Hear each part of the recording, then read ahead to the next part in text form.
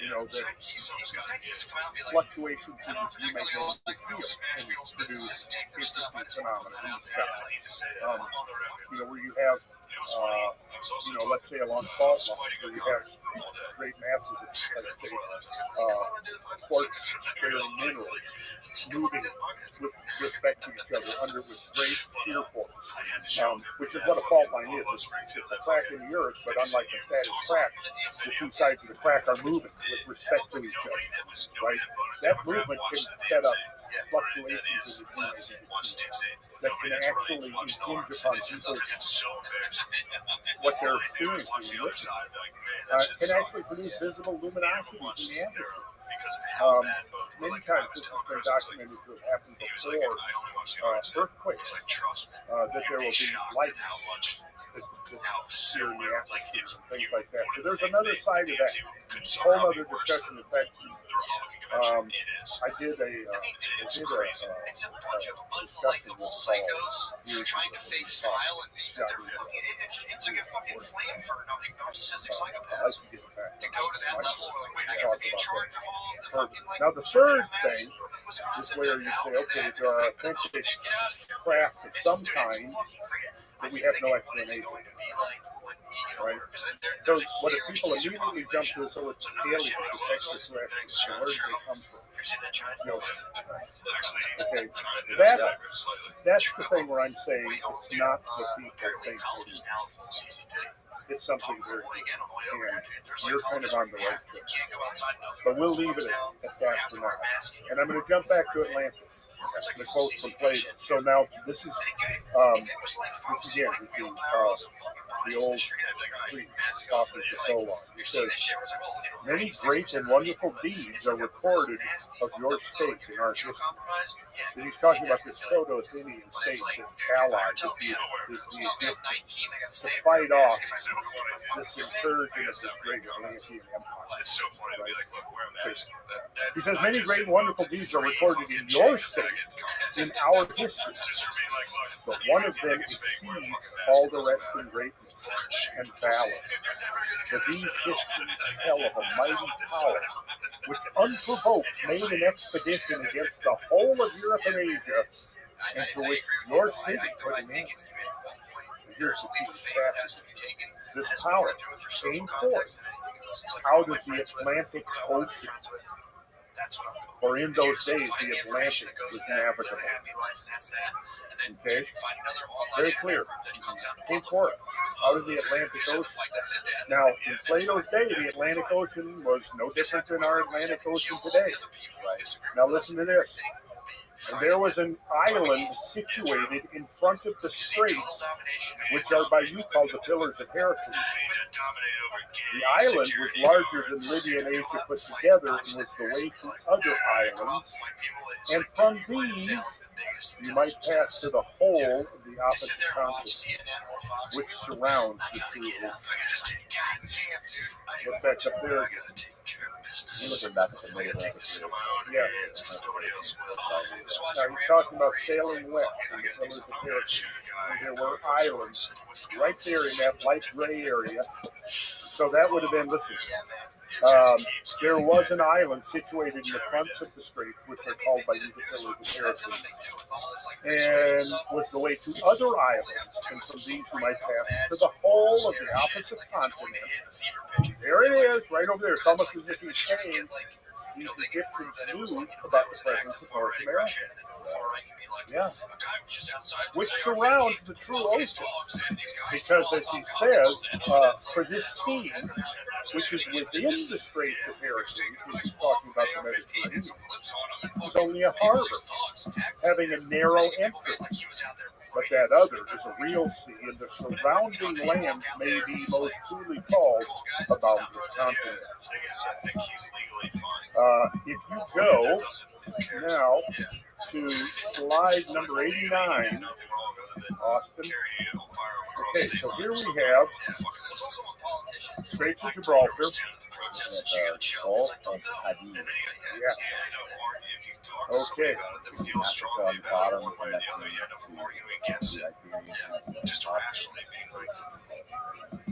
Now roll forward one slide. Now take a look, and you'll see the Mid-Atlantic Ridge is very prominent. Okay, and it's one of the weakest areas of crust on the entire planet. Like that. Because it's a spreading section. It's where crust is being born. It's the origin of crust. That's a huge crack. And molten lava issues up from the crack and then spreads laterally. And this is driving the motion of the tectonic plates, at least within the framework of plate tectonics. Okay, so now listen to what the priest goes on to say. Now, in this island is the word of Atlantis, there was a great and wonderful empire which had rule over the whole island and several others, and over parts of the continent. So he's very much distinguishing between the continent and the island. But then he's saying, had rule over the whole island and several others, so it was not limited to a single island, but then, and over parts of the continent. And furthermore, the men of Atlantis had subjected the parts of Libya within the columns of Heracles as far as Egypt. So they would have, if that was the case, they would have been colonizing the area of northwestern Africa, what is now Morocco, what is now Libya, including probably what is now Mauritania. So if you assume that, it might have not at all been implausible to assume that, Atlantean explorers could have traversed the area of the Greek. Right? Then this vast power gathered into one, endeavored to subdue at a blow our country and yours and the whole region within the straits. Okay? And then Salon, your country shone forth in the excellence of her virtue and strength among all mankind, for she was first encouraged in military skill and was the leader of the Hellenes. I'm going to jump to save some time. So then they have this big war, and led by the peoples within the Straits of Gibraltar around the Mediterranean, led by these Proto-Athenians, freely liberated all the others as well within the limits of Heracles. So he's describing it very explicitly. You've got this power comes forth out of the Atlantic. It rules over a series of islands. There's one main island, rules over the series of islands, comes within to the Mediterranean, which he describes as the harbor compared to the real ocean, subdues all of these nations, and then the Proto-Athenians manage to organize them all. They fight off, and they liberate all those others who dwell within the limits of Heracles. And then, afterwards, there occurred violent earthquakes and floods, and a single night of rain. All your warlike men in the body sank into the earth. So in other words, he's referring now to something that's happening in the Greek peninsula, right? And the island of Atlantis in like manner disappeared and was sunk beneath the sea. Now to me, that is pretty explicit. You got an island, there were earthquakes, it sank beneath the sea. Right? There's no ambiguity. And that part of where the eye, that was no, not since probably Cretaceous time, because there are Cretaceous limestones there, which shows that it was then underwater.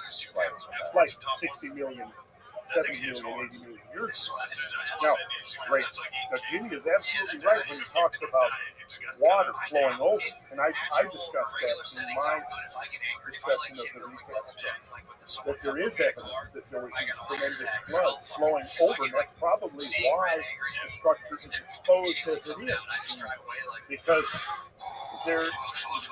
these floods would have ripped away the bedrock and ceiling and exposed the core of this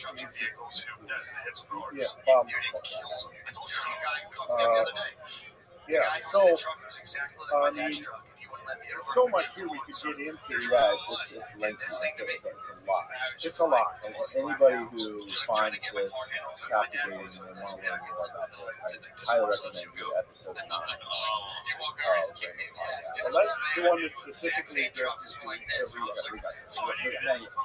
I think I've got 5 episodes leading up to that. 6 maybe, a couple hours each, and I go into all the geology, the geography, and oceanography, like we were doing here, a line-by-line analysis of Plato's account, plus a few other peripheral accounts, Herodotus and Philip and so on. It's called cosmographia with a K. With a K, right. I like words with a K. Okay, me too. Well, that's the Greek spelling. Cosmograph. Oh, is it really? Yeah, cosmography in the English spelling starts with a C. But it comes back from like Renaissance times, and it was the study of,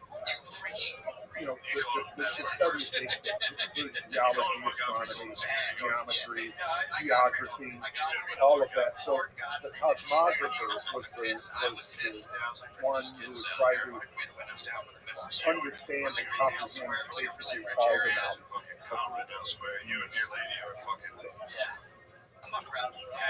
Well, Randall, we hit about 3 hours.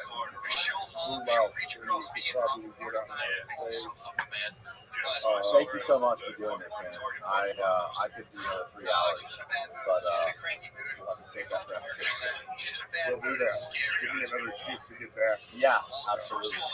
Tell everyone where they can find more of your work online. Well, okay, a couple of places. RandallCarlson.com will be the gateway to a whole bunch of stuff.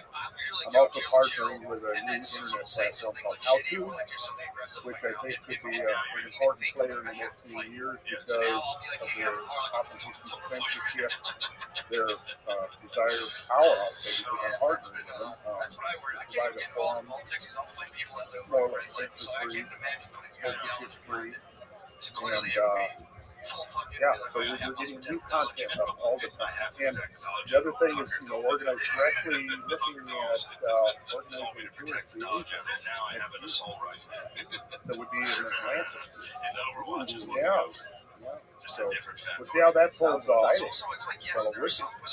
So, we've got a tour coming up in March, which is going to be, it's going to be up on the Cumberland Plateau. And there's a remarkable landscape hiding beneath the forest. And the idea is to take people up there. It's multiple purposes. One is going to be to show people that there are these landscapes hidden from view. Now, when we go out and see Eastern Washington, we look at the scablands. These are landscapes that are pretty much visible to the eye. I would see it sometimes getting so extraordinary. When you see the effects of hundreds of millions of cubic feet of water ripping across the landscape, right? What in the aftermath of that is extraordinary.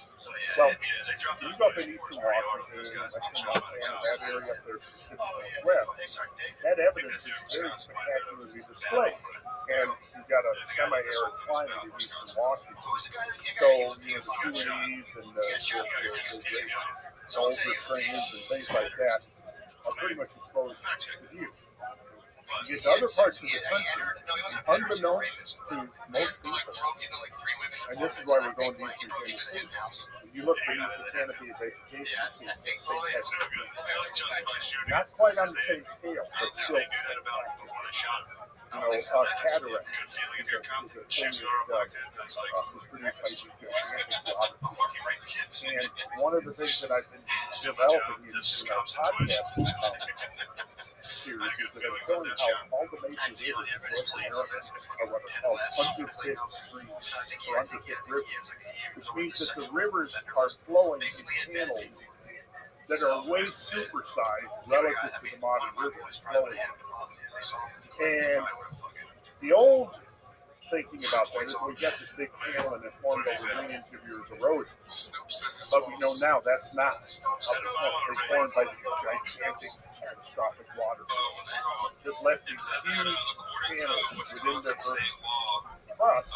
And the modern rivers are just using them. You name any river, and I can almost show you that it's a so-called underfoot river. So, like when I grew up in Minnesota, I've told this story about how I was at a summer of 1969. I was at a rock concert on the bluffs overlooking the valley of the Minnesota River, and I saw something there that made me impressed. Was this the phenomenon of scale and variance? So I looked at the small, it's a pretty good sized river, but down below me, hundreds of feet below the bluffs I was standing on, was the modern Minnesota River. And I could see that it was flanked by small bluffs on either side. And then 3 miles across, I saw another set of bluffs matching the 250-foot high bluffs. And I was right I was probably in an altered state of consciousness. Probably, yeah. Which made me look at things in a slightly different perspective. But I remember thinking, it's like when I was looking at this little ribbon of this river down below me was sort of, recapitulated in this huge valley that I was looking at. And I kind of forgot about it for years until, maybe a decade later when I started really learning about catastrophism and giant floods and stuff. And then I came back to that. There's been studies now made that, I remember I was doing a lecture, and I had he was not a geologist, he was a photographer, but he had a degree in geology.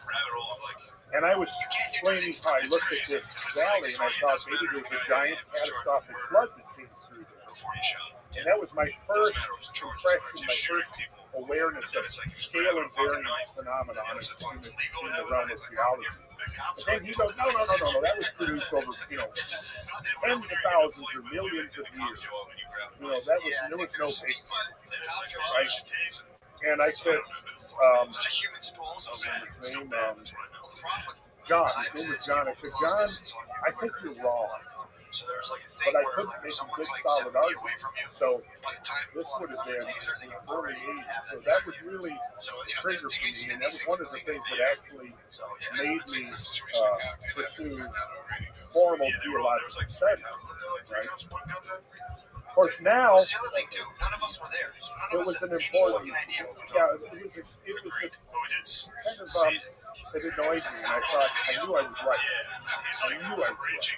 Now, since then, I've gone back, I've visited and traversed that river valley. I took Ray and Hancock along portions of that river valley. And as it turns out, it's a gigantic glacial meltwater flood that came through there. Geologists that have studied it actually call it glacial river warren. The peak discharge of glacial river warren is approximately 4,000 times greater in the modern Minnesota River that flows through the valley. So if you took the modern river times 4,000, that was the volume of glacial river warren. It's up. Yeah. So, there's so many things that you get into. But anyhow, so if you go back and you look at the North American context, the majority of rivers in North America are underfoot rivers.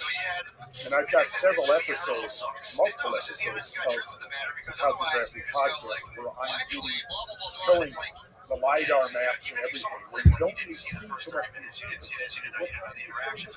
see these enormous pieces that are gigantic things that are on such a grand scale that, until the last generation or two, we were totally oblivious. And I don't think this is hyperbole.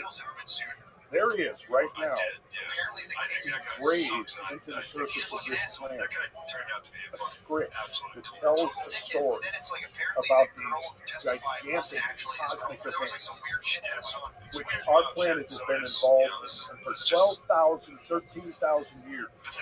This engraved script has been lying beneath our feet, unbeknownst to us. But memories of these events have come down to us through myth, legend, folklore, and so on.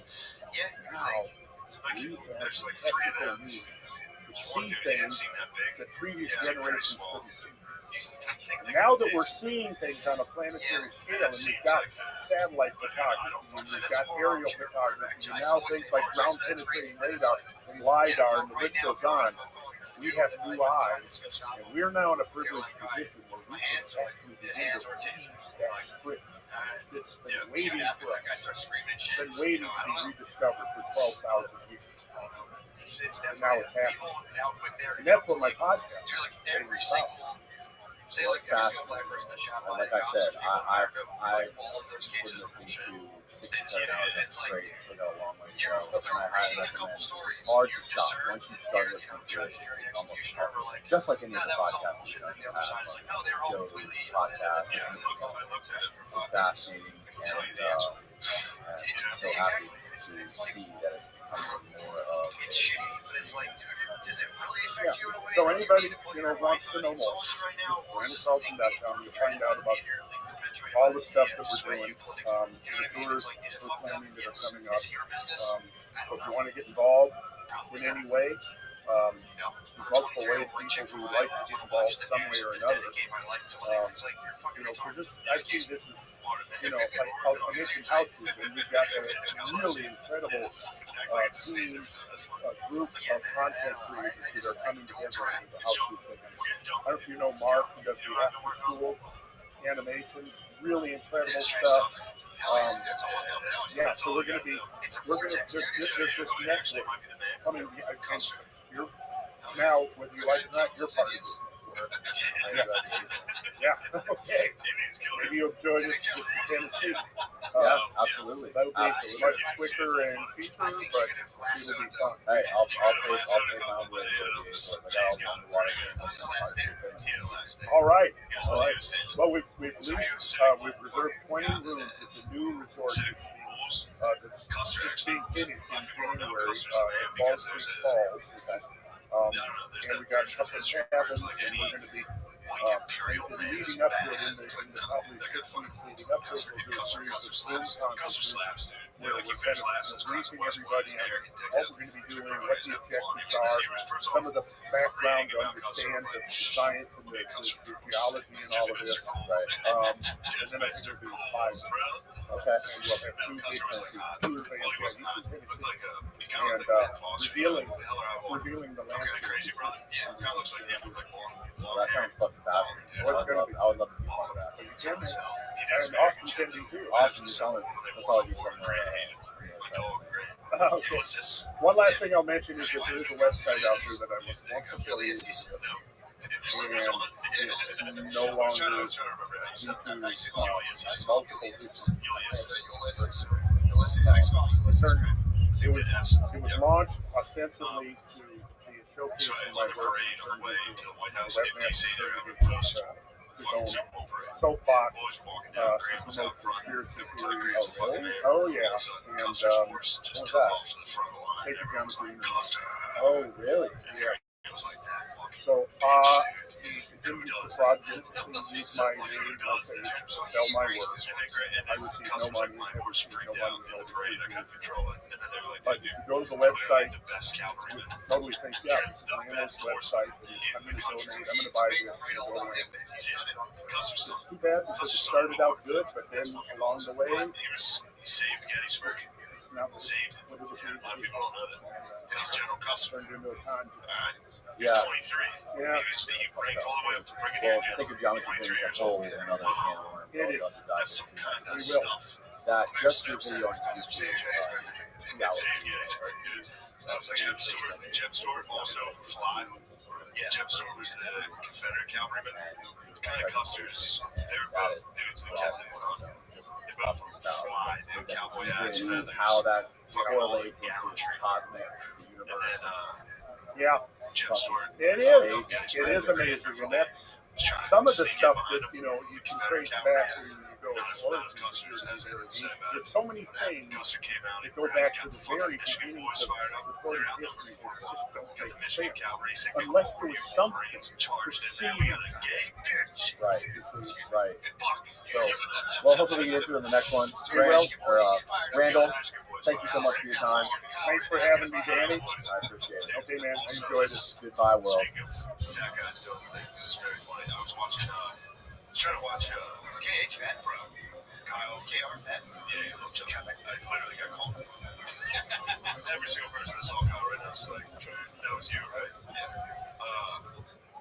I tried to watch Gods and Gems. I think that's the name of it. It's the other there's Gettysburg. You remember the movie Gettysburg? Yeah. They made another one called, I think it's called Gods and Gems. Same cast, mostly, but it's about like, it's dude, it's most like, it's just like Confederate propaganda. It was just like a movie in the 90s. Hello, world. Following is a conversation between Sean Atwood and Matt Steve, discussing what will happen to Maxwell during and after her current trial. I've had Sean on this show many times. He's a notorious ecstasy kingpin who was exiled from the United States and became a true crime author and podcaster. Sean has a very deep and comprehensive understanding of the current Maxwell trial, as he was following, studying, and making videos about Jeffrey Epstein and Maxwell. Please enjoy this conversation with Sean Atwood and Matt Steve. Stonewall Jackson's like best friend with a slave in the movie. Is he really? Yeah. And he's like, before at that one point in the movie, he's like, oh my, Jasper, or whatever. Currently, I'm very focused on this next one. I think that is Man, I the key respect thing. that. I want that ride. I want to saw my hand. Recently, this book came out by my friend Kirby Summers. This is the book that I recommend you all read. This is a book that actually delves into the truth of this story. I think it's far better than anything else out there. She's going to be writing another book, and you can buy her book on her website, and I think Amazon, and I suggest it's well worth reading. It's a book that goes into parts of the story where other people don't care, and she is very good at researching it. She's quite a friend of mine, Alexis Parr, at the beginning. And Alexis works for a national newspaper, and she's a wonderful, highly original and wonderful spread through the glamorous global big business and high society. I think this book is a book that actually explains the truth of fact. This is a story about Ghislaine Maxwell rather than Jeffrey. So you're constantly looking at all new sources of information on the Maxwell case to see if you can glean anything perhaps that you don't already, are you already aware of. Did you glean anything from this book? The book was very good because she delved into Glenn's past prior to her involvement with Jeffrey Epstein, what was her motivation, her connections with other people who and high society who connect this to her, including some Greek and they all linked to a certain people who London connected to it. I think that's something we'll talk about another time. Well, the trial date is getting closer and closer. What, are we less than 2 months away now? The trial is beginning allegedly on the 29th of November, but I believe that's possibly be delayed because she tried to argue, or her lawyers tried to argue, that this will be unfair to the jury because they will miss Thanksgiving and Christmas, and that will be a problem, and it probably will be moved next year, but we don't know. None of us know what will happen. For the moment, the date is the 29th of November, but the date has already been moved once, so it's She doesn't stand a chance at trial, I believe. Do you think her lawyers are monetizing her arrogance to line their own pockets? I think that Miss Maxwell is the most arrogant woman you could possibly imagine. She barricaded herself in the big conference room recently with a trolley, and her behaviour is that of an arrogant person. She's angry she doesn't have enough computers, she's got two. She's angry she doesn't have access to enough paperwork. This is a lady who is not going to cave in easily. She, if she had a brain, she wouldn't be in the position she was in. But she would have left the country and she would have gone to France and she would behave like Roman Blanche. And she could have avoided being detained. Instead she bought a house called Sacks Away. Instead she used a fake name to buy a house. She has done everything in her power. She complains constantly. She annoys Judge Nathan every day.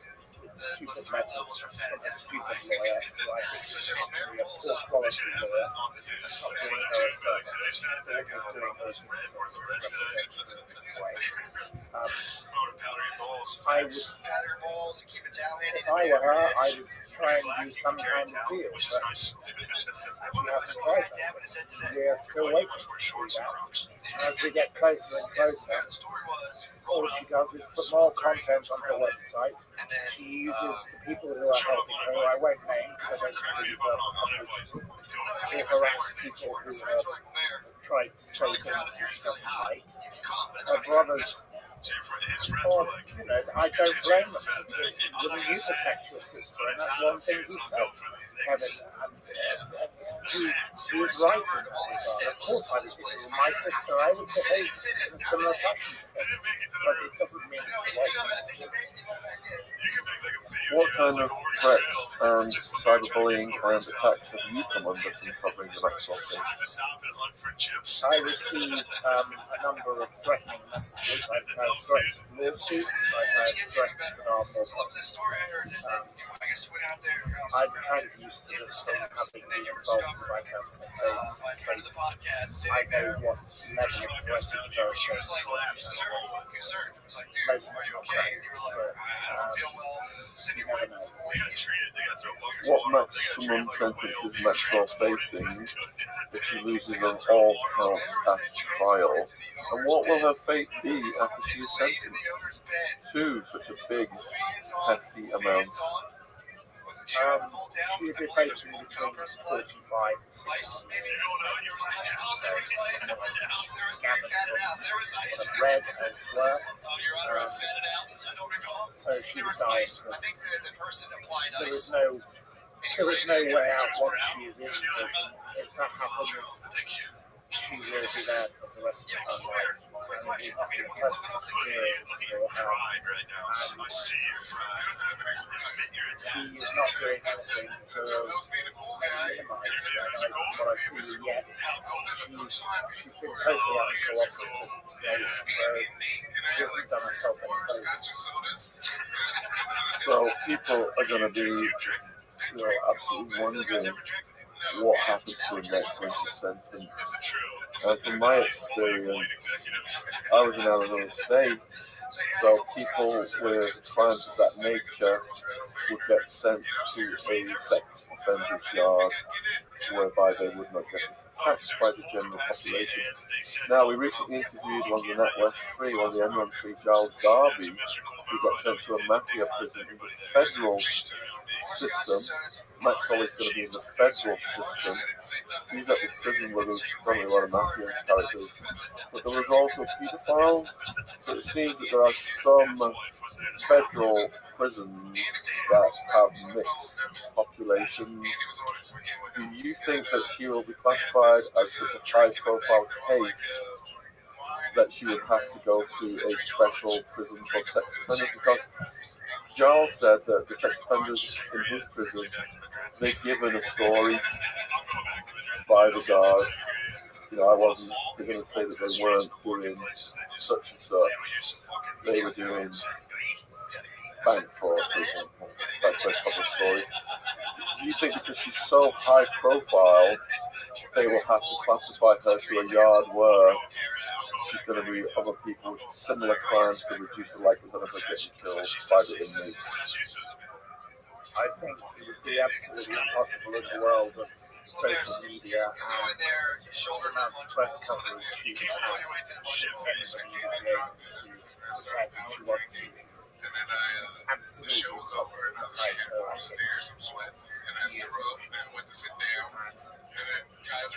the encourage coverage has been so vast so far. And you get more and more and more. So she's not safe anymore. So they will have to safe. The same way when like Rose West and Ireland, people like that have to be dealt with in a different way. The Bolton case, terrible crime. You have to treat people like that in a different way. They will be, whatever she's done, I don't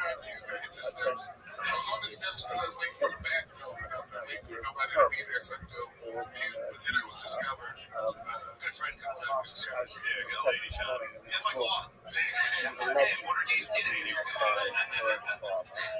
but that doesn't make it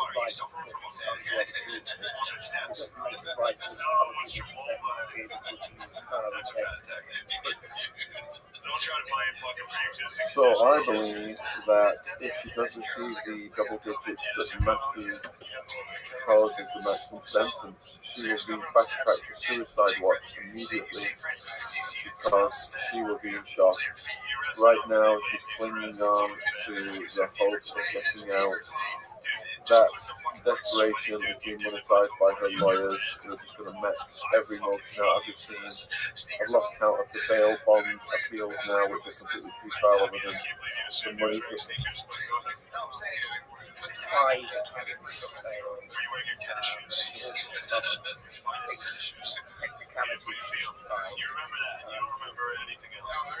Nothing works because the problem is that she's proven to be a liar like her father. In this book, one of the quotes is, I have a beautiful daughter and she's just like me. That is what sums her up. You have the same arrogance as what so arrogant. This will all still go on. She still thinks that Prince Andrew could come riding in on Shogar the racehorse, and save them. It is a completely ludicrous state of affairs. Her friends of most people's lives. There are friends outside who we can't speak to. A lady we don't know continues to say, Ghislaine is somebody who just got into the wrong crowd. It wasn't her fault. She didn't do anything wrong. It's for her. She did. She was there. It was proven. The flight records prove it. She tried to say that GM wasn't her on the flight records. On one flight, it was GM and Kevin Maxwell.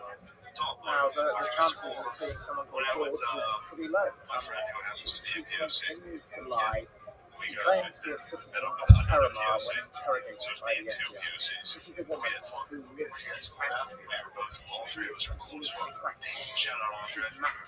And she's been indulged her entire life, and now it's finally caught up to her. It's time that she and Prince Andrew and all the others answer some questions and behave themselves and take responsibility. In society we have rights, we also have responsibility.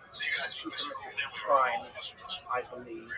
Now, the jury will decide whether she committed those crimes and the level of those crimes, but frankly, it's time she answers. So, if she does go to trial, and there's still quite a good chance that there'll be a last-minute plea bargain, but if she does go to trial, which she will lose because public opinion is insane on this, she does have a wild card, obviously, which I'm going to ask Matthew about next. But let's just say the normal course of events, she gets sentenced to decades in prison.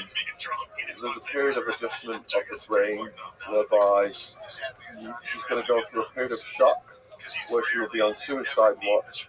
In a suicide watch part of the prison will be pretty burst, stripped out, nowhere she can hang herself, and every so many hours guards will come and check on her.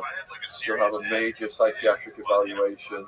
they may put on some kind of medication to stabilize the shock that she's in during that period of time, because it's that period of time when if she is going to self-harm or go all the way, the prisoner's most at risk after receiving a life sentence, and the Federal Bureau of Prisons knows that, so they will try and handle her accordingly. Once she is determined by the psychiatric professionals that she's no longer at risk of suicide, then she will be reclassified to a different prison. She will be classified, I believe, to a prison that houses people with light crimes. Her security status will probably be very high in the beginning. She'll have to prove herself over time to move down in security status. So the likelihood is that she's going to be locked down for a considerable period of time. Whether they give her a cellmate or whether she's got neighbours, I mean, the costs of maintaining the whole floor for this woman are astronomical. So she will end up on a run of prisoners. These prisoners may not be allowed out of their cells because the security level is so high, but there is a chance that after suicide watch, she will have a cellmate. They may just go from suicide watch to single cell first to see how she behaves, but at some point she's going to have to adjust to living with a cellmate. So as she comes out of the shock phase and just starts to think, you know, I've got to make the most of this situation, I've got to get through each day, I'm going to launch my appeal now, I'm going to cling on to the hope of this appeal getting me out. That'll be the next swing of her brain, because right now, all of these lawyers that are milking her dry have pumped her up with this idea that she can win a trial, which is preposterous, while they're making millions off the back of that notion. But the next thing that they will do, they will come at her and they'll start to visit her in the prison through the legal visitation room, and they'll be telling her the appeal. Now we got to work on the appeal. This is how they can line their pockets again, but also if the wild card comes into play, this is the way that she can get out. So what often happens in these very high-profile cases that are PR dynamite for prosecutors, they want to get a headline-making sentence. Everyone goes home from that sentencing hearing, you know, watch the headline news. She's got the maximum aggravated sentence. This woman is convicted of the most heinous crimes in society. She's got what she deserves. All the public are satisfied by that, and the need for blood is satiated. But 2 or 3 years down the road, when this is no longer the biggest reported true crime story in the media, when you kick the right amount of back sheet to a appeals court judge, you could slip through the cracks. And the way that road is greased is through her connections to the current administration. So we know about the relationship with the Clintons. We know the Clintons have got many people embedded in the present administration. We know, going way back to the Boys on Tracks and the CIA operations through Arkansas, the drug trafficking, the Clintons have got massive ties to intelligence. Those relationships rolling forward to the present day could be utilised to get to some kind of backdoor exit down the road to satisfy the public for now, but let her out early so many years down the road when there's not so much interest in the case. Thoughts? Let's look back at some of the cases I previously read about.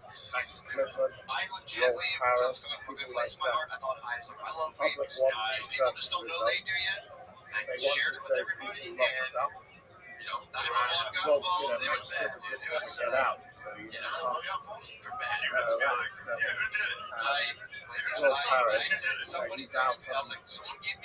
They all try to look really rude. The first thing she is going to do is leave feeling is the natural course of her will. She loses. They want to make some more money. And they'll lead her further up the garden path, and they'll hope that they get a better judge. It's all about who you get. And the American, she's got a judge because she's an orphan. She really has annoyed this current. Her behaviour has been going after the tail. She barricades herself in the cell. She moans about her conditions. All she does is send stupid letters. What her lawyer sends stupid letters. So it causes irritation. Frankly, I don't think her choice of behaviour is going to help her in this instance. Even if she were to lose, she would continue down the same path because she's got this arrogance.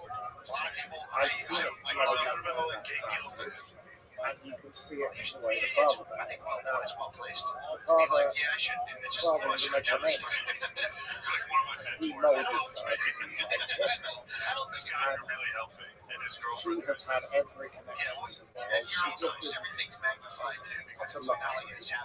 Even calls it Gilded Cage. She had nothing through them. She doesn't have to. Nobody ever fears her brothers were able to reinvent themselves without committing crimes.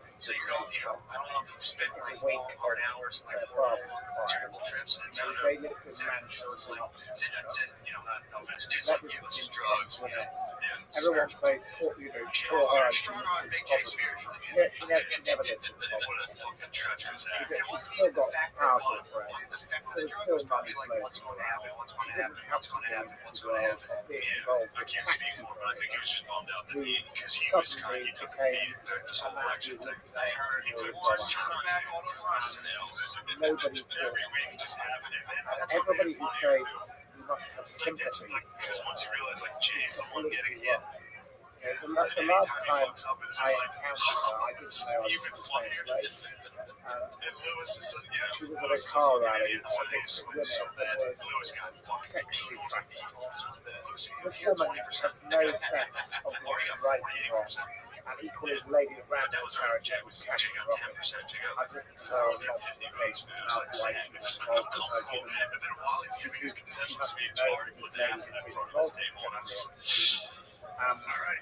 what is wrong with it? At the end of the day, we all have to make choices in life, and there is the right thing to do and the wrong thing to do. And this lady will continue to go down the route of being crazy. She will not ever take responsibility for what she does. And so, in case this goes to trial and the Clinton name is not mentioned, would that be an indication that some behind-the-scenes deal has been struck? The mention of the Clintons, I don't believe in her because she knows who to upset and who not to upset. I think she will mention other people. I've been sent various lists of people she will mention. I think they'll probably be the people we don't expect. They will probably be actors, politicians rather than the most powerful people. Why do you think Donald Trump said I wish So, let's just have a look at the, we're trying to analyse every scenario of what could happen at trial here. So, there is the possibility of her being found innocent. I give that 0.00. If she was found innocent, what would that indicate to you? That the fix was in beforehand? She was found innocent, all hell was breaking loose. There has been so much about this. There have been so many people dragged into this. There are so many people who have been able to prove things that are completely true and things that she has said already that are complete lies. She's lied about so many things, including lies. And there are many other people who've lied about, for example, who maybe don't even play 4 times, but over 20. It would be to the, I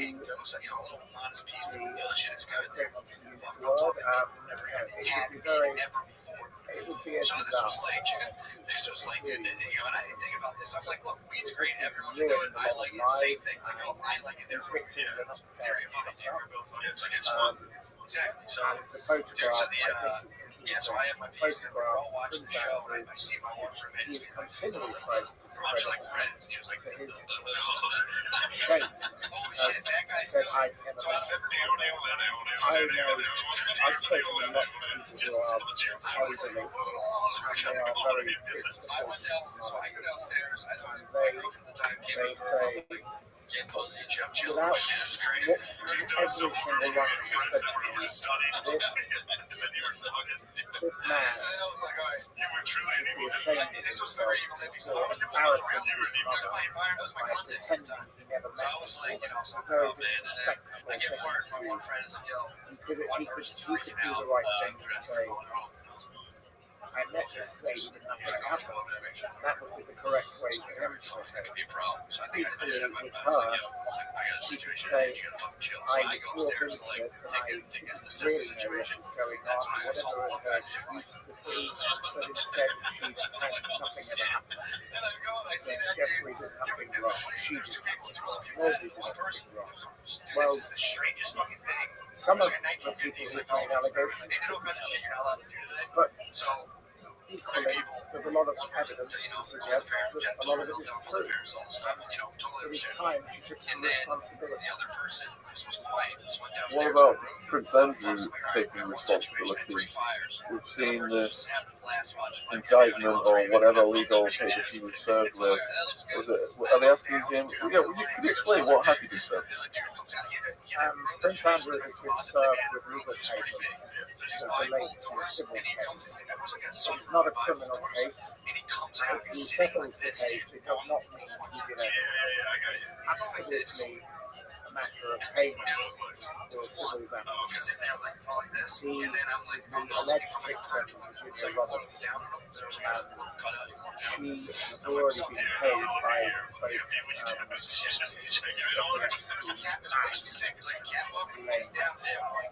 they have both reached civil settlements. By doing so, they did not admit they did anything. The public may take their own view, but they make a payment.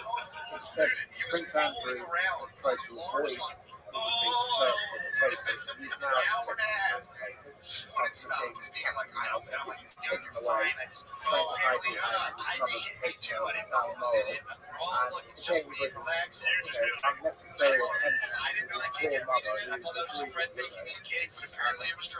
And he hasn't even bothered to go and see his own grandchild. He thinks that avoiding it is the way forward. He is not helping himself through that. Okay, so there is yet another possibility. It's not just a case of guilty and not guilty. A third outcome is a mistrial. And from speaking to, I think it's Giles Darby recently, he was telling us about federal court system mistrials. If you have a mistrial, then you have to have another trial, which is all start from scratch. It's an absolute windfall for the lawyers. And in cases where people don't have much money, it is a strategy that will wipe you out financially, because you cannot, you may have all this money for your first trial, pay a high-priced lawyer hundreds of thousands, and you're wiped out, millions in this case, and then you have a mistrial, and then your lawyer says, right, we're going to start from scratch. Here's my bill for the new trial, and you're like, well, now I'm hundreds of thousands in debt for the first trial. I've got no assets left, and the lawyer may just walk away, and you're stuck with a public defender, which won't happen in Ghislaine's case because she's got this $20 million legal war chest. But there is the possibility of a mistrial. She has $28 million dollars. So some of those assets are tied. It's going to be very hard for her to get financing.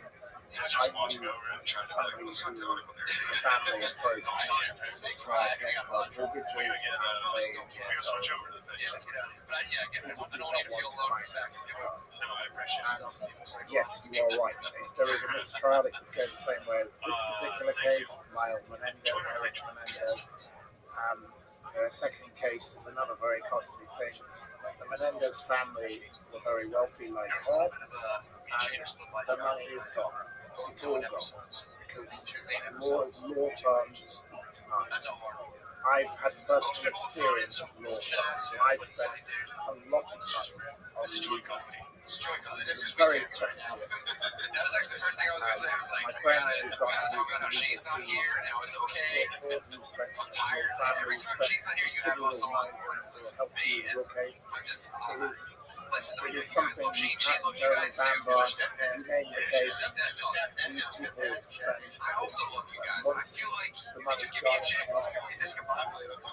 the legal system, even if the second trial might lead to a verdict which she prefers, getting back that money, it takes years and years. I have a friend who lost his home, he lost he was eventually able to get something back, but it took 10 years. That's 10 years of your life. You don't get that. So, and she is a 60-something-year-old woman. By the time this is all over, if there were a second trial, she'd be in her late 70s. And frankly, you lose the will to fight. What does a mistrial mean? What things could trigger a mistrial in this case? And what do you think the likelihood of a mistrial is in this case? I think the likelihood of a mistrial is very low. A mistrial would be based upon perhaps one of the alleged victims having told lies. There are discrepancies, I will admit, in certain elements, certain stories. People have made allegations about certain people involved. In the case of Prince Andrew, one of the victims said something occurred after they'd been drinking cocktails together. Prince Andrew doesn't drink. If there is enough of this that builds up into something in her case, then maybe something could be done. But I don't see how that is. Do you believe that Ghislaine will be called to the stand and she will accept that she will agree to testify? I actually believe that Ghislaine will want to be on the stand. She's got the same attitude as her father. She loves the public stage. She's the only member of the family who is alleged of their father's crime. This is a girl that does not follow the rules. She doesn't play by the rules, and that is why she was the favourite daughter. That is why the boat was named after her, and not her sister or her mother. I think this is a woman that still wants her moment because she's so angry with the world. And why do I say that? She's created a website. Most people who are awaiting trial don't go around creating websites where they talk about reading Boris Johnson's book. They don't talk about how to share a cell with rats. They keep themselves humble. They don't go around annoying the judge by slamming themselves into the prison conference room and blockading the door. They don't do 5 bail attempts when they've been told no 4 times already. This lady doesn't sound to me like someone who will get it. She wants her moment. She doesn't believe that any of this is going to be her conviction. She does this to look. So in pre-trial, you can't show any remorse as it would be taken as an indication of guilt. At trial, what do you think her strategy will be if she speaks on her own behalf? Is she going to protest her innocence? Is she going to blame it on the dead guy? I believe that she will go down the route of blaming Jeffrey Epstein. She wasn't so closely involved with him. She continued to support his friend because he was kind to her when her father died. Probably a bit of Is your artistry being fat? Is your body was girls? Because like it used to be like pound effect. Like if you were fat, you were the king of the tribe or whatever, and you had extra fucking. She's somebody who will have every angle, so she can just blame everybody but herself. She is a selfish lady who overindulged her entire life. I've met many people of her type. Once you are so spoiled and your daughter is suddenly so rich, you only have to look at someone like say Philip Green. His daughter another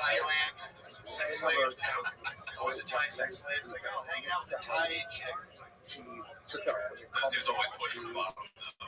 I give it up. Child, Those dudes always fuck up from the bottom. These people, they do as they wish, and they have no concept. They have no concept of what their families have done toward them. Will the prosecutors be calling survivors to the stand?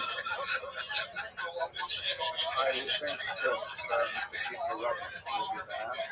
It's supposed to be like, could you move the half an inch south so you don't snap my bird? Who I'd have on a number of occasions who subsequently went out David Hasselhoff. There may be others, Maria Farnard. There will certainly be the key person, in my view, who now uses the technical things on the island to use somebody who seems to know a lot. There will be a lot of stuff the home farm, the home in New York, perhaps the ranch. I don't think we'll be Have the possibility of opening Pandora's box, because you mentioned earlier that Yolande under no circumstances will mention Clintons and I assume Prince Andrew, but the survivors have no such restrictions. So if Virginia recounts the episode on the island whereby underage East European girls were, I'm just going to say it's euphemized, engaged in activity with Prince Andrew, Maxwell and Epstein, all participants, if Virginia recounts that in the federal court system, isn't that going to just like, the world's going to go crazy, the news is going to go crazy, there's going to have to be, investigations launched? I think those people are capable of saying whatever they wish to say. Prince Andrew will just refuse to travel to America. The British government will not want to diplomatic. The American government will not want to diplomatic.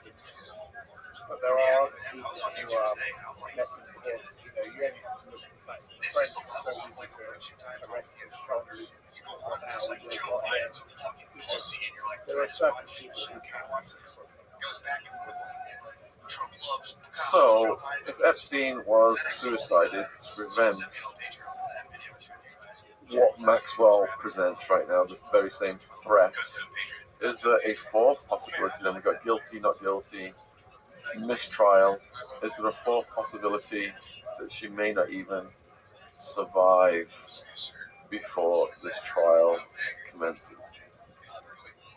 I am not a conspiracy theorist. I don't know whether Jeffrey Epstein was killed or not killed. It seems the likelihood possibilities that he was allowed to get himself to a position where he could do that, to kill himself. I think the man realised his time was up and he thought, I better go.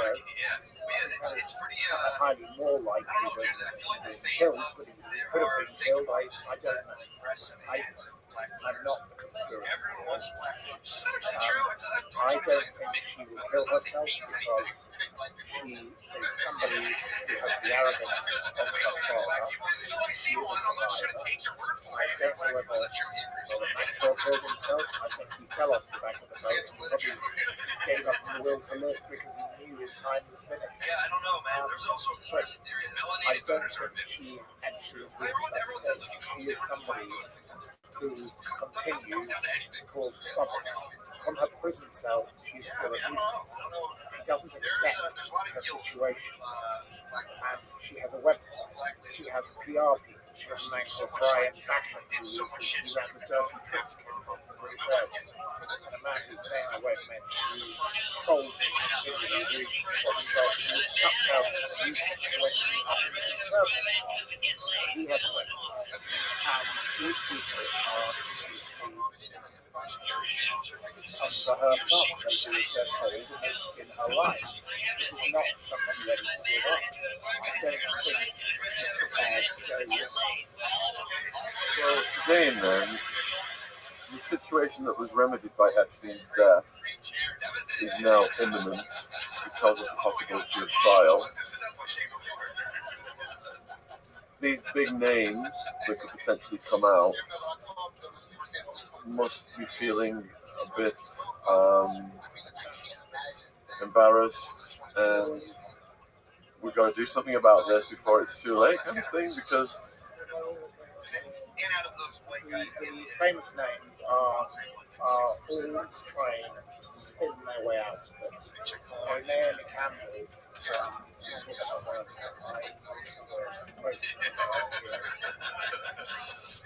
I knew him. I was introduced to him on my 31st birthday by my ex-boyfriend, Flavio Briatore, good friend of Bernie Eccleston. He was always front row. I stood next to hundreds of people to take a picture. What he's done is indefensible. I was sitting with my stomach. I didn't know about it. I stand with the victims of this card for life. They all have a little story as to why they were with him. And some of them, unfortunately, have stronger connections to the parents than others. So the address book, if you are Bernie Eccleston, you're in the address book with a phone number and a fax number. That's it, the address. If you're Prince Andrew, you have 17 phone numbers. If you're the Duchess of York, you have about the same. There are people who are very close to life. And then there are people who are just pure acquaintances. I've spoken with people who the general public wouldn't know of, English aristocrats, people like that. Other people who were cheap known when she was at Oxford University. They were her friends. Every one of us has met people and we've given them our phone number and then we've never ever heard from them again. And if they were to be on trial, the police could come to us and say, you're in the address book, you're a danger. You could be, what did you do? And you could say, well, I met this person once. And that was it. And then there are other people who were like the Clintons. They went, well, Bill Clinton, he went on that plane over 20 times. How can that man say he didn't have a friendship? If you're going on someone's private plane 20 times, you have developed a relationship. Slightly different. You just made a party in this very room last night and then you sat down and had a drink today. That is a very different thing. do you think that Naomi Campbell was just present when these trafficked girls were being abused, or do you think there is a deeper involvement? I think that Naomi Campbell is probably in the same position as Lady Victoria Harvey. She spent considerable amounts of time. So you can't say, like, here's what I'll do, then I'll listen. Probably Naomi Campbell was not his type. What would your video about Trump Maybe meeting Naomi Campbell introduced other people to it. I don't know whether that was the case, but I think that was the motive of having her in the room. I'm sure for Elaine, it was probably the same thing, and it was probably the connection with Leslie West. So, Lady Colin Campbell, who we recently interviewed, caused massive controversy on, I think it was Breakfast TV in the UK. And one of the themes was eBophile versus paedophile. I didn't even know what an eBophile was until recently. What comments do you have on that controversy? I personally think that she made a very grave error. I don't know the lady, I've never met her, I didn't in the same room as her.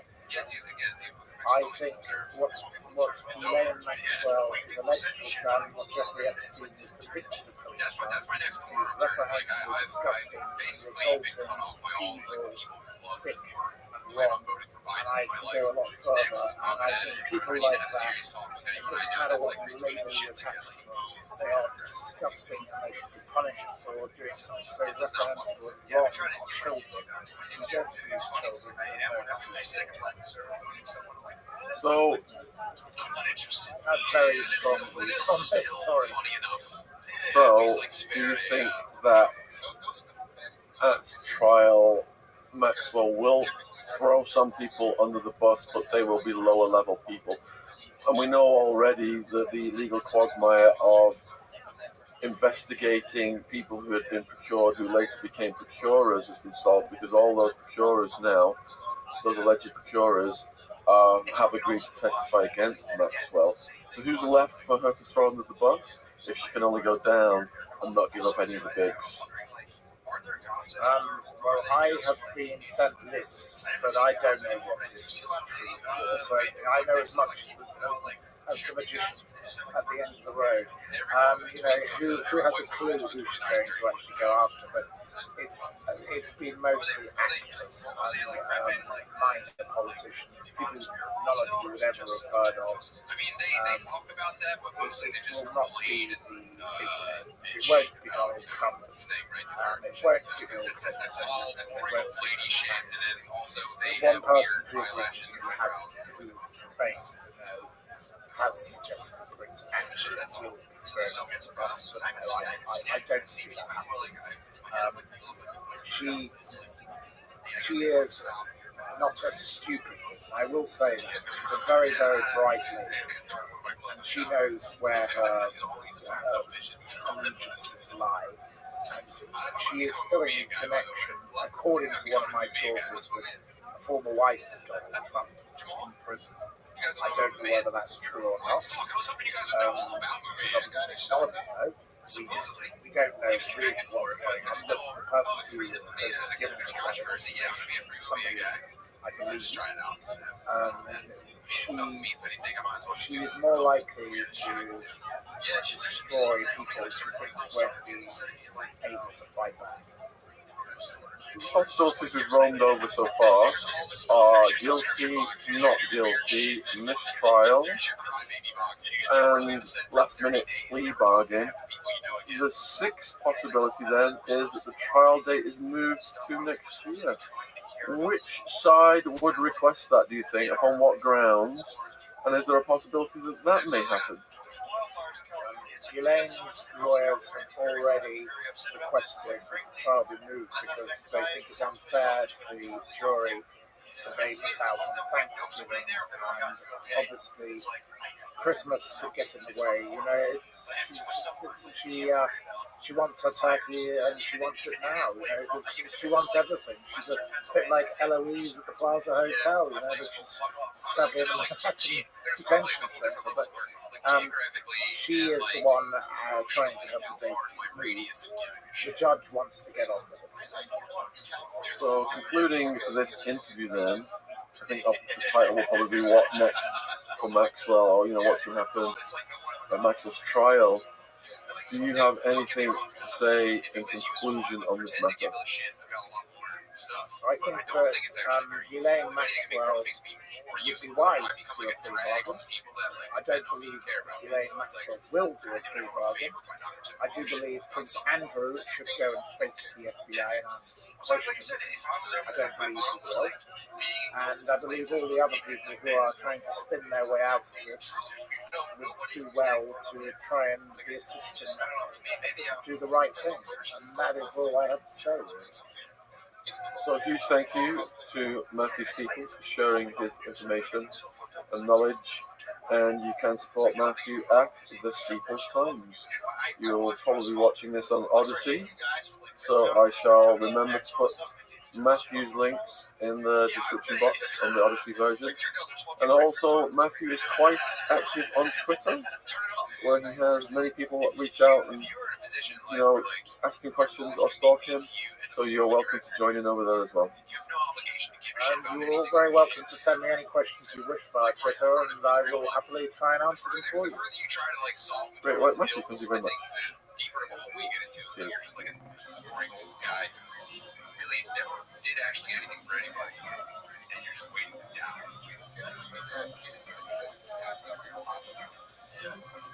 Although you are creating some problems. Now you know exactly what they are saying. Like makeup on. Yeah, like problems. Yeah, like if you're life's cause, we have to free you not to. Don't you think it's like I think it is funny that you have people trying to solve all of like the ills of the world while also Hello, trying to have a normal life. Brad Abraham is a documentary filmmaker from Canada who's currently based in the USA. Brad's documentaries feature some of the world's most odd and interesting characters. For example, he spent 3 years documenting David Huggin, a 72-year-old man who claims he lost his virginity to an extraterrestrial alien woman hybrid, and also claims he had multiple children with her. Brad also focuses a considerable amount of his work on conspiracy theory culture, dissecting the minds of people who believe in the most outlandish theories and ideas. This was a super fun episode. We got to jump down many different rabbit holes. Without further ado, please enjoy this episode with Brad Abraham. I ran into I have a big bay window in front of us. I ran to my window, and I couldn't see anyone that was upset about it. And I couldn't see any like smoke. Brad, you are an interesting dude. You have some great work.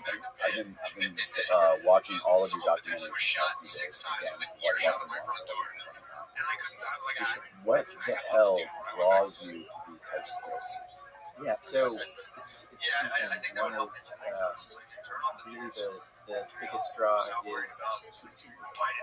the biggest draw is a fascination with belief and wanting to understand why these people believe in these things. But a smaller draw, maybe it's about a quarter compared to the settings that I can that is I also want to believe, there's like a part of me that holds out that, UFO abductions and Bigfoot and I think that's what draws all of us to the subject matter, really. Even if we're just watching nothing, we're still sort of wanting to believe that. Like I was telling you right before we started this, Mike Clellan, who wrote the Messenger books about the owls and synchronicities. Like I was telling you, I had him on here for a couple hours, and we were talking. And it's just, for me, as far as like my experience talking to people who seem to have been affected by UFOs, I just started to question him so much, and more we started talking. You know what I mean? Like I started to lose sort of like I wanted to believe him at first, and then slowly, just as we started going down the rabbit hole, we started talking more about these synchronicities and how people believe that some chosen ones who have been abducted so many times. It's sort of like his calling of life to tell the story. Personally, I've sort of lost my personal grip. Did you get the same feeling? First of all, let's introduce this guy, David Huggins. Tell me about that documentary. Yeah, so David is a mild-mannered, nearly 80-year-old man in Hoboken, New Jersey, and he claims that he has been having extraterrestrial experiences since he was, I think, 9. And once he hit 17, these experiences become sexual. He says he lost his virginity to one of these extraterrestrials at 17. I'm glad they waited to be with someone age appropriate. And up until probably like the 50s or 60s, up until the 80s or 90s, he kept having these experiences and decided to chronicle them all through his amazing surrealistic work, which he would finish painting and just like post against the wall. It wasn't for anyone to see except for himself until basically I came into his life and saw his studio, which had like 200 something of his paintings.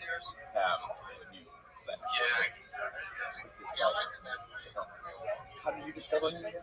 It was, I don't actually even remember, like, it was maybe back in like 10 or 11 or something, listening to some paranormal radio show, and they mentioned him offhand as too crazy for them to even talk about. So I was like, well, this is the guy that I need to try and find, and realize he had no internet presence. He's never, used the internet, doesn't have email or anything like that. And I tracked down his neighbor, who had done a little book of his paintings, which not many people had seen. And she gave me his phone number, and I called him, like a cold call, and immediately he was just like, yeah, I think it's time. Yeah, we had maybe about like 10 2-hour-long phone calls where I got every single detail of trying to figure out, is this going to be worth, me spending years to make a documentary, is this going to be time?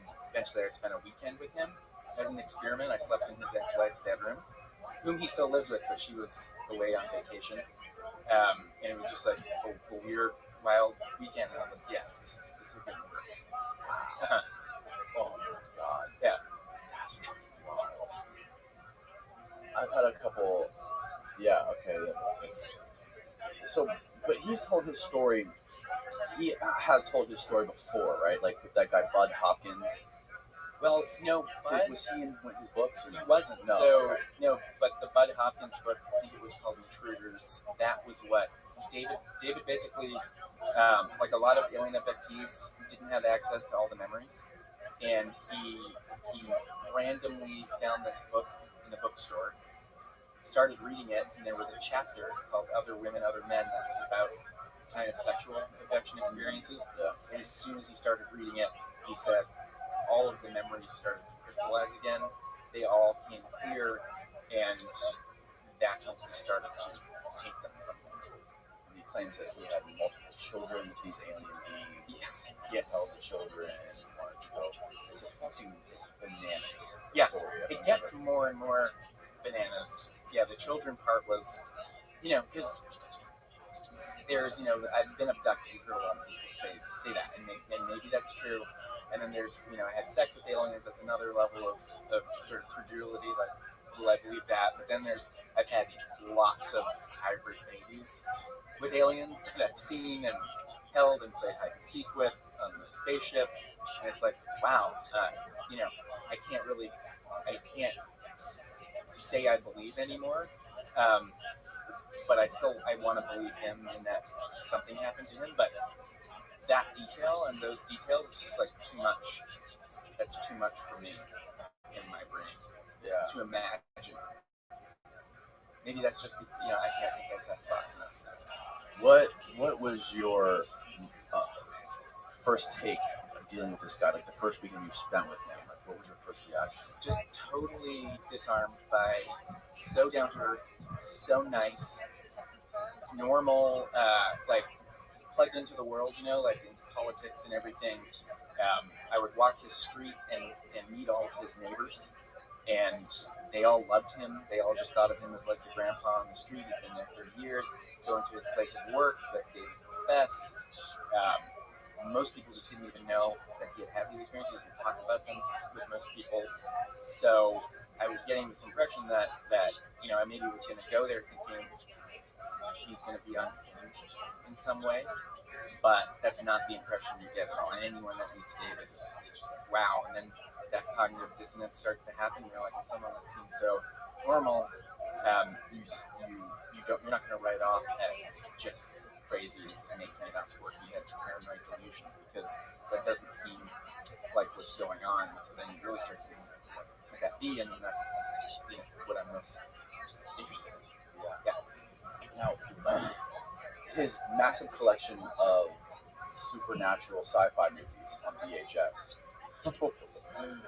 Did his obsession with these paranormal sci-fi movies start before these things happened to him, before he started telling the stories, or at what point? Because in the documentary, you make the connection, or one of the guys you're interviewing makes the connection, saying that these real life experiences that people have directly affect these science fiction stories, and then it's a cycle, and then the science fiction stories affect the more real life situations people say they encounter. Yeah. So Do you have like a timeline of when he started collecting all these movies and becoming obsessed with them? Yeah, so what's interesting is that seemed to happen later, just like in the 80s when he started collecting them. But he early on was that movie. Did you ever see John Carpenter's The Thing, the 80s one, where it's like Kurt Russell, and it's like just these horribly disgusting like alien monsters? Well, the first version of that, the original version of that, came out the year that he had his first encounter. And so, or he watched it around that time, probably in the theater or something.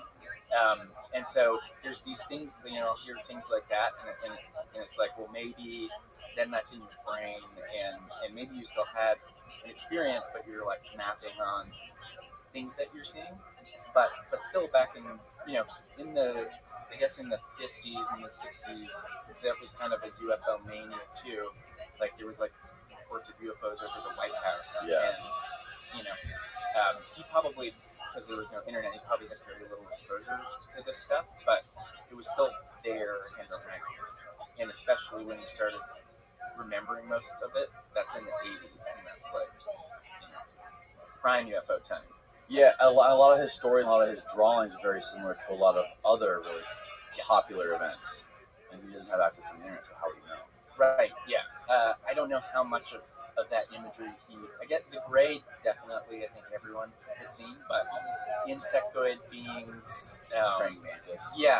yeah, and the tall people, the alien women, those seem pretty unique. I did see like you mentioned like in a Doctor Who episode that he saw, that he had mentioned he saw it, and he was like, oh, that's weird, it's like I'm having a memory, and I watched it, and it's like these giant ants, like these ant people that sort of look like his praying mantis. And so, again, it might be that he had these experiences, and then he saw these mantoid beings, and they reminded him of him, or he saw those, and he's like, oh, I have, mapping that onto in his own brain. Yeah, it also reminds me of the whole Travis Walton story as well. Right, yeah. Like he looked like a human/alien hybrid. Yeah. Which is very odd. And more terrifying, like David. The Travis Walton story is like truly terrifying. And David is just like, oh, I had a good time. Yeah. So, overall, your experience with him, Doc, how long did you film with him? It happened over years, like maybe 3 years or something, but I would only go like a couple weekends per year shooting because it was all self-funded. I got a little money from a production company, but it just takes forever, and then it took 2 years to edit it together. But I basically, the first time I went and saw him was like 9 years. Yeah. And he still calls me like every other day. Is he really? Yeah, he just checks in. He'll tell me if he had a weird dream, if someone buys one of his paintings, just wants to know what's going on with me. Yeah. You gotta do it in person. Yeah. Okay, you gotta fly there and get it 5 months. Pretty much, or if you have a friend in New York. So is this guy full of shit? Does this happen to him? What's your take? My take is, knowing him, he didn't make it up. He experienced something. And it's hard for me to believe that it's exactly as he described it. But so he might be like in the movie, the professor of religious studies says, we experienced something, but then popular culture is how we filter it and see it, because we can't even comprehend what that reality really is. So maybe, that's what I'm more into, that David was having what classically would be called mystical experiences, which are similar to psychedelic experiences without the drugs. And yeah, they're like almost like religious experiences that David was having. And maybe it's like some kind of epilepsy. Like I talked to some neurologists or neuroanesthesiologists, and there are types of waking hour epilepsy that do very vivid hallucinations. Maybe everyone's wrong, and he has some kind of paranoid, delusional personality disorder. Maybe he is making it up, or maybe something really happened. All these things it could be, but I would just say that I think that he's just not lying. That's all I can say, is that he's not lying, that strange things happen, or he experienced strange things. and he's telling it as he remembers it. But if I were like with David when one of these things were happening, I don't think I would have seen what he was seeing. I don't think they were really happening in our objective reality as we see it. Yeah. Sort of like almost in another dimension, like a dream-like state. Yeah, and I also, I want to clarify, I'm not saying that like all UFO sightings are this either, because I think those can be different things. Like UFOs, which now we have footage of from the military, that's a big leap still from being abducted and from having sex with whoever's on these UFOs. They don't have to be the same thing. And I think a lot of people get caught. Well, the funny thing is about the whole, it's such a fun segment. The interesting thing about it is not that long ago, just like talking about UFOs was like had the stigma of modern day talking about abduction. Like now talking about UFOs is like, okay, yeah, it's been in the New York Times, it's been like the Navy pilots talked about it, and it's like, yeah, we accept it. But abduction is kind of like, okay, now you're crossing the line. But not that long ago, it was like just talking about seeing UFOs being real, talking about UFOs being real. That was crossing the line. Yeah. So how much down the line, farther down the timeline we go, when maybe abduction will be proven right, and then like, okay, we'll wait for sex with aliens. We'll wait another 10 years until we accept that, and then we'll all be looking back at dating. Yeah, but I mean, going back in like the Greek and Hindu mythology, their sex with their gods, right? Kind of look like aliens and come from the sky, and so it could just be a different form of that. Yeah. He seems just like such a nice person, such a genuine guy. He doesn't seem like a kind of guy that's seems like a art show. Or not you, but other people around him pushing the video. Yeah. I did. Like I set up the whole. Oh, you did? Yeah, oh, that's because awesome. otherwise no one could see his work Right. in person. So we just rented a gallery and filled it with his paintings, and people just came. It was like in Manhattan, so people just walked in, and it was basically his first show or solo show, and he got to interact with people, and everyone that talked to him were like, wow, I look at the images and I look bonkers, but then I see him, and now I really have to think about it. Yeah. What other types of people? Right, so he's sort of the most experienced. So there's, I've done a short feature about physiologists, those who study animals that most likely don't exist, or yeah, it just stands for study of unknown animals. And so physical falls into that. The Loch Ness Monster falls into that. And then animals that were once extinct and needed to still be alive. To show you pictures of That was a fish that they thought coelacanth. Yeah. It was a fish that they thought went extinct millions of years ago, and then just decades ago actually found it still alive and still thriving.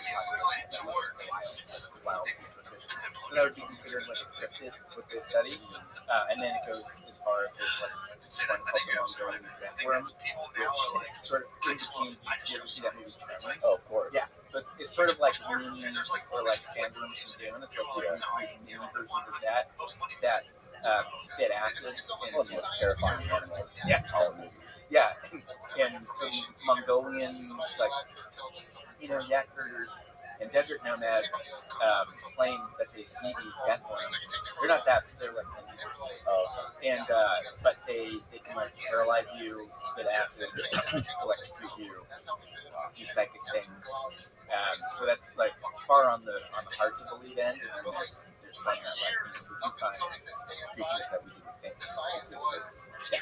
I find it. I love I love the UFO subject. When I talk to people about UFOs, I often find that they also do the big joy. Yes. And then it kind of ruins Kids were dying. You know, there's factions though. There's some that believe they're connected.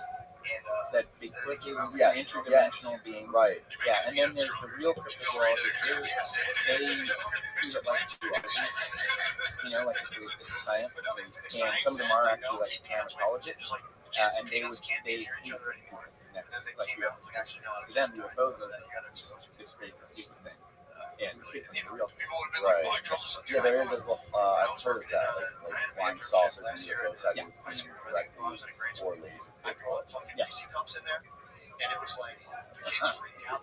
Yeah, and then I also did a short doc about a conspiracy theorist, and now working on a feature doc about conspiracy theorists, and that's another kind of Another guy.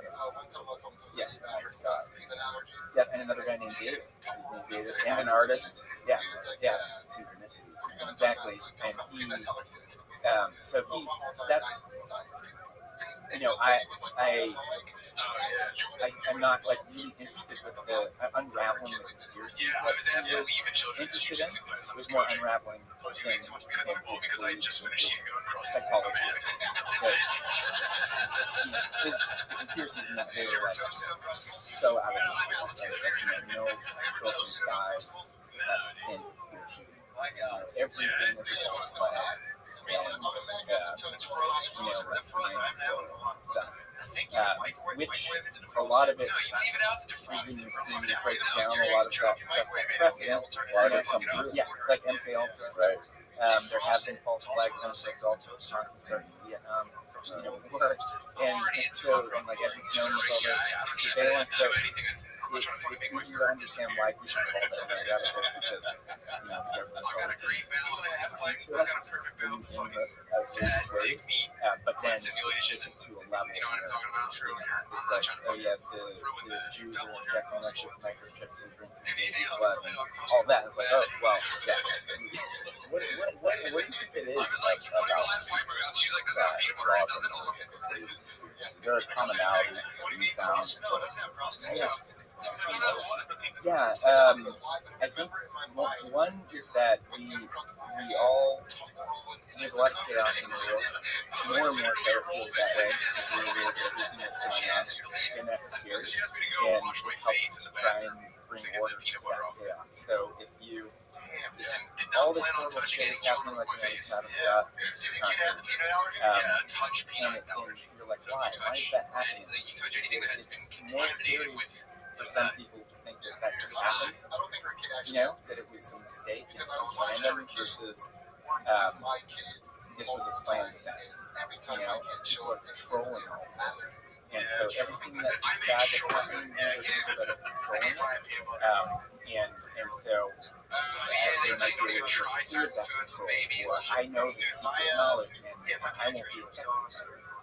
So I think that helps, especially when it's a little different in this country because you could say like conspiracy theories arose when religion fell in a lot of places, but religion is another thing that sort of brought order out of chaos. But in the United States, it's like driving a dark colored car, you're gonna get washed less often. I'm in Florida. I know where you live. Not on the coast. Yeah, and our God is Donald Trump down here. right. My sister has a shellfish allergy.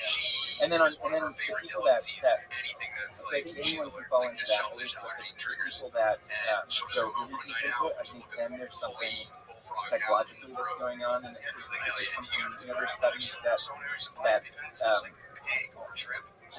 had trauma, and then that leads them to be suspicious of authority figures, because maybe that trauma was felt like and then it leads them to have distrust for any authority figure, and usually that's a large form of that. And so that's common for the rest of your life. And then there's this thing called hypophonia, which is our faculty to related to our faculty to habits. And so that's a good thing, especially when you're like a hunter gatherer, and you're figuring out like, is that a deer or is that just a leaf? Yeah, exactly.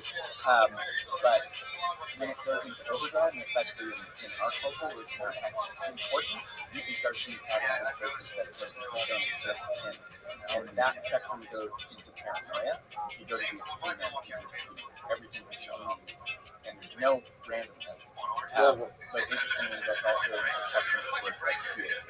Because, like, for example, apparently, like, Da Vinci was big time people think that he was lifestyle. I'm saying there's like, chemtrails, wood, but like her lifestyle is making allergic to shit. Yeah. A fucking lady I know who's like 40 years old just found out that she's allergic to corn. She was like getting sick and she had to go to a doctor and the doctor's like, you have a corn allergy. She was like, yeah, that goes into overdrive. And it seems like a lot of these people have that as well. And similar with like the numerology, like gematria, it's like where everything is numerological significance broken down key numbers. It's something. Do you notice any commonalities with like religious beliefs? That too, yeah. Because I just interviewed this guy who did a documentary about GUINNESS. Okay. Colin Hobart. Oh yeah. And from what he gathered, or what I gathered, he talked about it, like, that are like all deep into this deep state satanic pedophile ring. Is that it's just people that just lack a sense of yeah, and that I would say that is, and it's also where I think a lot more of the like hateful conspiracies come into play, because if you take David as an example from my doc, yeah, David Dees, Dees nuts. He had no IRL interactions. He was basically a hermit. And then go to Rich for like 2 weeks or something. And so all of his interactions was like online on Facebook and YouTube. And as you know, it's a lot easier to start to marginalize people or idiots and mean when it's only and the world gets small. Even though the internet is big, the world gets smaller. Interacting and you're like ever shrinking group. And so when people like me and my cameraman went out there and sort of like blows his world up.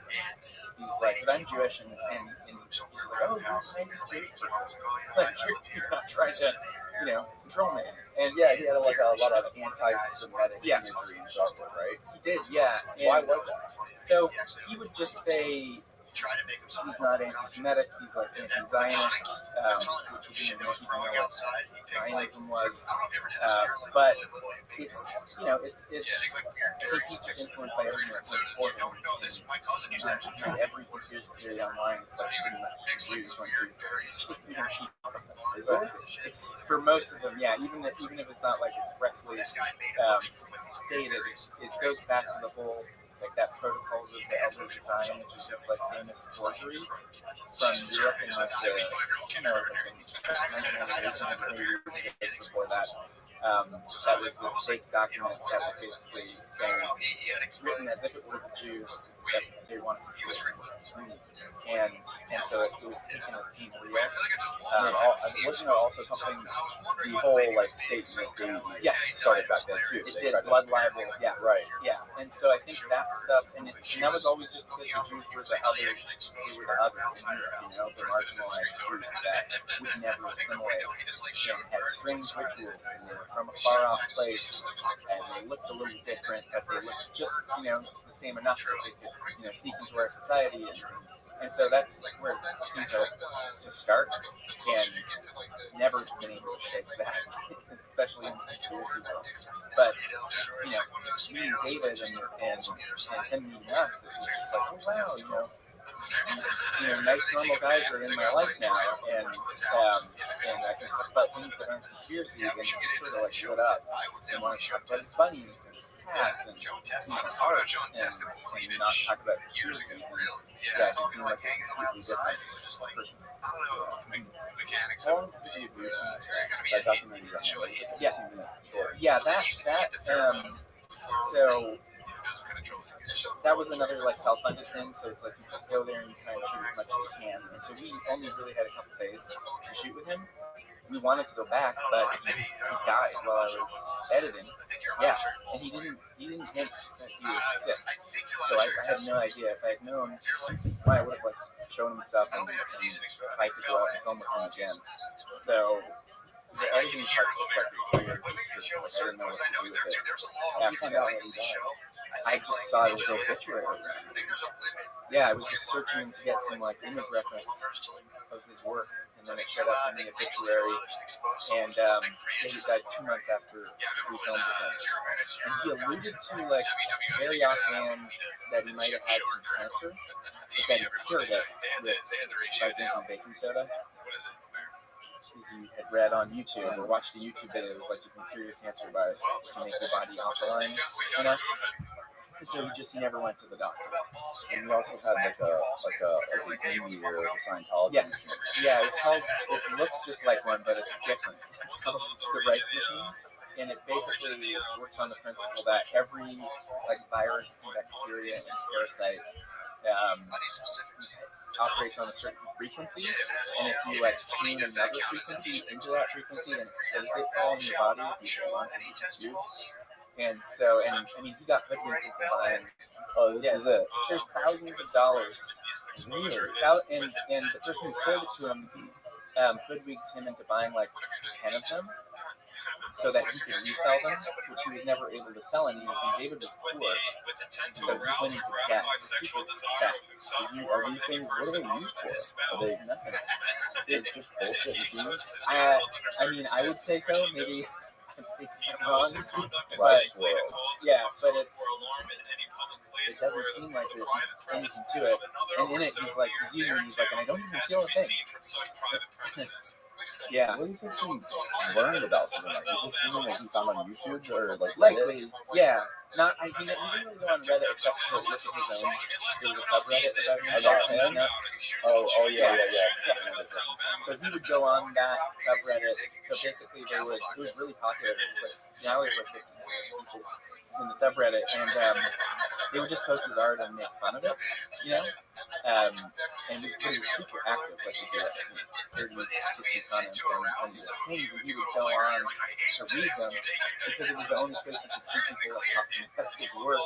And so even though they were calling him like schizophrenic and crazy on there, he still like got a kick out of it. And he would make like burner accounts on Reddit and argue. What was you asked him about marriage? Yeah.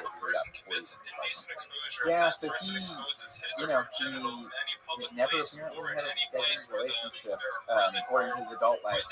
And the reason was that he had been doing hairdressing as his job. He would do like big billboards and movie posters and stuff, which is all a lot of it was going through airbrushing then. And he never wore a mask. And it's like heavy metals, that aerosol. So it's breathing in that that gets into your brain tissue. And cadmium was a major one. Yeah. And so when he told me that, he said, I got poisoned and I had neurological damage from cadmium. And he was sick for like years from that and never really fully recovered. And that was like the time of his life, and it fucked him up enough that his career never recovered, and he never was able to, have these lasting relationships. Didn't make total sense, but I started looking up cadmium poisoning and effect on the brain, and there was a lot of links to schizophrenia causing schizophrenic symptoms. And when he got poisoned, that was also around the same time that he fell into these conspiracies. And before that, it didn't seem like he was like, no, I never even had any never thought about conspiracies or any of this stuff. Like, he was into UFOs and that sort of thing, but it seemed to coincide, and so maybe, I drew like a thing like maybe this neurological damage thrust him into like the deep world. Right. But I shouldn't even be making that link. I'm not. Yeah, but it's like that's what I thought. Now, did you notice any like personality traits that were similar with him and people like David Huxley? No similarities. Not really. Oh, yeah, no, not really. I mean, they're both. I guess one thing, like the cryptozoologists and these people, they tend to be more introverted and a little more paranoid. Spend a lot of time with themselves and self-reflecting as well. But then again, those are also like, people in history that have like mystical experiences and journey alone. You just find like ever since you started talking to these people and filming them, you're constantly drawn to these types of characters. Yeah, with beliefs that make other people want to write them off in movies. Like, if there's someone that someone else, or most people would just say, don't waste your time talking to this person, they're crazy. I want to really dig in. Like, are they? Or is they believe really crazy? Why do they believe it? Maybe if we figure that out, we can understand more about ourselves. Especially with conspiracies, because we have to learn about this stuff. And so with these people, now in our country, more than any other country, it's just like such a split. And people are digging in on both sides, and there's like no trust at all. And even within the same families, Yeah, well, it's a problem with algorithms, right? Sure. When you start talking about one thing, it's kind of just like, hey, they're putting you into one group of people from the outside perspective. And it's kind of like ego and shit. I'm so curious if Facebook even exists. Really, I know. And then, on top of that, which is something I talked to Colin about, is the whole censorship thing. How YouTube and Google, especially, they censor a lot of conversation around conspiratorial stuff, and it pushes people to the channels like Bitchin and 18, pushes them to Reddit, and and then once they get banned off these big websites like Twitter, it just makes them more emboldened to stand by their whatever they do is they believe, and they push it even harder because they feel like they're the ones. right? Which is fascinating how all these, the whole Q thing blew up from that. It was when the whole Q thing got banned from Reddit, and it pushed it to Chance, which is essentially all the timeline of what blew it up, into this massive mainstream thing that everyone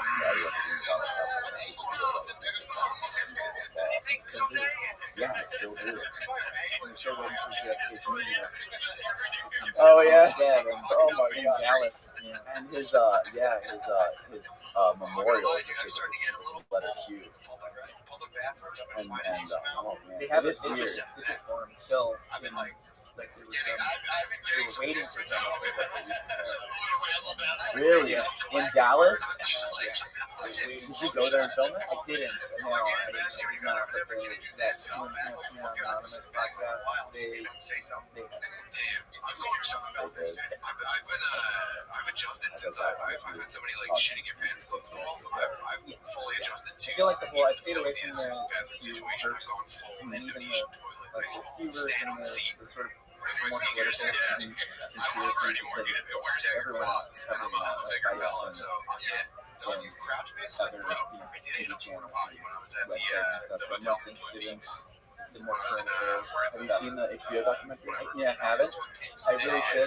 Yes, it reminds me so much of your work. It reminds me of the same type of people. Outcasts. Yeah. Outcasts, people that belong in the community. It's sad, but it's so fascinating at the same time. And here, like in this area, I'm like, if you can't touch anything inside, brace yourself to get up. I mean, I'm in Texas. pretty sure standard issue I've is never been. shit. I've been to Texas. I've been to the airport. I've never been Yeah, I mean, I'm in the Austin bubble. Okay, so you're in like the Silicon Valley.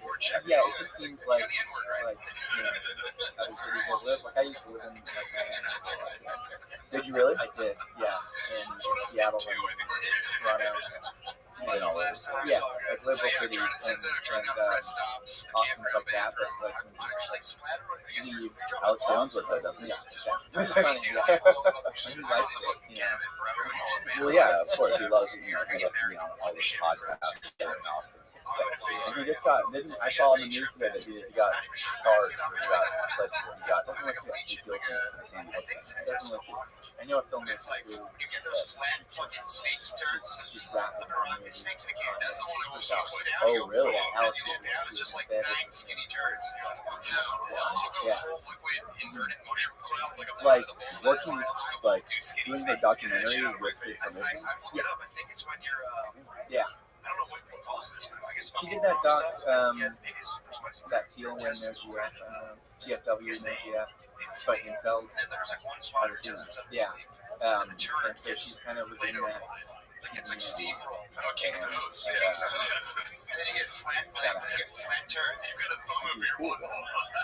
Yeah.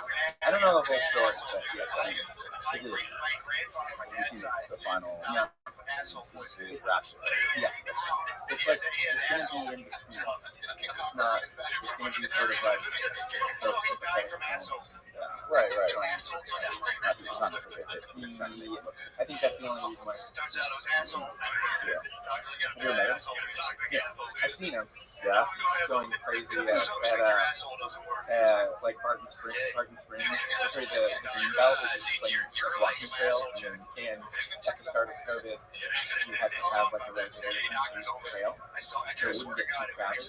And Alex just showed up walking there, and he didn't have a reservation. He just like lost his mind on the like fourth person. Just this kid who was like, "Sorry, I can't let you in." Yeah, you know, ranting. And you saw him. Yeah. It's on YouTube. Have you followed the thing? Yeah, I mean that was kind of great. I thought that was fun. That was before Alex Jones was side politically. He hated all politicians. Yeah. It seems like. And It seems like he's back there. oh really? Okay. Just from like lately, on the podcast. He seems like he's changed the team. He used to be like hardcore. Yeah. Like now he's like. Yeah, I mean, and everyone seemed to hate Bush back then. Yeah. So. Yeah. No, that documentary he did was pretty fucking cool. Yeah. Dude, I was like, we're down in Florida, near the golf course. I was checking out the fish, and I was like, So, are you working on anything right now? Yeah, so the David East piece got me hired to direct a feature-length doc where there's going to be maybe like, let's say like 10 conspiracy theories that we're just going to live with. And do these intimate portraits of, like conspiracy theorists, people who are ex-conspiracy theorists, family members of conspiracy theorists, and then intertwine that with like experts, like historians, psychologists, neurologists, why we believe, why conspiracy theories on the rise, etc. And working on a feature-length doc about visuologists and people that study Bigfoot and the Loch Ness Monster and all of those. I had done a short doc that helped inspire this, and then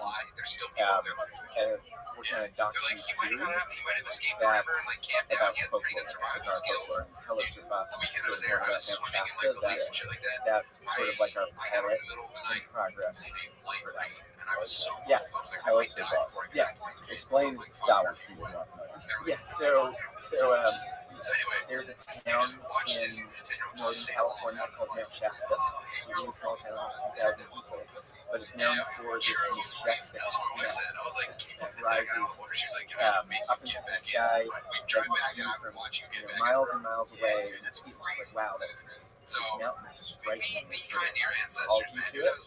But most people just don't realize that in the town, at the foot of the mountain, a large percentage of people that live there believe that there's a hidden city underneath the mountain called Telos, and it's inhabited by what they call descendant masters, which are sort of these perfect beings, immortal beings that maybe were once human, and they live in this amazing crystalline interdimensional city.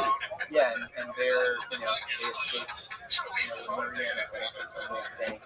A handful of them escaped Telos through the tunnels that exist, so they say,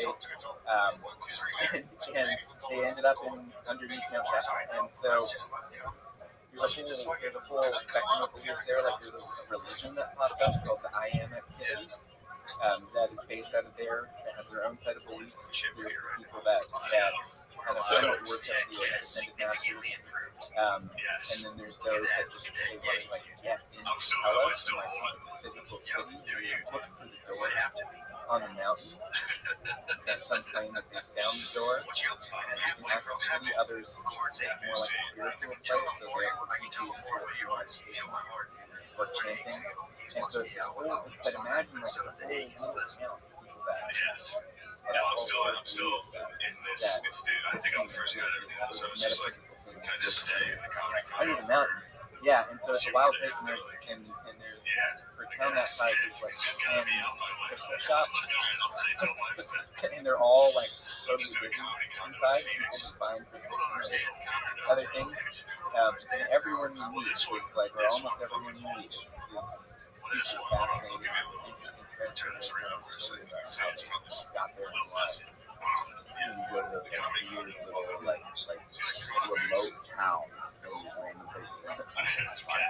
Yeah, Sedona is another. I haven't been there, but Sedona. Yeah, and in Florida, there's Pasadena, and that's a city that's all like spiritualists and mediums. So and psychics, and so it's like it's a tiny town. Inside another town, but it's the highest percentage of spiritualists. So if you really want to get a reading or talk to your loved one, if you want to talk to your great grandma, you go to Pasadena. Yeah, you know what part of Florida? Yeah, it's central Illinois. It's near my director's not 100%, but it's nearer to so it's not that far. Okay. Yeah. Have to look it up. Yeah, that's if you want to do one of our episodes there. Okay. Yeah. Have you ever talked to a medium or anything like that? Not really. I've had a serious conversation with psychics, yes, but not Yes. What was your experience with psychics? I talked to this man who's known as the greatest living psychic. He's like the most scientifically studied psychic. His name is Sean Harabance. He's almost 90. And I found out about him because I'm working on another little short doc about this scientist in Canada who he was made famous by his God helmet experiments. So he designed helmets that stimulated your brain with magnetic fields and created the God experience. And he also studied. He was a guy. He was a very reputable scientist and fairly well respected. He had this psychic, Sean Harabance, in his lab studying the brain to try and figure out what was going on with this guy, and also to run studies where he could give psychic readings designed to like this. And the accuracy was astounding. He was a tattoo artist where I met him. And as soon as I walked in the room, he asked me how I was doing post-breakup. And I had just broken up with a girlfriend. Yep, and then he started asking me about my work shoots that I was working on. And there's no way, because these are shoots that I haven't shot yet. And he's like, oh yeah, so you're going to Africa, like crazy shit. Like as soon as I walked in the room, and I was like, oh wow, I never had a reading or necessarily outside of Houston. And the problem is he's like Trinidadian Indian, and his accent is like almost indecipherable. Like I understood just half of what he was saying, even hard to understand him. And he's super old, not in good health, and so I was sneezing too much. Yeah, it was wild. And he's had so pretty much every past president or administration has consulted him, and he was showing me like the official documents that never wet like Clinton. And Bill Clinton's asking him about, he's advising him on like soybean future prices, like crazy shit. Yeah, he has correspondence with all these past presidents, and the only one of, probably since like Reagan, that he hasn't consulted was Trump. So Trump was the only one. And apparently, remember Trump? Do you remember Corey Lewandowski? He was like Trump's campaign manager. And then, he was Trump's campaign manager, and then he like shoved some like a female reporter in the bench and bruised her arm, and then he was out. And does he live in Florida? No, that was Roger Stone. Oh no, and you're thinking of this other guy. Yeah, that's not him. Okay. But anyway, so Corey, what's that guy else talking about? Yeah, what's his name? Corey Lewandowski. So Sean Harabanks told me, I don't have proof obviously, but that Corey Lewandowski reached out to him and was like, well, Trump wants a reading, they want Trump to get a reading, and Sean Harabanks basically was just like, yeah, I'll give you a reading. 50 days and sees like a psychologist or something. It's like something's not right. Before meeting him. I said, yeah, that's the guy. Okay. Yeah, so he didn't want to get.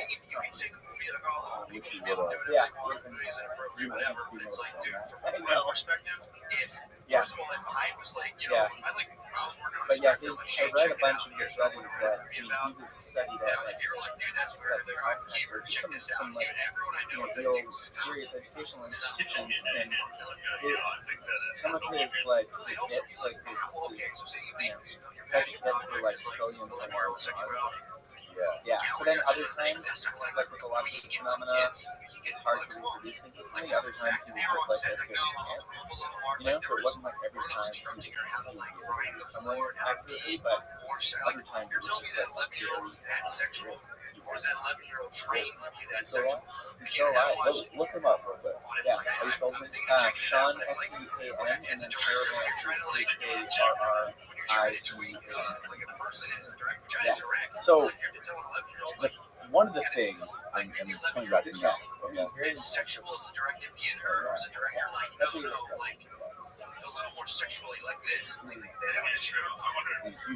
Yeah, and so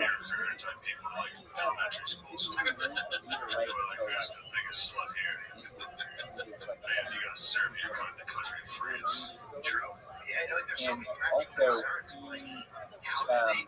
he has no, his brain has no geospatial faculty, so if he walks out of his house, he has no idea.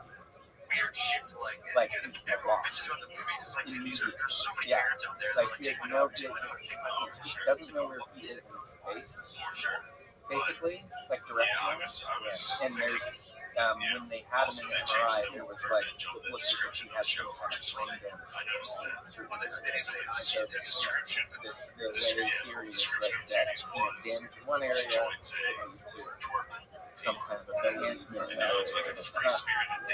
I've heard things similar to that. Like people who've had lots of Right. Yeah. Like they somehow become like excel in some area of their life, whether it's like business or whatever it is. Yeah. Sports or amazing at math. Yeah. So does he not leave his house? Not really. I think we're with his wife. He has a wife, so she always be with him. Yeah, and he's so old now. I don't think as a rule of thumb, it's like let's not try to get the heat Did you film with him at all? No, mostly because I'm barely understand. That's the problem. And I like to It's just, subtitles. yeah, but it's just the interview, and I don't know what he's. I don't know what he's saying. I don't know if he's answering the question. And so maybe his wife was there, but that's a tough one, and also a tough one to make. Like, how do I make that look consistent? If all she does is sort of just sit at home, and his home is, not remarkable. Yeah, that's one of the cool things about your doc. Like the first one, with David Dees, you're just confined to like his trailer, but he's fucking made it look so sick with all of the shots that you made, and even when it comes to like you showed the montage of him creating that one piece, and you had like the wide angle, just doing the 180 to him. That was so cool. We put a 360 camera. Oh, really? So him and his computer, and we just like circling. Yeah. Wow, that was fucking cool. Do you do any of the cinematography yourself, or you just strictly I do a little. That one was shot by my buddy Cody Cobb, who's an amazing photographer. And basically, like if I can, like he did that as a favor. If I can't afford a DP, I'll just shoot it myself. But I always want to hire a real cinematographer. Like Love and Saucers, that was shot by, and most of it was shot by the guy who did Napoleon Dynamite. Who shot Napoleon Dynamite. What was? Love and Saucers. Which was that? That was the David Huggins one. Okay. Oh, I didn't understand. I thought you said Love and Saucers. Yeah. So the guy who shot Napoleon Dynamite shot that? What? Yeah. That's fucking wild. That was another one that was shot fucking amazing. And the way, also, like I noticed the way that you guys like splice the B-roll. Like I love the way you cut those things. You know what I mean? Like first of all, you started with like just I was expecting you to do Alien outside, and then it just like cuts to him like fucking valleys. So cool. What I was about to say before I explained that was when I first had my phone, there were stories about like owls and UFOs. And there's owl sightings, UFO sightings. His theory is that when people see these owls, what they really are is aliens, sort of using some sort of like visual mind trick to make you think it's an owl, so that you don't think of it as you don't remember you saw an alien. You have this implanted memory of seeing an owl.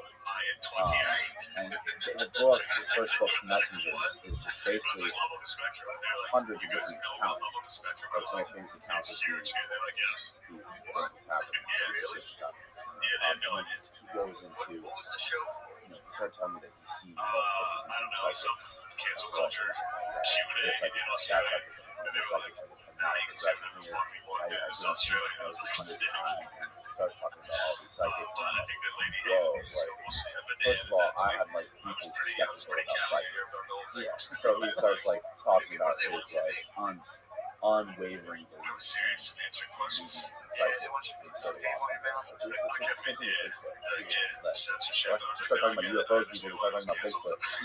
Kind of like believe it. Yeah, I think with psychics, what I think is like a lot of these things, 99.9% real. And maybe there's, not necessarily like the psychic is a scam artist, but that they're just, saying what's coming to them, or they are scam artists. But that there's like enough evidence that at that 0.0001% that like something's going on. It's like, are you familiar with the remote viewing phenomenon? Yeah. Those experiments? A little bit. Yeah, so that, government program that lasted 20 years, many millions of dollars put into it that Who was the guy, the billionaire who did that? Who like put a bunch of money into that? Bigelow. Yeah. So I don't know if he put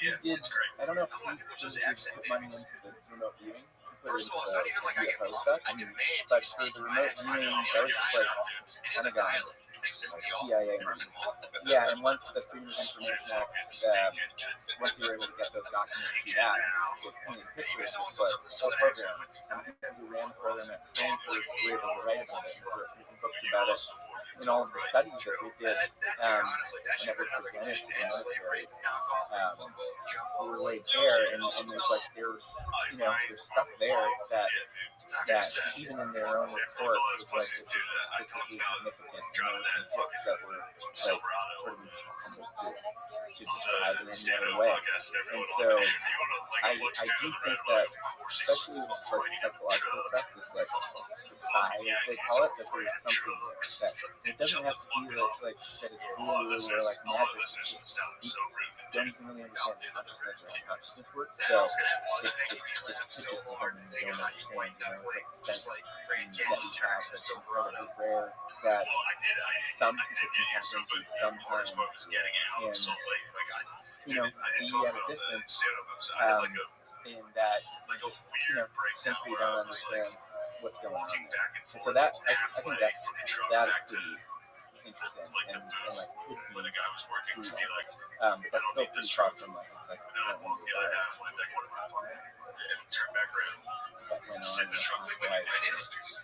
I think some people are just born with just like sure there is another like parallel. Some people are just born with a better comprehension of that. They can see it more than other people can, or they have better access to it. Whether it is just like some sort of genetic thing with their brain and with something that we don't even understand, like genetic consciousness. Maybe some are more predisposed to it, but with the whole remote viewing program that the government was funding, the point of that one was that they could teach anyone. And that, so they would just teach people that didn't seem to have any ability. And that was the point of it, is that they could train, they called the psychic clouds, to like, all to like spinal test. Right. Yeah, turn the cold war, and then the cold war ended, like, well, we don't need to like anymore. And we also have, satellites. Right. Instead of better.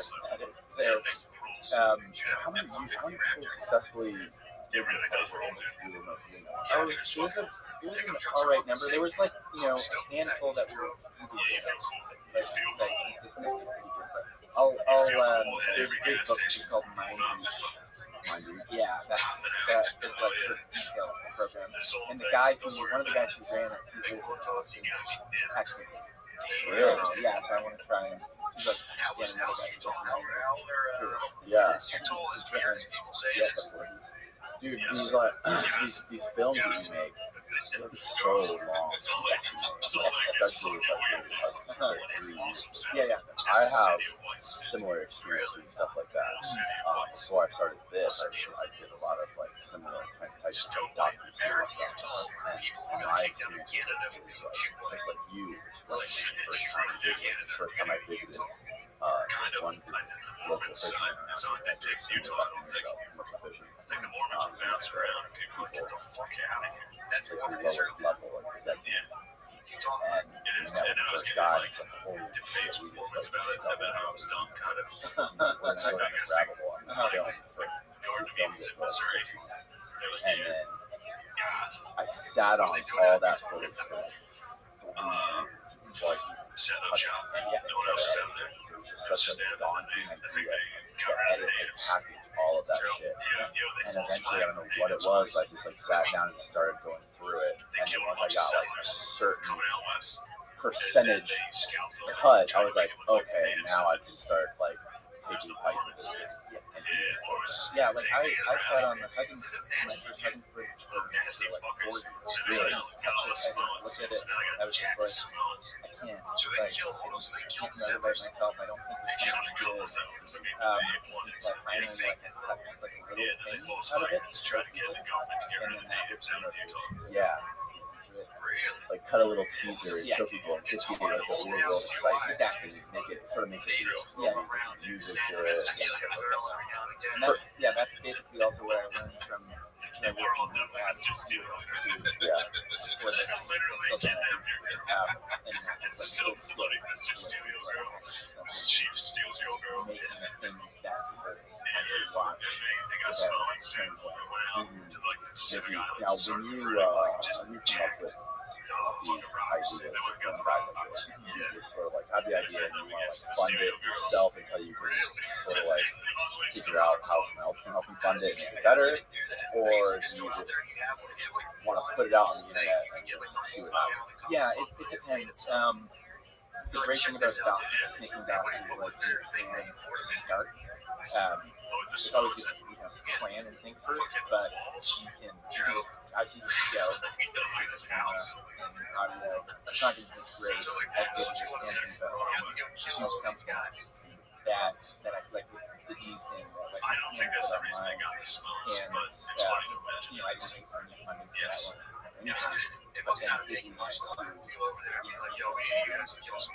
a bigger project out of it. So with the series, for like the folklore series, yeah, we shot that chef and concepts and just visual and just stuff. You just sort of have to start. It's more like the ad world, but people aren't going to get behind something unless they can already just see it and see at least a part of it. And especially now, you have to show people that people feel like I have like a bad taste in my mouth in the whole world just because like I've done a lot of like short documentaries. Not recently, but when I did, like I would have production companies calling me, or like production companies that have deals with whatever. Hey, you like that? You're working on anything else similar to that? I just feel like they're fucking real estate brokers, calling you trying to make some money. That's something real. It's the same thing with podcasts. A lot of places like executives in the production companies just scouring podcasts trying to find somebody to do the show to sell the Netflix. Yeah. It just feels just like a fucking car dealership. Yeah. You know what I mean? It's pretty good. Yeah. Yeah, it's the Maybe I'm idea. just bitter because I've never put a It's just sort of treating it, like disposable, like consumer goods. That's just the thing with this content. Yeah. And anyways, I don't know where else to go with that, but doing this was cool because it was like doing the documentary, but it takes, instead of 3 years, it takes 3 hours, and I don't have to shoot the B-roll or add any music to it. Yeah. You know what I mean? And also, yeah, you can make how many? Right, exactly. Yeah, you can make hundreds of them Yeah. in a year, not 1 in 3 years. And What's that? You good now? and also, pitching to someone, hey, come into my studio for a few hours is a lot easier for them to say yes to than I'm going to be with you for 2 years. Yeah. So if you're right now, Yeah, we don't tell them. true. You say, hey, can I come to you with them for a day? Whatever. And then we'll say it's a meeting for it's not. Yeah. And so, well, I mean, what about you with all the guests that you have and all of their stories? Have you changed your mind on things or changed your beliefs on anything? Like, as far as what? Oh, anything. Like any beliefs that you had held.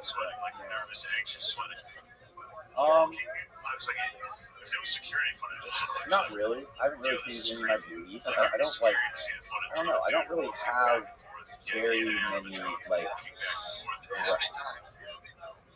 beliefs that you could probably change from. I'm more of just, like, open to learn. I've learned a lot. Okay, so yeah, I've learned a lot of things. I've gotten better at, like, before I started doing this, like, I was similar to you. I would just go out and film something interesting, let the camera roll, and I would just try to like package it into something that was cool to me. You know what I mean? And now it's sort of like now I have to talk and like carry the conversation. It's not edited. Yeah. So it's more of just me like building a skill and like learning like having discipline. You know what I mean? To do like I make sure I do at least one or two of these. And, you know, get better at certain things that I'm learning a lot. I always like kind of like I always have this like inner war going on whether I should just do music or make more documentaries. Yeah. You know? But Well, what about when you see owls? Oh, I don't see owls. I never see owls. Aliens don't want to do with me. Are there even owls in Tampa? Yeah, there's a few. My mom has owls. My mom sees owls all the time in the backyard. Okay. She's these little, like, these little tiny owls. And my mom, my husband put a connection to Yeah. But, no, I don't know. I love having conversations. Sure. I don't want to say, I don't want to say the guy's full of shit. Everything seems to be real to him. But, you know, I don't really think about that much after the conversation. Like, listening to the podcast, I don't dwell on it. Like, I think about it a lot. I just kind of like, I remember the conversation, I remember the important parts of it. I try to retain as much of it as I can. I try to carry it into like more conversations, so I can just keep like learning more, so on and so forth. Just keep having like better conversations. I try to take these like documentaries. I try to take these like little mini documentaries. Yeah, That's possible.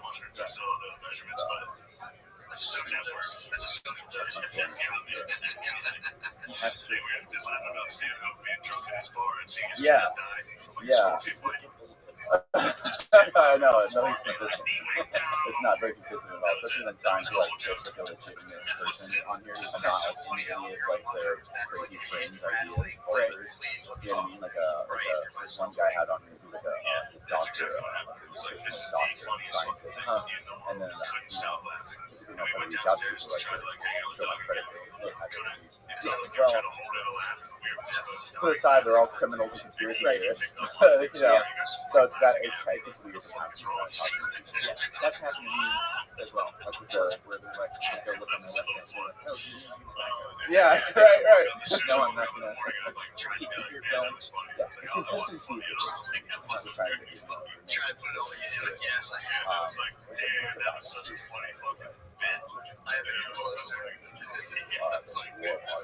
Okay.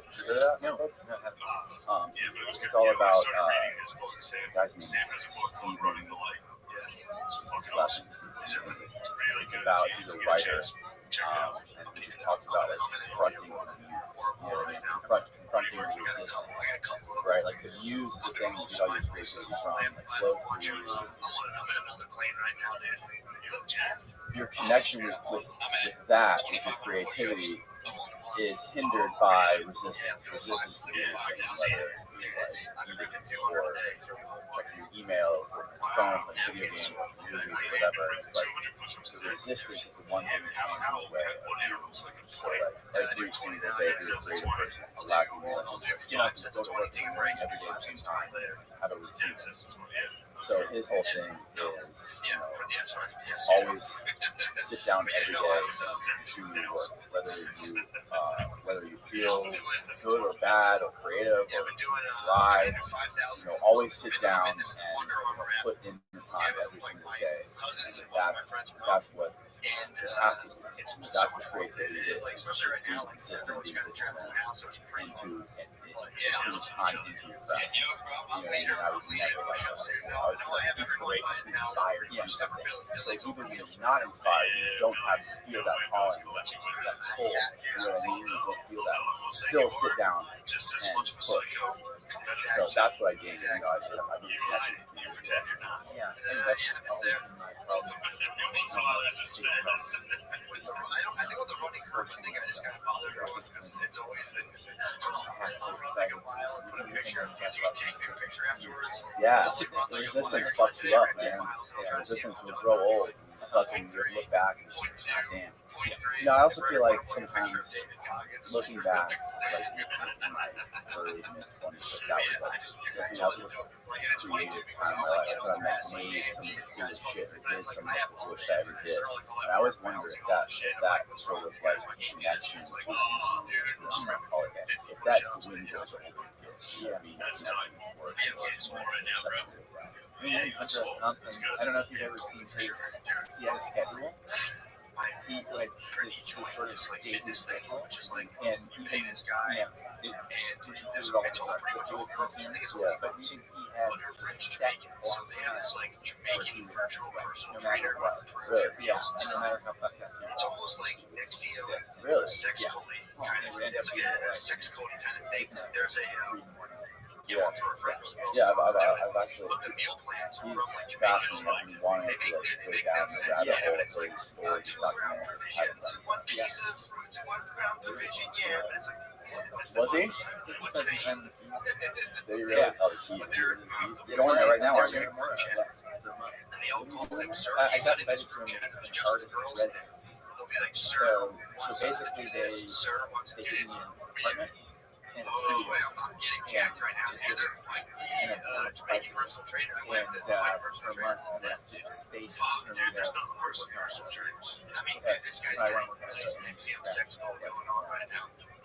I want to work on So what do you do? I'm just gonna like write, work on a movie, like a screenplay idea, work on these docs, like researching and editing. Yeah, I'm writing a podcast episode for QAnon Anonymous guys. Oh, really? Yeah, I'm gonna be on that Shasta. Yeah, so that's really working on all that. We're not. We're just, I've never listened to their podcast. Is it like one of those podcasts? Yeah. I love their podcast. Yeah. And they're like serialized, right? Like they just tell stories, like these episodes. Sometimes they'll be multi-parts, but actually usually it's just like, just go get into, some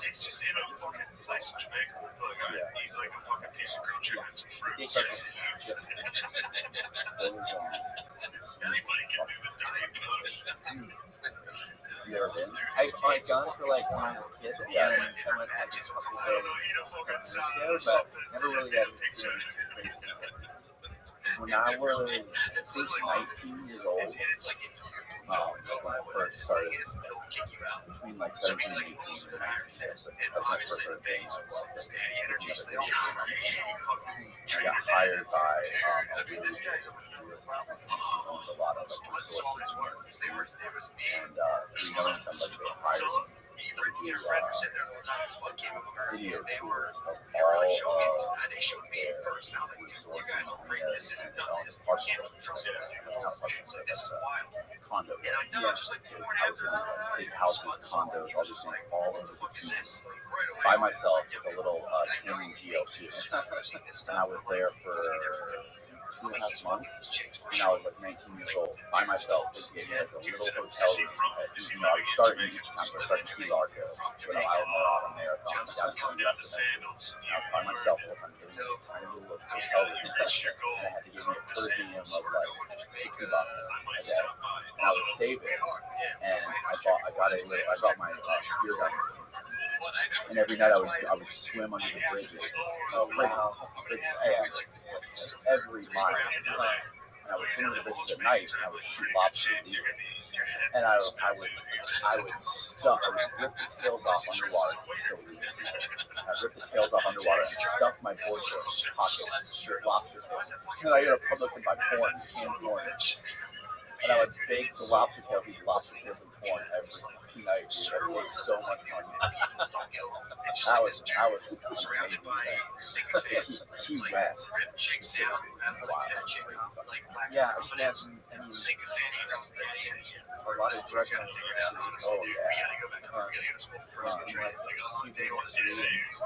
there's still a lot of illegal, like, fighting.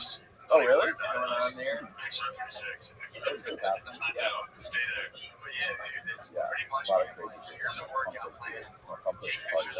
shit. Did you see Square Surfer?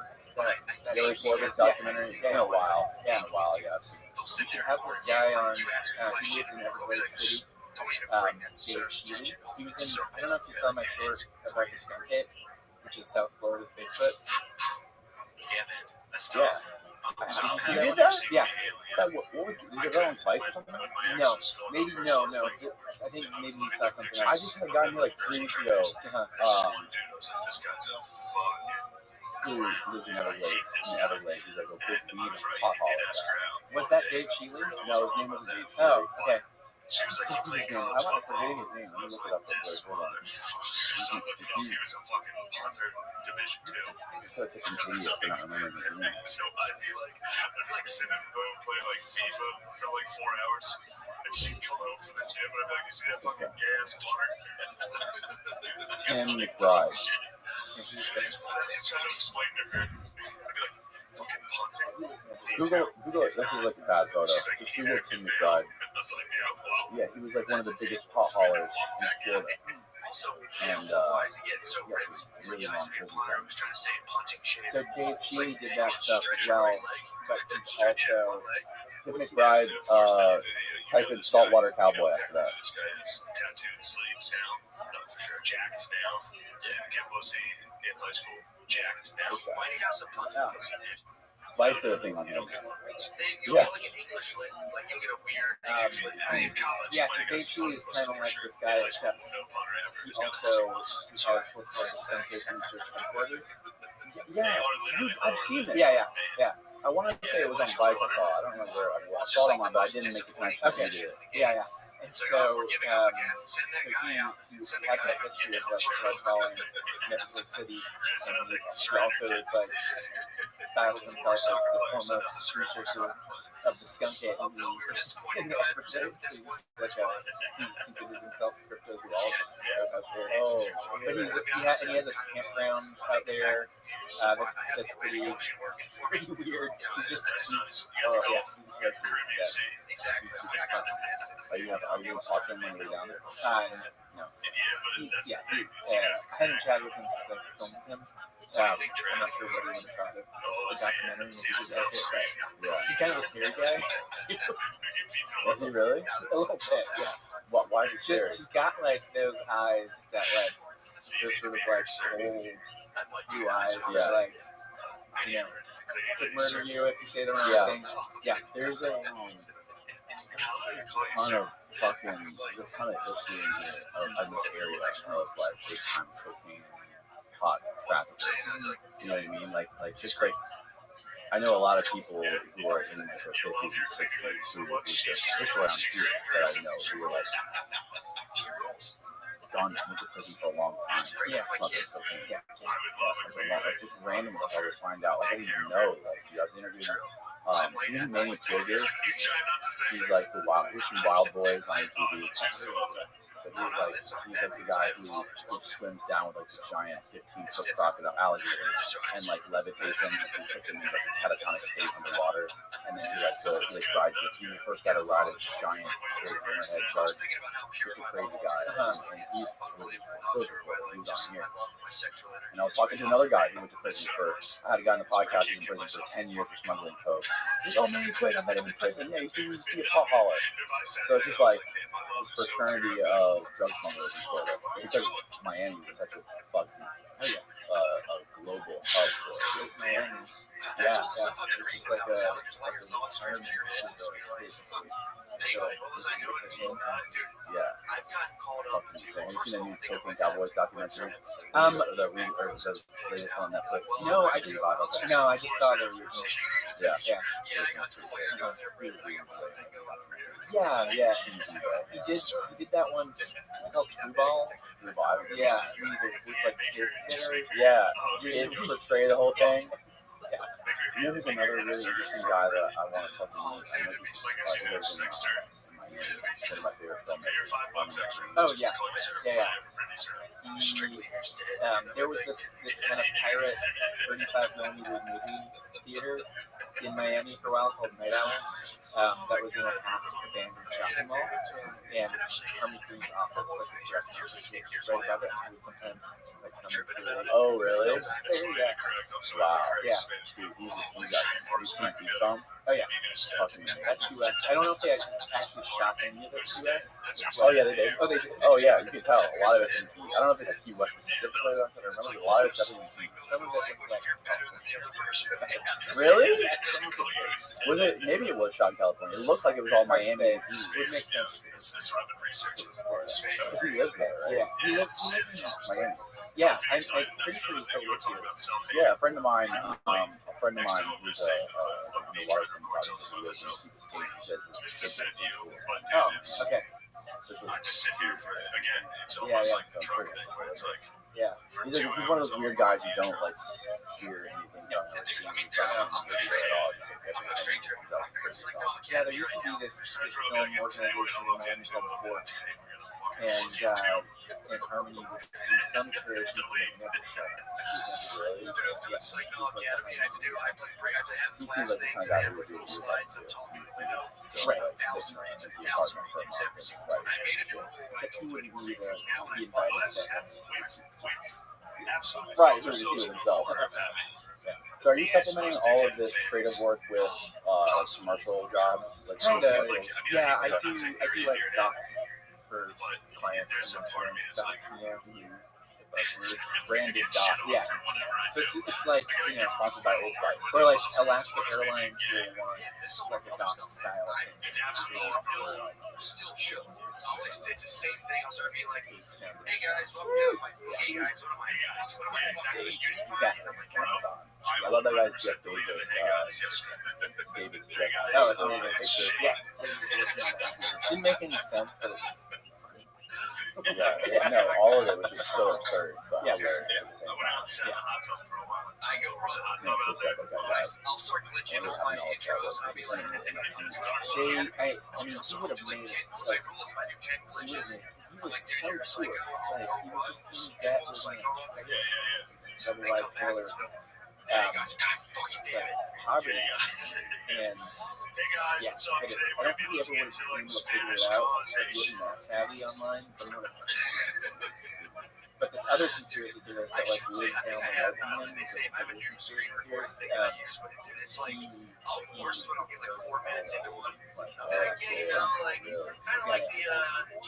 he was even selling, like,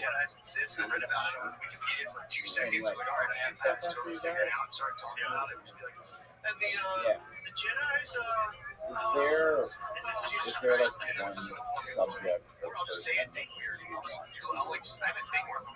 faster than nervous skin work? It's kind of like Nerd Valley. No, and it's always like every day kind of so I kind of want to make one about the manosphere. There's this whole sort of sphere of like men's rights activists, meninists. It's called like men going their own way, who like show no to all women in relationships or themselves.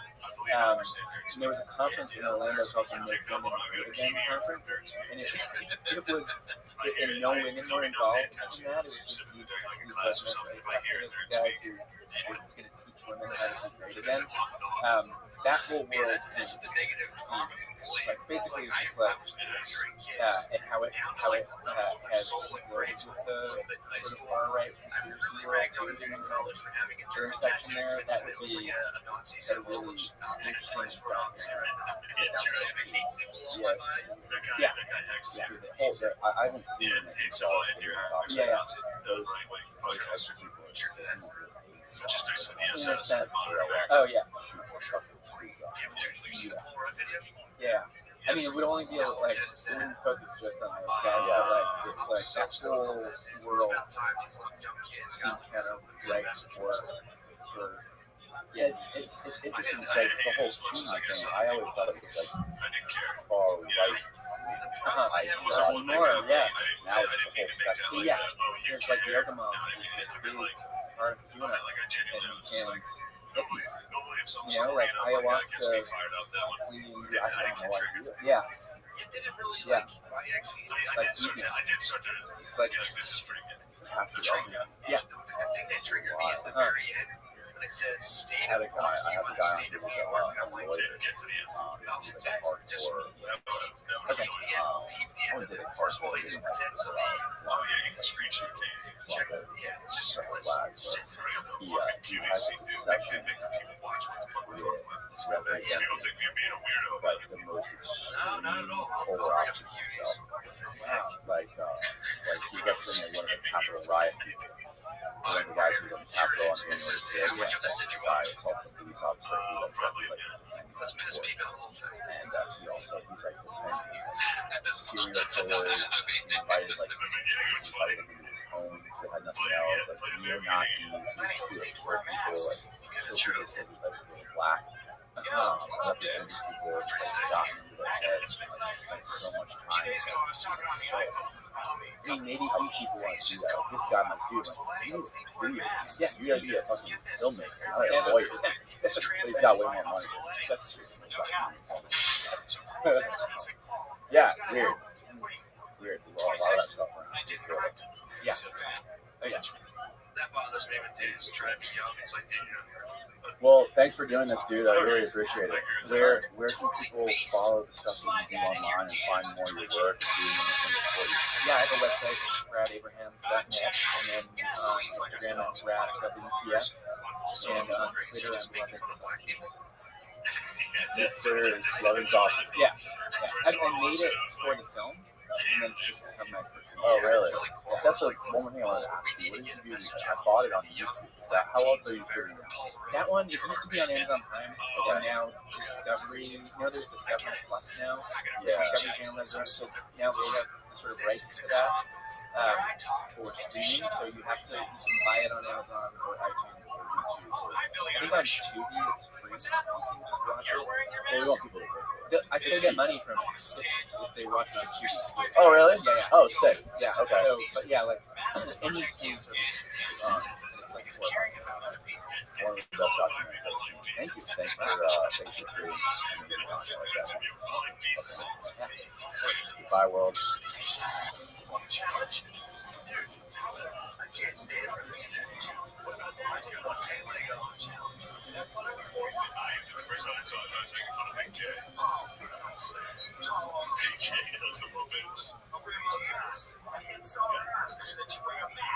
Please wear your mask. Just wear a mask. Just wear a mask. It's easy. It's simple.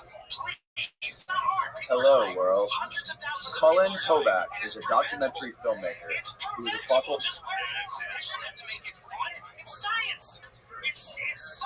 for the new HBO series titled Q Into the Storm.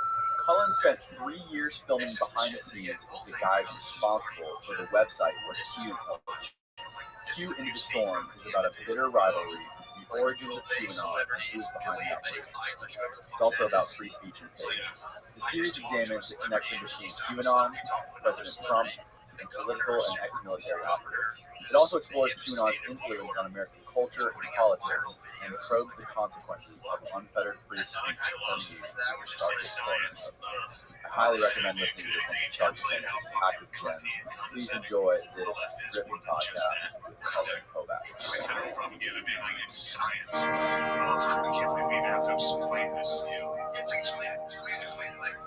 This is going to be the most high production value Zoom podcast I've ever done. You know, well, if I can't set up a decent AV setup on my end, we're good on my end. So it would have been way cooler to have you here in person, but this is cool too because I think this works as well because it's like a common way you interview people on your documentary. well, usually what would happen is I would interview somebody through Skype or Zoom or whatever beforehand, and then if it makes sense, at the end, okay, so you got a sense of who I am, vice versa, there's more to talk about, and then I would fly out and do the person. That, of course, changed during COVID, and I couldn't get to Japan, things were on. So, I really didn't want to do that interview over Skype or whatever. I wanted to bring up my list of reasons as to why getting a strong case in person. Anyway, if that had happened, you probably would have slipped off in the same way, and you would have the ending. Right. Well, it's fascinating. That is one of the best documentaries I've seen in a long time. I mean, everything about it. I was fascinated by it. I told all my friends about it. Like everything from just like even the intro to it, to the way you did some of those interviews with people that wanted to remain anonymous, and you animated that one guy to be fly. I mean, just everything about it was so detailed, so much attention to detail. Yeah, it's like a twitching cicada or something. Thank you. Yeah, I mean, there were so many things like that when I was recording, or audio, or when I was in Italy and I wanted to represent Luther set in some sort of visual way where I was shooting background plates, knowing that I was going to want to animate that in the future, but I didn't know how I was going to financially do it because that kind of stuff costs a lot of money. So, the whole time I was in production, it was all independent. So, I was just kind of imagining that at some point in the future, I would get the resources necessary to tell the story that I was hoping to. So, kind of gambling along the way, shooting background plates in a situation like that, I'd be able to later on. It worked out, but there's no reason to believe it. HBO didn't come on until September. So the 2 years before that, most of the place. Wow. How long after HBO came on? How much more work did you have to put into it after that? Well, I mean, shooting was about 95% done at that point. Obviously, I had to do the Fall to Braun, shot at the Crew Convention in Arizona, and then went to January 6th in June. But that's when we were doing the majority of the post-production on the series. So, I mean, the series hadn't been edited. We didn't start editing until October. So the show itself was constructed in about 4 months. So we had to scale up massively almost overnight. And that kind of production schedule for editing an entire documentary series was complicated. I mean, we just had a remarkable team, but it was crushingly difficult for everyone involved. I don't think anyone, including HBO, had ever done anything on a timeline to deliver it on the series. I had done some editing prior to it. I had cut about 80, 90 minutes of scenes, and that's what I took out to HBO. I said, here's what I think it's going to look like. But obviously, even those scenes fit. I'm so interested in what that process is like, because I've been a part of that process before, trying to shop shows and documentaries. When you're putting all your time, like your mindset is like, I'm continuing this project, whether HBO or anybody comes through and finances it or not. Or when you're going into obviously you're in the process, you have someone that's helping you shop it to these buyers, and you have some sort of package, sort of synopsis or sizzle about what you're doing, or how did that whole process go? Yeah, it's always a little bit different. We had above average security concerns for this project. We're dealing with a lot of people who are world-class hackers, and I was filming with people on both sides. So you have who are trying to sort of destroy the other side, whether it's the guy who claims he was the founder of Anonymous, who was going after Ron, or vice versa. I mean, Ron, has his own hacking skills, running HN, and of course, Fred also has some skills and resources he can tap. So when we were taking it out, we had all kinds of security protocols in place to try to protect the footage, but we also, taking it out, I had to also protect the material. So I couldn't pitch it in the same way I would normally pitch a show. So I put together secure iPads where I took out all connectivity to the internet.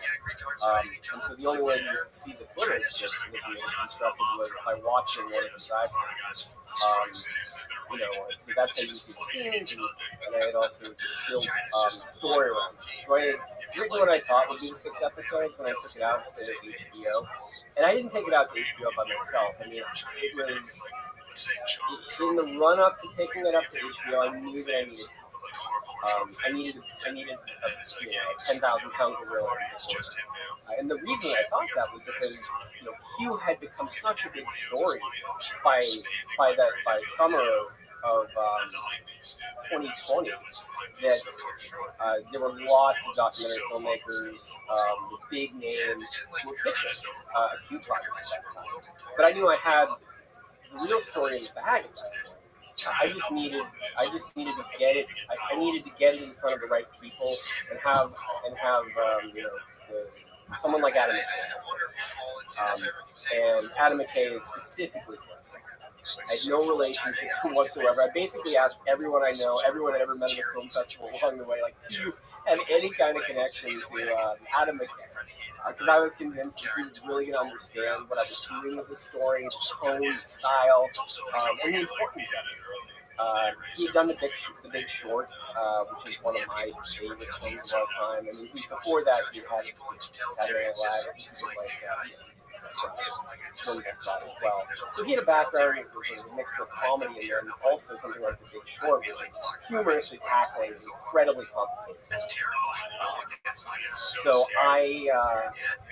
hook and crook, got one of these iPads in front of him, and he responded right away.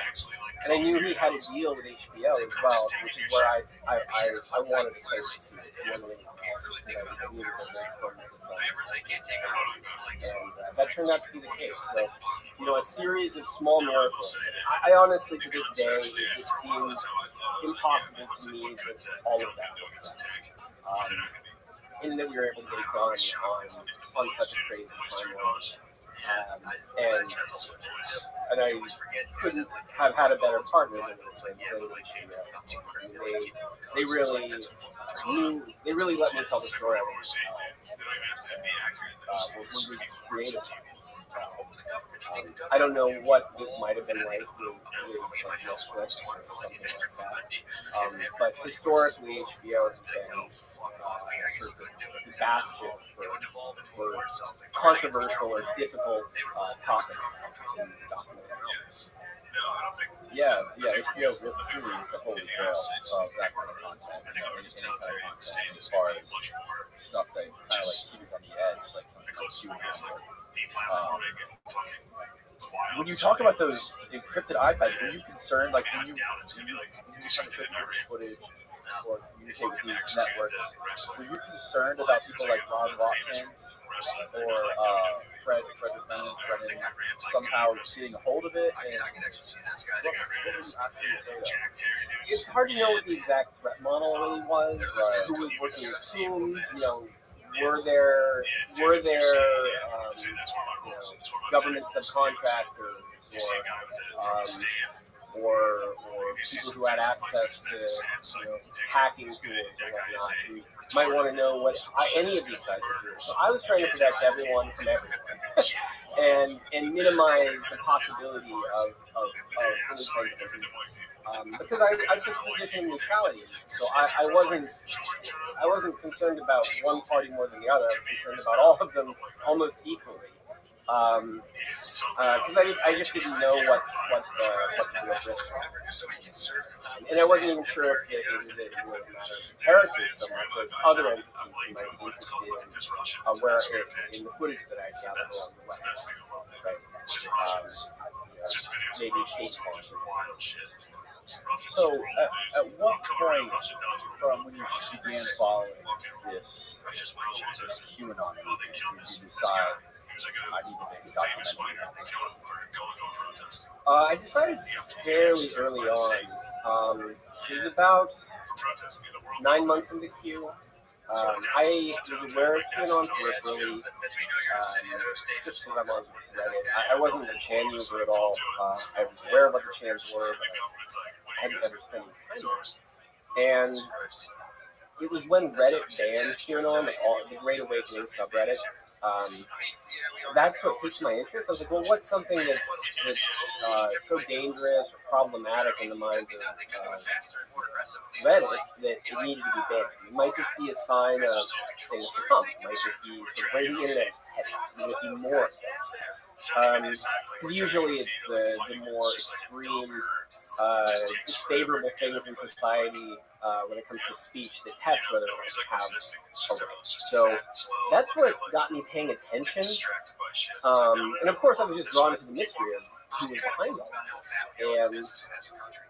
And I thought that unmasking whoever he was, what the organization, whatever the structure looked like behind it, might bring what in 2018 so seemed like a game to its life. When you began, like through this whole process of producing this documentary and spending all your own money, flying everywhere to interview these guys, Japan, and where did Ron's dad live? In the Philippines? The Philippines, like spending all this money, like. The secret was Scott's cheap flights.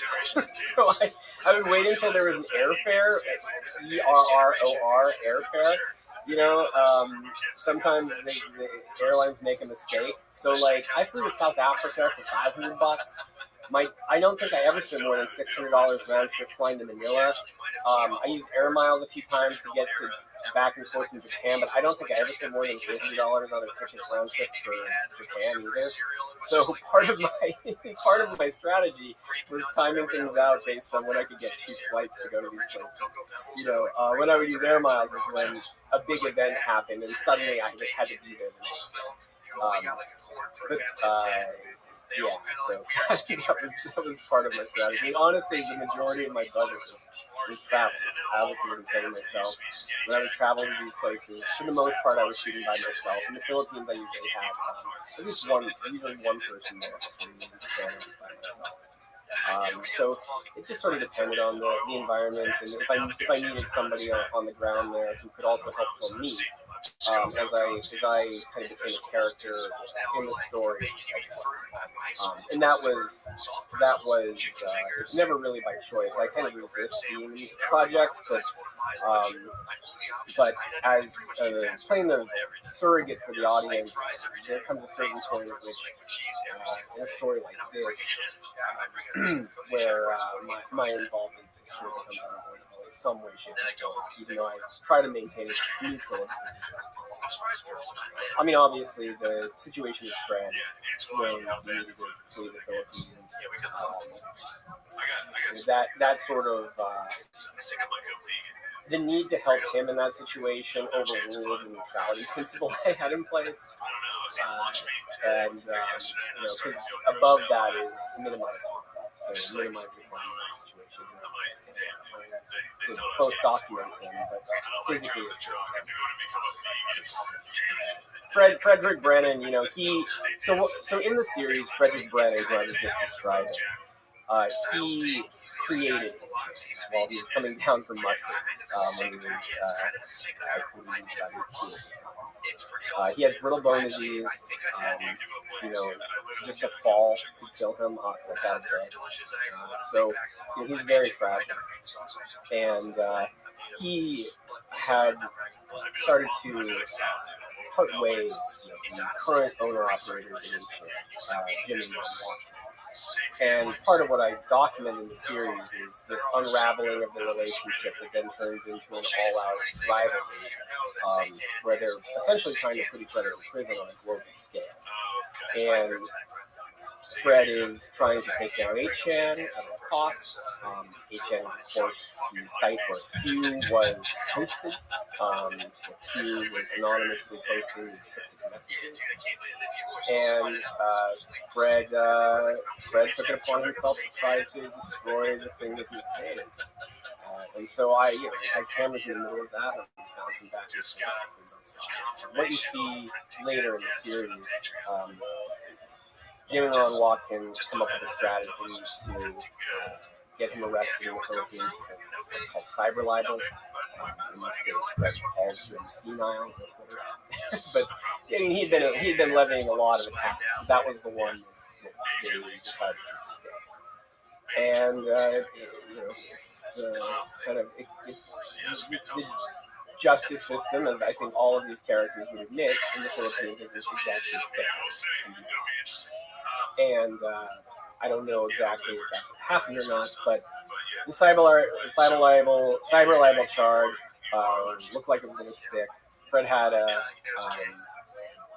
Fred was going to, be brought in by the police, and he messaged me saying he needed to flee, so that he would have been in prison. And with his condition, he would have likely died. So there's no way I could help someone like that. And with his condition, for something to say on Twitter, have a death sentence. So I got on the plane and escape. And that's just one piece of this story. But in the series that you see, the rivalry also reveals a lot about who's behind QAnon, and it reveals a lot about the site and culture from which Q, which is first 4chan. Yeah, it's such number one. It's just such an incredible cast of characters. The characters that just happen to run this weird, dark world of the internet are just so fascinating. Like the Jim Watkins and Ron Watkins are such oddballs. They come off so quirky and odd in the show. I don't know how they're like in real life. But, they're more quirky and odd. They were on their best behavior when the cameras were on. So if that's any. But yes, they were. That is true. They kind of revel in being as absurd as possible. Trying to be as offensive as possible, usually to make each other laugh. But it's kind of like you say awful things long enough, and then you don't even know what you believe or don't believe. You lie often enough, you don't know what's true or what's not, or what you do. So, and I don't know that Roy can keep track of all of his lies at a certain point. What he's told me, what he hasn't told me. I mean, the first time I went to be with them, they filmed with Jim and Ron Watkins in the Philippines. I don't know if they were expecting that I was going to ask as much about Q as I did. The next time I filmed with them, it was clear that they had communicated behind the scenes, and then their stories changed, and suddenly they knew less than they knew the time before, which is just even more suspicious.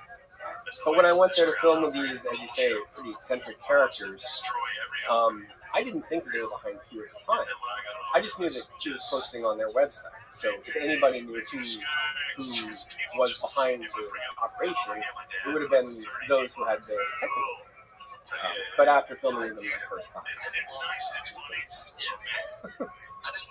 I find myself in the position of trying to explain to a lot of people that I know what QAnon is, and I sometimes have a hard time coming up with that explanation.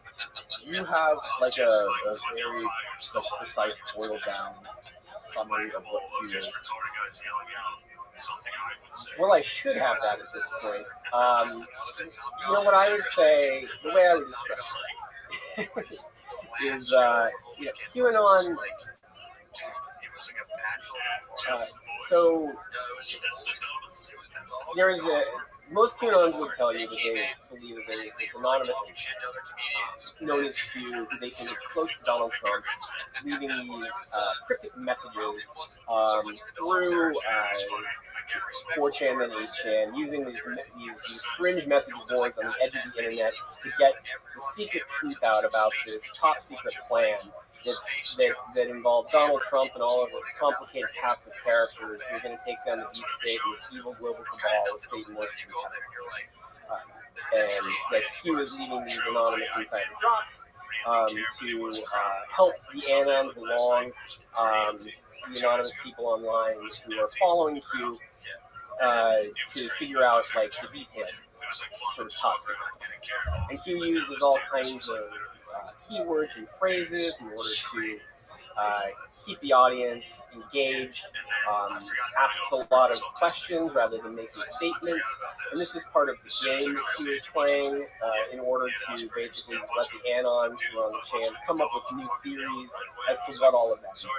And so on a long enough timeline, what ends up happening is QAnon becomes this massive big tent for basically every theory or conspiracy theory or whatever you want to call it over time. And not just theories from the past, but it's generating theories in real time. And so if you were to talk to someone who is a QAnon follower or a QAnon believer, they wouldn't necessarily agree with another QAnon follower. They would agree with that first thing that I said, the plan, and the taking down of this global cabal, and that there's some government insider who's involved. But they wouldn't agree on who they thought he was. They wouldn't even agree on the same theories necessarily. So it's really more of like a big tent for believe whatever the hell you want, as long as you believe in this sort of core concept, and don't question it. Which has always been the most baffling part of it to me. It's like, one of the mantras that he would repeat was question everything. Well, that's a reasonable thing, I guess. You should be able to question something pretty simple, like, okay, is the Earth flat or round? Well, that's a dumb thing to question. I can figure out pretty quickly based on science and things. Okay, let's check that one off. Right. But what people what happened pretty quickly was that people stopped questioning Q, and it became a problem to question Q or question the narrative and the beliefs around it. So it wasn't question everything, and it became more dogmatic. It seems to me that the whole QAnon movement was like, it was an idea that was like a mind virus that infects vulnerable people who have no sense of community, who generally are lonely, they lack a sense of purpose, or maybe they suffer from depression, etc. And basically that equates to a weaker immune system when it comes to protecting voices. And that's kind of like, if it were a biological virus, they would get sick from it. Is that sort of accurate at all? That's a great analogy, I think. Very helpful. Yeah, I'd said a little bit ago that it's kind of like, Q is like operates similar to the digital virus. Like an IDEPA virus. Yeah, and Ron even seemingly released a virus through one of his videos on his followers, and they're still fine with it in the aftermath, like a couple months ago. Just like, well, why would he be fine with that? He released Q, which operated in a very similar way to like malware. It does draw on people who are more susceptible to it. And I think what makes people susceptible to it is a distrust in the media, a distrust in institutions, and a sense that just they're being lied to. And so they turn away from these sources, and they look elsewhere. But the sources that they find, or QAnon, is not a more reliable source, but it is more sensational, it's more exciting, and it tells a story of heaven or hell, black and white. And it's sort of all or nothing. It's not, it's not about the banality of evil, which is necessity. So it becomes about something far more ethereal, otherworldly, and more magical, more fantasy. It gives people a sense also that they have more control in their lives. It gives them a sense of purpose, and it gives them community. And I think we also live in a society right now where people are looking for other ways to get religious experience. Maybe before some of that sense of community might have been extracted from just watching the sports team, but it's almost like the all of the things that would draw people to church before are drawing them now to politics. Like that same level of fervor and faith is what you see in Q, and the same level of sort of passion and just belief. It's like all of that kind of religious thinking is now being put in political box, and so that's why it does have a lot of kind of religious qualities to it as well. But the sort of red pill that I think gets a lot of people hooked on Q in the beginning is something that it relies on a certain amount of truth. You know, I think at the beginning of the plan to save the world, it's like, you know, have you ever wondered why there's like homelessness, hunger, why you can never seem to get out of debt, why there are endless wars, right? And these are all things that people are like, yeah, why all of that stuff? You know, which speaks to that, why institutional failure? And then it leads people down a rabbit hole of increasingly implausible beliefs. But the central tenet that sort of draws them in is the failures that I think many people are experiencing in society. If the institutions are doing a better job, media is doing a better job. If we weren't in like a clickbait society, you know, where people were driven into echo chambers by algorithms, the conversation would just be a lot different. But you know, there's sort of a confluence of factors here that created an opportunity for something. I don't think it would have worked. And if I had to guess what caused that, if I could say, if there's one thing that I could go back in time and change and say, change this, and we wouldn't get to the point we're at now, in sort of hyperpolarization of people turn to something like QAnon, it would be online, which sounds at first like it doesn't make a lot of sense. Like, what's the connection? But you know, I made a film almost a decade ago called Terms and Conditions, and in that film, I highlighted all of the ways in which Silicon Valley and the government are working together to extract our personal information, what the cost of it is. And at the time, people would say, well, I have nothing to hide. What does it matter if Facebook is collecting thousands of data points on me? Where's my fears, insecurities? Knows everything about me. What's the harm? All they're doing is, you know, trying to sell me shit. It's just, they're just using it for advertising, right? You're like, well, now we know what it is. The cost is that all of that personal data can be used to manipulate us, to play on those insecurities, to drive us towards increasingly sensational content that reinforces our biases and results in, I think, the kind of hyperpolarized society.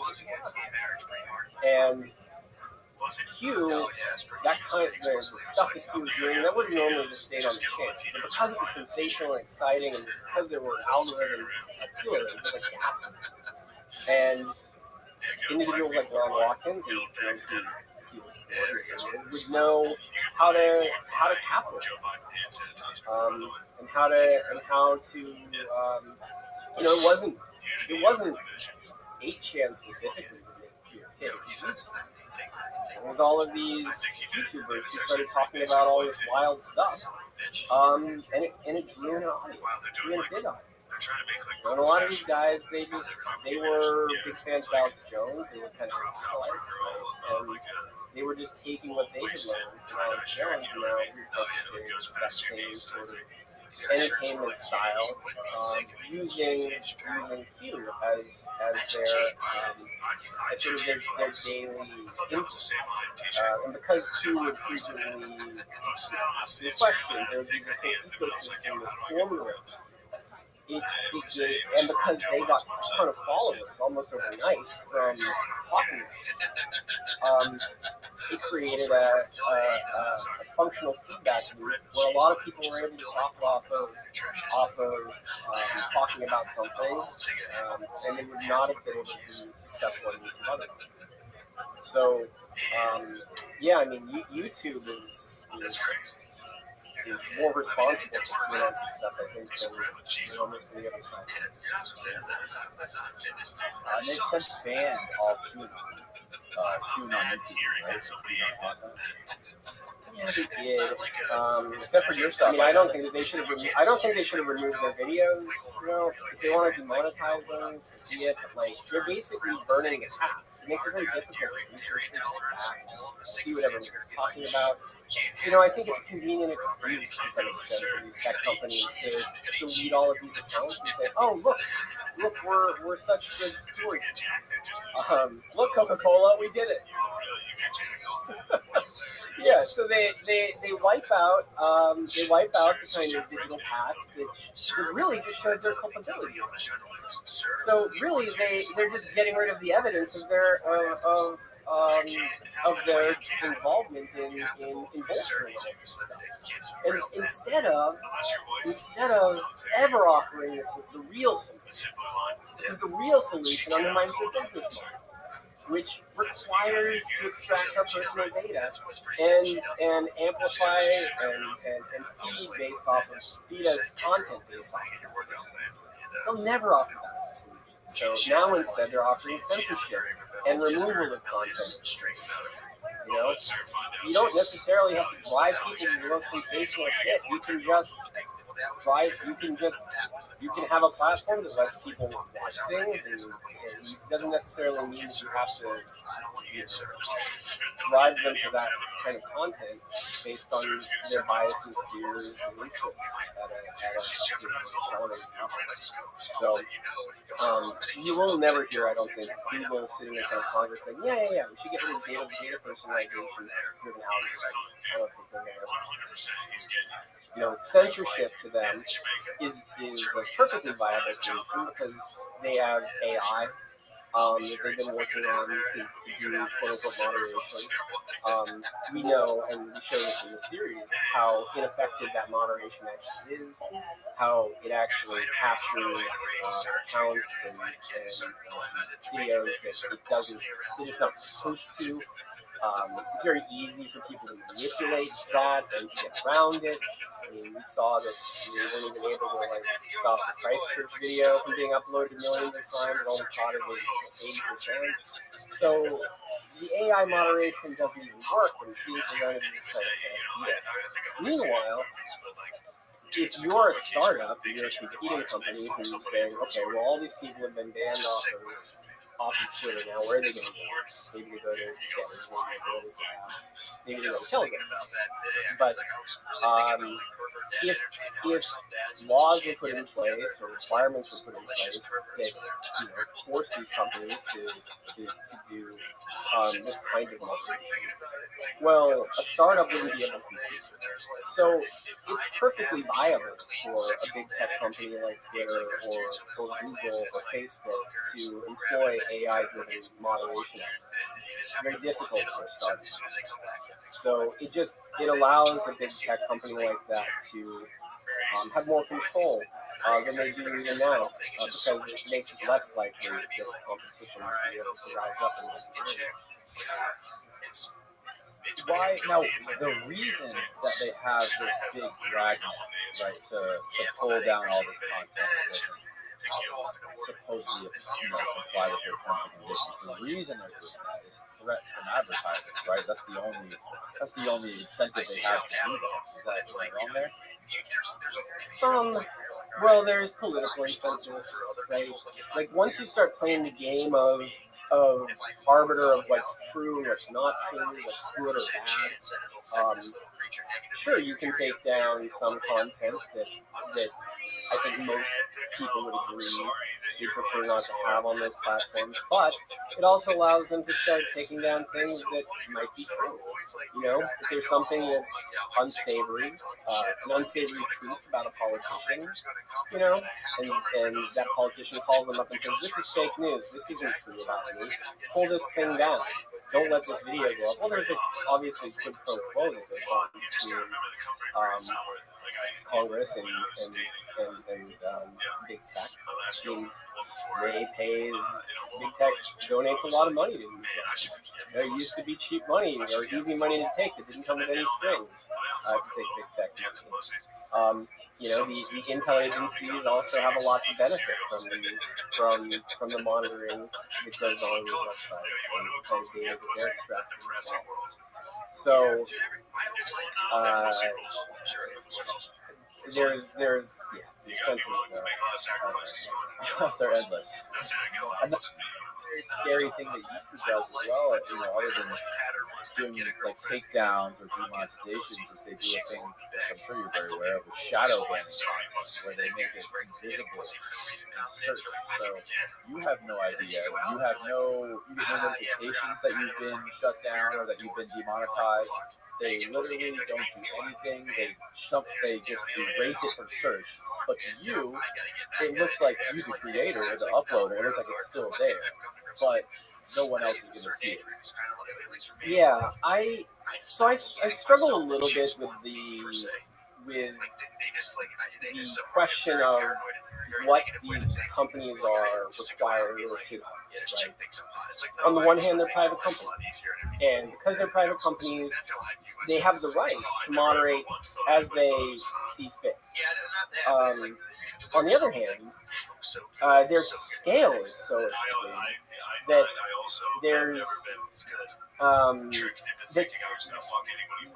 it's just a place where everybody goes.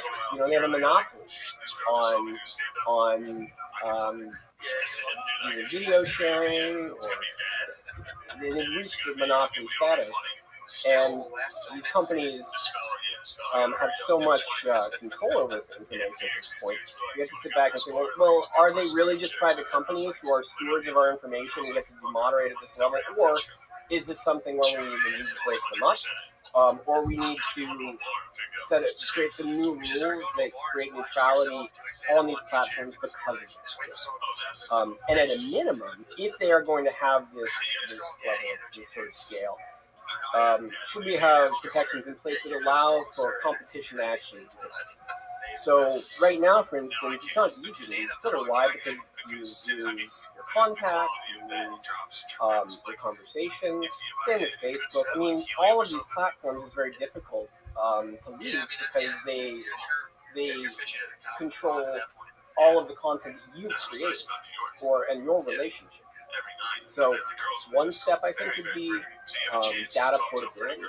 You know, basically make it very easy to leave one of these companies if you don't like their behavior, if you don't like what, you know, how they're restricting certain types of speech, things like that.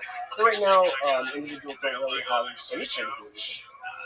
You know, it's very difficult. Like, if you want to just leave YouTube at this point, that doesn't make it. It's not necessarily all that easy. And something like Google, you know, YouTube itself, maybe is just too big. So I think we have to have the conversation of, at a certain scale point, are they really just a private company, or are they kind of operating as a shadow government? In the sense that, in the same way they were doing data extraction, and that data extraction was valuable to the government, and they were able to take things from us directly that the government would have never been able to take from us directly, is the same thing now happening with speech, where the government can use corporate entities as proxies to accomplish things that they could never do directly. Like, the government can't come in and say, you can't say this, take this down, remove this, this is false, this is true. That's not allowed. But a private company can. And since this is where conversations are happening, information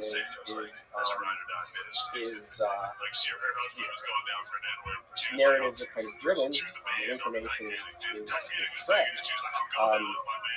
How much influence is the government having over those conversations?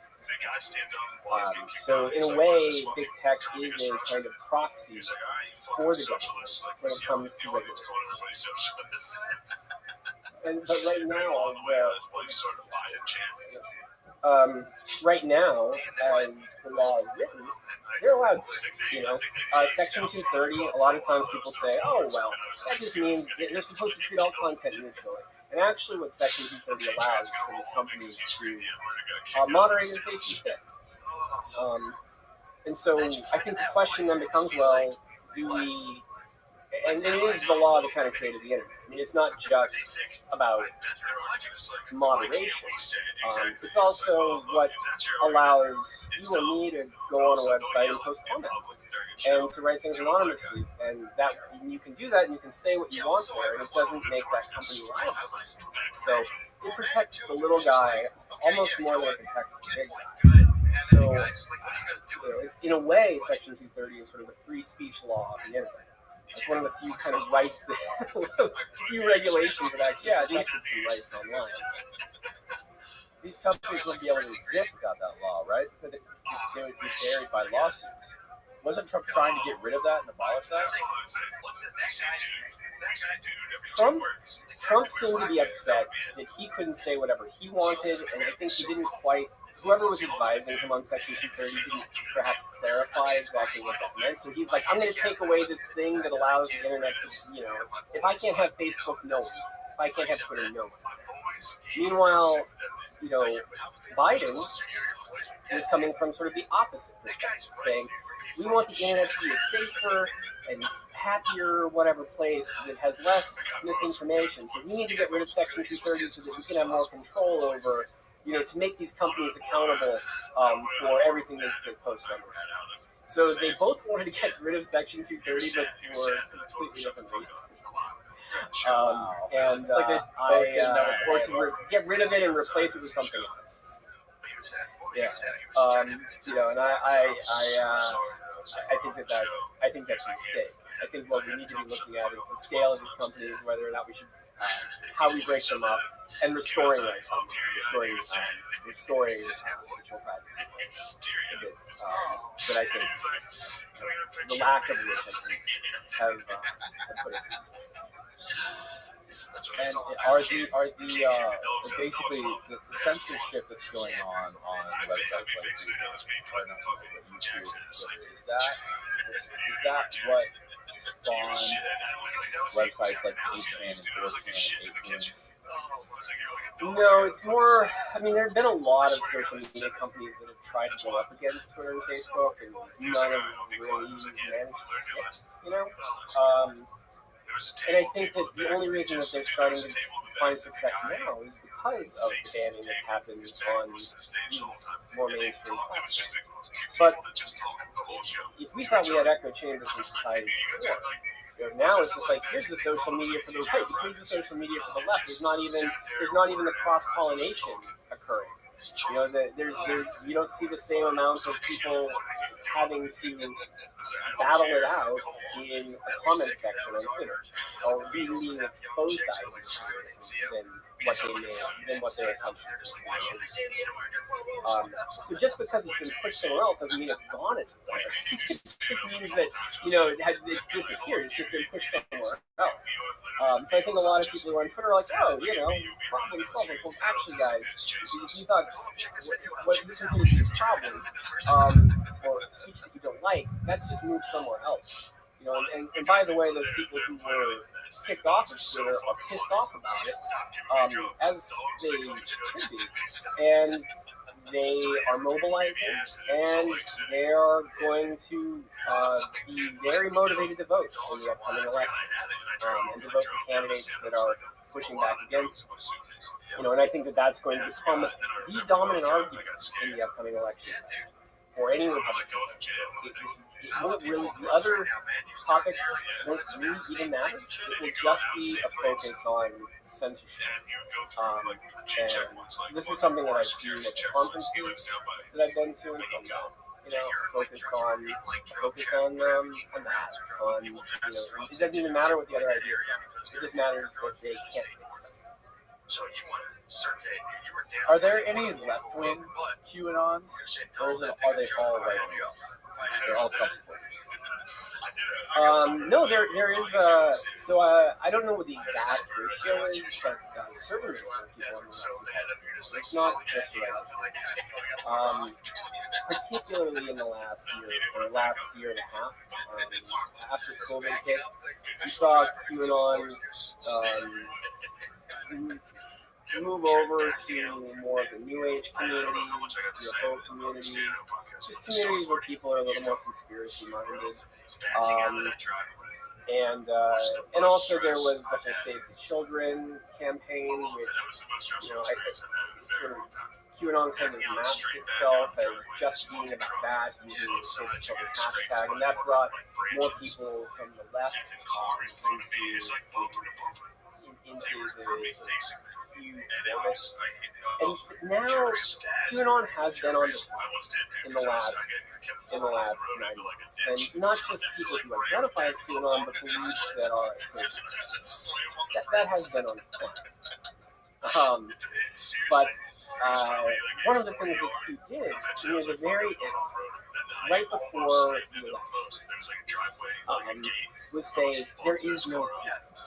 There's Q and there is a non, and there are not. There is no Q.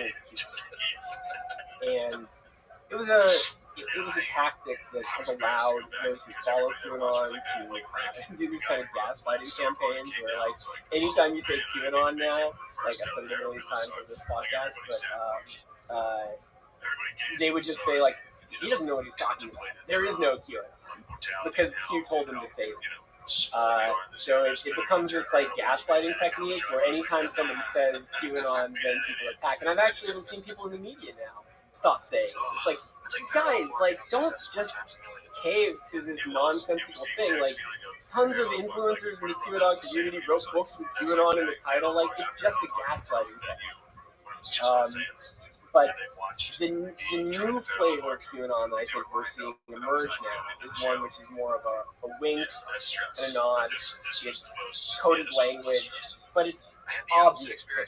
It's just using all the keywords and phrases that Q would use and embedding them in campaigns and posters. And if you're going to put on a conference, like it was just the Patriot Double Down this weekend, it wasn't officially a QAnon event. But all of the keywords and phrases that Q uses were everywhere, including in all of their marketing materials. And whether it was like, where we go one, we go all, trust the plan. And then in the, their main poster image, the one that they used the most for the Double Down, was 2 cards, like you're playing blackjack, 2 cards, a queen and a 7. This is their main image. In blackjack that adds up to 17, which is there's also a huge king. So this is what I'm saying when it's coded. It's like, okay, they're going to be doing, and then all of the speakers were all the QAnon people. Ron Watkins headlined the event. So, it hasn't gone. QAnon as a movement has just changed kind of name and technique, but it's still very much alive, and I think actually it's more well funded than before. And what we're going to see in the next election cycle, I mean, if the guy who's essentially Q can run for office, it's like having Q run for Congress, which is what Ron is doing now. He's running for Congress in Arizona. If that can happen, we're going to see more QAnon candidates happening, and I think it's going to be well funded. I think there's money to support this at this point. It's going to be slicker than it was in the last election cycle when Martin Taylor Greene got elected. And I'm telling you, I think that the primary focus is just going to be digital censorship, and all the rest of it isn't even going to matter. We're just going to be thinking about that one thing, and it will be a strong argument, I think, for a lot of people on the right to be attracted to that. So, and maybe some on the left. Have you spoken to Ron? Are you guys still friendly after you released the documentary? We have communicated some, yeah. I mean, he sent me messages. Well, he felt the documentary was fair, which was important to me. I wanted everybody who was in the documentary to feel that it was fair and that I respected their intentions in any given scene. You want to make someone see. I would never want someone to watch a scene and be like, "That's not what I meant." You know, you cut this in a way that isn't how I intended. So I try really hard when I'm in editing to give everyone a chance. So I guess that was part of it. You know, he also said, like, you know, I identify more with villains. He said, I learned a long time ago that making internet personalities larger than life makes for a more entertaining existence. So we've done all these things since the series came out to basically say, yeah, I'm cute, but I'm not. Because I don't think that he can ever fully take responsibility for it. But he still wants people to know how smart he is and kind of what he pulled off. So it's kind of like he gets as close as he can to admitting it at this point, and then steps back. That's been my He'll go on. Look, now that he's running for Congress, the media, it's already happening. Like the amount of free press he's gotten. You know, the media wouldn't say his name until he ran for Congress, and now he's all over the media. And I don't mean all of the media. Many people in the media would say it, but I was surprised how many outlets kind of dodged around the media. But I guess now that he's running for Congress, it's kind of changed the rules a little bit, and you know, he made this Rosa Parks statement while he was at the Patriot Double Down, and all of the outlets picked it up. He's already done interviews with CNN, BBC, Rolling Stone. Like, he is all over the news now as he runs for Congress, and he's using the same techniques as Trump. You know, he is essentially just saying the most sensational shit, trolling along the way, and he knows that it'll get picked up because it's wicked, right? And gets shared. So he's taking the lessons he learned from Q and applying them for political gains to gain. And he might win. I mean, I think he has a shot. And I don't know if I imagine his opposition right now has some sense of what they're up against. You know, in particular if they watch the series, but Ron has a digital army. He's really talented at the metaphor. He'll say whatever he wants. You know, make up, play whatever character he thinks he needs to at any given moment to win. So I think that he's a serious threat to running against him. And he picked the district where they had been running this whole audit thing there a couple of times. He selected that specific area to run. I'm trying to understand, like, what is this guy? He doesn't seem to have a motive. He doesn't seem to have any sort of real incentive to do this other than fame or to entertain himself. He just seems like the Joker, just sort of seeing like what sort of systems he could unravel. I don't think that's far off. I mean, he identifies more with villains or anti-heroes. I do think it's all kind of a game to him. And I think that since he sort of exists outside of culture, in fact, he enjoys leveraging the things that get people upset or riled up or offend them in order to gain more attention for himself. So, I mean, if there is anything that motivates him that's an actual belief, I do think he does. I think he genuinely does care about free speech online. if only because he likes it himself. But I think that is something that he does care about. The rest is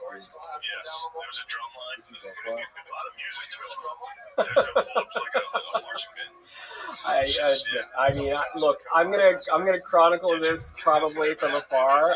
We'll see what happens, but I'm gonna take a neutral position on. I mean, it is. I would abstain. It's so crazy, all the coincidences are pretty undeniable. Like, you point out in the documentary how Q posts things that are almost identical to something Trump would post on Twitter 5 minutes later. How would Ron know this kind of stuff? How would Ron essentially, you say, how does he get in connection with Trump and his whole team? So what you see in the series is that Ron has vision to what's going on behind the scenes with Q. He knew that he was going to end on the day of the election. It didn't exactly end. There were a couple other drops after that, just a small handful. It seemed more like cover. But for all intents and purposes, it did end on that day. He and his father both described Q as kind of a marketing campaign. He would just know things like Q is going to go on the offense, and then lo and behold, Q says a couple days later, I'm going on the offense. I mean, there's a million things like this, way more than I even put in the series. But at what point did Ron and his father actually get plugged in with, the Trump Center system? That's something I'm still interested in figuring out. We know that individuals like General Flynn at least saw the power that he represented. He got involved fairly early on. From Horsey and Jones,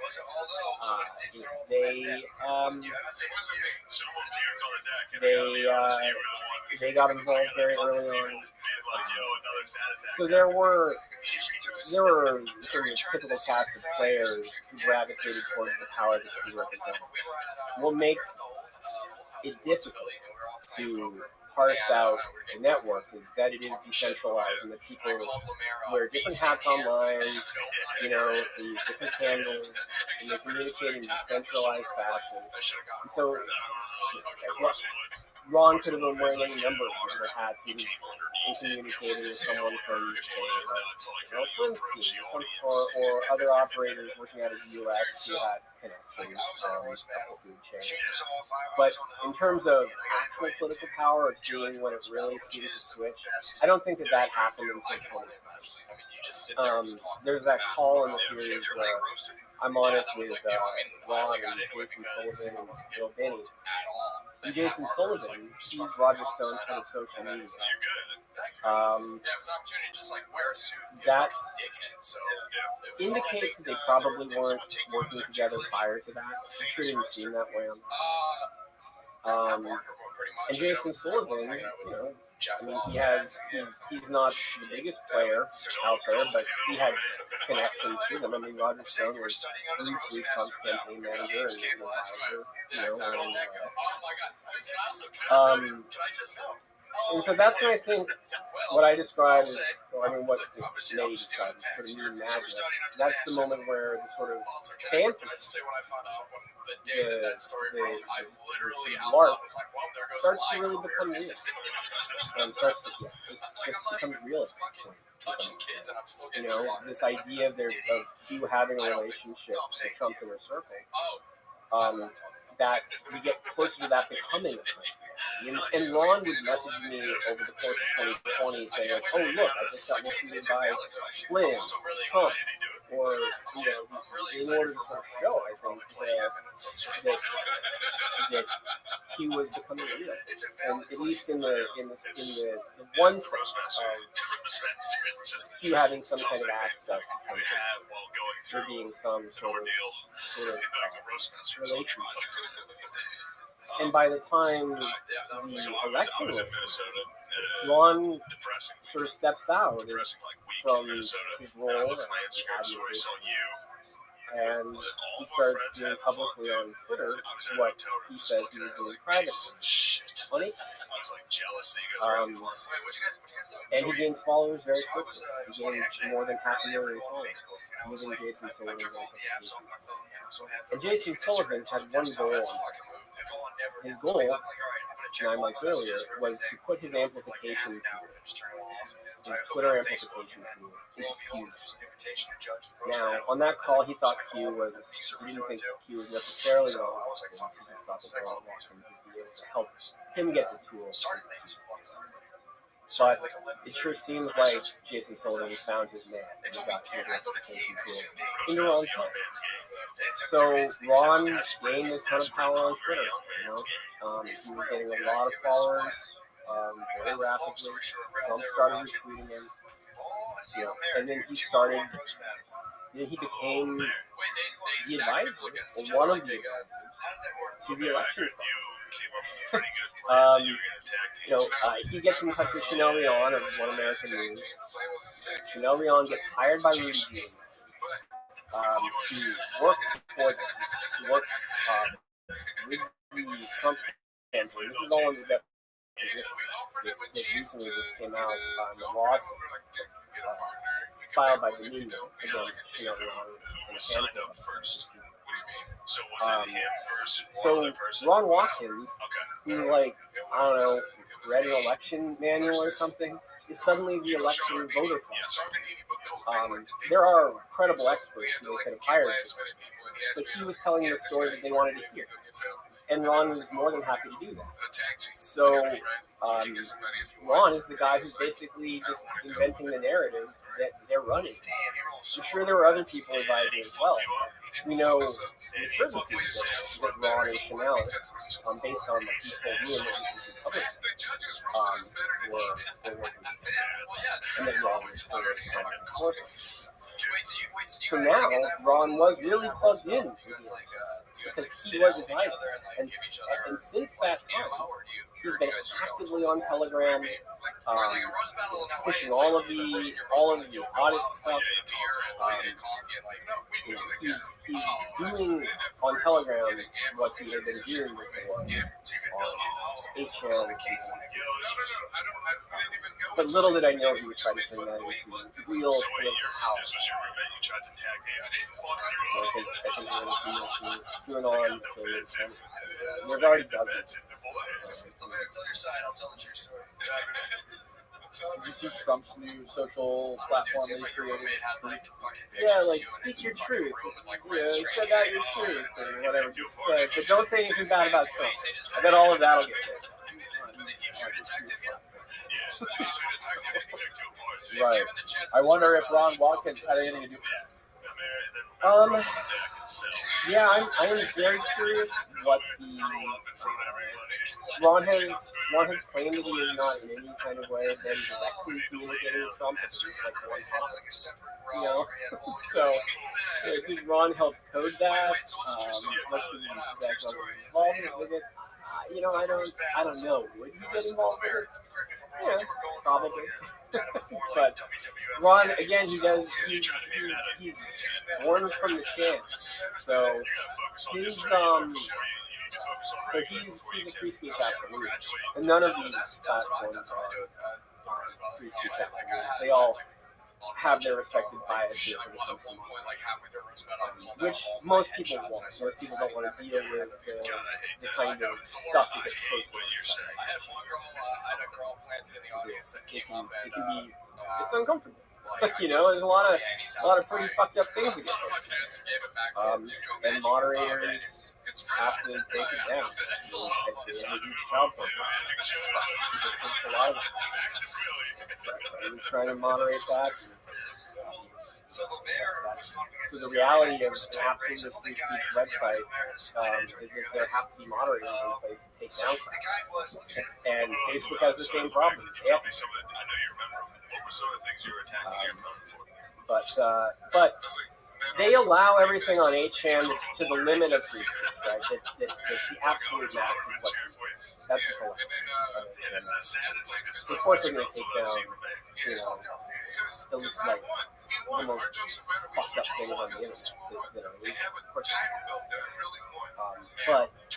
but it doesn't mean it always gets taken down immediately. And because on 8kun anyone can create their own board, especially in the beginning, you know, they had a problem with boards that were created where people would share that. What is the problem with those types of things? What is there? Do you see a fundamental problem with them existing? The chance? Yeah. No, I mean, I think that obviously there's a concern with your ability to control illegal content. But in terms of a site like, I mean, the chans don't use algorithms. They don't. There's not the same level of amplification, and they're completely anonymous. So chans are very safe. They've been around for decades. What's new are the algorithms. So I don't see the chans as being the primary problem, and I don't think fear of the state the chans is worth the algorithm. Yeah, so I don't understand. I mean, I do understand like how they function. I understand, you know, why people go to stream, but it seems to me like the issue with all the fucked up content that gets posted there is the anonymity. You know, the fact that people can remain anonymous and not be responsible fucked up shit that Yeah, but what's wrong with people wanting to, like, that's where the internet was born with anonymity. Not being anonymous on the internet, that's new. And I tell you what, like, Facebook, man, people, like I said, Facebook has a huge problem with illegal content getting posted there. And someone doesn't have to be anonymous to say, like, the most fucked up things on Facebook go there. Like, it's a trash fire. So anonymity is, it protects whistleblowers. It protects people who have, like, things about themselves that, whether it's their, like, sexuality or beliefs, where they just want to try something out. You know, they want to test it out. And anonymity allows them to converse, especially in a society that's more oppressive. Japan, way more people use the chans because it's an outlet, you know? Having a place where you can anonymously say something and talk to other people and it's not attached to your identity in the same way. It allows people to experiment with ideas. It allows them to express things that and try out different aspects of their identity. I mean, I don't know how old you are, but like when I was a kid, there was AOL Instant Messenger, and you could go on there and pretend to be whoever you want. And like part of the charm of the internet was being able to maintain anonymity.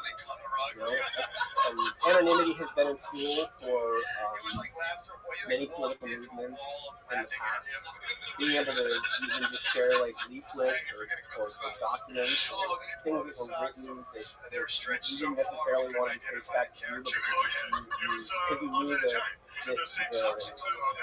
what the consequences might be based on whoever is in power. So anonymity is a tool for the masses that I don't think is a problem at all.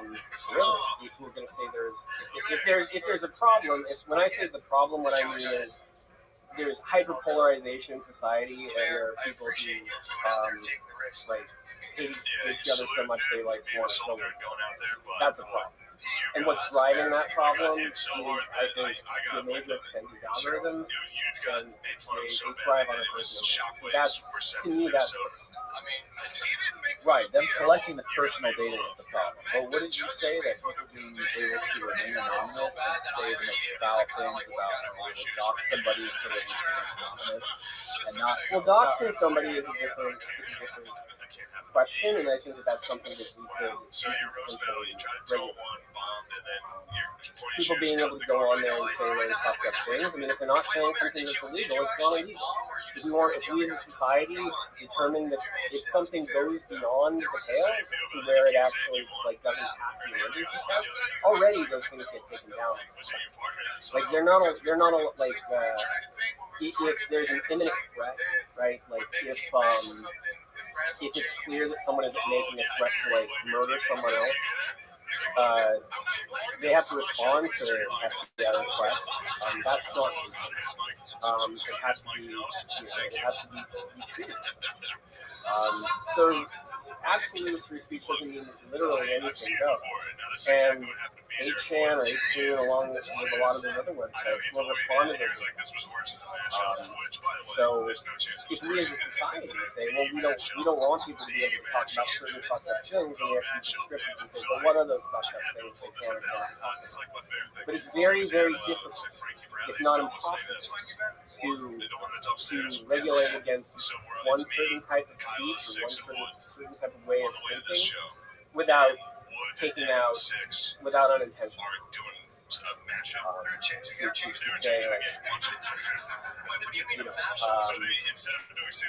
Because, for instance, we saw this with Q, like they tried to ban Q the hashtag, and inevitably they said, well, let's just pick a new hashtag, let's pick another letter, let's see, what are they going to do? Keep banning everything? So it becomes a whack-a-mole in that sense. And also, the more by censoring things or suppressing them, it gives those ideas the veneer of intellectual. It makes them seem like there must be something to it if someone is suppressed. Isn't that how QAnon got catapulted into the mainstream in the first place when they got banned from Reddit? Yeah. I think every time Q got censored, it made sense. Because it was able to leverage that. Say, I'm being censored. We're being censored.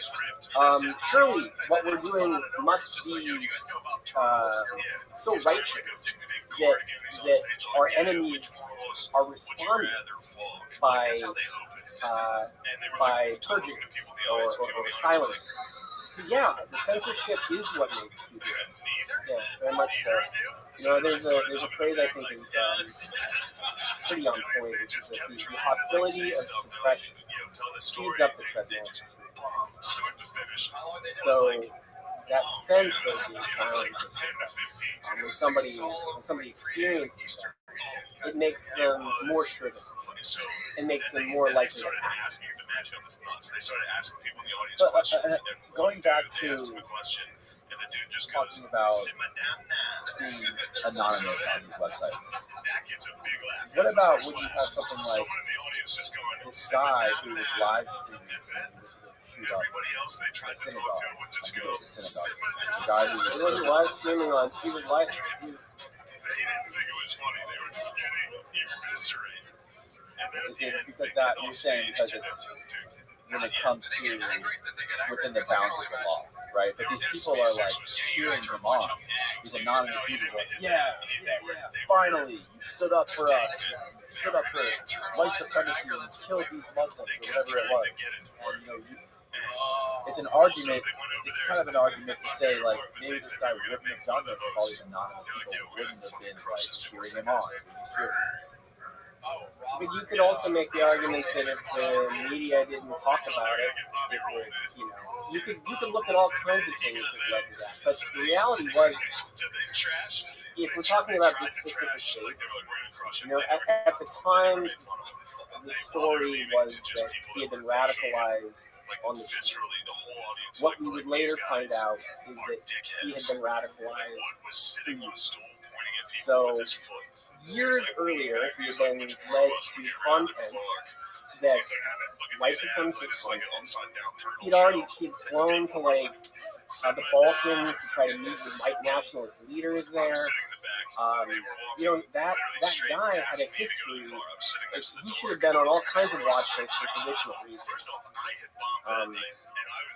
So this is not a case where he was just going out there specifically to appeal to those groups. However, he was aware of this culture surface, of the sharing culture, and you know that he did create something for them. But where do you live stream? You know, he live streamed what, on Facebook? Is that what it was? Yeah. Yeah, I mean, he wasn't live streaming on the channel. So, and then that live stream got picked up and replicated and shared time and time again. So, right, Facebook had a reach. If the question is,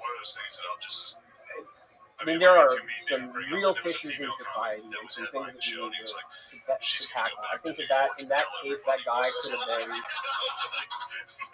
There were ways that guy could have been caught beforehand, and some things are just some fucked up things happen in the world, and people, you know, people cheer them on, and it's a nightmare. But at the same time, like, what are we looking? I guess I'm trying to understand what it is that you're hoping to solve here. I'm really trying to understand, like, what the argument, like, what the best argument is.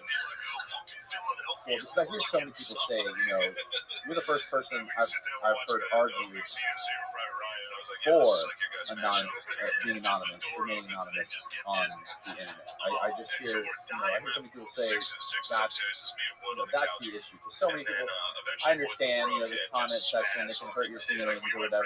These assholes, they're on Facebook, they should be able to make fun of me and call me stupid in the comment section. They should be able to have their real name on there, so because you wouldn't be able to do that in real life. You couldn't walk up to somebody at a supermarket and show up to them, or else, it's going to result in violence, real violence.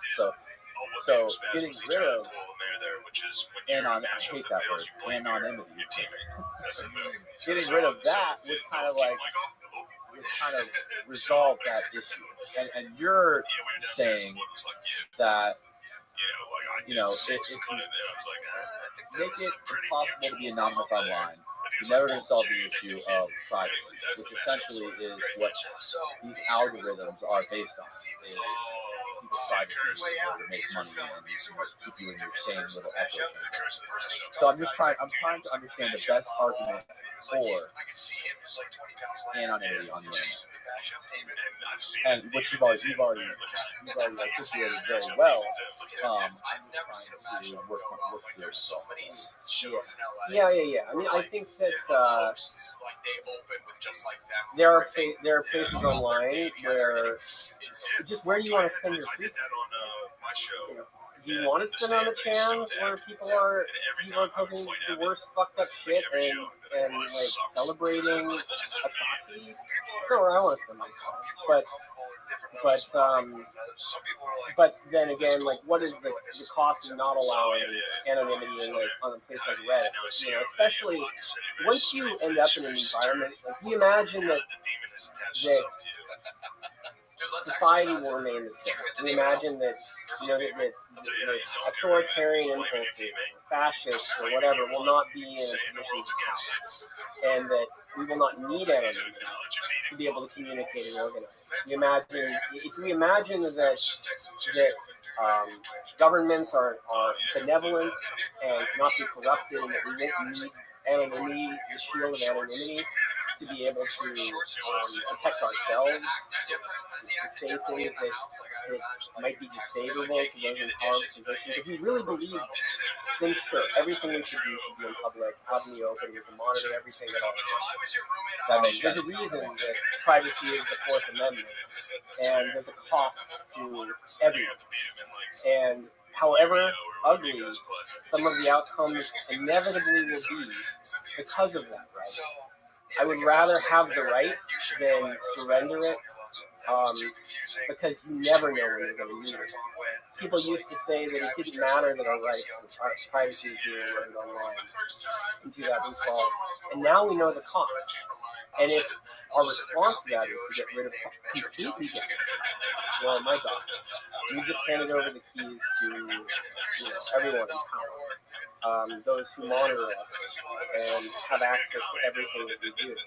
Already, that's the state that we're at. So the turmoil and chaos that we're seeing in society right now, the arguments are like, well, we need to restrict the speech, we need to silence the people who have disfavorable ideas, dangerous ideas, and we need to get rid of anonymity. And I think the opposite. I think there's a lack of privacy with landers.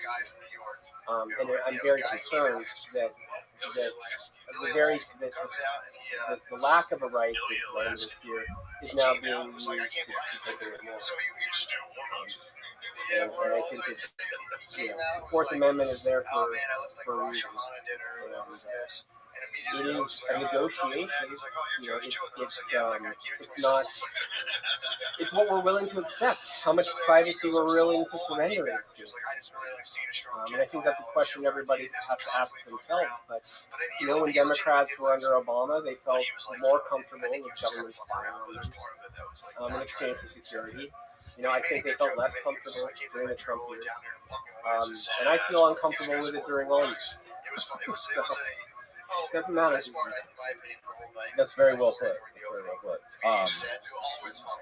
What do you use as far as everyday applications? Do you use those encrypted text messaging apps, email apps, browsers? How far do you go in everyday life? As much as I can. I don't have a VPN turned on right now because our internet connection is already unstable. I advocate. I spent the last 8 years teaching college students how to use encrypted services. It's not because you have something to hide. It's because why do other entities have a right to everything that you do at all times? Your thoughts. And you never know when you're going to need to have that privacy. You never know what kind of regime may step into power. And suddenly your beliefs or things that you care about are dangerous or maybe even illegal. What's legal today isn't necessarily legal tomorrow. And with a past being our permanent record, all of that stuff can be used against you. And we've seen that playing out in the last couple of years. Tweets that people said from a decade ago. Now the culture doesn't accept that anymore, or certain things they might have said, it becomes a weaponized. So with all of our lives being sort of a permanent record, you can see how much information and sort of belief from the past has consequence in the present. And I feel like we're in a place now where it's not okay to be wrong anymore. And I think part of that is because we're beholden to everything we've ever said every second, so that it's very difficult for people to change their minds. And that's not a good place to be in for democracy, nor is it a good place when the right and the left can't communicate. And there's lots of things that have bolstered that polarization. I've obviously hit on the one I think is the biggest. These things worry me. And it worries me that we're not going to have, if people don't have faith in our elections.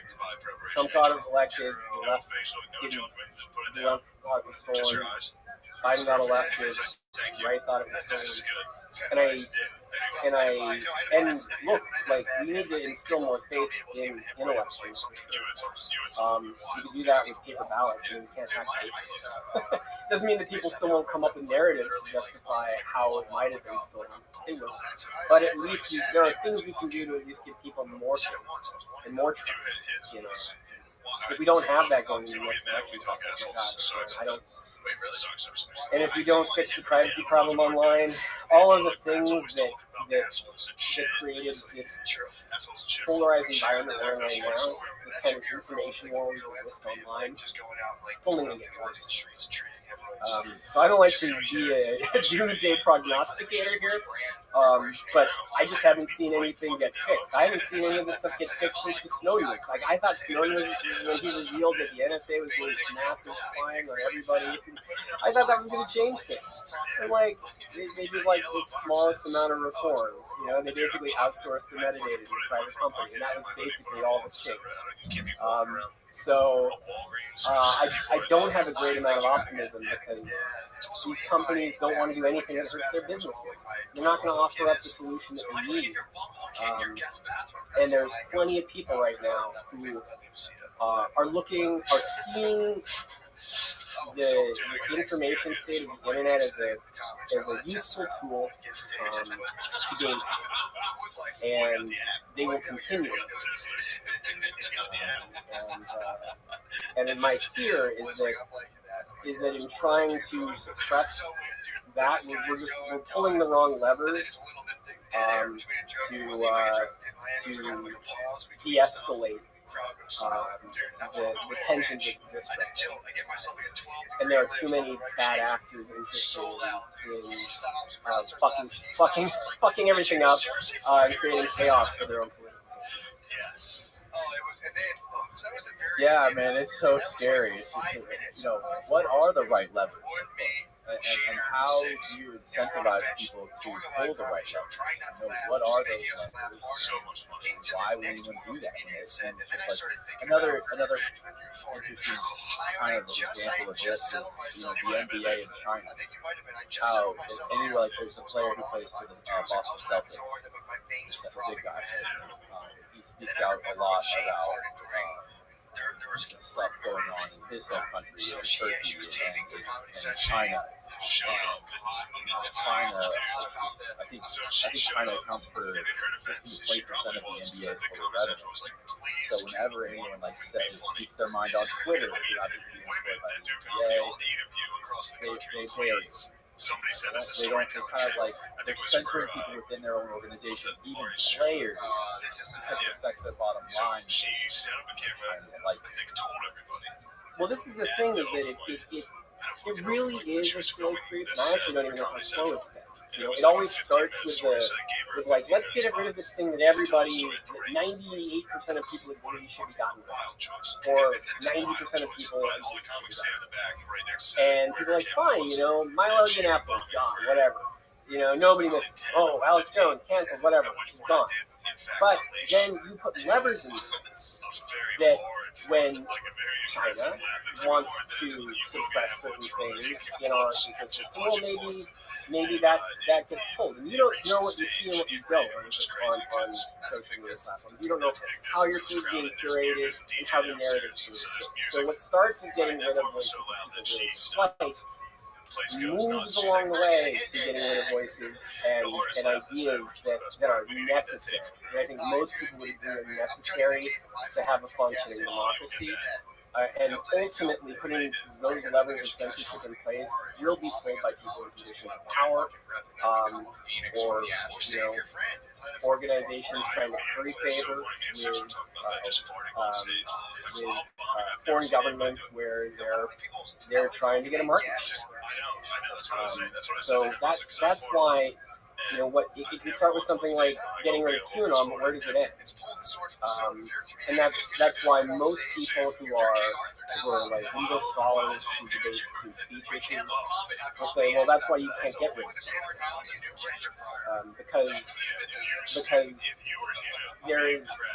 there's kind of no end to it. And there's no way to say you can't talk about this thing without a bunch of other things negatively going on. So usually it ends up harming the very people, usually getting rid of free speech protections ends up harming the very people that policy. That's the best way to act. Yeah, man. Well, that's why we hit that in episode 4, right? Like, you go back to Skokie, Illinois, you have this Jewish attorney defending, someone who's a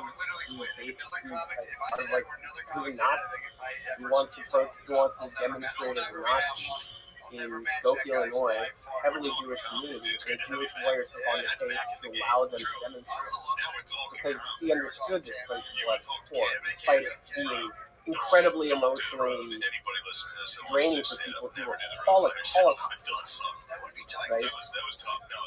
And that's the America that I know, because there's an understanding that that has to be allowed for the right to actually exist. Because say they had banned, what law can you put in place to ban that kind of speech that wouldn't then be used to silence, I don't know, a civil rights activist in a community where they're incredibly Martin Luther King Jr. They use the same law that says, so he says like, okay, well, we now established that people who are saying things which are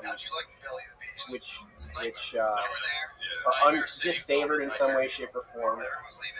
I mean, there's a great book written by Naomi Strawson, who headed the ACLU for I think more than 10 years, called Case, where she outlines her case of why you can't, why it's impossible to legislate against something or create a policy against something like, a Nazi speaking that wouldn't have far-reaching unintended consequences.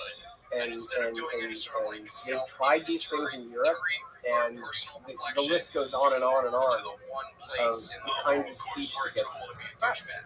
Or where people, end up getting arrested or fined or put in jail for saying things that you and I would go, wait a second, that's a perfectly reasonable critique. Trying to think of some examples off the top of my head. It's been an hour or 10 years since it's like saying something bad about Christians. There are countries where that can be sort of converted. And someone can go to jail for saying something. And then what you don't know is the killing of it. So you don't know, when people feel like they can't say certain things, they're self-censored. And then that's when people turn even more to something like this. I think a big part of why it happens in Japan. People are looking for an outlet to express so it's a thorny issue, and that's why I think time and time again it's tested in front of the Supreme Court. And it's always the most vile stuff that tests sort of the limits of it. And we do have, there are plenty of things that are illegal. There's the emergency test that says, well, if the speech is basically inciting people to commit imminent violence in some way, shape, or form, that is, you can't yell fire in a crowded street. Right? That's illegal. That's not. So there is a limit. And this is something that gets tested. And I do think that one of the big challenges is, the internet's global. But does that mean that someone who is in South Africa shouldn't be able to influence policy in America? Because that's what's happening. That's what you see in this. You got a dude who's managing the Q board, who's operating in South Africa, but he's able to write and say things that influence people in America. So in a way, we're exporting free speech around the world, but it means that their speech and foreign actors can influence our way of thinking.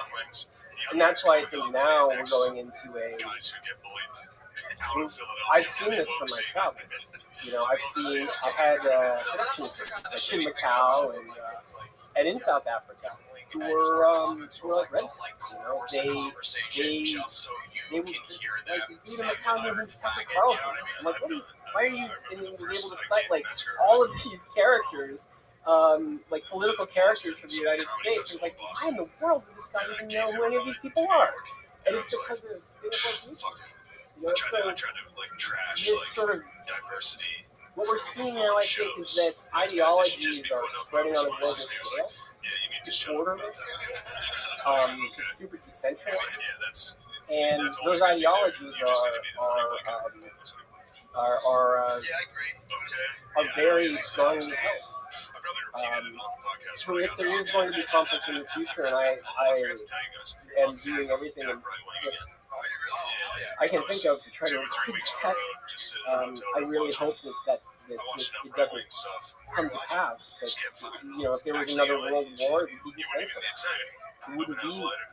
It wouldn't be war. It would be driven by ideologies where people have come to believe certain things that they've learned through the internet. And QAnon is an expression.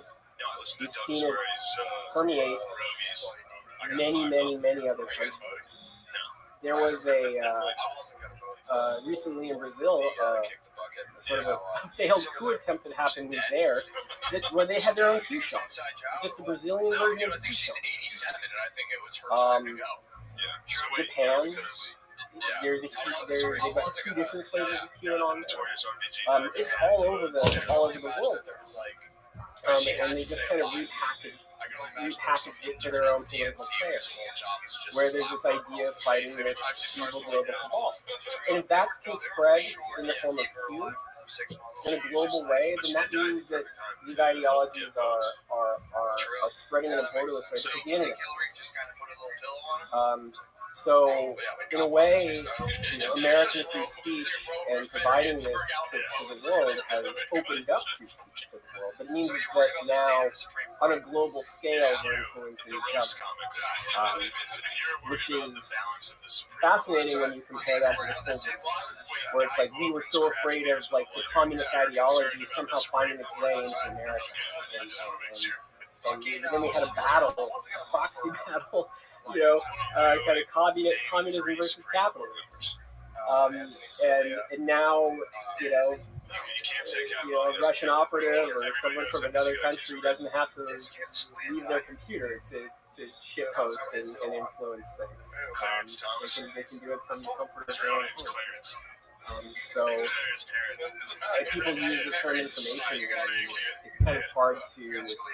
Sometimes it's hard to picture that, but it's a battle for people's minds on a global scale. Do you think the first order of business to sort of combat this would be get rid of the algorithms? Do you think that would be one of the main things that would help solve this problem? I don't know that we can get rid of it. It's like you can't really put the genie back in the bottle. And I want algorithms on the search engine. I want to be able to find things on the internet more efficiently. But I think it's the data personalization feeding. You can have algorithms that don't involve all the information that the company knows, right? That is a possibility. And that would change the kind of information feedback that I would experience. So I don't think we have to get rid of algorithms in their totality. I think we just have to. I think that we start by enacting privacy regulations, make it so that these companies maybe you have to get rid of the psychometric profiles that they've built on each of us, and severely limit their ability to use data personalization when feeding. That's where I am. It's slightly more prescriptive, but the algorithms, what makes them powerful is the person. And that's where I think the problem is. I have a friend who's a lawyer who I just had on last week. She's represented multiple extremely violent criminal offenses. He's represented neo-Nazis, and he just represented drug smugglers convicted of insane amounts of drugs coming in to Florida. And one of his most recent clients is one of the guys who got shot on July or January 6th. And this guy, the friend of mine, he's a liberal. He's a Democrat. He's outspoken about it. He voted for Obama. He takes in Trump. But he takes on cases like this. He represented neo-Nazis. He represented this guy who was convicted of assaulting a police officer on the Capitol steps. And he said one of the things that really kind of shocked him is how much this guy, when he first met him, he just kept pushing this thing out. He's a patriot. He's interesting. He's like, why? He's hijacked the word patriot. He's like, you see the picture? He's like, there's me and Obama shaking hands. He's like, he's like, we're all patriots. Cut off the patriot bullshit. You know what I mean? And I asked him if I'm like, did this guy ever talk to you about QAnon? Like, what did you say about QAnon? He never said that once. I thought that was quite odd. But it is interesting, you know, how they do hijack these words, like patriot, or whenever you see we the people, like, how do we the people become this hardcore right-wing thing? Yeah, patriotism, I'm trying to remember the study or the book that said that patriotism is a very useful psychological tool to manipulate. You know, to play to their sort of, because patriotism has a kind of faith, it does have a religious quality to it. So, if you can use patriotism as a kind of shield or mask in order to convince people that you're on the righteous side, you know, it helps them feel like whatever they're doing, their cause is just. So there's a lot of power in repurposing patriotism as faith in one's country. And I think that those who have done so understand it. They know. I mean, using that term, using patriot, it draws in also people who tend to be religious, but it draws in people who are, you know, ex-military guys. It makes them feel like, oh, this is the thing that I belong to, because patriotism and the flag is so central. And what is the alternative? They see this thing that says, like, yeah, come over here. We really support the country, we blanket ourselves. I think it's attractive to a lot. It's another effective national organization. You know,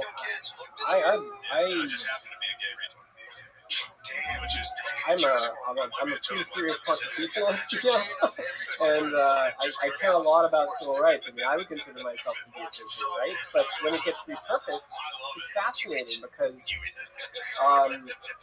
because then people are afraid to say something.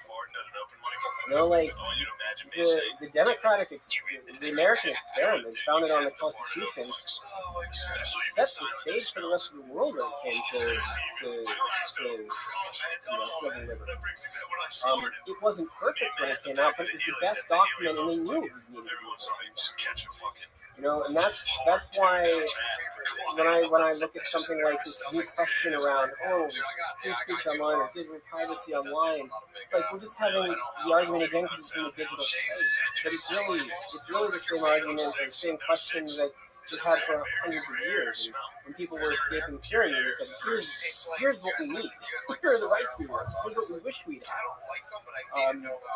So it does frustrate the hell out of me to see it kind of get repurposed to a certain extent. But I do think that those who get drawn to that, they get drawn to it because they feel like there's no where's the patriotism somewhere else? If you went like nearly died for your country and you came back and you're like, well, which group would I align with? Do you align with the one that you know it seems to support you and has used a lot of American flags, or one that is unwilling to say that they have any sense of hatred? You know, it's a clever ideological way. Yeah, it's cool until it's like so effective. I don't regret it. It was fucking awesome. It's very I found myself like what was it like passing it around on like trays? Like people would walk around with like you met with cut on trays. well, I didn't get much sleep going into that going into that day for most before. I was just really anxious. No, it's like it goes either way. Because like I've done it that way. Because I knew something bad. I didn't know how. I actually thought that it might break out into different ways. That's how bad. It's like half idea. And I think that we are lucky that Oh, it's the fucking everybody's like pitching something. Everybody's the stage, especially looking back now at the quote unquote failure that allowed people to get into the Capitol. I mean, there were still senators, in the room while rioters were in the building. So it was just chance that didn't escalate, or that more people didn't get shot and killed. I mean, if they had started firing on that crowd, what would have happened? I mean, DC just bringing in a war zone. So I'm thankful that it wasn't worse, but I think that most people sitting at home who haven't been tracking this stuff for months and years, it's very shocking. Anything like that. So I was on high alert going into that day, and I was there to document Jim's reaction, and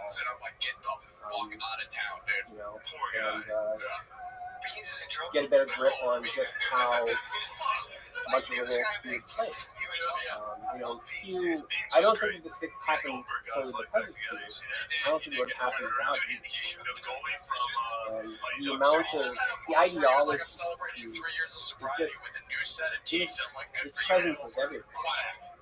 Whether it was in the form of flags,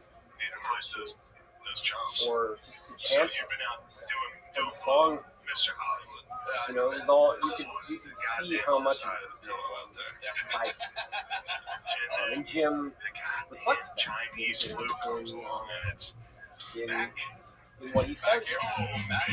It's like he's real. As long as he's there. It's also, it's like, some guy ate a bat. And, and those guys are still from the So, now I'm feeling stressed just thinking about it. It was like, in the heat of the moment, it was really unclear how I didn't know what was going on inside of the Capitol until later. Jim, I couldn't tell if he was LARPing or if he meant it when he said, when he was cheering at the fact that there was somebody, out the window in the Capitol. I'm like, that's it. There's actually somebody out there. I mean, it wasn't until, later that night I saw the footage. Somebody got him. Like, what happened? That was the guy with the horns. Yeah. I mean, I'd seen that guy, a couple months earlier at a Q convention. He's just like he's the definition of it. Right. But it was like a switch had flipped that day. And they'd gone from LARPing, and that's why we play that hallucinogenic tune. Going into the Capitol, because it was almost like the end of a really bad trip. And where suddenly it was like, here they all were in Capitol building. It was like a switch that suddenly got flipped. I don't think that the people who were there, like Q Shaman and some of these guys, who knows what it felt like for them. But I think now they understand that they had gone from LARPing to hearing something very real and consequential. And I think that the people who were provoking them understood what they were doing. I think that Trump and his inner circle knew exactly what they were doing. But,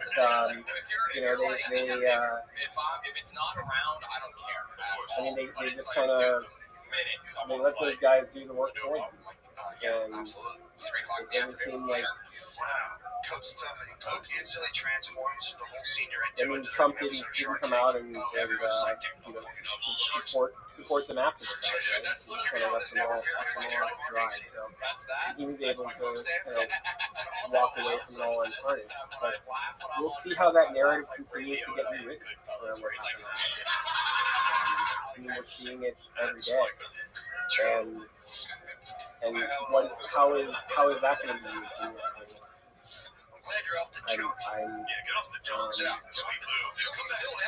I guess we just have to sit back and watch. But some of the agencies, it seems like they're kind of brushing it under the rug. It's like they don't really want to look at what happened that day. We'll see what the January 6th commission dredges up. But most likely in a year, we'll see a flip in I mean, I thought, look, like everyone in Congress was there. Like the fact that there couldn't be some agreement on how to on investigating what had happened. Right and the left for that. I think that gives you a sense of where we're at. That should have been a bipartisan concern. They weren't just going for the Democrats that day; they were going for Pence. Like, there's no effort to sort of heal this, like, wound of division.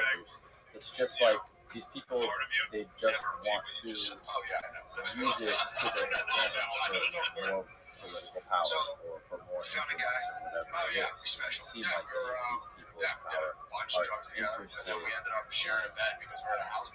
solving this problem. Yeah, I mean, I'm sure that there's some. We ended up making out for 20 minutes and our stumble broke together at some point. And I was like, yeah, this isn't for me. I applaud you for trying. I was like, all right, cool, good night. I think there's maybe just too much focus on self-preservation. A lot of people were in power. And I think there was when Biden took office, maybe there was a hope that things were just like, oh, well, things are back to normal. And that's true.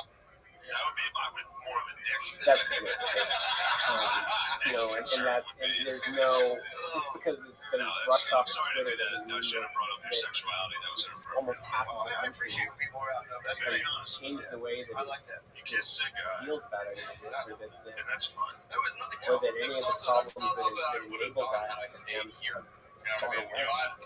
If anything, they've learned from it, and they're going to double down. It's unintended that they're going to be more organized, more welcome, and more able. So, I don't think that it's I wish that there was more focus, and I think on getting the extremes closer to the center and right and the left talking. And I've seen some of it. Bill Maher's been doing it. There's been individuals who are saying like, whoa, let's start to break down what the fissures really are. And how these two sides are playing each other for their own political gain, and what the cost of that is. And if we don't start to de-escalate it, these two realities aren't going to be able to coexist. Well, you're doing a fucking phenomenal job. Your film is one of the biggest things out there right now that amplifies this issue. And you just being you and creating the work that you're creating is, I think if there's anything to help heal this wound in this country, it's work like the work that you're doing and doing talks like these with people. Even you going on Joe Rogan and things like that. I think the more that you can amplify people like you, and more people become aware of films like yours, the better. If there's anything that you can do, I mean, you're doing the most you can possibly do. And I appreciate you for that. Well, it's very, very generous and just the right sentiment. Thank you. I really enjoyed talking to you, and thank you for your thoughts on and for letting me speak to your audience. Well, it's like, just trying to make that Jamie and Stern is so fun. But it's like that thing where it's like, I'd have a good set and I'd get off stage and I'd be like, why do I still feel like shit. And then it's like, yeah, it's just like you're not going back to a green room with like you or Six or Shane or Sydney. You know what I mean? It's like you want to, what's the point of doing it if you're not doing it with your fucking boys? True that. Couldn't agree more. That's why I was so. That's man. Had the same thought when I was out in Minnesota. Just eating mall, dude. I lived in a mall for 5 days. Did you live in there? Happy Halloween, Matt Cox. Unfortunately, no. They even kind of picked me on that. Normally, they put Happy you in a Halloween. nice hotel in the mall. Halloween. Got wind of Tomorrow's that. Halloween. I was Sunday's out Halloween. across the We're street. almost to Halloween in a couple days. Yeah.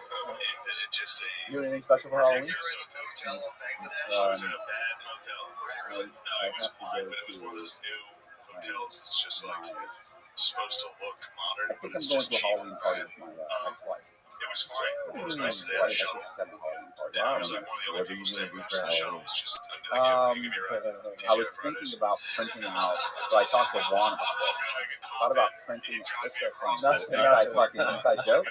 No, I just have like a million ideas. I got a million ideas too, but you can follow me. Sorry, I was thinking about printing out my wanted posters and putting them out, and then basically just have an idea. So, and then as people would say, Very "Well, original." here's something." That is a good idea. See, To just be like, put it this is together. actually Yeah, awesome. I like that. This Be an rules FBI getting agent. hammered by myself Secret TGI Service Fridays is cool. That's awesome. That's awesome. I had to think to myself, like, it's time for me to just fully What about you? What embrace do you need for capitalism. Halloween, Taco? Like the worst form of capitalism, which is franchises in the middle of America. And just you have We got to embrace it. So I did Thursday that night first football night. game going on because Shane is a degenerate gambler. He likes to bet on all the games with mybookie.ag. And he's got a lot of. How much money you got riding on this game? The Packers versus the Cardinals. Drinking ayahuasca. It's a couple hundred. That's it. He's a high roller.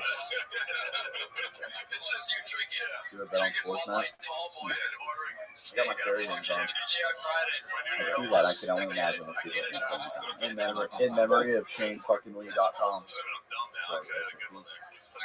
Shane Lee. Oh, yeah. What, he died?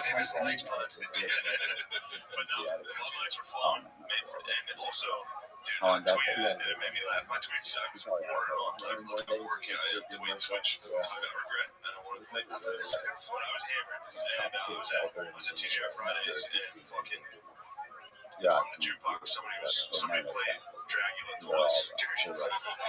How was your trip to? You just got back from Ohio like this morning. Yeah. Really, the plane landed at like 12:40. I didn't get home until Oh, that's so fun. Ashamed of myself for feeling what were you doing? Another title lock? Yeah, it was a title lock commercial, and so it was a title lock commercial, and we also shot a podcast for an NFT that I'm doing with Investment Joy. What is that face? I'm listening. What do you mean? You're looking at me like, yeah, I did an NFT for Investment Joy, and he's got to auction it off as brand. We did a video on that, and it's funny because he actually painted things, and then they have a digit, and they sell like 1,700 tokens, but he actually took a real painting and put it behind bulletproof glass, and he's got to have a live feed on Twitch 24 hours a day. You can always look at it with a real paint. He's actually got some good ideas. Like, I mean, it's pretty funny. It's pretty interesting. So, yeah. And then I did the home life like we did, kind of like a commercial, but it's real. You know, his stuff is real candid. You know what I'm saying? It's real, like, just like, let's go walk in here and talk to this person. Is it the same senator or whatever? Oh, no. That's me. This is the guy that runs Investment Joy. Oh, I thought you were like title. Yeah, the guy that runs Investment Joy. We're doing a whole podcast on title fraud. So we did one for the NFTs and one for title fraud. So that, they're sponsoring it. So they pay, that's why I mean, Airbnb for a couple days. And but when this is the fun part, this is what Danny wants to hear, because this is the good part. Is that when I went into when I was changing planes in Charlotte, I was walking down the aisle, and I get this sometimes where people will look at me, and it's like it's not like it's weird, like it's like they're admiring me. So they'll look at me. So they'll look at me like this, and I'm thinking to myself, like, that's cute. Like, and they don't say anything, but or you can see them double take and take a look, like, oh, okay. So this guy I was walking, and he did that. I'm walking down the aisle, and he's looking at me, and all of a sudden, I get up there, I'm looking at him, and then I go to sit down, and before I even sit down, he goes, hey, you're Cox, right? You're that guy Cox. You're that Cox. And I went, yeah. I said, yeah, what's up? And he goes, yeah, bro. He said, I seen you on concrete. Yeah, I seen you on concrete. He said, yeah, I watched all your stuff, bro. You got an amazing story. You got an amazing story. And I was like, so then everybody, all the other passengers, like just around us, kind of turn around and start looking at me. And I'm thinking, this is really cool. So I sit down and he said, yeah, man, hey, yeah. So you're here with Danny and with the other guy, Hat Rack. And I started laughing, and I said, no, he didn't. Yeah, I know he didn't say Hat Rack right away. He said, and Danny's little buddy. Little buddy. And I realized now what he's talking about. He goes, his little buddy, and I go, who's that? He goes, his little buddy's got glasses, like he wears glasses, and I went, really? Yeah. And I went, well, there's another guy, Hat Rack. He goes, yeah, Hat Rack. And I went, Hat Rack's not really like 6'6", right? Like 6'5", or 6'4", right? He's huge. 6'3", and I said, he's huge. And like that, and he looked at me, nah, bro, this guy's short. And I went, wow, man. I said, dude, he's shorter than you. He's about your height. And I went, no, it's bad posture. Yeah, I said, no. He goes, no, I said, well, and I go, hold on. I go, Danny was like 5'10". So I pull out my phone, and I show him you, and he goes, yeah, that's him. He goes, I go, yeah. And he said, oh, man, I didn't realize little buddy. Well, even right now, you're like way down. Yeah. You want to know why? Because I got the fucking church's thrift store chair. You guys got $200 chairs. I get this thrift store chair that's 6 inches lower than everybody. These are $900 chairs. Well, get another one. My chair costs There's one $3. right there you can use. Yeah, bro. People think you're like a midget. Yeah, he's got terrible posture. Honestly, but if I sit in that, then I'm not up to use. This thing is adjustable. Yeah, it was up I to like life. that chair. So yeah, okay, little buddy. So that happened.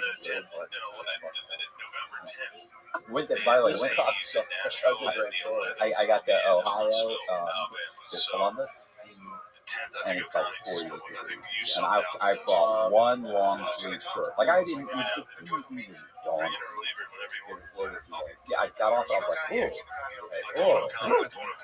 like, what's happening? Oh, I fucked up. Yeah.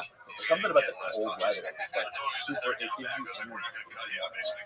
It's slow. It's like blood rushing to stay warm. Yeah, your blood's. No, it makes your blood thicker, I guess, though, isn't it? The weather. Yeah. Cold weather probably makes your blood thicker. The hot, humid weather probably makes your blood thinner. But I also old wise. Google that, Aiden. I bet you though. But when I'm in cold weather like that, I have.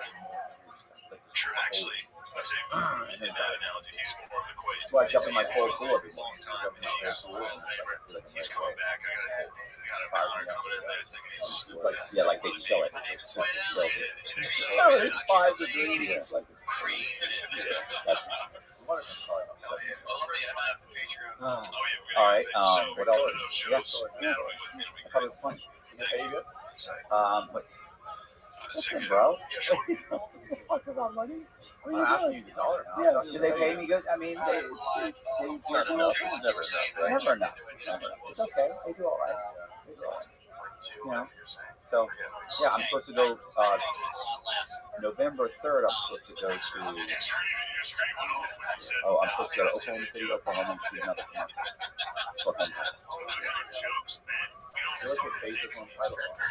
I don't know what's happening. They have big companies. Yeah, I think they're.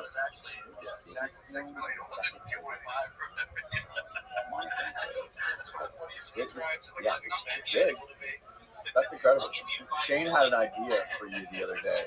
Title of your podcast. The fraud. I call it the Matt Cox broadcast. It's a great idea. And it's catchy, man. Oh, that's pretty good. I mean, if it was all fraud, but it's not. Like, I interview other people. Like, You are fraud. yeah. That's what you're doing. You bring in right. Show business. Right. You could be the next Joe Rogan. What? What's wrong with you? What are you doing? What do you mean? Yes, I'm not going to be the next Joe Rogan. How's that Who happen? believes that? How's that Andy happen? believes it. I'm the Joe Rogan of Florida. Yeah. That's true. I'll bet you people have said that. Yeah. They also sometimes say that. Yeah. I'm just leaning into it. Yeah. So, yeah. Anyway, it's a great podcast. Thanks for tuning in, everyone. So, I'm thinking. So here's what I'm doing. I've already started the channel. I'm gonna do it. You want to talk about that? My I'm gonna start. So I like soft white underbelly. Oh, Mark Leda. Yeah. Yeah, you got a sick channel. Right. I like this channel, but he has an issue with monetization. Yeah, because Monetize. he interviews drug addicts, hookers, Right. gang members, and Yeah. So you end up with fraudsters. anybody want one of these? You end up with these people talking about heroin and shooting up. And so, They don't pay you off that. well, even if he's monetized, but how much monetization are they going to give him? Like $1, like $1? Like what's his RPM? $1.50? He's saying it's almost nothing. He says that. I think why because of the currency. Yeah, they censor it, or they demonetize it. Right, because McDonald's doesn't want to run their commercial on a heroin addict prostitute who's now homeless. Why? Because it's not, it doesn't So fit they in. probably love McDonald's. They probably Make do. sure I they shouldn't eat say more McDonald's. than Right, and that was my fault. So let's say Ford Motor Cars. That was a good place. Let's say Ford Motor Cars. Okay, or Ford Motor, so Ford Motor or Tesla or whatever. Somebody who's like, I right. I guess. So, but I talked to him and he said that he's like, yeah, but like if I put up like a prostitute or a pretty girl or something like that, he said those videos take off also. So he's still, his channel overall, it's not really monetized well. So I remember thinking, well, why don't you stop interviewing these places? But he's like, no, they have a story to be told, and it's important. And so he's more on a mission. And I get that, because, you know what I'm saying? Like, you need those guys. Yeah. He's an artist. It's an art project. Absolutely. He's passionate about it. Like, I'm not going to do it. But if that's what you want to do, and I think that's important, I think that's great, and it's great, and he's doing it perfect. So what I thought about, but I like the setup. The person's on the stool, the backdrop is very simplistic. You take some photographs of them, the photographs come and go throughout the whole thing. And it's just them talking. Like, you have to just kind of prompt them every once in a while, tell them story. And he doesn't make them go long. Like, he doesn't dig in. Like, some girl will get, or somebody will get on and talk for 15 minutes, somebody else will talk for 2 hours. So, anyway, so I thought that would be great if you just use like dancers. So strippers. I'm trying to make sure I know. Yeah, exotic dancers. Strippers, right? Okay, so strippers, whatever. So if you were to go and do that and have the girl come, she works at Venus, or she works at Oh, yeah. So 2001 is like, No. is it? Wow. All right, so Scarlett's or the Dollhouse or whatever. You have the girl come in, she sits down, 24 karat. Sure, whatever. The strip clubs on US 19 are the best. I don't know what is that. Dirty is the best. Are they? Yeah. Yeah, so you have the girl come in, she sits down, she talks for 20 minutes. Maybe she comes in blue jeans and a t-shirt, she talks for 10 minutes, whatever. That's it, that's her whole story. Maybe another girl comes in, she's completely dolled up, and she talks for 2 hours, and it's an absolute heartbreaker, and she's telling about, tragedies and whatever. But I dated a chick for about almost 5 years. And she, for 3 years, she stripped at Charlotte. And this is a cliche, but she was in college and she ended up getting a degree in finance while stripping at Charlotte. So she would come home and say, "Now, listen, I met this chick today, this happened, this," and she would just tell me these different stories. I was like, "Really?" She's like, "Yeah, like she was a girl that lived down here and flew to New York and would fly up there for 3 days, stay on her friend's spare room, fly back, and she's making like $100 and something thousand a year. She can't live in New York for that, but she can live like a king down here." And that was like 20 years ago. So, you know, she would tell me about these girls, and I thought, you know, those would actually be a good subject matter. And nobody's doing it. And if you did it well and it was artistic and you weren't like a complete, you know, scumbag about the whole thing, then, you know, I think that's a channel that might take off. So I started a channel. I need to get it monetized. I need 1,000 subscribers. Oh, here we go. I need 1,000 subscribers. Is he flipping your thing? No, it's on. Okay. So I need 1,000 subscribers. And in about a couple weeks from now, I'm going to start interviewing the girls. But I need, if anybody out there knows any girls that are dancers that would be interested in telling their story, much like kind of like Soft White Underbelly, only it's a bad example because you go there, you're watching, so I got it. But it's the same basic setup. I can't do the exact same setup anymore. Amazing. Strippers and porn stars are some of the most interesting people in the world. They got stories. They got stories. They got stories, but they usually come from nothing. Yeah. You know what I mean? They come from broken homes with abuse and that kind of stuff. So they have to they have to dig, you know, climb their way out of a hole. Yeah. So those people seem to have, I mean, in my experience, those girls seem to have the most character, the most interesting stories, and they seem to be like overall more interesting. Bro, they've been through some shit. That's the whole thing. Yeah, Like right. the coolest people. Like, listen, the guy that was born into an upper middle class family, played on the t-ball league and softball, and ended up, graduating high school and married his college sweetheart and graduated and went to work as a CPA and had 2.2 kids, and, you know, like, that guy's not that interesting. You know, no offense, but the guy who came from nothing and went through hell and ended up going to jail and ended up getting, you know, whatever, a couple DUIs, and he's had 2 wives, and he's had, like, that guy's got a story. You know, the people that have been through hell and back, those are the guys that have great stories. For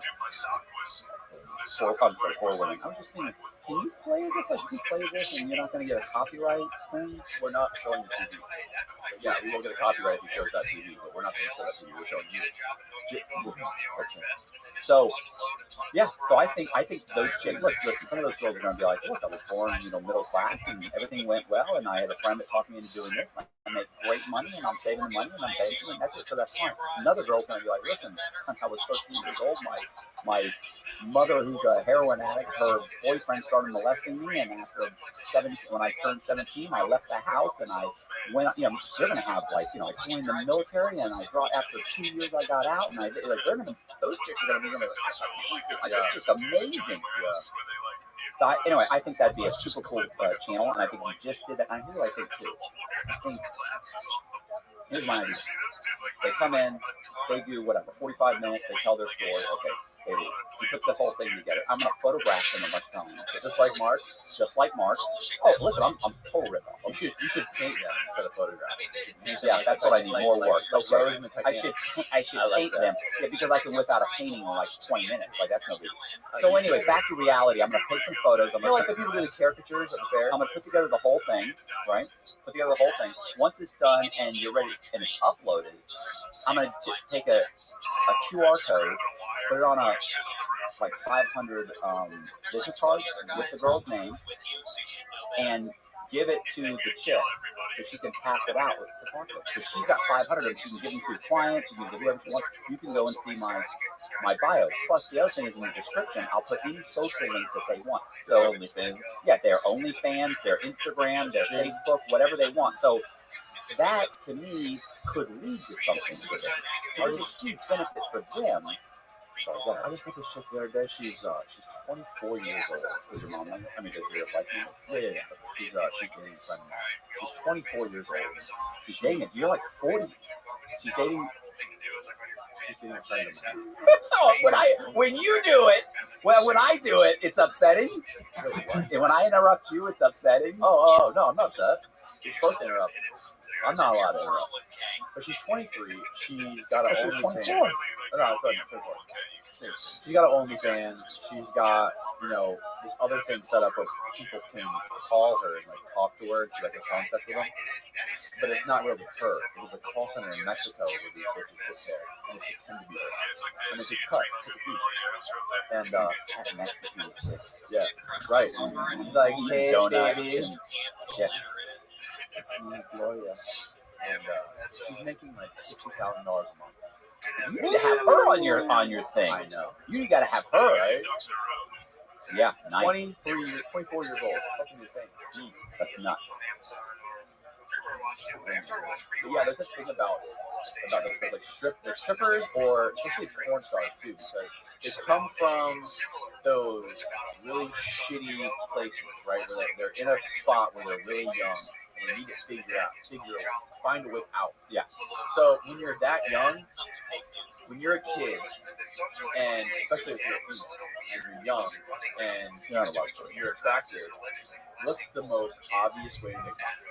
Prostitution, stripping, porn, like sex is the most obvious way, right? Especially if you sell your body. Like the most obvious way is like a job at McDonald's, but that's not real gonna, money. Right, I was gonna say, but let's face it. Way. Right, but let's face it. You're not gonna go get a job at McDonald's and be able to pay your bills. So people are like, oh, she can get a real job. She's 17 or 18 years old. Maybe she has a high school diploma. Maybe she doesn't. She's going to get a job working at either fast food or in retail. The fact is, you cannot survive on that. So, what is her second option, of course, is if you're living with some abusive uncle and you need to get out, you need to find a place to rent, you need to get your own car, you need to do all this stuff. The most obvious thing, if I'm a young, whatever, in my late teens or early 20s girl who's in that situation, I'm going to go fucking be a stripper. I'm going to go do porn. I mean, those girls are the ones, and a lot of those girls make a shitload of money right now. A lot of them they turn into like social media celebrities, like that girl Lana Rhodes, fucking a lot of them tens of millions of dollars. A lot of them end up crashing too. You know what I'm saying? Like they don't know how to manage their money. They end up getting with some guy who basically takes advantage of them. They don't know how to invest their money. They work for 10 years. They still have nothing. They don't understand why they're making $70,000 a year, and they don't understand. I have no money. My bills are always late. Your boyfriend doesn't have a job. He's blowing all your money. You're hooked on drugs. Like, where's my money going? They don't understand. So I get it. You know what's disappointing about this whole conversation? I really was talking to a buddy of mine, and I said, I'm gonna pitch the idea to Danny and Hat Rack, and I said, I'm telling you right now, they're gonna be total jerks out there. Like they're gonna be like, either that's stupid, or they're gonna say, like, nobody wants to this or that, or you really. They're gonna be all like weirdos. Why does that upset you? Why is it upsetting you? It upsets me because that's what I was expecting. Like, this isn't what I expected. I expected you to be more of a jerk about it. Why would I be a jerk about it? I don't know. You typically are. I just assume you'll usually have some kind of a childish, 14-year-old response to something like this. And instead, you're actually being mature about it. Now I'm questioning it. So I think that's a good idea. You gotta frame it right. Yeah, I already named it. I already got the channel. What's it called? It's called Pink Crush. And I put a little video. I put a video up. Logo. I can get Luke to make the logo. So long. I haven't talked to Luke ever since that day. I haven't even talked about it on the podcast at all either. Aiden was here. That was the last time Aiden ran the podcast. Aiden was sitting right there when that whole thing went down. It's going to be a much less interesting podcast. Let's put it that way. So, I do. I already got the channel, and I put up a little video. I'm going to reshoot it tomorrow because it's really kind of cruddy. Matter of fact, I just made the channel today, and it's called Pink Crush. And I used the symbol for the female symbol. and it's well, but I did it, and like you can go there, but when I punch it in YouTube, it wouldn't. Are you on TikTok yet? I need like a million likes. But this is actually kind of, I'm trying to do it. Yeah, it does come up. Well, it doesn't come up. That's because it's a brand new channel though. They don't show up. They don't start propagating in search until you have the channel for like at least a month. Right? Are you serious? I'm pretty sure. Oh, that sucks. Because I mean, Well, they want to know that you're serious about your YouTube channel, so they start, giving you this. But I punch in the exact name. Sometimes you know as well as I do. We've had episodes that we've done, and you can search for the exact title of our podcast, and it doesn't show up on YouTube. That's what this is all about. YouTube controls that too. Oh, I sent it to you, didn't I? You got it locked down tight. Yeah, bro, I sent this to you. Tyler Murray. That's a little guy. Tyler Murray. He's like your height. He's a probably taller. Okay, so yeah, I got my little thing. Okay, Let me see it. I'm gonna redo it. It's Deep crush. Yeah, I gotta redo that.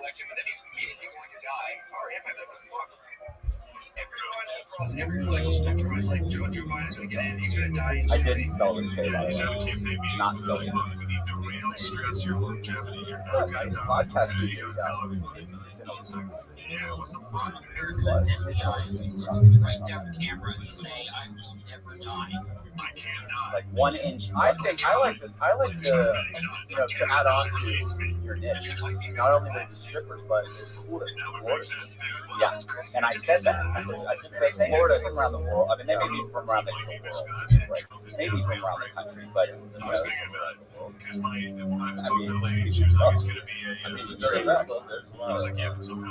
Definitely.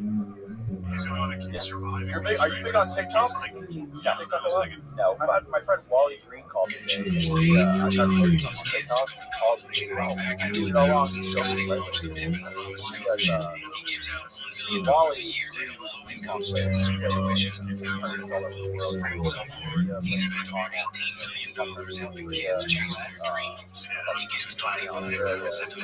Wally Green on Scotty teamed up with former teammates to create a fund. He donates $25,000 every month to cover their bills and medical costs. You think living like this is smart or crazy? Drop your thoughts in the comments. Yeah. In one of the documents that So he was like an extra that just came out. they showed a study on comparing Instagram to TikTok. And it showed that Facebook's user base is like a large majority of boomers, and it's like dwindling in young demographic year by year, and Instagram is starting to make that same trend. And Facebook's own study showed that people on TikTok said that TikTok has 2 to 3 times more teenagers and people in like their early 20s than Instagram's audience is aging up a lot faster, and people in their teenage years and their early 20s spend 2 to 3 times more time on TikTok versus Instagram. Which is pretty crazy. It's more interactive. It's more stuff. But the thing is that it's not, as far as doing kind of like a personal account, it has to. No, it's not like it's not like you can post pictures. I don't.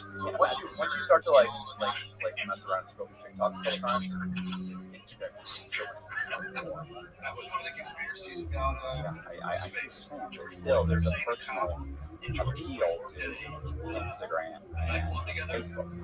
Really? Like I can't really get appeal of Facebook. You post pictures, and you post personal, you can talk, you say profile, and they, TikTok. yeah, they do a little funny thing. I see all my shit on TikTok is like crazy golf tricks and tips. I mean, I guess it depends on what your interest is. Like, I never get that. All I get is They serve you what you already yeah, get. of course. Like I get lots of jokes and funny things, and I get some conspiracy theory stuff, but only because I'll give them and then I'll shoot them to people that I know. Like, and so they're like, "Oh, he shares this stuff. He must love it." I really don't love it, but I know all these crackpots that love it. And I know this will get going. Boom! Did you see that, bro?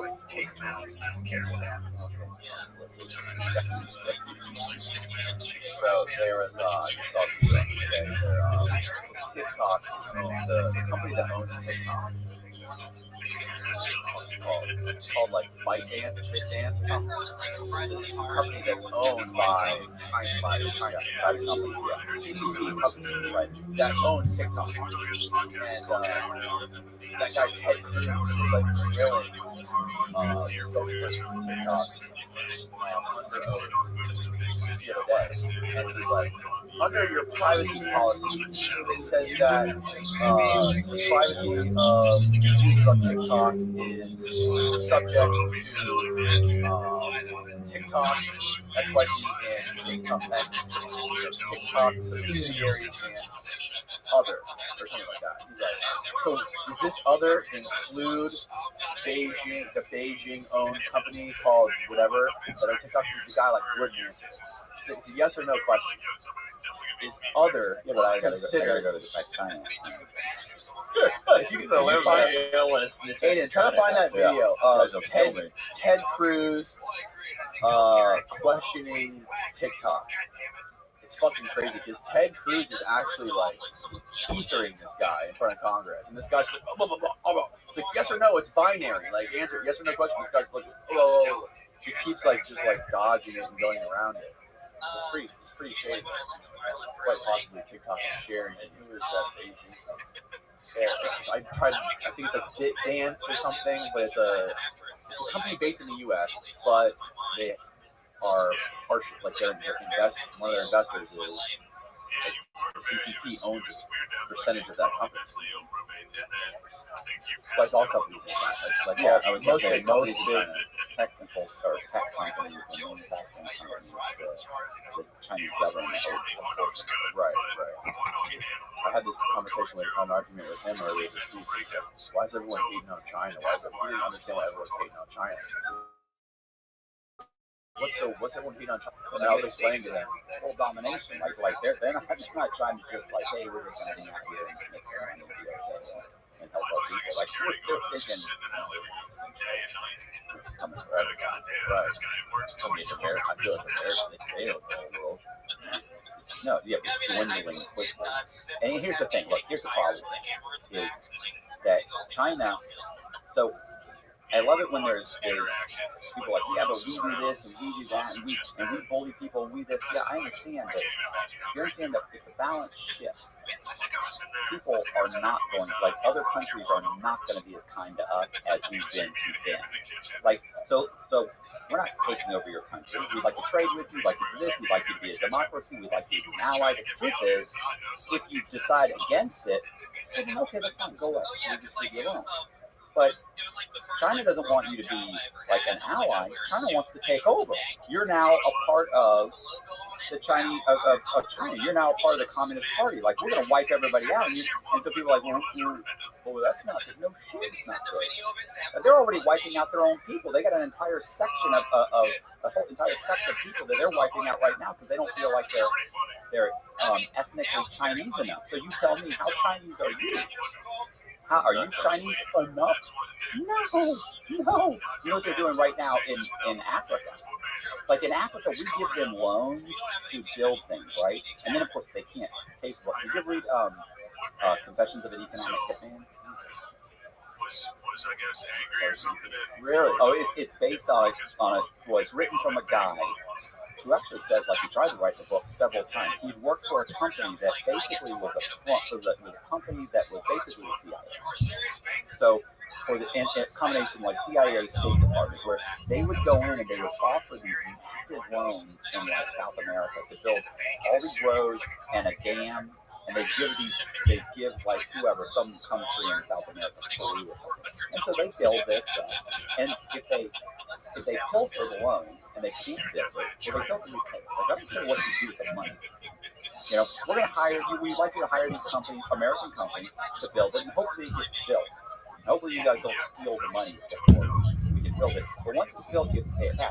If you can't pay it back, well, then we have the option to come in and run this part of the dam and do this and do that, and we get to take your UN vote. Like, so now you have to vote our way in the UN. Like, there's all this manipulation. And really, what we did is we gave you a loan that we really didn't think you would pay back. And when you couldn't, now we get your stuff.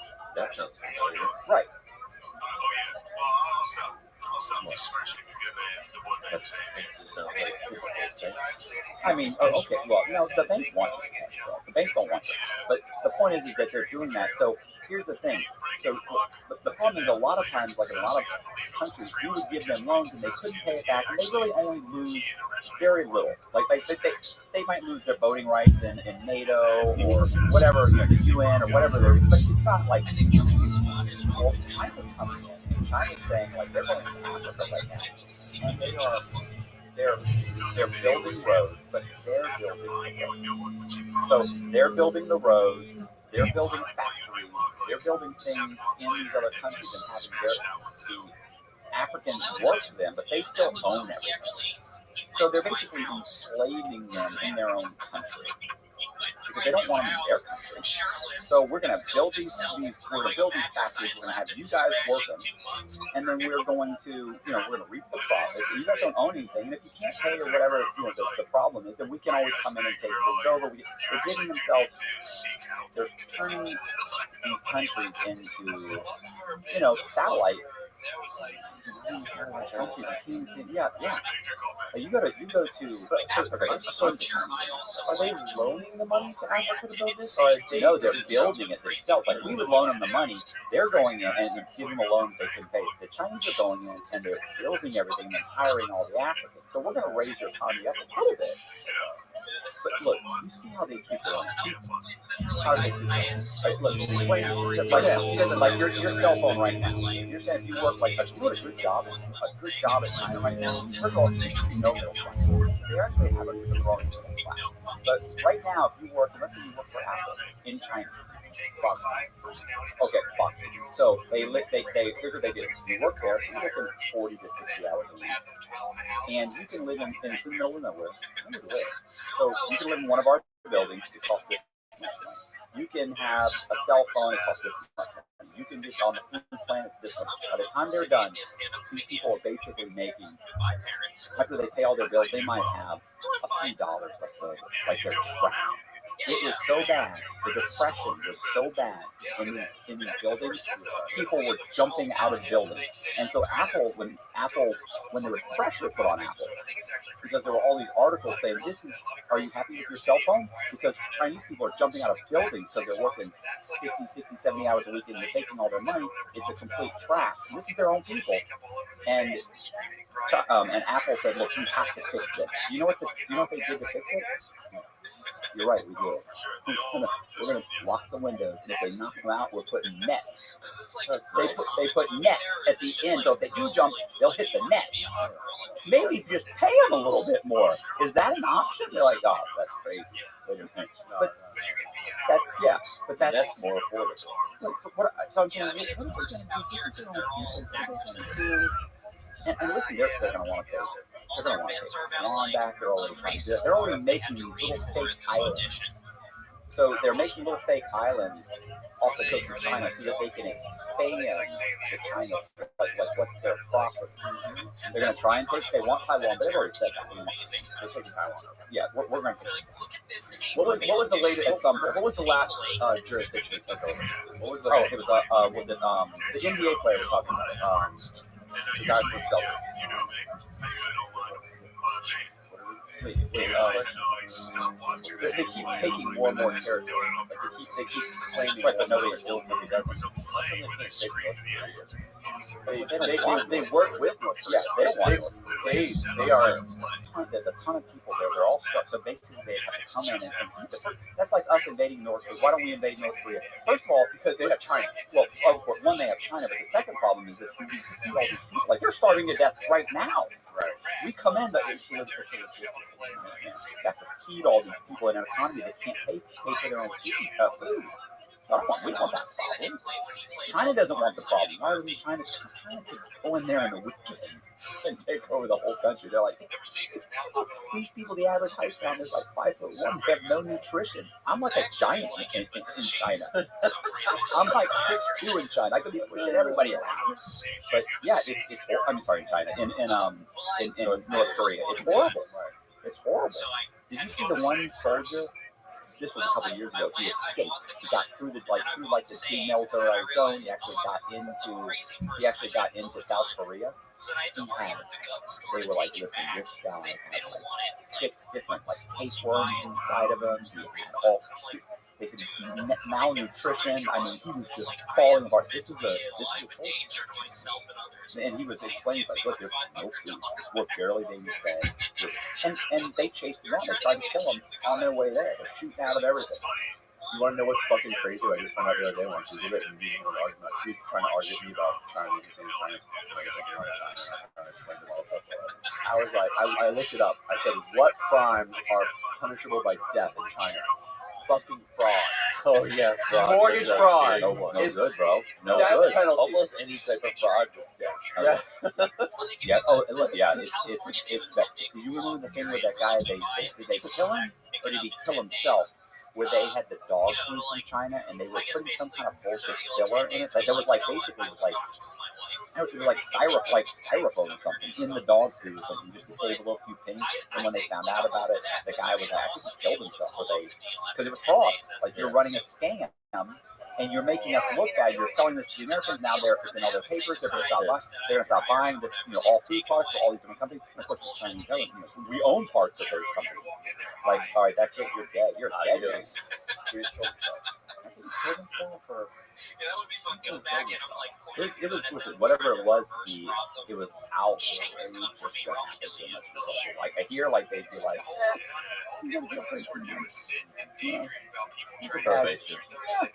But China has basically economic strength. Look, they've got a long-term plan. They're not thinking next quarter. They're not thinking next 2 or 3 quarters. They're thinking the next half a century. So how do you? And their entire thing is being run by one guy in a party that's designed for world domination. They're not saying, hey, let's all just be friends. It's like, we're gonna. They're gonna take over South America. They're already taking over South America and Africa. That's what's gonna happen. Which parts of South America? I mean, I don't know exactly what parts, but there's tons of them down there. They're building roads. They're building factories. They're hiring people. It's massive. In China, they have the surveillance system where they're tracking all their citizens, almost all the cities, like they are here. Facial recognition. Yeah, this is they're tracking everywhere you go, and they're recording. They don't do that here too. No, not to do. Let me put it. It's so out there. It's so obvious. They've come up with a social score. Social credit score. So if we're heading in that direction. If you were drunk in public, maybe they've been more open. Well, maybe, but listen, no matter how bad it is, it may or may not be here if it were to ever happen. There, you've been caught littering twice. There was a domestic charge. You weren't charged, but there was a domestic call. Your neighbors complained. And one time you had a DUI 4 years ago. And guess what? You graduated high school, but very low in your class. So you've got a very low social score. So we're not going to allow you to use any of the trains or planes. You can't leave the country and you can't leave the city. And you can't live in certain areas. Are you serious? What are you talking about? The paper fell out of my pocket. My wife, she says she's bipolar. She's screaming, and the neighbors called the cops. What are you talking? How is it? Yeah, no, they say I was drunk. Right. Did I do bad in high school? No, but no offense. I had no parents, no parental supervision, and my teacher sucks, and I had a learning disability. How do I have a 4 on the social score? Like, I mean, you know, it's unfair. Like, there's just these things that are just ridiculous. Listen, you know, my big huge time. Luckily, by the time they probably start invading and taking over, I'll be dead. But they probably want to be forceful, right? No, right now they can't. They don't have the Navy. They don't have the ability to move their troops into, like, the only one of the few countries in the world that has the ability to move a massive amount of their forces across the world is the United States. China doesn't have it. Right now, their concern is protecting our borders, and we can expand our borders from where we're at. This country, this island, slowly. But at this point, they're spending more and more money every single year, and I think it's something like in 10 years from now, they'll be spending the same amount of money we're spending on defense. And their economy is massive. So at some point, it will overtake our economy. When it overtakes our economy and they can outspend us, then they win. You know, you would think if you were in charge of a country, right? Like for a second, hypothetically, forget about human rights, forget about the people. If you treat your company, if instead of being your business, it's your country, and you want to make it the dominant superpower of the world, they're doing it right. They are the superpower.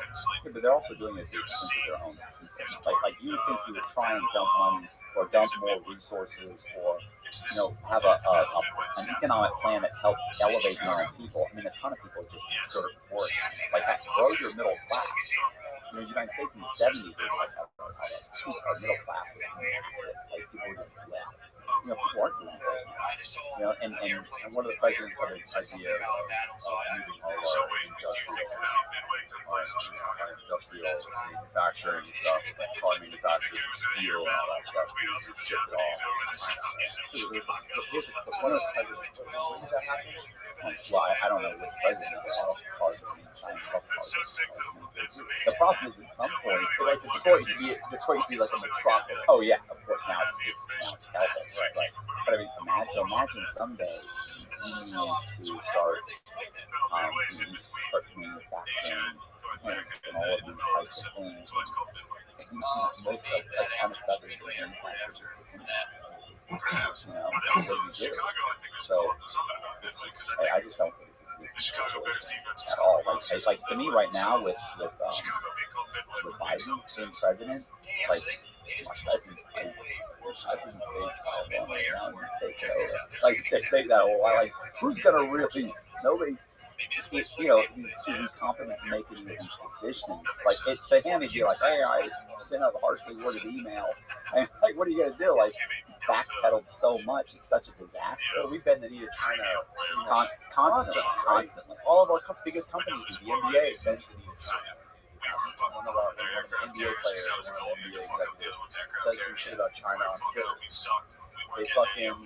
They fire that person, or they push them down, or they silence them. At some point, the NBA completely bends the knee to China, because I think China is 10% of the pilots. What's Russia doing? Play this video. This video is fucking hilarious. This is Ted Cruz talking to the TikTok executive. I was just gonna say that. It's the volume though. Turn the volume up on the remote.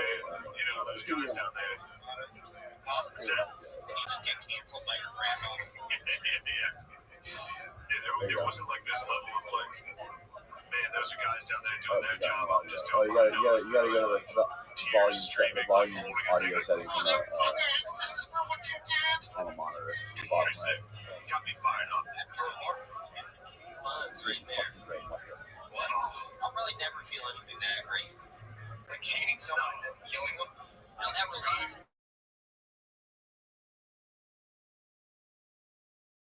An aircraft carrier straight out of the sky and hitting it and seeing it, because those things just fully exploded. They were done. They had wooden decks. Aircraft carriers back then had wooden decks and just covered in fuel from loading planes and shit. So they could hit with like one bomb every all the time. 700 people would be on the ship. Two of my uncles lost the fingertips on aircraft carriers. But like they Matlock. Yeah, just like they were like the 70s time. Peacetime. Yeah, right around the 70s. It was peacetime. They just went and joined the Navy, and both of them have on aircraft carriers. Just got the fingers lopped off. You say no. If it's no, then it's no. Right. Yes or It's no? obviously not no. Right? To find your other uncle and be like, say Yes, right? sit on a task You force. can't say yes or he's dead. You can't have a mother lose He's 3 not sons' fingers. Two. Wouldn't it be great if you said senator? Higher secretary. Yeah, right. You have children, Senator? I'm less confused. I say two is crazy. Yeah, they said, and then your one cousin cut his hand at Wawa. He did. And I've seen you cut your hand. My hand as well. We were cursed. It was our first night in the house, wasn't it? It wasn't our first. It might have been your first, but we'd been there for weeks. It was pretty quick. It was pretty painful for myself. Sorry. Oh, it's kind of tough. I don't want to derail. I just want to take a moment to acknowledge my also who both lost their fingertips on aircraft. What if they got purple hearts for that? My mom's cousin got dishonorably discharged by the Marines. Sarah's like, fuck you. They kicked him out. Nice. Why? He was just basically, he said he got sick of it. He was like, fuck off. They were like, no, come on, dude, for real. He's like, no, seriously, fuck you. I'm not doing this shit. In the middle of the camp. And aggressively, and it got aggressive with him. That's the story I heard. Then say no. Dishonorable. They're like, get out of here.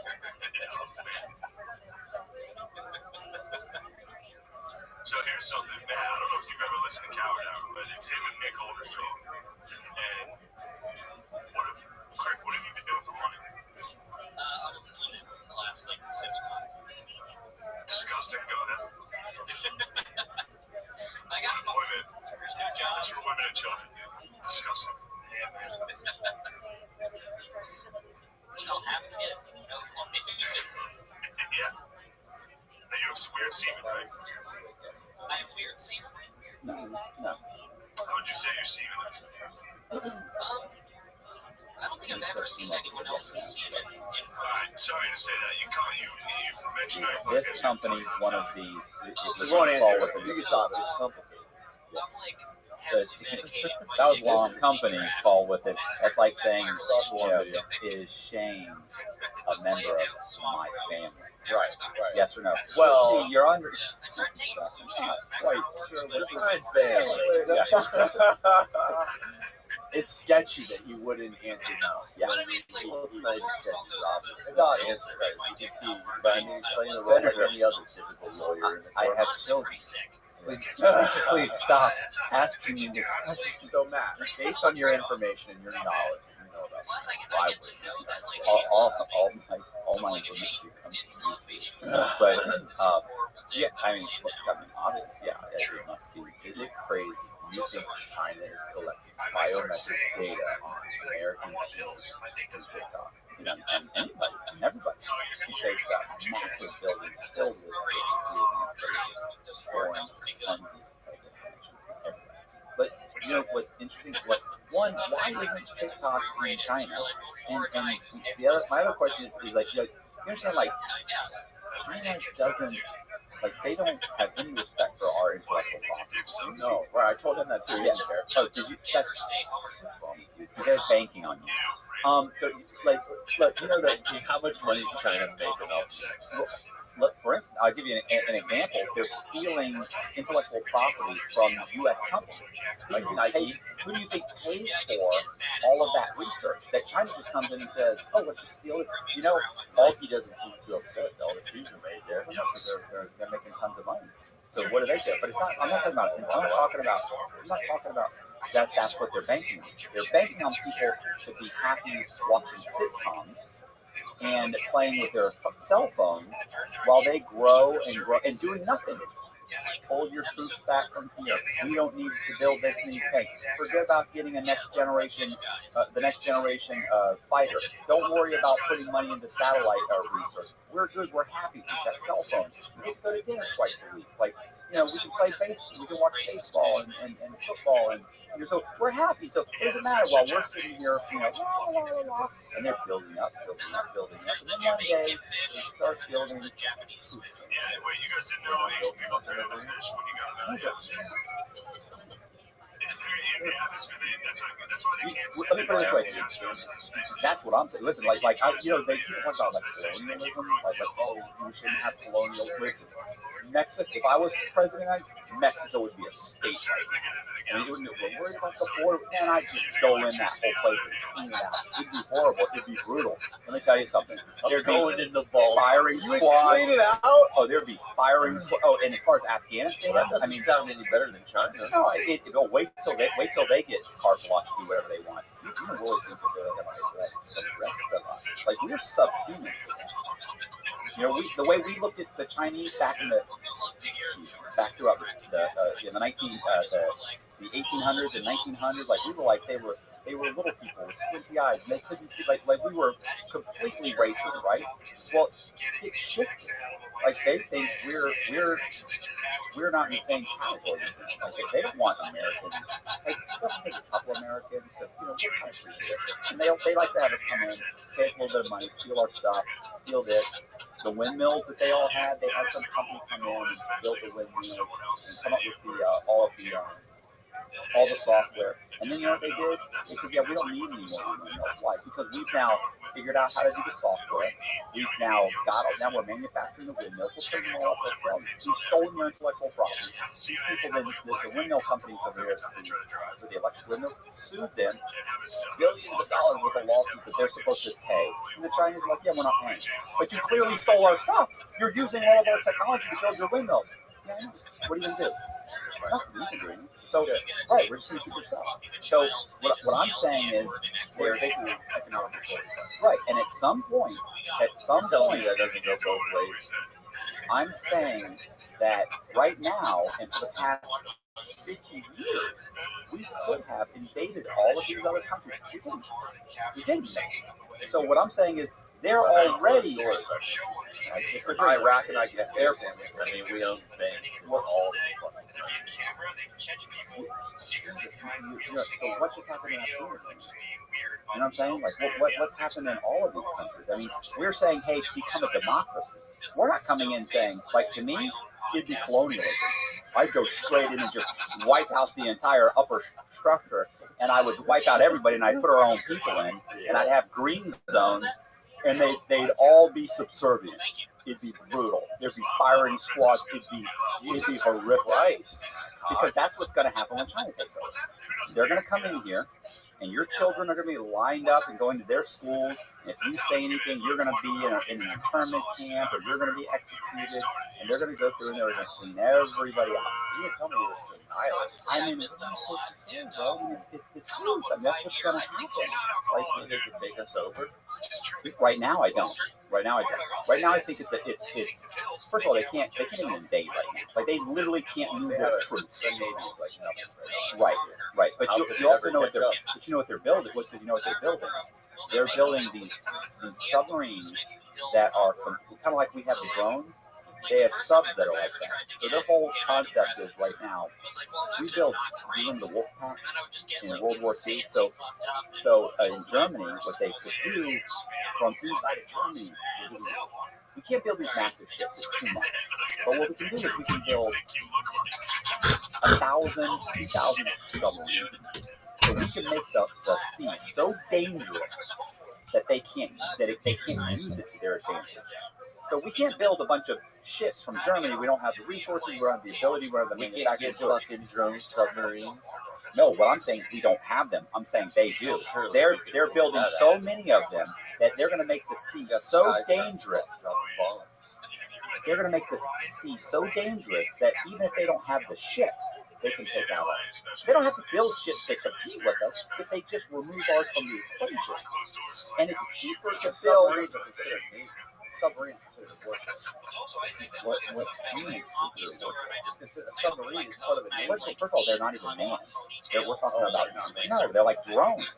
Right. So you got a bunch of guys in a Surely we can you know how consider those. like you can't put together something like that from scratch. That takes a decade in research Then you have to figure out the manufacturing. Then you have to, they're already figuring this out. They're going to have a massive military, and they got the men. Are you serious? Listen, check the comments. It's going to go nuts. Drones flying around the world dropping bombs. They Can't figure out how to make them go under the water. They've got like 20 soldiers for every one soldier we have.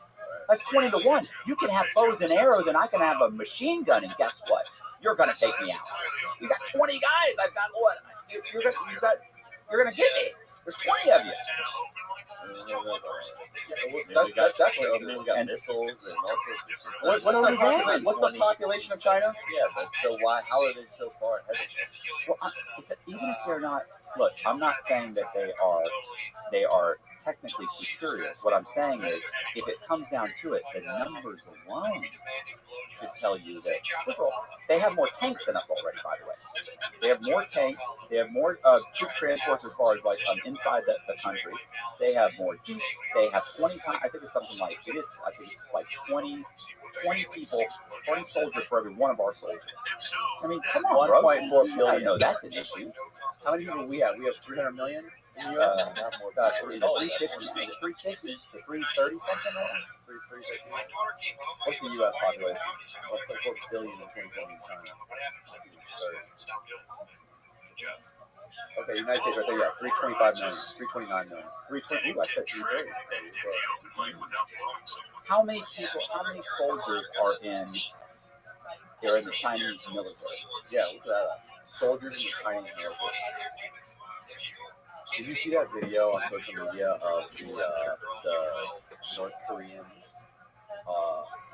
soldiers putting on that show for Kim Jong-un? They had like this, they had this group of North Korean soldiers doing like crazy fucking martial arts, like kicking people in the head, doing backflips, like Jackie Chan type shit. Okay, China, military size, 4,015,000 total personnel. 4 million. How many? United States, 2.2 million. 4 million versus 2. So what? They got twice the per. Okay, twice. Whatever, bro. It's a lot. It's a lot. That's double. That's double our people. Double. Yeah, but it's not 20. But it is double. What I want to do is I want to put more money into the military, and I want to start taking over some countries. That's what I want to do. I want to take all of South America. I want to take all the answer I was looking for. Yeah. What do I want to? I want to take. I want to go in. I want to push all the way through. We're already Mexico. putting the same amount of money in the military. What do you mean? No. I mean more. And I think you go in and you take over Mexico, and I think you go into all of South America. I think you go into all of Africa, and I think that's it. Yeah, but then you got to feed all those people like shit. Now what? Listen, I'm not that. Look, the difference is that I'm not that concerned about feeding them. Yeah, we were talking about wide firing squads. Listen, this guy. We're sitting next to the modern day Hitler. I mean, I'm just saying something. We got to start thinking long term. You've taken over. Like what's Amadeo. So he's just another Amadeo. He was arrested, by the way. So he's in jail. What? He's back in jail? No. How did that happen? Probation they violated his probation, threw him back in jail. Now we don't know if it's a new charge. See, I don't talk to him, but we don't know if it's a new charge, or if it's a new charge, or if it's just a probation violation because he was combining several companies and he had a bunch of offices in Orlando, and basically he was doing what he does. He was putting together a company and I told you, it's not stopping. Oh my God. Yeah. And listen, in my book, I explain that he will get out and do it all over again. He's been doing it. Yeah, he's oh yeah, it's hard to have. It's hard to have a positive outlook when all it is just these separate fucking groups of people just trying to take over and kill you. Did I tell you about? That's all we got. One of his things was he was going to execute all these. Listen, during a rant one day. So just for your knowledge, I wrote a book called "It's Insanity" about a guy named Frank Amadeo, who go buy buy that fucking book now, you cocksuckers. Rapid cycling bipolar with features of schizophrenia that believes that God is telling him he is preordained to be emperor of the world.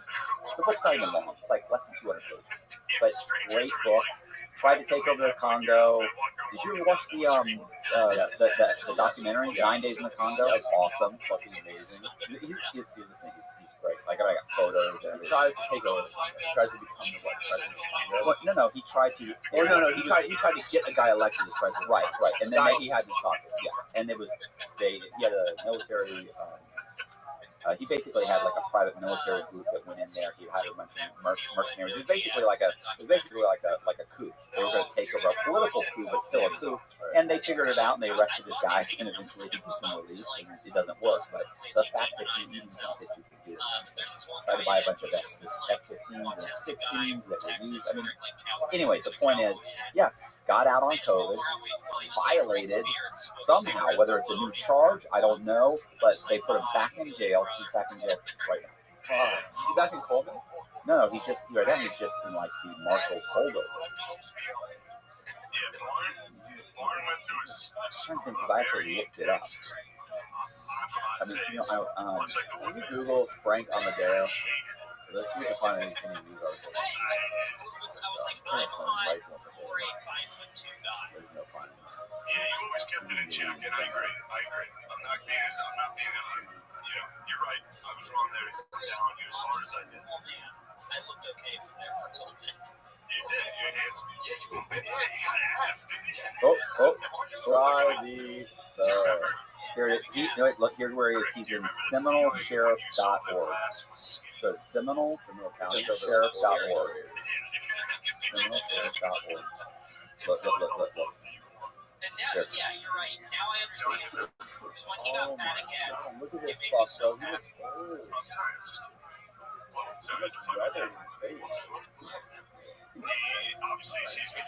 I mean, it's not easy. It's hard on you. Did you go to the inmate thing or? Can I have my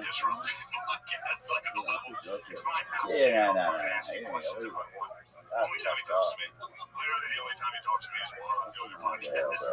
So let me ask you this: if Matt Cobb was president of the United States, who are you taking first? Listen, Amadeo's VP.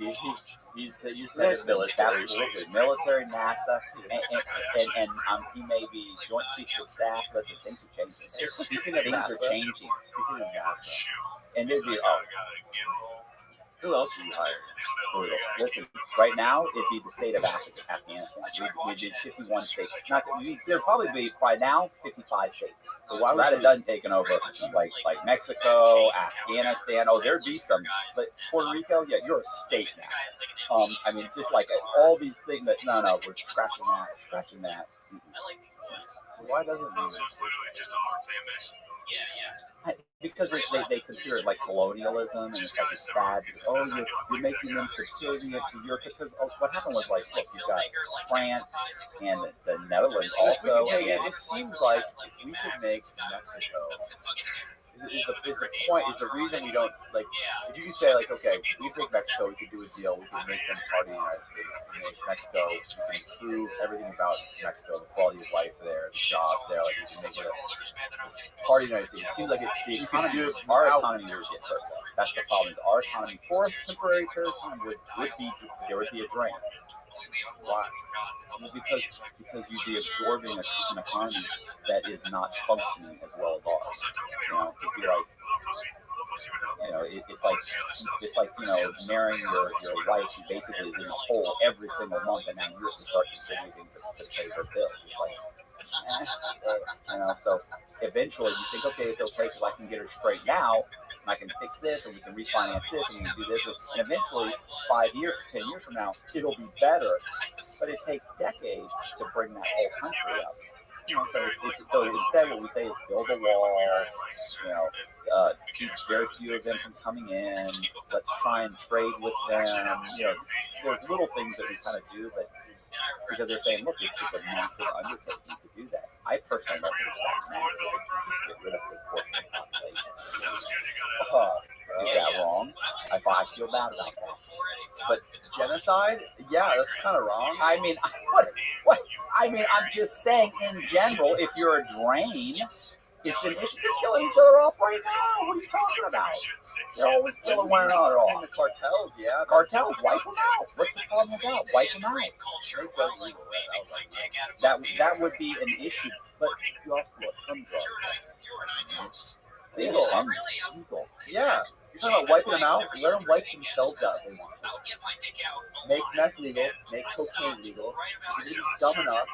I mean, at least the people that die from cocaine and that shit right now is they die because they don't know what it's cut with. It's cut with fentanyl. And you don't know what They're saying make a better product. If I take a shot of this whiskey, I know I'm drinking whiskey. If I drink, like, you know, this analogy is going to make it work. I could drink this whole bottle of whiskey. I know I would probably end up in the hospital dead if I chugged this whole bottle of whiskey, right? It's different with cocaine. If I got a little fucking, if I got a fucking gram of cocaine, I don't know. I'm rolling the dice because you don't know what it's cut with. It's cut with fentanyl, and I do a line of coke laced with fentanyl. Adios, amigo, bro. I'm dead. But if you know that it's pure cocaine, just like I know this is fucking whiskey, I know my tolerance. I know how much I can do.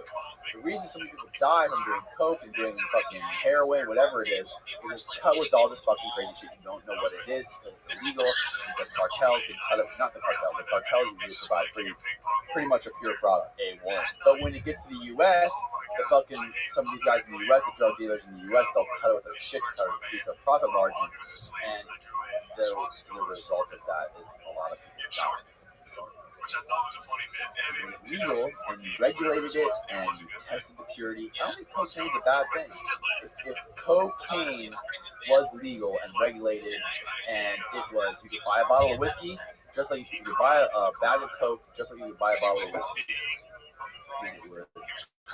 First of all, it would fucking take out the cartels.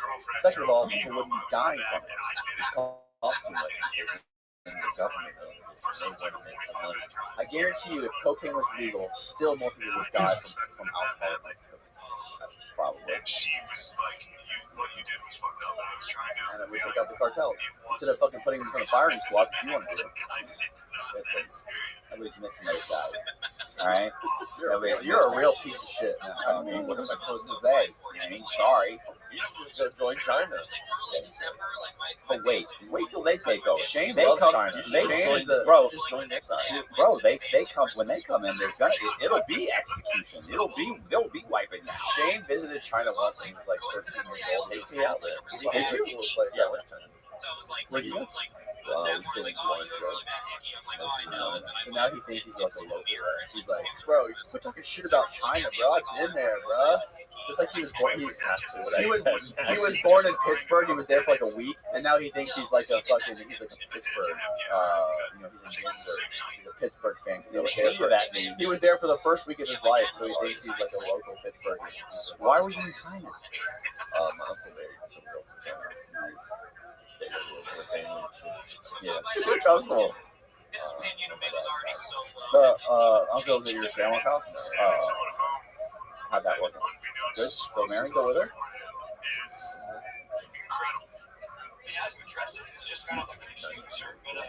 Does China have a lot of mail order drive?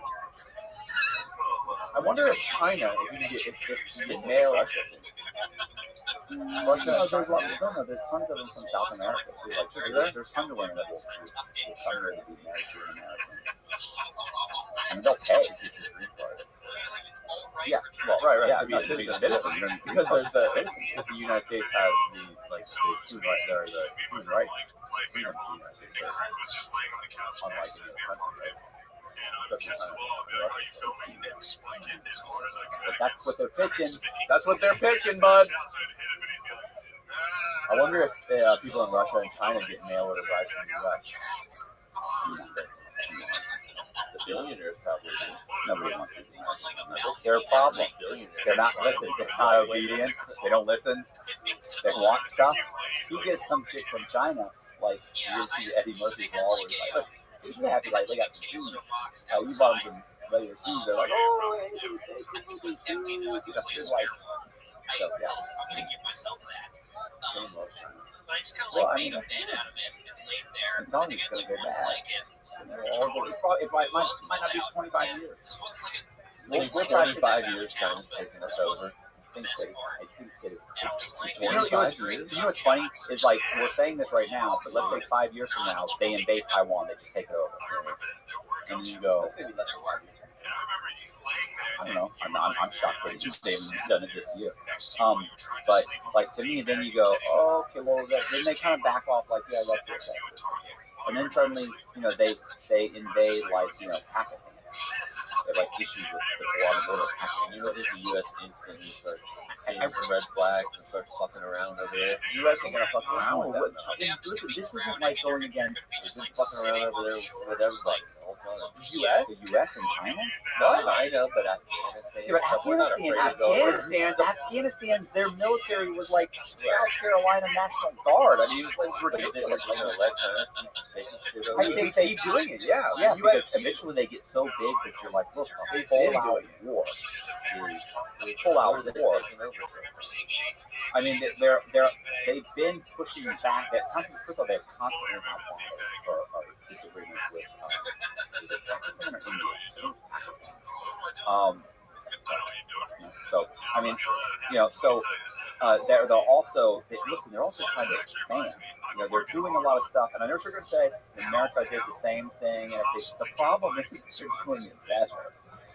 So they have a better long-term policy, and in the end, their goal is that they are going to continue to take over these. Look, they're surrounding us right now. You know, they're in South America right now. Like there's a ton of Chinese in Peru. I mean, eventually Chinese companies. Chinese companies and Chinese. Like I have What does it matter if some Chinese people live in there? no, not some. I mean, a lot. Like they're going in, they're building factories, they're building all throughout, and they're hiring those workers. And what they're doing is it's influence. They're trying to push their influence, and at some point, that influence shifts against the United States. That's all I'm saying. Like the funny thing is like you have to look out for your interests. How many people can they take over that we're not friends with? I mean, first of all, our friends are fleeting. You know, like even the thing with Afghanistan, like you just see almost all of our allies are like, you never asked, you pulled out, you didn't tell us this was coming. Like they're scrambling to get out of Afghanistan because like 80% of all the troops there are like the United States. You don't know, but there's a ton. They just did it. So our allies are furious at us. You know, so I mean, it just gets to be an issue. It's just credibility, and eventually people start saying, "Look, we're just not going to back them." And China's too powerful. And so, what do you do when they start taking over these little countries? The United States has been bending the knee to China for a while. Right. No matter what they do, they've been bullying us. Yeah. No, listen, not to say we didn't bully them for a long time, and everybody else. And I get it, like, but to say, okay, well, then now it's our turn to take some fun. Disagree. Sure. Is it unfair? Yeah. Is it unfair that that we pushed a whole bunch of people around for decades, and now they're pushing us around? I mean, They have slavery there now. I mean, they take people in from North Korea and they harvest them for their fucking what organ. is that? What is that? Making your Nikes that you're wearing. I don't have Nikes. There's an entire area in China that basically they're like starving to death. They have intern camps. Can you punch up intern camps in China? Internment. What is an internment? It's basically nice. It's insanity. I love it. I didn't even see that, Frank. Frank looks 20 years younger in that photo. Yeah, well, that was a while ago. That was 40 years ago. Internment. Yes, China.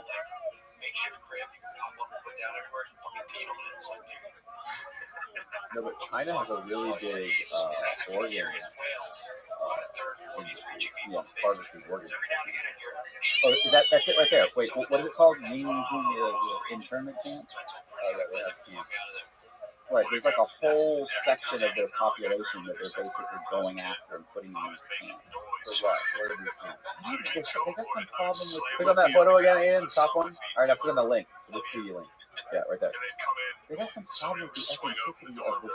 The Yin Yang Internment Camp, officially called the Vocational Education and Training Centers by the government of China, are internment camps operated by the government of the and the Chinese Communist Party (CCP). Human Rights Watch say that they have been used to indoctrinate Uyghurs and other Muslims since 2017 as part of a People's War on Terror, causing October 14. Camps have been criticized for alleged human rights abuses, including mistreatment, rape, and torture by the governments of many countries and human rights organizations. Huh. So that's not the segment of the population that I'm talking about. There's an entire area. Somebody, I'm sure guys will even holler this up now. There's an entire area that they're going. It's like saying, Yeah, I've heard this. They have camps there where they basically enslave people. right. It's like saying, it's like if suddenly the United States government says, you know what, we're going to go after all the Puerto Ricans. Right. Like, that's what's happening. They're saying, we don't like this section of our population. Right. It's really an area of China. And so they're going after them, grabbing all those guys, they're putting them, and they're starving them to death, and there's all kinds of human rights violations, and they're putting them in these camps. You know, I mean, it's so yeah. And there's nothing that we can do about it. Like, normally, if this was another country, the United States would go in there and fucking destroy them, right? But it's China, so we don't do anything. They look at it complain, like, what are we complaining about? They're like, so what? Do you want your, do you want your ab rollers and your Nikes and your cell phones? Right, Yeah, exactly. We'd like that. Okay, then Shut the fuck up, United States. Right. So, but the problem is, at some point, it does become your problem, and then you turn around and you go, whoa, wait a second. Well, why didn't somebody say something earlier? For some reason, I kind of got pussy really out of the why. There's no reason for that. We got TikTok. So, why complain about that? It's kind of, this reminds me of, it's kind of like the Holocaust. Like, there were rumblings. Yeah, I always love it when you got a whole bunch of people that will say, well, the United States didn't know anything about the Holocaust was going on. But we did. We knew there were newspaper articles, there was tons of stuff that we knew this was going on. But what they were concerned about was Yo, what up? war. So we're not going to put too much emphasis on that. That's late. How you living, Pam? This was even prior to World War II. They just weren't concerned about it. And so they're allowing it to happen, and it wasn't worth going to war over. And they were executing these people. They're just kind of pushing these people around. It's their own people. So what? And yeah, people are dying, and some people are being starved to death, and that sort of thing. So you've got the Holocaust that's going on in World War. Prior to World War II, we didn't do anything. Not only did we not do anything, like they held the Olympics. That Hitler held the Olympics. We went in. Hitler was like Time Magazine's Man of the Year. What? Pull it up. Stop it. Adolf Hitler, Man of the Year, Time Magazine. Stop. When was it? That did not happen. Oh, I wish I was a betting man. Pull this up now. I want to see this. There's no way. If this happens, I said I wish I was a betting. If this ever happens, just hide it in the scrub. No, it's there. How much? Okay. 2 cups of coffee. I'll bet you 2 cups of coffee. Two cups of coffee. How about dinner? You're paying for dinner anyway. There, that's a dandy deal. Yeah. Adolf Hitler, Time Magazine, Person of the Year, right? Yeah, Man of the Year. Man of the Year. Tie game first quarter, second quarter just started. What up, Miss Aquarius? How are you? I'm good. How are you? I'm lovely. Are you ready for me? Yeah, let's play. I'm going to play really well. Yeah. We'll see, but I think so. Okay.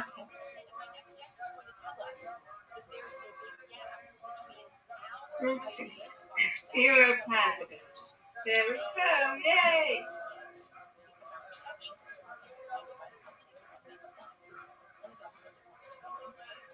All right. You got 7.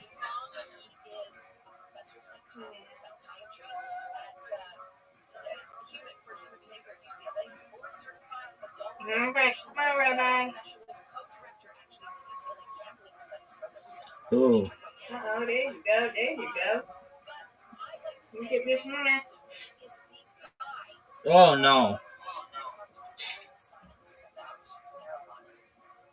It's okay.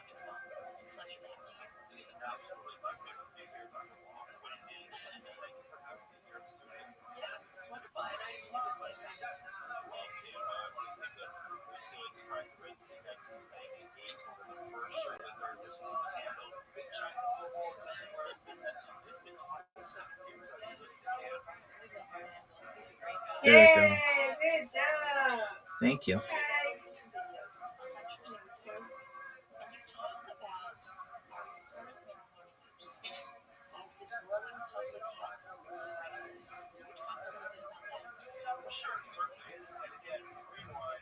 No, it's okay. You got this. Go.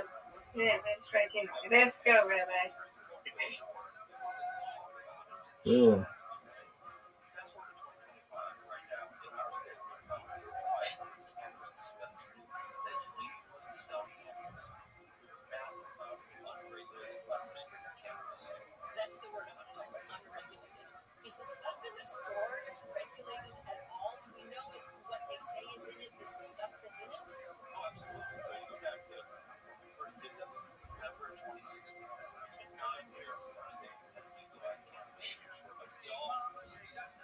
Come on, Rabbi.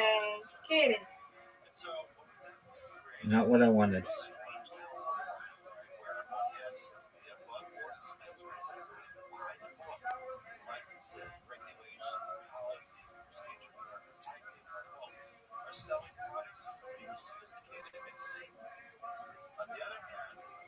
Oh, that's huge, Miss Aquarius. That's huge.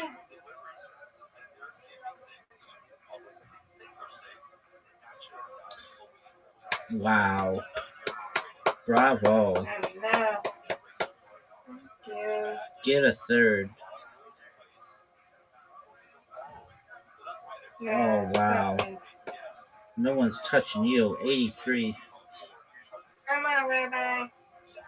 You're not much, right? Yay! Let's go. Come on.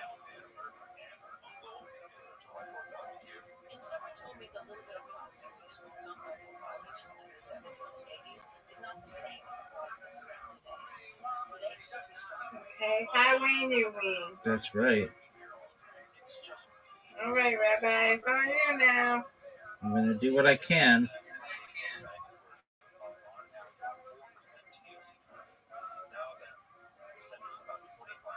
Uh-oh. Look at you. Come on, Rabbi. Terrible. You got this. You get this through.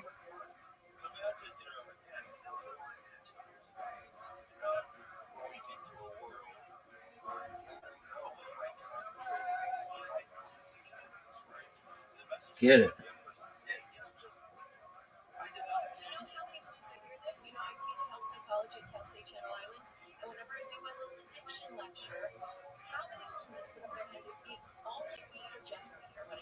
All right, come on, Rabbi.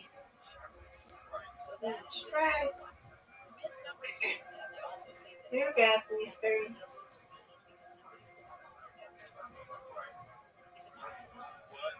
Good spare. Thank you, ma'am. You're welcome.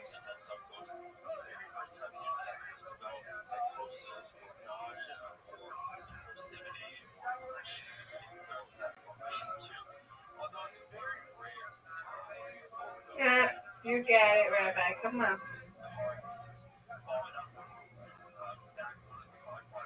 Right. That's what I'm talking about. Yay, let's go. That's what I'm talking Yes. about.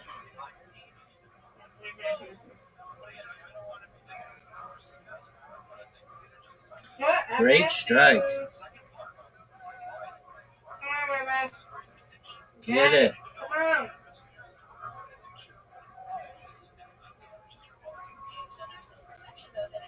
Get it.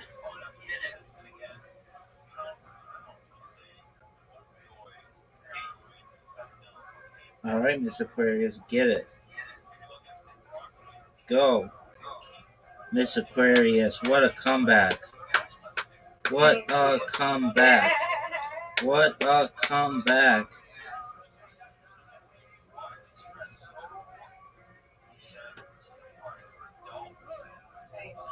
Oh, wow, you got a lot. Big score.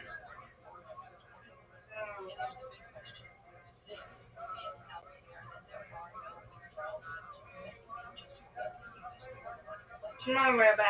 You got this. Oh, terrible.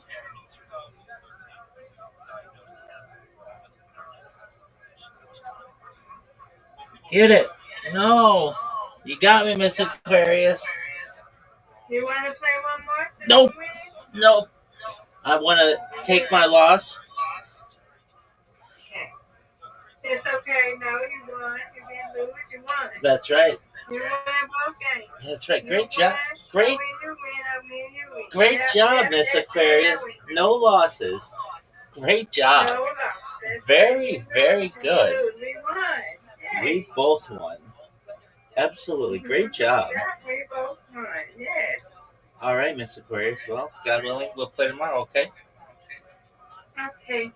See you in the morning. Sweet dreams.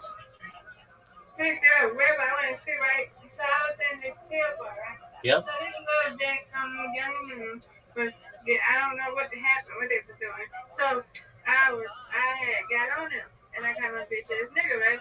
So I guess this girl, she tested speech, I guess she got mad. I don't know if she knew me or not. But is that dude, he was like, well, you won't shut up. That's why you won't get on husband. So I said, okay, I'm going to mute you. Or whatever. So I muted him. And so they want to get mad, and I guess that girl got me. I don't know. I don't care. Like, you're not going to sit up and disrespect me. Like, I'm not going to be no. But I said, you know what? That's going to be a good person because they're young. I'm just going to mute them. They don't need to argue with them. You know what I'm saying? Absolutely. Just start muting people because I ain't got time to waste the prayer. Absolutely. Can't stand it. Don't need it. Too good for it. Yeah. I learned my lesson on that today. So, yeah. It happens. Alrighty. Yeah. Alright. I'll see you in the morning. Sweet dreams, Miss Aquarius. Take care. You too. Take care. Tell Adia say hello, okay? I will. Alright.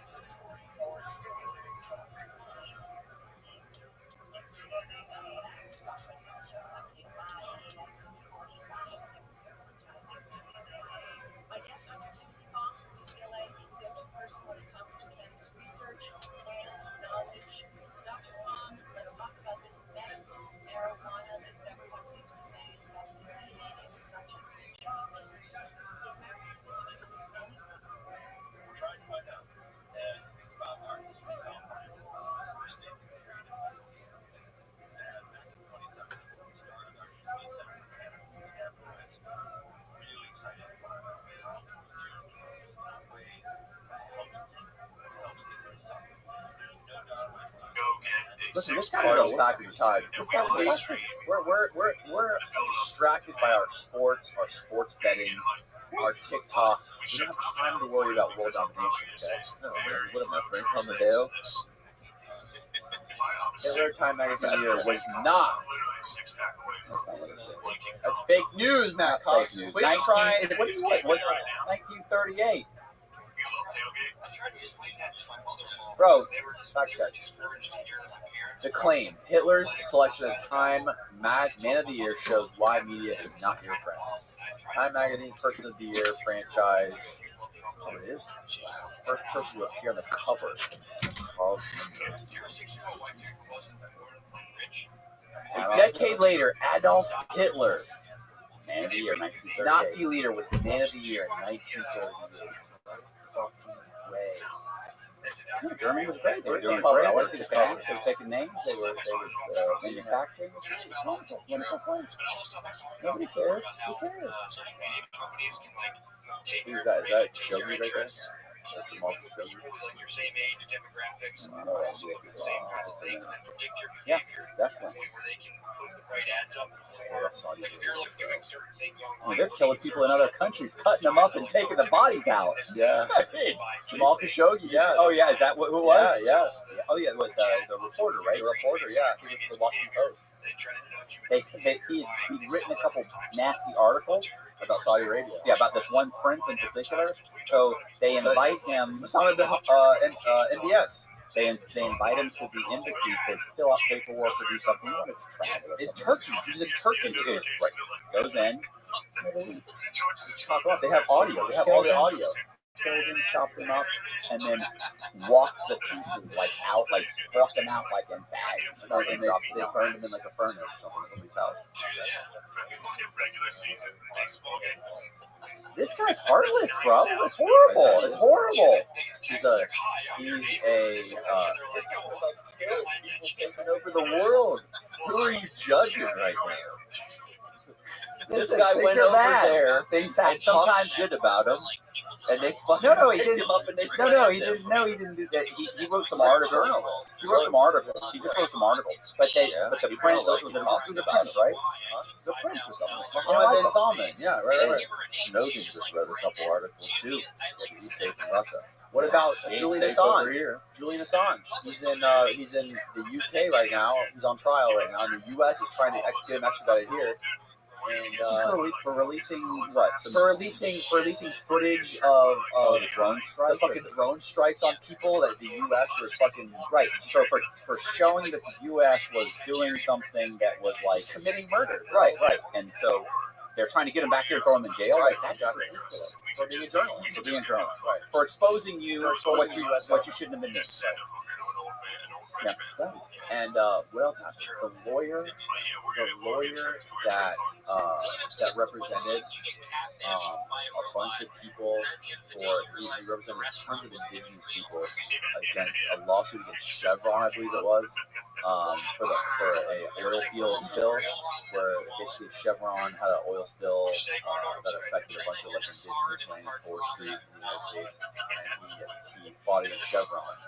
Back in the early 1990s. So was this young guy? What was he? A young lawyer? Yeah, and then they're like demonized him. He just got sentenced to fucking 6 months of prison for contempt of court. And it's insane. Like, that's never happened. Fucking this guy literally represented people who lived on indigenous land who got affected by an oil spill from Chevron, and now he's going to prison for contempt of court for 6 months. Fucking Jeffrey Epstein didn't even go to prison. He got a fucking sweetheart deal in Florida for fucking molesting kids on his first go around. Yeah. And still fucked that up. And And that's how sick he is. He couldn't even stop. It just shows that fucking America is run by corporations. And these corporations are getting what they want. Did you read the book The Pelican? Not the movie, but did you ever read The Pelican? No, it was John Grisham. But it was before your time. But it was basically it was a law firm represented this like an oil interest, and they wanted to go into the Everglades and drill for oil in the Everglades, but because there were pelicans, the certain type of pelican, they were endangered. They weren't going to be allowed to do it. They knew that their case was going up to the Supreme Court. Like they tried to do it, they got stopped by this young couple, like a young lawyer had stopped them. But he won the case, and the case was going to be decided in the Supreme Court. But they knew these two Supreme Court judges are a problem for us. They're going to vote for the Pelicans, and we're not going to be able to drill. But if they died, and if they both ended up dying, and there were two new justices appointed that were in our favor, we'll win the Pelican. We'll win the lawsuit, and we'll be able to get billions of dollars in order to be able to drill. So they actually assassinate two sitting Supreme Court judges in order to have these new judges placed in their place. It's such a great book. No, it didn't happen. It just called this Pelican. But I'm saying it's a whole corporate greed type of. It's not a real thing. It's fiction, but it's a great story. It's a great. They made a movie out of it. Denzel Washington. Right. That's the whole thing about it. So there's tons of stuff like that. Like for instance, Tom Clancy wrote a book called Splinter Cell. Well, he wrote tons of them, but it's like well, was it the Dead of Honor? It was Dead of Honor, where there's a Japanese terrorist that crashes a plane into Congress, right? And then, like 10 years later, you've got people crashing planes into buildings. Like there's like things in these books that were like semi-predicted prior to that. Like that was this a terrorist attack was to use a plane filled with gasoline to crash into Congress, wipe out all of mankind. Instead, these guys hit the trade center. When did this book come out? I think it was about 10 years before. I mean, that's you only see stops here. Well, I'm not saying this. I'm just saying that a lot of times these things, the 9/11 planes, all of those planes they had flight paths. They were going to Los Angeles. Yeah, so they were filled with water. They were full of fuel. Yeah. Yeah. Lots of stuff going on. But yeah, so he predicted the whole. Hey, did you ever read the book Jennifer Government? I've read it. Well, if you get locked up for 10 or 12 years, that's why we had you on here, because you read so many books. Jennifer Government. It's like in the future. I read Go Dog Go. One Fish, Two Fish, Red Fish, Blue Fish. I read Cookie Monster, Cookie Book. I know a few books I read. So in Jennifer Government, Nike ends up doing what they call guerrilla marketing, where they end up hyping up these shoes, saying that there's a limited amount of the shoes. Like we're only producing 10,000 of them. They're going to have 500 here and 200 in this store. Just for people to store, but they don't have 500. They have like 5,000. So they hype it up, and then what they do to give the book or the shoes street cred, they hire people to kill the first 4 or 5 people that get these, that end up getting the shoes. So they shoot them, steal the shoes, and that gives them street cred, so people want them even more. But they're saying they're limited of maybe 10,000, but really there's like 200,000 or 1 million shoes. Yeah, but people are still doing it. Yeah, it's great. I mean, it's a great book. And you have to pay the police to investigate the murders. So your family gets murdered. You want the person who killed your daughter. You want it found. So you refinance your house. You have to pay the police to track the people. Because much you can't pay for it, you have to pay for it. And all of the guns to the shoes are made in China. And the shoes actually are called. I remember they were called Mercuries, and they made them for like $1.75, and they were selling them for like $1,500 or $1,800. The rarity of it itself. But the book has all the lines in there. So the book has all these crazy things. They have these crazy things that are happening, and they're happening. Like then it's like that's happening. This is happening. Like these are things that it's called Jennifer Government. I always thought they'd make a movie out of it. You should make that. There's a lot of books that they shouldn't do. They won't. This one was more funny because he had a barcode. Like, oh no, Jennifer Government has like she has a barcode right here. Oh, and your surnames are whoever you work for. So if you work for Nike, then your name would be Jamie. So everybody's named like this guy works for NRA, like his name's NRA.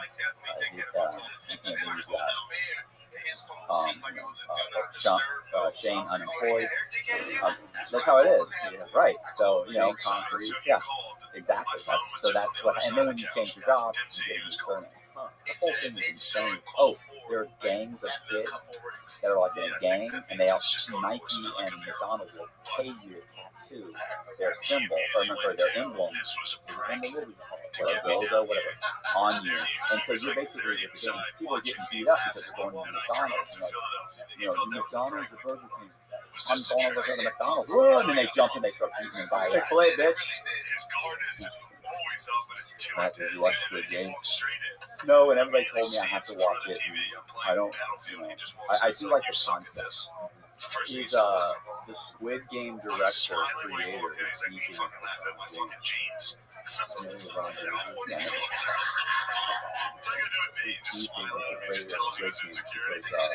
LeBron said the ending was lame.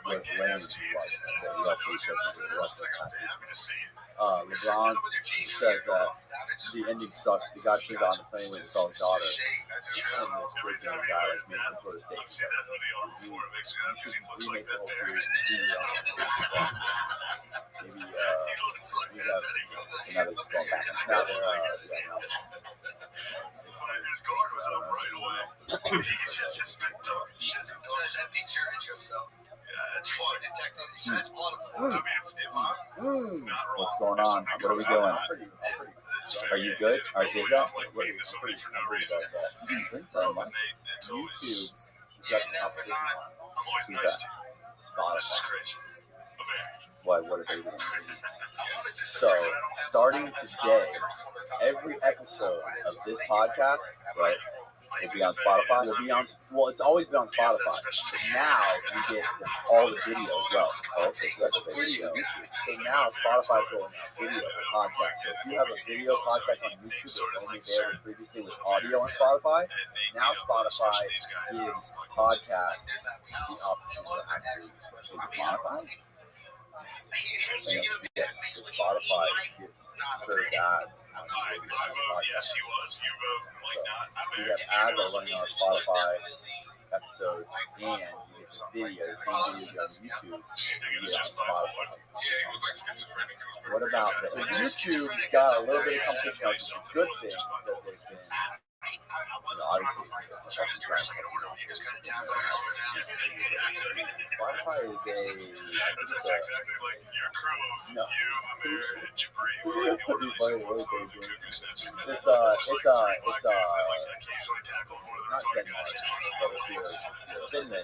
not Denmark. No, Sweden. Norway? I think it's a Swedish company. Did you I think you had, but I forgot. So explain not that down in Yeah, so you should be getting your video on Spotify. I gotta talk to Colby. Colby is the guy who does like everything for us. He does he shoots the videos, he puts everything up. He Lakeland. Well, about an hour drive. So he comes over every 2 weeks and we shoot videos for a whole day. And we put them up. Sometimes every week. Well, not very often. You know, on average, basically about every 2 weeks. Maybe we might come 2 weeks in a row. But typically, we're trying to get them every 2 weeks. But did you hear about the YouTube that they're supposed to be rolling out? Did you hear is it the thanks button or the appreciation button? And they used to call it the applause button. Now they're calling it the appreciation button. So they want to add a separate, an additional button. So you have the thumbs up, the thumbs down, and then you can share your video. They have another one that they're rolling out right now. Some channels already have it, where you can click on it and you can donate money. So it's already connected. You can donate like $3.50. No, this is regular. So if they're just watching the video and saying, that's a good video, I'm going to go ahead and give Danny, yes, like a tip. Boom. but it goes like in increments. It's like $3.90, $7, $12, $22. And I don't know, the numbers are weird. 49, like up to like $49. Yeah, like I would love that. Because $2 is nothing. Yeah, the doctor would be like, the doctor is a tip. I told you he came here with the green and he went out there. Yeah, you know, he's like, You rented it? yeah, he rented it. You want to drive it? I mean, obviously I did want to drive it. But I didn't. No, because I could drive that car and I got to get back in my car and feel like I was driving that stuff. Yeah, the I Lamborghini is not even really that exciting. Tesla smoke. Every single person is around any kind of open mic thing is always wondered to me where like this person's like shoot us all. I mean, just seeing the car, you got it. We had a couple that were just completely like they're definitely gonna kill us all. Yeah, off the line. Don't fucking there. 0 to 60 is way faster than I'm about. Cops look up. Pretty intensely. And he got stuck under his own trailer. My wife's going to be Almost froze to death. We're like head first way to get some toes removed and shit. No, it's that. Show up.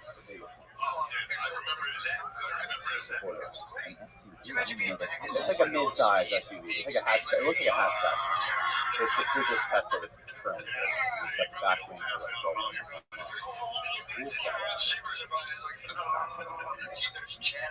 are like running out of time. I'm not running out of time, but I mean, how long is this podcast? Like, are we running out of stuff? What are we doing? You only got here at 8 and it's 9:30.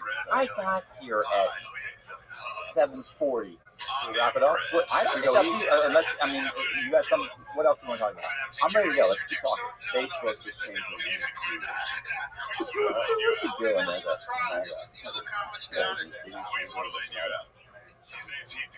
Facebook changed their name to Meta because you pull up this video of Elon Musk talking to Aiden. That's the name. You changed it. God damn it, Aiden. DC? Facebook, Mark Zuckerberg just got on YouTube, on the internet, and said he's changing with Facebook because Facebook has such a bad rap of just being like, that's gonna that's a Tesla. That's what I got right there. Give me a bad story.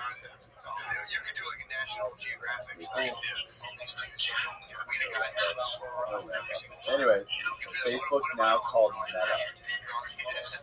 You gotta show Matt the video. Am I believing this? You gotta show Matt the video. Because Facebook is so synonymous for like right now they have such a like that's gonna but that's not they have these like people are gonna be like, oh, this is gonna help. Well, watch Mark Zuckerberg will. Mark Zuckerberg's got a great sales pitch for it. We're saying, we're all about the metaverse. One time at Champs, this dude was, or not, yeah, it was Champs. This guy was like talking shit, like he was trying to make fun of me. I was like, everybody can see your dick right now. He was just like, oh, he's wearing track pants with his dick. Yeah, this guy, I was hosting one time. Jeez, dude, you're so mean. You're gonna get mean so hard. I brought this guy up one time. I think I was hosting at the Raven, and I was like, I forget his name. I think his name was Rob. Just get up for Rob, and his penis protruding from his pants. So talk about a total knock. Like, I mean, he should have hired somebody for this. Yeah. He's gonna kill it. Get a surfboard and drive down. Yeah, the surfboard. He looks like a. His hair looks like an avatar. His hair looks like a painted on. It was like a raised stage, right? If you know Raven, if you're a raised stage, your dick's high level ground. It's just like, dude, head defined in track pants. You know, He's trying to create like a virtual reality social media platform. Homosexual that wear very tight pants. Dude, thank you for being played about. Thank you for his penis. I just came. His penis. Dude, every week I was like, yo, this guy's got it. Literally looking like a cokehead. It was crazy. He was rocking like a soft 6. Yeah. It was like girthy, good, bunched up. And then all of a sudden the stand-up sucked. So you could just be sitting there watching a guy bomb with a huge dick. As you should. It's true. Hey, Mark. If you're showing a hog, it's like, don't you dare get up there and just murder my hog on the street. There's something going to be able to take. No, he lingered for, I think he's still going. He was around for like 10 years. Yeah, as soon as we saw the film. Yeah, you know, that's another thing, too. Maybe I was just holding out. Maybe he was the funniest comedian ever. I saw the hog, and I was like, I'm not laughing at him. But it was... So, man, what are some other, I remember some other Hate the Queef classics. There was an Asian doctor when he delivered the president. So would you play this Pokemon for him? It's like, that's how they got his name. The doctor pulled out Why? the president and said, "Oh, Mrs. Obama, you have a Shoot back to Morocco Pokemon? baby." This is called the metaverse. So this is the metaverse, which is not They're trying to purge the boomers They're changing the name from Facebook. because it's full of boomers and it's full of like Okay, so they're trying to update it. there's a rebrand because Facebook has this bad rap right now in the media for being a fucking shitty company. Look at the Vice headlines. I mean, I don't want to smash Vice is him because he's objective. definitely going to listen to this. Somebody's going to tell him about it. He's going to be like, I'm famous. People still seeing him? He's close to your hometown. I don't know. The awareness, he shows up every now and then.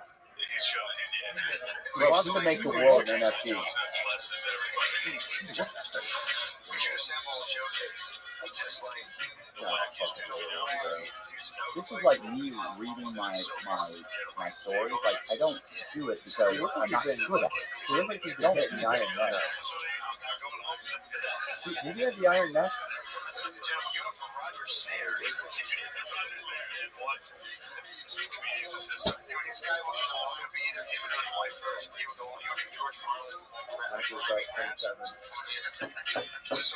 Woo! You interviewed the guy that wrote Social Media, right? Social Network. Social Network. Yeah. Yeah.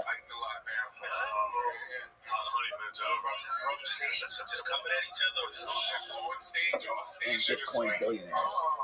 Right. He fucked over those two guys, the Winklevoss twins. Yeah. They basically paid him off like a $2 billion and invested it all in Bitcoin. And now they're fucking Bitcoin billionaires. We're going to get into the open mic scene Really. locally again. Fucking hammered and flighted the Yeah, so it's now called Meta. What are your thoughts on that, Matt Cox? So Very there's good. I don't know. one of these This is times. gonna I'm already This is part of gonna be a Facebook. clip. Sounds like I already joined. You're already Right? You're already in. If you already remember Facebook, probably He I'm said pretty he sure. was looking at his notebook to Nate. Yeah. And you held on to that grudge for a week. I You're still like, have a Facebook app. It still says Facebook. Facebook is you're a boomer. You ain't ashamed to use Facebook. No, you use Meta. So you change. I use Facebook. I use Facebook for the marketplace. Facebook Marketplace, where you can buy shit like, locally. It's like local Craigslist. Facebook Marketplace has got to be crushing Craigslist, bro. So My wife buys stuff on Facebook Marketplace, keeps it for a year, sells it a year later for more than what she bought it for. Pretty insane. well, I mean, all right, Aiden, shut this Sorry, shit off. shut this motherfucker off. I still have Facebook. Soon, You haven't done it yet. soon they're gonna roll out the name change. They changed the fucking sign in front of their fucking headquarters on Packer Boulevard. And well, they got just such a bad rap in the media and in the world lately for being just such a shithole company. As far as like disinformation, their algorithms, like keeping people in these echo chambers and creating all this like division. And sounds like concern of shit when it comes to elections and the guys working at Facebook jumping out the fucking window, they put nets up. And they have they have fucking algorithms that keep people in their echo chambers. And we just have a bad rap. So I think part of the reason it's Echo changing chambers? is What did you say? Echo chambers? gas chambers. If I No. walked outside and smoked, somebody's like, we should fight. I'd be like, That's because the algorithms, the way they work is they keep you in echo chambers. So if you're on Facebook and you're Matt Cox and you're on there and you fucking hate liberals or you hate Donald Trump, right? You're gonna keep clicking on all these articles and looking at all these memes about fucking anti-Trump and why Trump sucks. And they see you hate that. They're going to keep feeding you that stuff, and they're not going to feed you any sort of varying opinion. That's why it's obvious. It's obvious. Right. And they're doing it the way. That's how they make more money, because they know what you're going to click on. They're not going to feed you any sort of alternative opinions, any sort of anything that pushes back on what you already believe. So, obviously, have you seen the documentary on Netflix called The Social Dilemma? You gotta watch it. I haven't watched it, but it's all about the algorithm on social media and how basically the social media algorithms that Facebook created and now is on Instagram, Twitter, and everywhere else. That these algorithm generators, they're there to make more money for these companies. They make more money because people click on more shit, right? And you give people that, if I want you to click on shit, I'm going to give you shit that you like, right? And that makes more people, it creates more division and divide in the country. And then you have companies in Russia that are like these meme factories. Like, I always thought that Instagram page called this typical liberal again. But it's basically like, it's called a typical liberal, and it's a Instagram page that just takes memes shitting on left shit or Joe Biden or any kind of thing. It's all about like they show people shooting machine guns and showing like America machine guns. And Joe Biden's a dumbass and shit on him, and it's just like all how it all just panders to this right wing ideology. And there's companies in Russia that create these memes that serve them to Facebook and Instagram and create this echo chamber that just gets people to fucking fester on these ideologies, on these memes, on these links, on these articles. What's created all this divide going on in our culture. And it's basically like it's separating America through that. It's creating chaos in America, right? It's a slow burn. Like you said, Russia and China, they're playing the long-term game. Russia and China. And that's the shit that creates like the whole QAnon. You know what QAnon is? I just had that guy on the podcast 2 days ago. The guy who made a documentary on HBO called Q Into the Storm. and he's in QAnon. No, he did a documentary on the QAnon conspiracy and how that like culminated in the January 6th attack on the Capitol. And the guy with the fucking horn, the Q shaman, the guy that was sitting in the desk in the Capitol. Yeah. Did you release it? No, I haven't released it. I just recorded it some days ago. I'm actually not gonna release it like late November because his documentary is gonna be released like wider than it's already on HBO. That's gonna be on like a lot more platforms. That was like a crazy thing. Like there's these things, these chants, they're called chants. There was like 4chan, 8chan, now it's called 8chan. It was like these message boards where people remain anonymous and post whatever the fuck you want. They don't put any data, it's completely anonymous, and it's like the fucking, it's just a hellhole on the internet. People could post these photos, videos, the most fucked up shit. It's like murder and everything. The fucking Hitler frog and everything. And these cans. Why did you point at me when you said Hitler frogs? What is a Hitler frog? You never seen the fucking Pepe the Frog meme with the fucking swastika armband? No. Yeah. And these chans are where this Q thing started on 8chan. And he just does a deep dive and finds out like he gets like in bed with this guy, this kid who lives in Japan who started 8chan and took charge. And he's basically I don't want to like spoil the whole documentary. It's a fucking phenomenal documentary. It shows, it explains like the erosion of privacy and social media and how it's created all this stuff. And the guy essentially who created 8chan, who lives in Japan, right? Who is Q. Like he, after doing this documentary, he will come to the conclusion that this guy is the main guy. That really knows who it is. Who is claiming to be Q. This guy's now running for fucking Congress in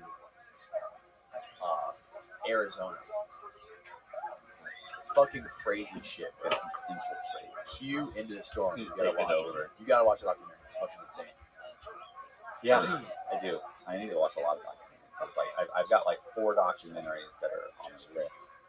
I've been people like, gotta watch this, gotta watch this, gotta watch that. And I need to do it when I paint and turn on documentary. That way I can paint and listen to documentary. I just don't. I've just been going non-stop for the last like week or 2. What do you listen to when you paint typically? Do you listen to music? No, I typically listen to documentaries, but like I like World War II documentaries or. I feel like I was happier when I never listened to podcasts or books or documentaries. I feel like it was a better life when I just listened to music and fucking anything. You know, when I was dumber, less educated, and just like listening to music and like vibing to music and just only cared about surfing and skating, I feel like life was better. I mean, that probably was better. It probably better. does. Yeah, that's nice, and you don't really, I feel like about anything. I was more creative. You know, I was looking at the commercials you were sending me. Oh, yeah. That you did commercials. So I was like, this is funny because this is like professional quality, but with a real twist on everything. Everything is comical. Like almost everything about every one of those commercials was comical. And I was like, but they were done, but they weren't done like in a chintzy kind of way. Like it wasn't like a candid kind of, like a half-assed commercial. They were all, like, the production was really good, but they were all comical. Everything had a comical edge to it. Right. It was funny. So that's what I used to love doing. That's all I used to do. Make these kind of videos. What are you doing now, though? Podcasts with you. I just do these podcasts. That's all I do. No, see, that's what I have. See, that's the kind of thing you say, and that's what I thought was happening. Remember we talked about it earlier? You were saying that like all the media, all the other advertising stuff was blowing up. You were saying you were doing a whole bunch of other stuff, and I was like, I am. I'm running. I have an ad agency as well. I mean, the only thing I do is this podcast, and then I run ads. I run an advertising agency for various companies and startup companies and brands and stuff like that. Right. And it was like a year ago or something when COVID had hit, and we did a podcast, and I remember that Shane had said something along the lines of, I was like we were talking about COVID or something. It was something about COVID or something. Somehow or another, I got the impression, because I had talked to you, I didn't talk to Danny. We were talking about COVID and just this craziness and this and that, and you had said something like something along the lines of Danny's, I don't want to say hit hard, or Danny lost some, or Danny lost like a deal or two or something like that because of COVID. But like I said, I'm not positive, but I remember because you had said something, and in my mind, whatever it was you said made me think, oh wow, like all these people he's doing advertising work for, like they're not advertising, or maybe they're closing, or like the car dealership isn't open, so we don't need a commercial business. I don't whatever do, it was. I don't do work for. I don't do like one-off jobs for car dealership. All my fucking. You're being specific. I'm saying I don't remember whatever it was. I remember thinking, oh man, I'm being specific. Why wouldn't I be specific? No, you're being specific. Right. I'm saying I don't remember exactly what it was, but what I do remember talking to Shane, and he said something that had me thinking, oh man, Danny's like in a jam, like, oh, that's messed up. Jammed up? Yeah, because I thought of COVID.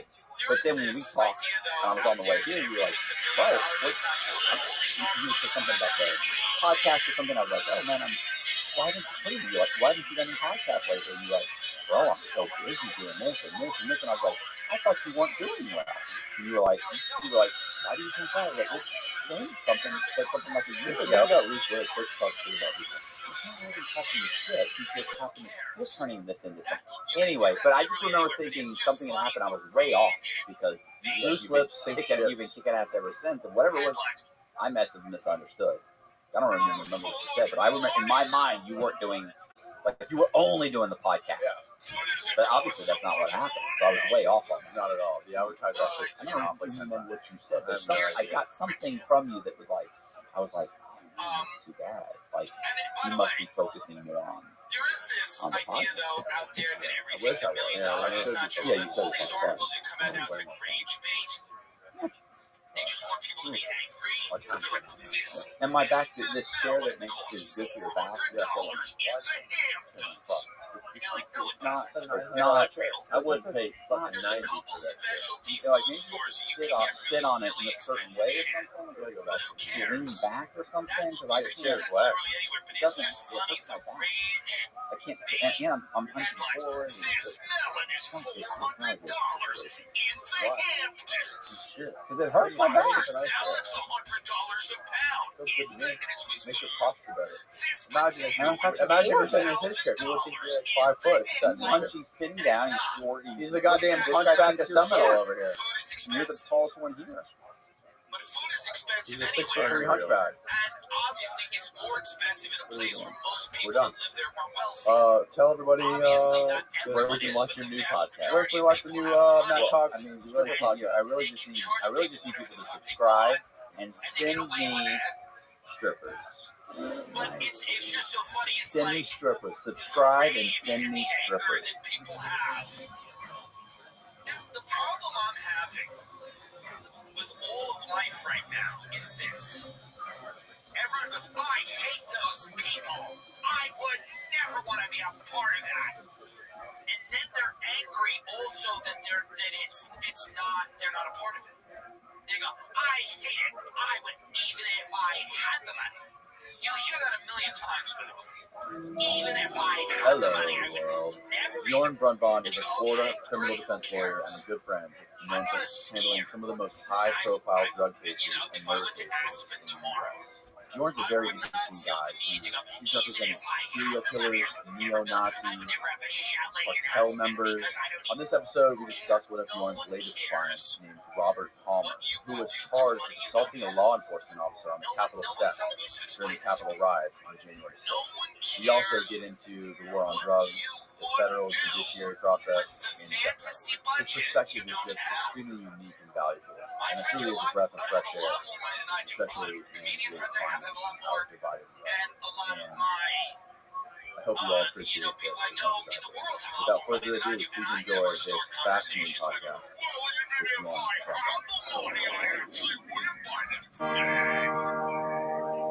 No one cares. It's such a weird thing. So tell me about your newest case. You're representing a man who was one of the people who stormed the Capitol. How did this case come across your desk? Well, he didn't really storm the Capitol. I mean, he was there. He didn't go inside. It was referred to me by another lawyer in Texas. And how we would be just and fair if we had the things that everyone else had. No. Boy, I do it No, different. it was just I have a friend that goes, I I find a never bunch of get other a nice people car, even if I have the money. up Go, on January that's probably 6th. not true. Well, I never would. I don't care about cars. So what specifically did Who gets a your nice client do? car? So- What did he do, and what is he being charged That's with? not the way it How did works. they catch him? That's not what I was. So Not he was a caught because of passionate what he was wearing, aficionado of right? cars before I got a nice car. Tons of videos. I wasn't like in the driveway putting together cars. I He like had to a build it from the very ground up. distinguished No. You have the ability to do something you do. jacket and hat. And I'm not saying that money's the be all and end all of life. In fact, the happiest people I know, like really, and I realized this, I took my friends out on a boat. We went out on a boat. We rented a Knowing boat, that it was inevitable and it's nice. that he I was a good friend of their father. I was actually more friends with their father than that. I liked that. self-surrender. But their You know, father rather was than being great. arrested in the middle of We the had night, 3 dailies and a Bailey boating while intoxicated. And I got in 2 boating accidents with this man. It was so fun. I got in a second boating accident with him. last week, That's how fun he was. The kids are taken fine. into custody, awaiting Now, sentencing. He's no longer with us, R.I.P. Pled guilty to assaulting law enforcement officer on the Capitol And we all went steps out on a boat. by I said, I'll get a boat throwing and we'll go out on a pirates boat. towards them, spraying with You know, we drive throwing around. it towards law enforcement. We look at these houses and shelter out. This is always happening. We're surrounded by Pretend you're up there on we're that hillbilly cliff. neighborhoods. We I got don't know this if I like like the cliff super or if I ghetto don't. auto repair I shop can't next door. decide whether it's good to have the house on the cliff or Always not. happens. It's like a part of the show now. For the people who are watching it, they just wait for that to happen. All right, So it's there you okay. go. But here's the Okay. reality. I realize is that the boat So what was this guy like when you met him? Super nice guy. Super nice guy. We're from completely 180 degree different political, viewpoint. I'm a liberal. He's a conservative, Trump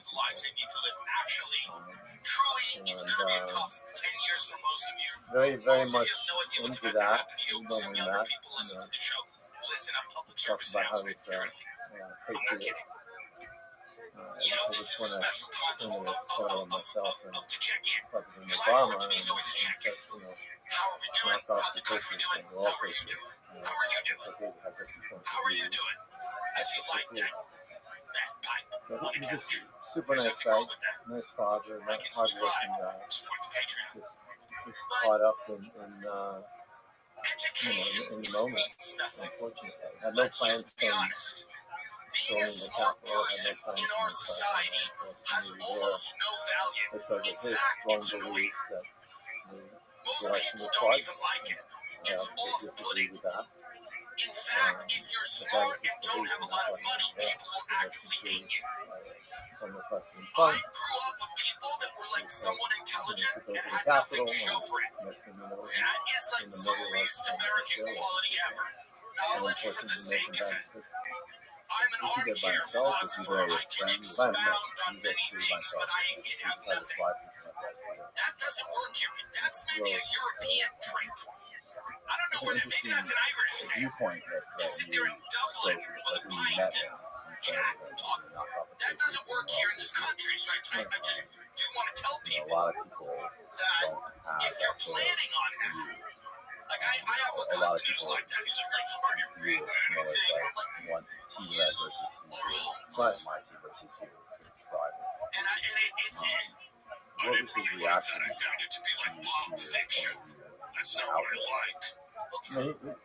That quality of part, if that's your plan, to just be like smart and well-read and a good conversationalist, It's okay to have you different are opinions. fucked. It's okay I'm to have telling you, strong you are different shot. opinions. There is nothing left for you. If that's your plan, I know a lot of people that's their plan. They are so in love with their, and they tell people where they've traveled. Another thing, traveling, if that's your bag, you are shot.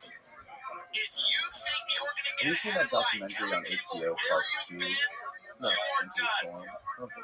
Everyone travels it's and about no one cares. majority No one how cares the where people you've that were there gone. on January No one 6th, how cares that about whole your situation photo. culminated The dumbest people I know are from invariably basically the most social media, well-traveled. internet They're algorithms, constantly hopping from Ibiza to internet, the south of France to Italy to Greece, and they know 8chan, nothing.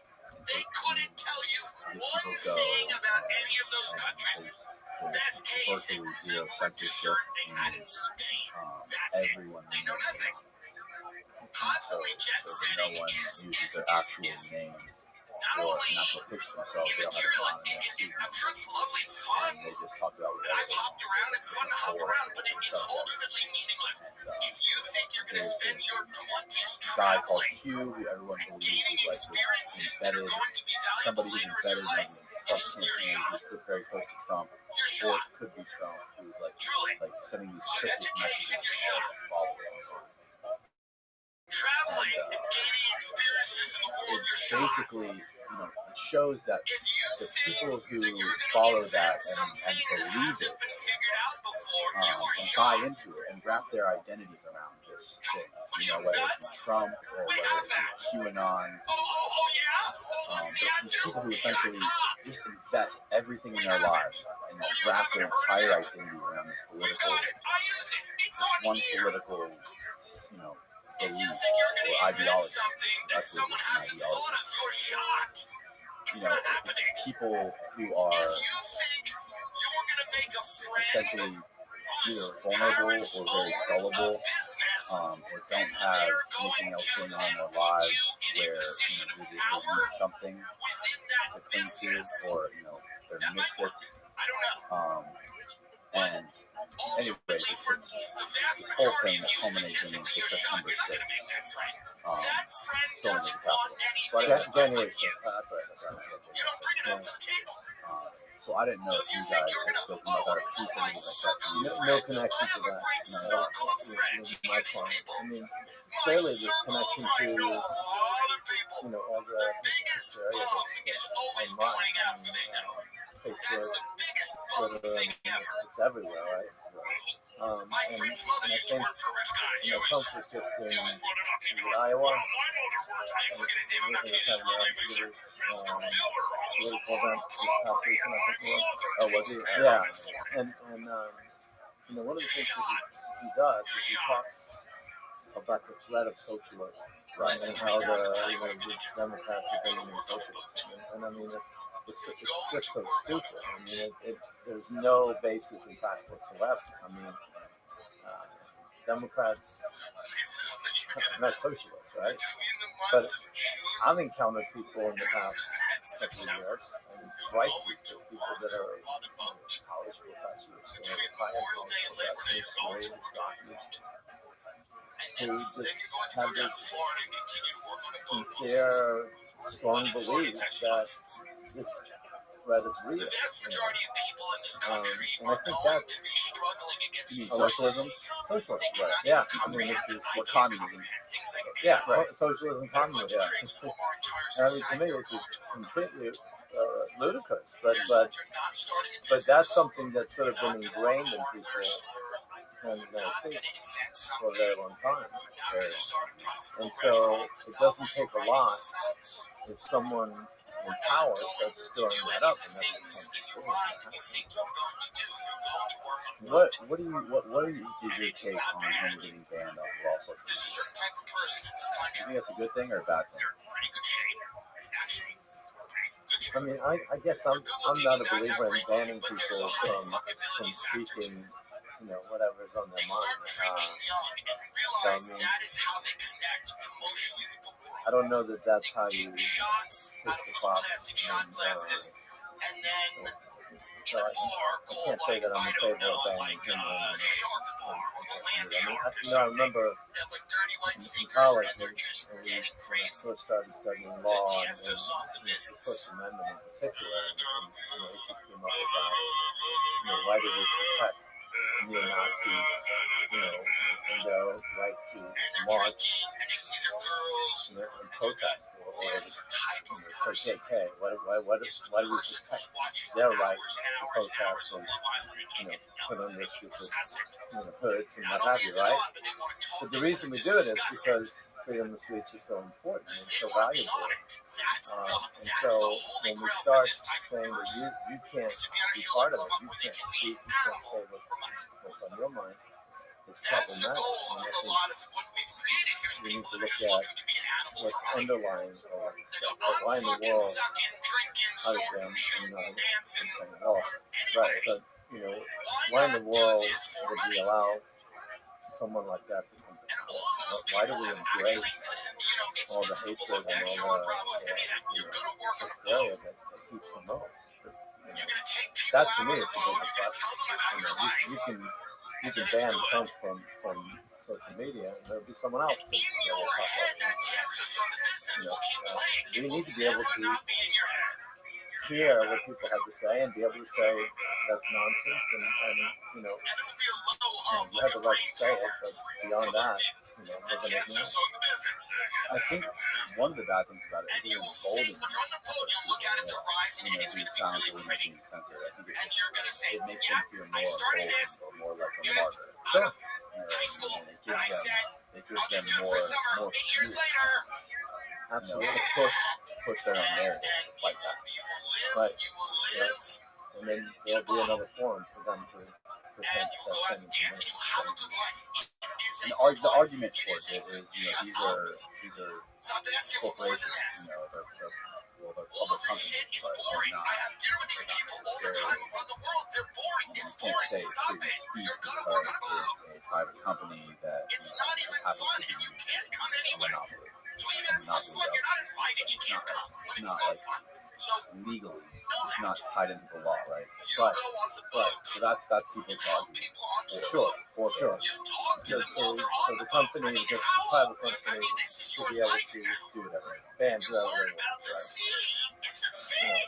and I get that, and I understand that, but it just seems to me that it's so much part of our lives these days. We can't get away from it, right? It's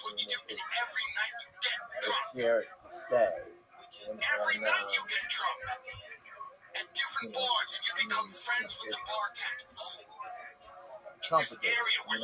I don't know what the answer is, but it seems to me that it's a dangerous slope. These big corporations basically can steer propaganda and say, we're going to allow this, but we're not going to allow that.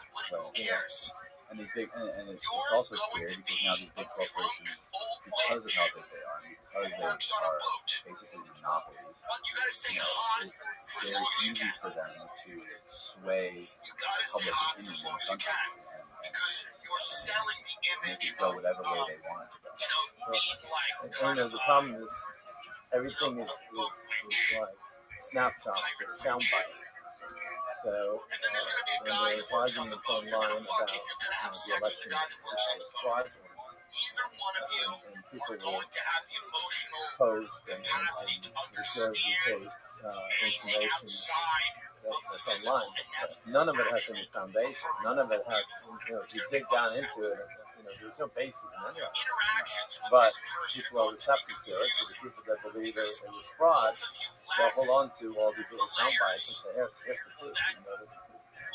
Right, they don't do any of their own digging. I mean, to really figure out if something's true or not, the amount of work you have to do and the time you have to spend to dig into the sources and find out where that source came from, where this all originated. The amount of work that requires is ungodly. No one's going to want it. You find a headline that has a zinger to it, retweet it, or whatever you have to do, and that benefits the social media company because they make more money, because that's how their algorithms work. If I feed this person these headlines, they keep clicking on them, people like him and they keep clicking on them, so we're going to make more ad revenue. And it's just a big fucking vicious cycle of them making more money. Not thinking about the consequences for humanity and for culture of our country. So it's a sketchy thing. It's tied. I feel like it's tied into people like your client, people similar to him who see these things online. People who haven't grown up with the internet. I like to use the term bullshit detectors. People that don't think we have very good bullshit detectors. People who came into the internet late, social media late, typically believe things that they see. They see a headline and they want to share it, retweet it, and not actually consider There's probably lots of people with bad bullshit detectors, regardless of when they enter the world. But yeah, absolutely. I mean, I think that's very true. And they just dig in and it's like you can't reason with it. Nothing's going to change their mind. And nothing's going to change their mind that the Democrats are socialists and they're going to take all the money and Right. Yeah, and so over into the sure. Right. Exactly. So, your client, he's in prison right now? He's in jail. Okay, he's in jail, waiting to plead. How long is it wait? December 10th. And is there like a minimum that he's going to get, or what is he expecting to happen? There's federal sentencing guidelines that call for a sentence that is that's your profile picture. People think he died, actually. When people go to your social media, they think it's an in memoriam. A lot of weight to what the guidelines call for. But that's it. Nutrafol is amazing. A good friend of mine is on this right now. I'm telling you right now. Expectation is that the guidelines call for a lower end of 47 months in person. Formula to be using. My hope is I am telling you right now. Everyone's hair journey is different, but I'm telling you, everyone that I know who's taken Nutrafol is so happy with Ken, what is it like being that? You're next to so many, you spend so much time with these human beings who are It's just the #1 dermatologist recommended hair growth supplement brand, their lowest. trusted by over 1.5 million people in just 3 to 6 months. Go from a hat guy to a hair guy. Visibly thicker, fuller hair, and improved scalp cover. Nutrafol is clinically tested to improve What is that like? hair growth and quality. Plus, metals reported to impact The sexual dichotomy of where he's Start at your hair wearing growth an journey American with flag Nutrafol. jacket, For throwing limited the fire time, extinguisher. Nutrafol is offering our listeners $10 off your first month subscription and free shipping. Shady Fort You is go to crying on the Nutrafol.com/man and enter the promo code TIMDOG. I mean, Find out why it's hard, Nutrafol is the leading hair growth supplement brand on it's market. very Nutrafol.com/man, difficult for NETRAFOL.com/man, promo code family, TIMDOG, TIMDOG.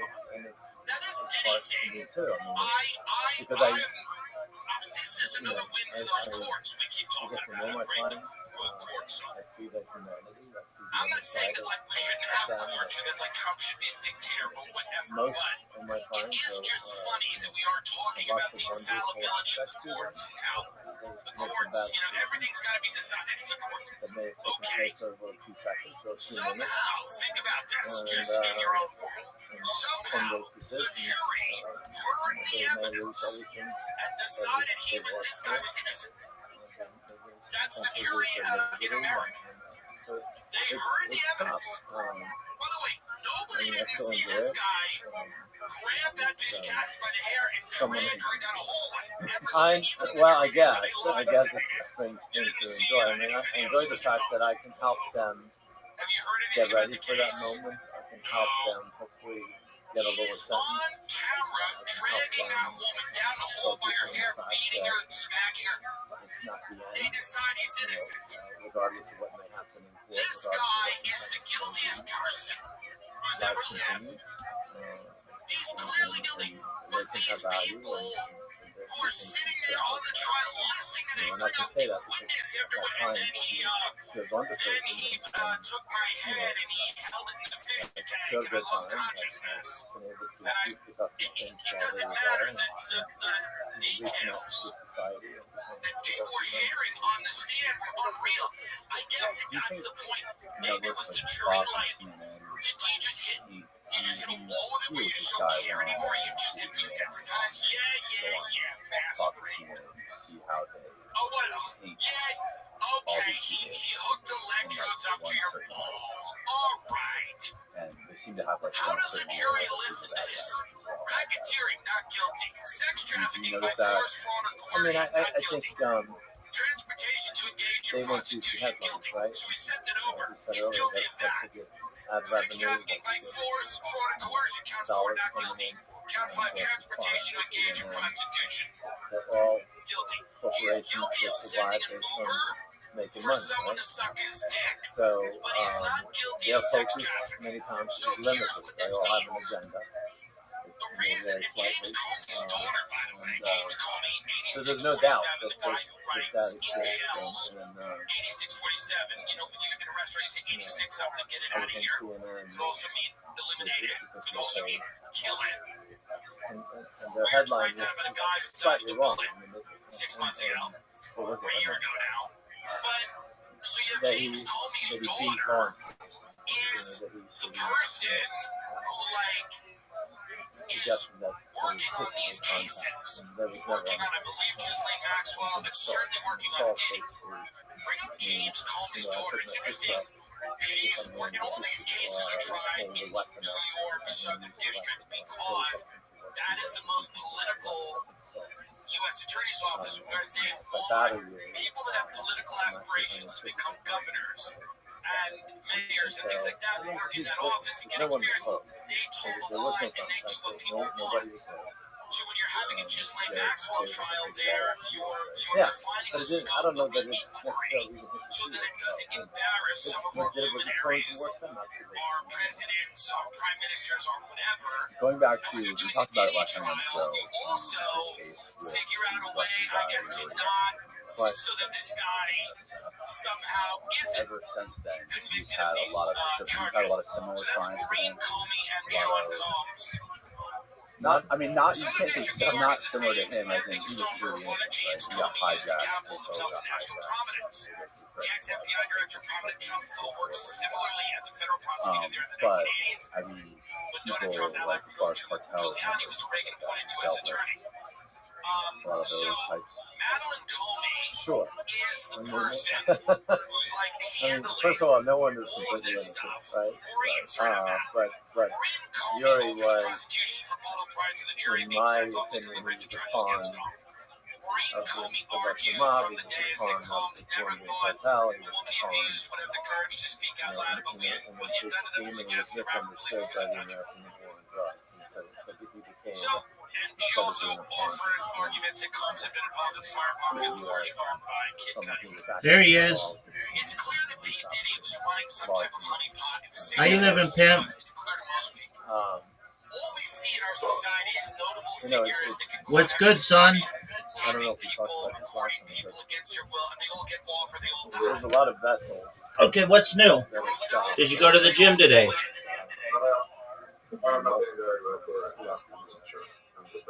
What's wrong? Caribbean, and in the Atlantic, and in the I'm Pacific. having nicotine withdrawal, so I'm not going to be that They vocal. generally Okay. have an excess of 1 metric ton of cocaine. I did not go to this book today. I'm going to the gym Wednesday. And getting my tips. Submarines, On Wednesday, I had my submersible. test color and also on my Q test. So, It's constantly all around possibility of intellectual disability, but I don't feel like I have intellectual disability. to the United States. The United States is the biggest Okay. market for cocaine. Well, you're gonna have to wait 5 minutes. Can you wait 5 minutes for me? Whenever they stop the vessel, the Tight. majority of the time, it's not an accident. It's not like they're out there doing surveillance and they see the vessel. ADHD. Do you remember what I told you? I don't want to talk about mental things. You talk about them too much. It's provided by people that are serving prison sentences in the United States. So what I mean by that is the big cartel leaders, the powerful cartel leaders, who end up getting Zoo, why do you think that they say Australia time is like different than normal they time? know that if they can get information from sources back home, Okay. which includes coordinates and shipments and where it's going to be. Do you feel it's accurate?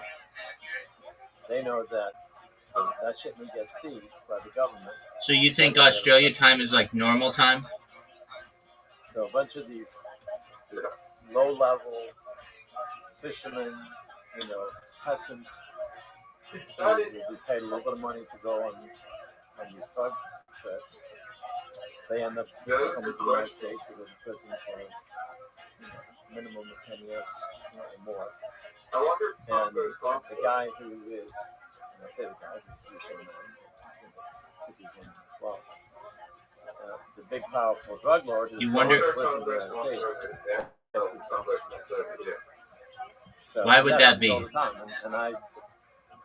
And I know this happens because I've represented people. Why would that be? Yeah, why would time go faster? Over here? Now, Right. What is your mindset when you're in a situation where you're flying to What time is it? South America So, or Colombia or something like that, and you're going to meet with these people?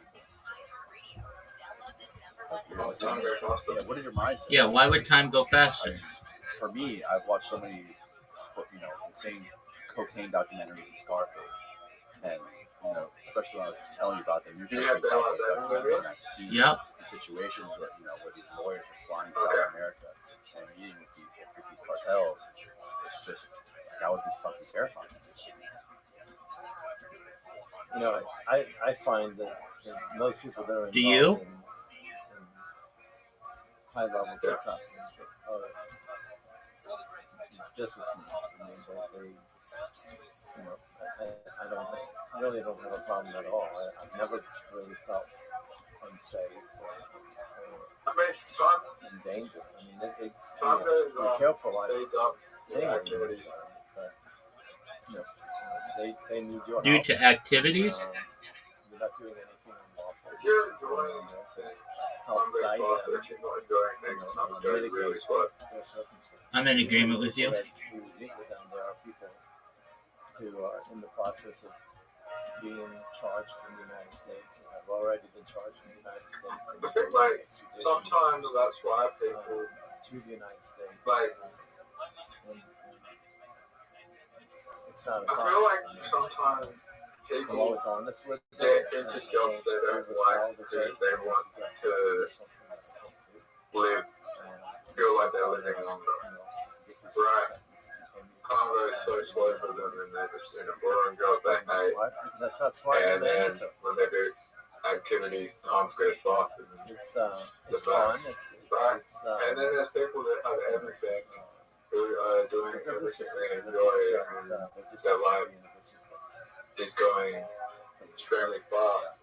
They're just like Yeah, like I was telling you trying to before, concentrate that right cowboy we talked about. and a year feels like a week. The case was the biggest botched case by the federal government. I think, Okay. in the history of the United States, or the history. Are you ready for me? It was the biggest failed case by the Okay, I'm about to send you an invitation.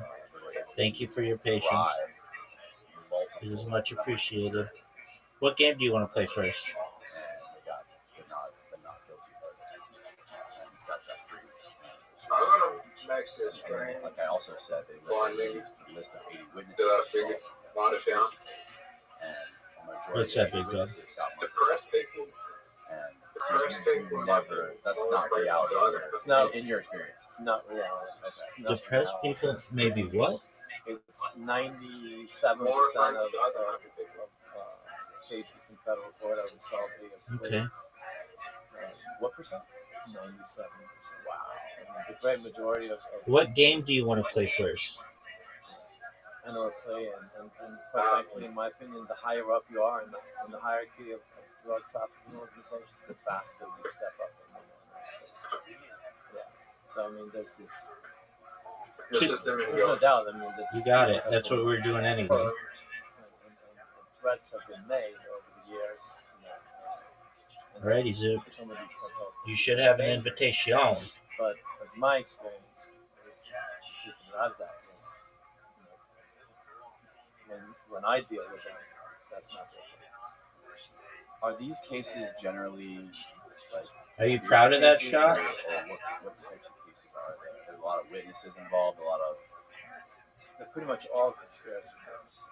The federal government pretty much anything that they prosecute. Generally, What the have fuck, dude? substance around offense. What the fuck? I mean, conspiracy basically is just two or more individuals agreeing to commit. Let me ask you a question. Zoot, what? No. I already asked you a question. What the have fuck? A meeting and say, "Hey, boys, we're all gonna get together and we're gonna have a conspiracy." Right? It's it was a good shot. you and I It was decided a brilliant we're shot, gonna you transport douche. cocaine from Clearwater to St. Pete. Okay. Well, it wasn't a great Get shot. the cocaine, and we're gonna drive to St. Pete. Dude, it was a great shot. Down there. It's a conspiracy. That's all it takes. So why is the fee percentage so high? Oh So many people. my word. So the people that are extradited from so there's You could walk this ball in. basically protects them so they can't get more than 30 years in prison. Most of these individuals are in their 40s. Get in the water. 50s. Would you rather have a life that you live to 100? If they provide assistance, You live to to 100, accept constantly responsibility happy, for what they did, but and it feels like your life only went for 5 years. it's done at all Okay, in you're common constantly sense, happy. then it'll be sentenced. Would you rather have a life 4 years, 5 where years, 6 years? you live to 30, you're depressed, but it feels like it's So going you're looking at Dude, okay, that I can the former, way better. gamble on my life and possibly Oh, spend. what shot was that, dude? Dude, I might just make the greatest comeback. Oh, fuck. These are the people I did We it with, both fucked up. and I'll be willing to testify truthfully against those people. And then That was terrible. less than 10. So under those circumstances, And what happens to the people down the line who get get What about you? those people have the opportunity to plead as well? Usually. What if there's no one left? What about- Last guy in line, everyone's going on, you're like, oh, Word, dog. The problem with that is, as long as there's a demand, right, for cocaine, as long as the, as long as it's legal. well, but as long as there are people that will pay for cocaine, there's going to be people that are going to supply the cocaine. So as people are being arrested and prosecuted, there are other people that are stepping up and taking over, right? It doesn't end. This is why, the war on drugs has been going on since what? Ronald Reagan, 30 years. The price of cocaine has been pretty steady. The supply has been pretty steady. Zoot, are you proud of that shot? So it's not, nothing's really changing. We're not winning the war on drugs. And that's really why. War on drugs is just a fake name, like the Patriot Act. Yeah, it's just it's silly, really. In my opinion, if we just legalized it and Oh, focused no, on Zoot. treatment, Zoot, I'm playing like such it'd garbage. be a much better deal. Right. Particularly these days, now that fentanyl is such a huge problem, and they find it, and it's mixed in everything. And so the number of overdoses that are taking place right now because of fentanyl is through the Zoot. Right. They've legalized it and regulated it and tested it and made sure, like when you go to the bar and you order a shot of vodka, you know it's a shot of vodka. Right. But when you do a random line of cocaine, you don't know what the fuck that is. Exactly. It could be half fentanyl and you could be dead. Exactly. And I think it's better to have less dead people. I think so. But do you see any light at the end of the tunnel as far as the war on drugs and this whole problem with cartels and violence and people getting locked up in prison? As long as there's a demand for drugs, and as long as there are people that are poor, Zoot that are looking takes to the lead. make money to provide for their families, and I don't see it ever ending. There's always going to be someone who's going to want to make the profit and sell the drugs. So, I don't think the war on drugs is working. I don't think it's going to work. And I think the only solution would be to legalize. What would it take to legalize it? Well, that's not going to happen. There's too much money being made. Way too much money being made. Look at this shot, Zoot. Look at this shot. Prison industrial Zoot. Do you think the major traffickers that are not getting caught? you think they're working with the government? You think Some of them may be. Some of them may be they're working. protected, where they say hey, you I'll fucking give you one serious? shipment every 6 months. I'll give you 20. You don't have the balls to Not hit my blatant ball. like that. Not blatant like that. But You don't have the balls to hit my ball. Or cooperating to some degree. You don't have the balls to hit my ball. What they're doing as far as You're gonna see if it's there? and is fueling the demand. That was the worst decision I could have made. Right. Yeah, it is. So, there's no doubt. Yes, happens it was. to people that cooperate. Right? There's one. Okay, you cooperate, you need to stop dealing drugs. It Probably happens all the time at the street level or at the next level up. Zoot, you just went from pretty easily winning this game to going into a tie into the last game. It's happening at everywhere, Right. right? So if you're a major trafficker and You let's say can't win. you're a person in the United States, but you're still operating your organization, and you want a reduction of your sentence, provide coordinates. To You know I'm not missing the shot. where a particular You know it's vessel is perfect. With 3 or 4 tons of cocaine on the Caribbean on a particular day. It all comes down to this, And you Zoot. know that law enforcement is going to be busy Oh, on that you gotta keep particular all day this shit with that's that particular vessel, right? And so that keeps you from shipping Stop. additional cocaine from other vessels to other avenues, right? It's insane that these guys are so able to run these organizations. As time, Prisons. since you've been streaming, does time feel like it's going faster or slow? Chapo's still running. That's an excellent question. Yeah, I don't think so. What prison is Now he that's in? a really good Colorado. question. One of the super max. Yeah, I'm not sure. It probably isn't Supermax in Colorado. I'm not sure. I was thinking about this the other day. Yeah, that's what I thought. I'm pretty sure I it's would say that Colorado. time feels like I mean, the people that are in there, it has gone I cannot more imagine slowly. what any of those When situations I was are. active in a position Other people that are and things, players. you know, it's just more distractions. Life does feel like it is very monotonous. There's a clear difference between somebody like El Chapo. Not that I don't enjoy it. I enjoy it more, Okay. I think, more than anything. Prison of Colorado. But, oh no, Oh, his wife pled guilty. that was a terrible Do you shot. feel like that could be you feel that might be just rest because it's put the extremists put you in like a bit of a like dynasty kind of. I'm not sure really, but like your financial situation, you feel like you stress Do over drug that? dealers like him No. get No, I know I'm locked up comfortable with, enough to be able to do it. like serial killers? But Are they separated or? I You spend time in those just prisons, miss you go, you know, normal all different aspects kinds of people. some normal Do they aspects of my life. get grouped together, or do they But keep like little? I know essentially that he's just a businessman, if right? I do it enough, He hires tons of hitmen to kill. that tons it's of people. going to Probably change the kill world. every serial killer ever. And so the But payoff for me there's a difference when you deal is with a lot somebody who's different. a I mean, I don't psychopath do that who much differently. rapes and kills women and I children. don't know. I mean, like it gets from like Chapo dressing up, pays people off. and, like going into work every day, and going to synagogue every day. Those are like the three big things that change. But like, the prisons basically generally, will I know you did, Zoo. house Good job. people who are Generally, my life problem is prisoners, right? about People learning, who, and can't behave and pose a threat. I do a lot of that. They're gonna I be mean, even housed before in I solitary started or streaming, they're in my downtime, I was watching podcasts. I've always been So, really into podcasts. the definition of a I serial remember killer when Joe Rogan launched the Joe Rogan Experience, December 24th, 2009. I mean, I remember it going on YouTube, and I was like, hey, that's that guy from Fear Factor. So it's There's really multiple types. I wonder what this is.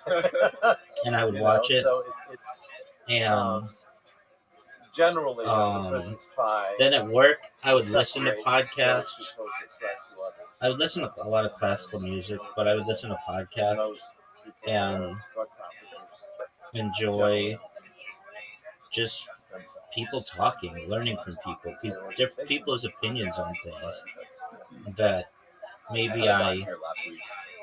didn't have. And then I enjoyed watching, like listening to classes. in South Florida, and he was basically describing like living in South Florida in the 80s, especially if you're in teenage years. Or So while my life is different, he's like, I'm still very happy. extreme And it's like not to be guilty before, in cocaine. I didn't have a way to get really, really rich. Well, shouldn't say that. I mean, when I was part of an app, there were aspects of it that thought, like we were talking about selling it for $1 billion. That was the number in the owner's head. And so it was like, okay, if we sell this thing for $1 billion, how much of that money am I going to get? And in reality, it would have only been about $1 million, which is fine. Oh, nice shot. But $1 million in Southern California doesn't really go that far. And got in trouble in those early days in South Florida. with this, So prevalent, and it was everywhere. I know that I can Some people literally be the world's richest generally person. very young people. And even, I mean, Like I said, it's a big risk, fishermen. This guy was a fisherman. but I know the more and more I do it, Captain's like, the more data I "Grand create, night, sure. Go the off more with some opportunity marijuana I off the have ship." at being exceptionally And, wealthy. And You know, I never had I that don't know where I before. was getting at with this It's story. like I've got a lottery But, ticket. And it's like, there's the excitement of a lottery ticket when, you know, maybe it's going to hit. And if it does, it's going to be the biggest event in global history. Dude, I can just tell you this. It's going to hit. Really? No. And here's why. But you were a lawyer. Well, I wasn't If a I lawyer look- when I first came here. I mean, So I got this new strategy. on Blue Sky that has gotten me a lot of attention recently, and I'll read it to you in a second. It's so okay. Like I used to just put in my username used to be join Rabbi's Discord, and when somebody would get a notification on the phone on their phone, it would just say join Rabbi's Discord when I would like or upvote their post, and that got me some attention. But then when you use the word Rabbi in Discord, they changed the settings on Blue Sky so that it automatically bans your account. So I had to change my strategy. I literally just watched within the last 48 hours an interview of the head guy at Blue Sky in their trust and safety team, and he like gave me a lot of like their internal procedures on how they deal with bots and how they deal with how'd you do that? How they deal with bots and how they deal with spam, and That's something we're saying before.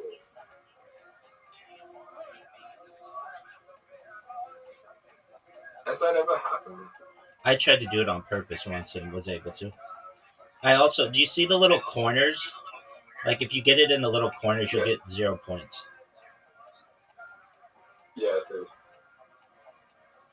Okay, but then I just recently started changing my usernames to be really ridiculously sexual. Like, and the reason why is because it sticks in people's heads. Sex sells, baby. And so just today, the people who these are the last people who talked about me. Normally I was getting like 2 or 3 people talking about me a day when I would say join Rabbi's Discord or whatever. It wasn't that much attention, though it was better than Twitter, and it was better than Kick and some others. But now somebody 29 minutes ago, so I named the name of my username is pussy eating until my tongue is raw and mouth gets lockjaw Rabbi. It's the most sexual thing I could think of. And when you read it, you're just like, what the fuck is this? And it sticks in your head. Like, this person, I've never seen a bot like this. The next person 56 minutes ago, they took a screenshot of it, just like the previous person. I am fucking crying. Okay, bot, damn. The next person was a couple hours ago. They're in a whole conversation of people who are talking about me. The next person, so they wrote, pussy eating Rabbi always on backup. Next person wrote, like, Rabbi, please, this is Blue Sky. Somebody else wrote, what's going on? It's mutating. Because one of my other accounts is named Sluttiest Whore in the History of Mankind plus MILF Loving Rabbi.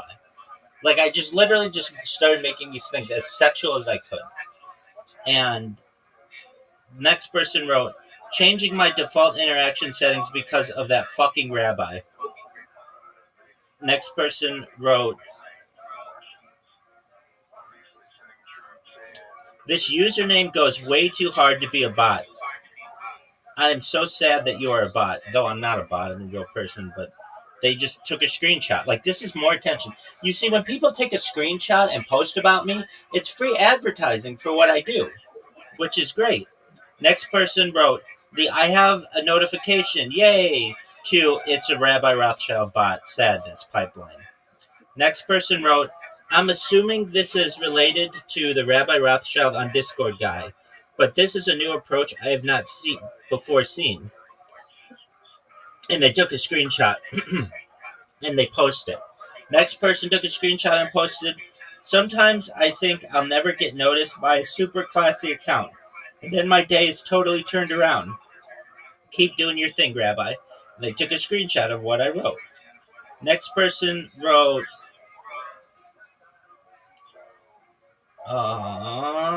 what, you are opposed to talking with the rabbi. The next person wrote, some of y'all need to up your screen name game. And they took a screenshot. This hot chick took a screenshot of my username. Next person. Now, these are all today. I'm not even done yet. Next person wrote,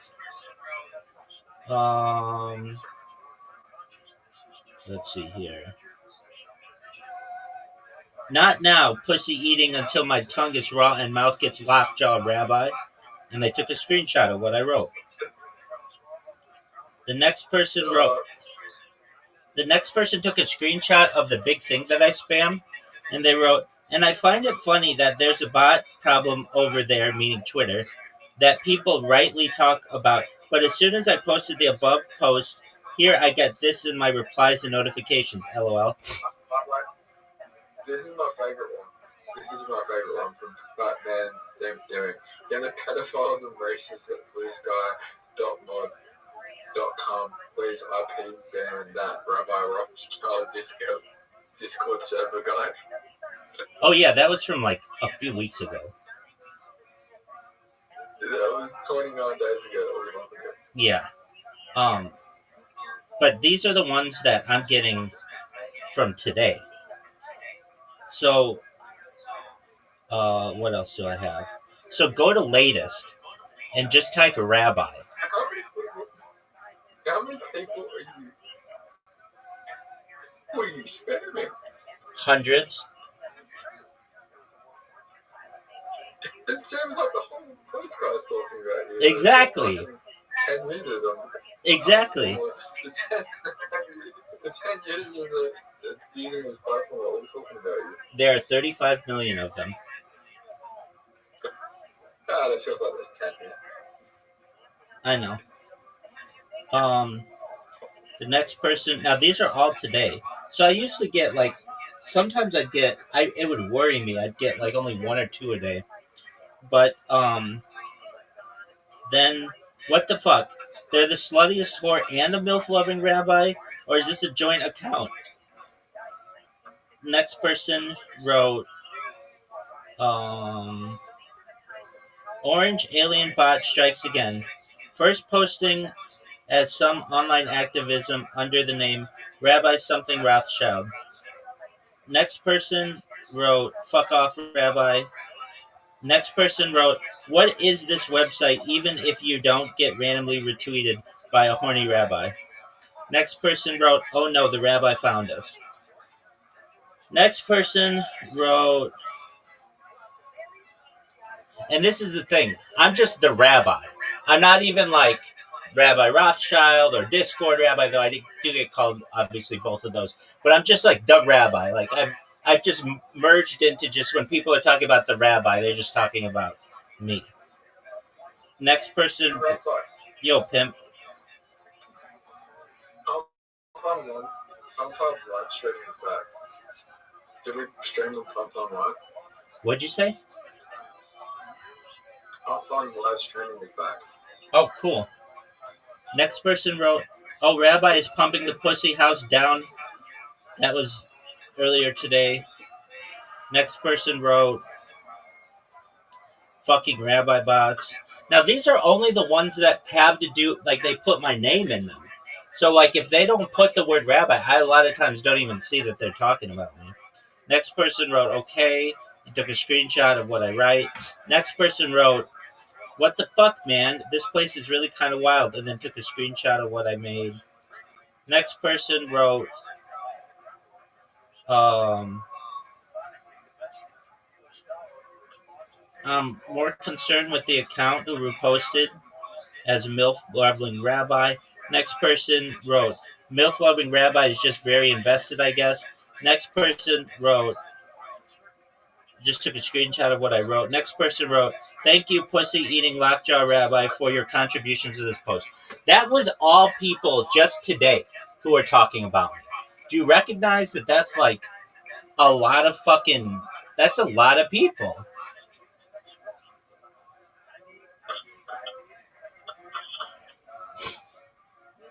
Do you not think that that's a lot of people? It is. And so all I have to do is just keep doing this for days, weeks, months, and eventually somebody's gonna be like, dude, what the fuck? And they'll retweet what I do, and then I'll go viral. All right, are you ready to play table soccer?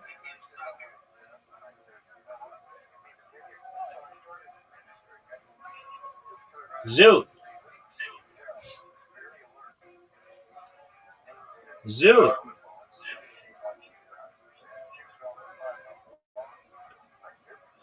Zoot.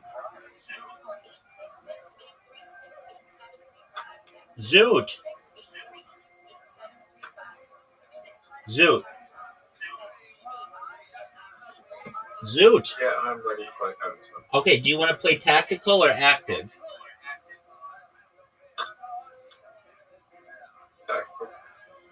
All right.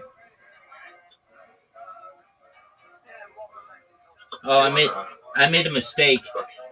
This one will allow you unlimited passes.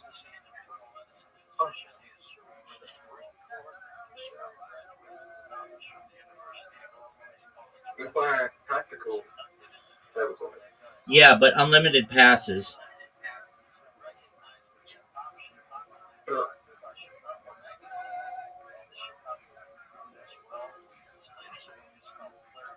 No, but should I just go back to an unhealthy lifestyle? No, dog, you worked so hard. Oh, wait. Right.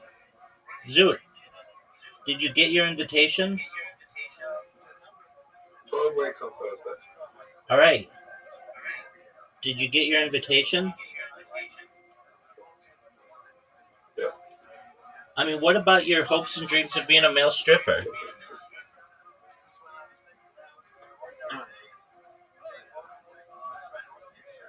Did you go?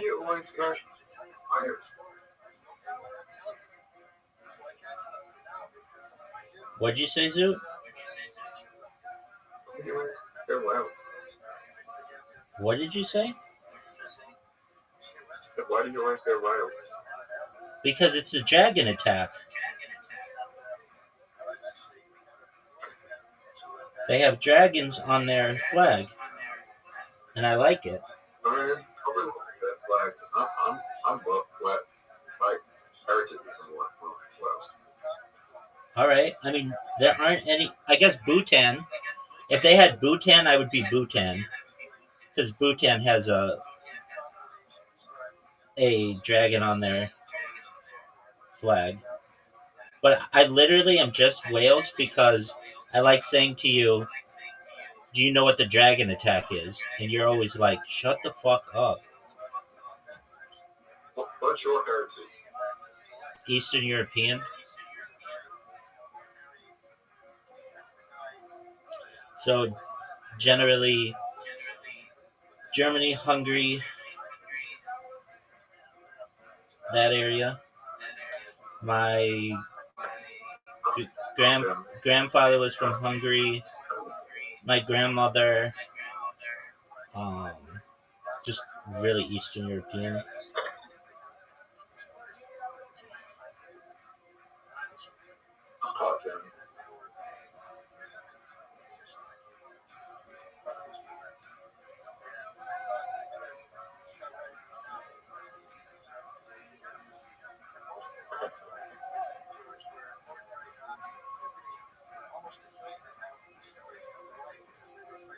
Oh, Zoot, you ready for this?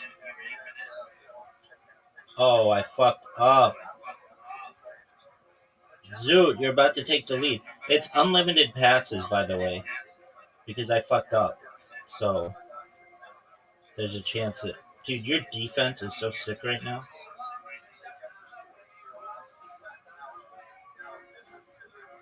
What am I supposed to do here? Pass again.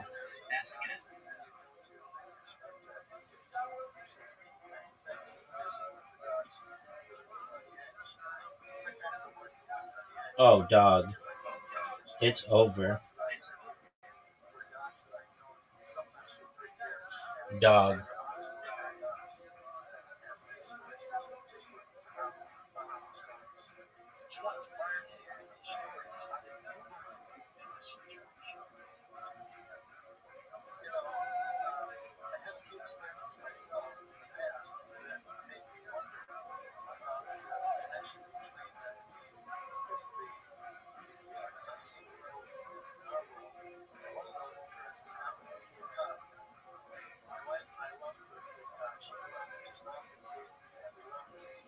Dude, your defense is fucking ridiculous.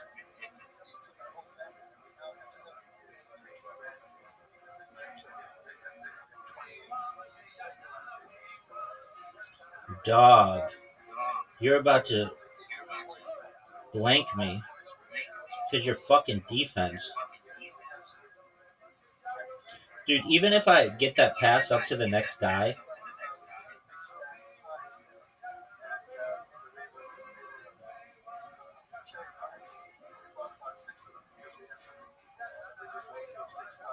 Zoo, what's your favorite kind of pie?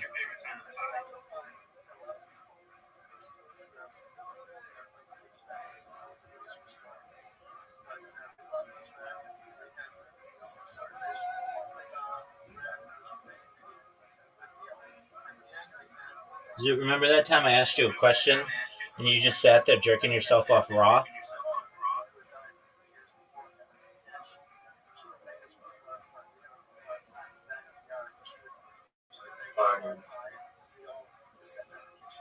I'm kidding. I had a meat pie last night.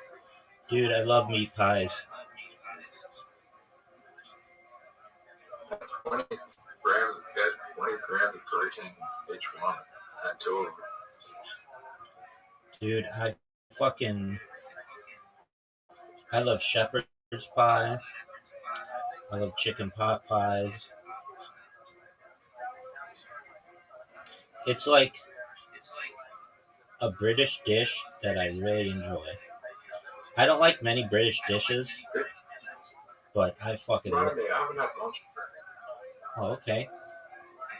Oh, Zoot. Look at this shot. Look at that shot, dog.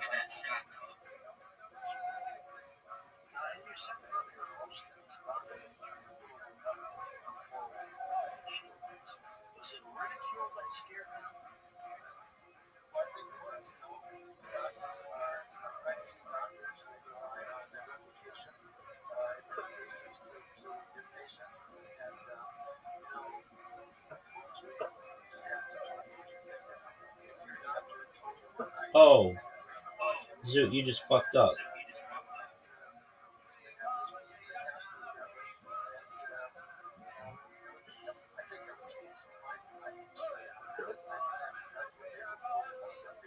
Zoot, did you know that one of the most secretive, arguably the most secret base of the Royal Air Force is located near you?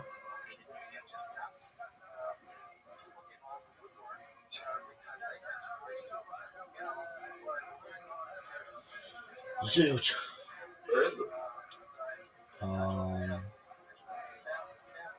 I bet it's like very close to you. Just a moment, I'll look up the name.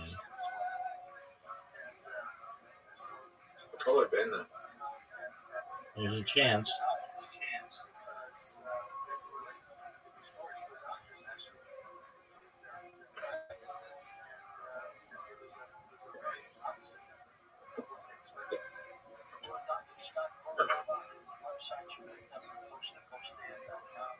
Holy.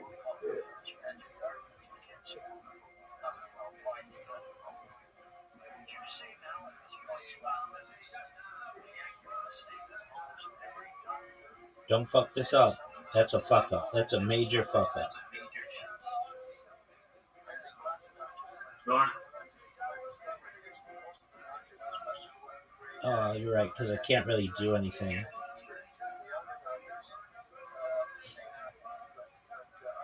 What are you gonna do? No, this is gonna be 5 years.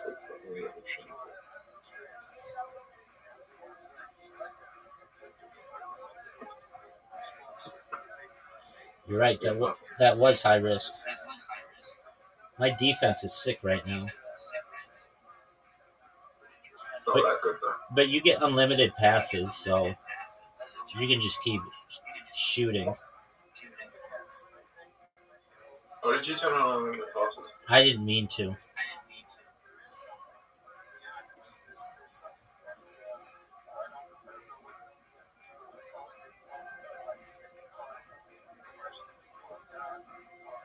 Oh, fuck. Yeah. Unlimited passes destroyed me.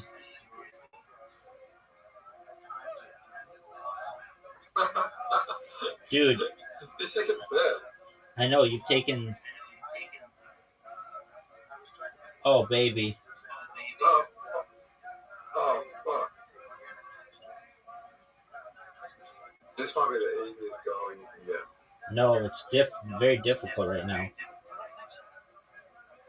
Oh. Oh my god. What the fuck? Bounce off him. No. Open goal, Zoot. Open goal, Zoot. That's so difficult. Easy as fuck. You're gonna just pass to the guy.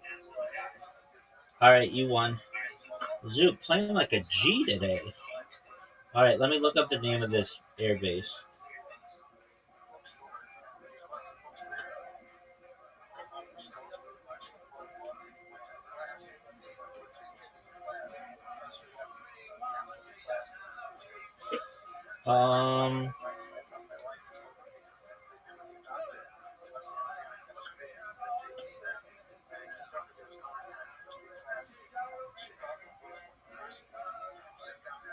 Edinburgh. RAAF base, Edinburgh. Edinburgh. It's located in Edinburgh, South Australia.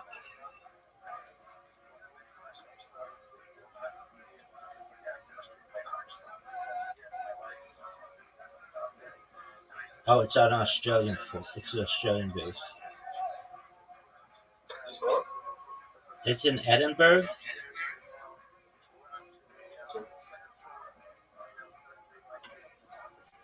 Have you ever heard of Edinburgh?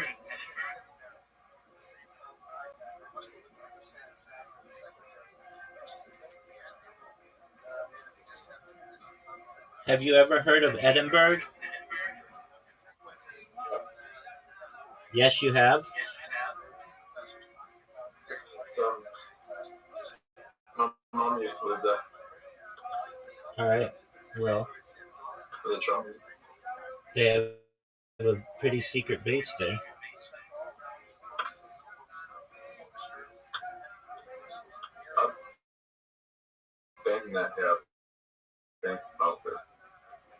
All right. Well, do you remember that time I sent you an invitation and you were just sitting there on your fucking thumb, not accepting it?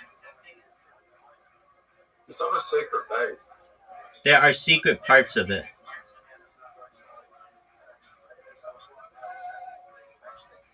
There's secret parts to the Australian government.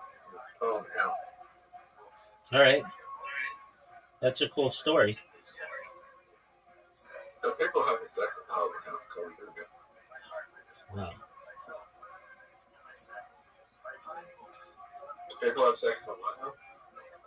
I'm not sure. Dog. If I get a bullseye, I win. Oh, fuck. I went for it. Zoot. Do you think Trump's fucking related to the White House?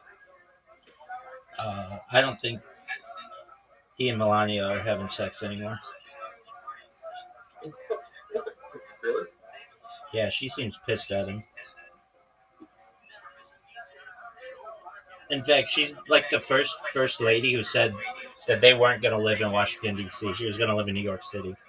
But then she changed her mind.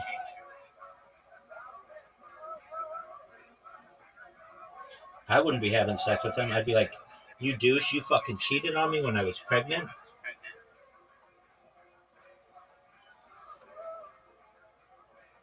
Dude, did you know you just went bust and you lost?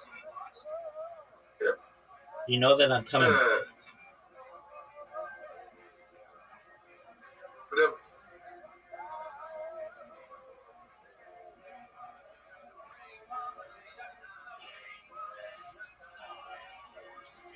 Dude, did you know that you had an invitation?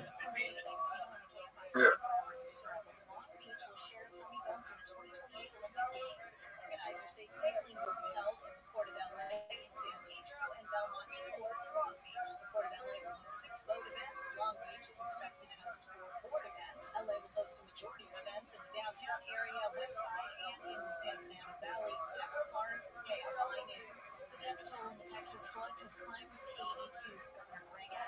Fuck.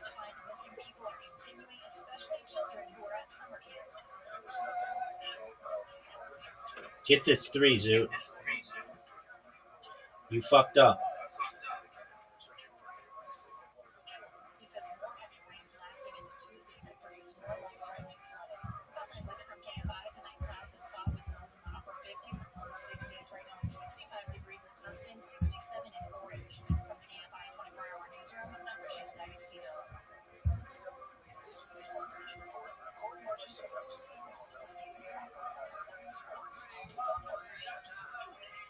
Get this 20. Get this 19. You got it, Zoot. Are you proud of yourself?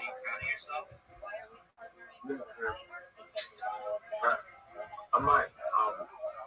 Good. All right, last game. Last game will be gone. Okay, it's a 5-0-1 pro double out.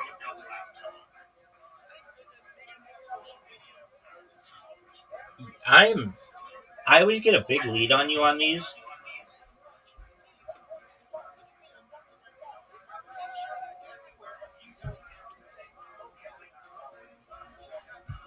You stressed? No. Are you?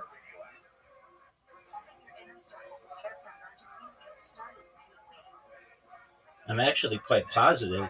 All these people talking about me on social media. That's what I need to happen. People get interested in what I do, and then they're like, whoa, this is more shit than I've ever seen of any person ever.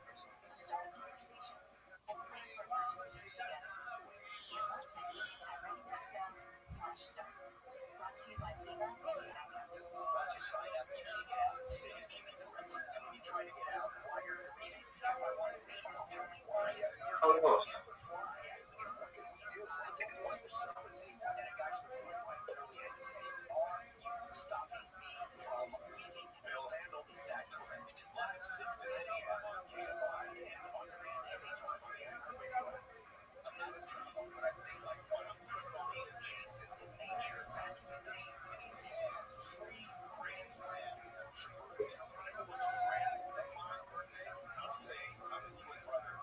Whoa, this is a big one. 160 points, Zoot.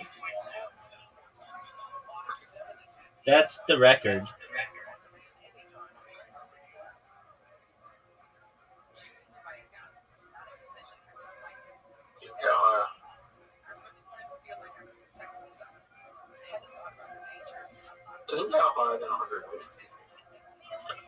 Yeah, you could get. No, you couldn't. 180 is the most.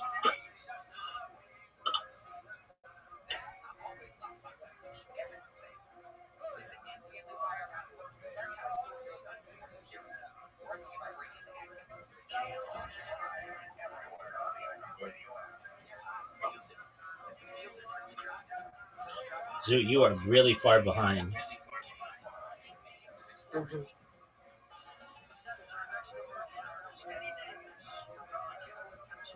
Yeah, but you suck at the double out.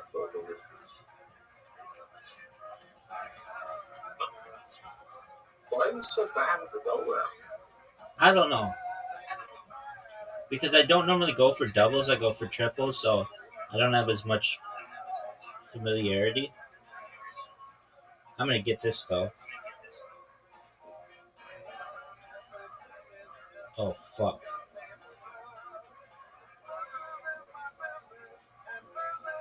Now you have to go for that one spot. Yes, sir. Look how far behind you are. If you hit the one, you're out.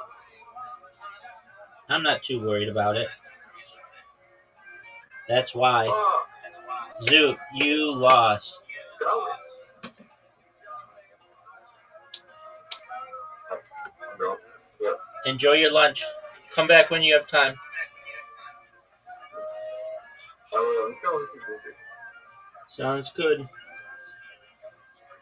it's just laying point, I was 17. Okay. Right? And then went to college. Yeah, but you were in Tampa, right? I know, but there was drug trafficking in Tampa. I mean, maybe not the same as Miami, but Nowhere close to Miami. no, but the point is, most people don't become drug traffickers, even when the opportunity is there, right? I mean, even in the early 80s, it wasn't like everybody. I have a lot of contemporaries. The vast majority have never had anything to do with drug trafficking. Right.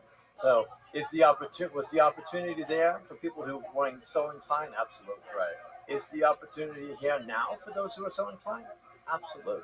Yeah. I mean, the money that people are making, distributing fentanyl, is unbelievable.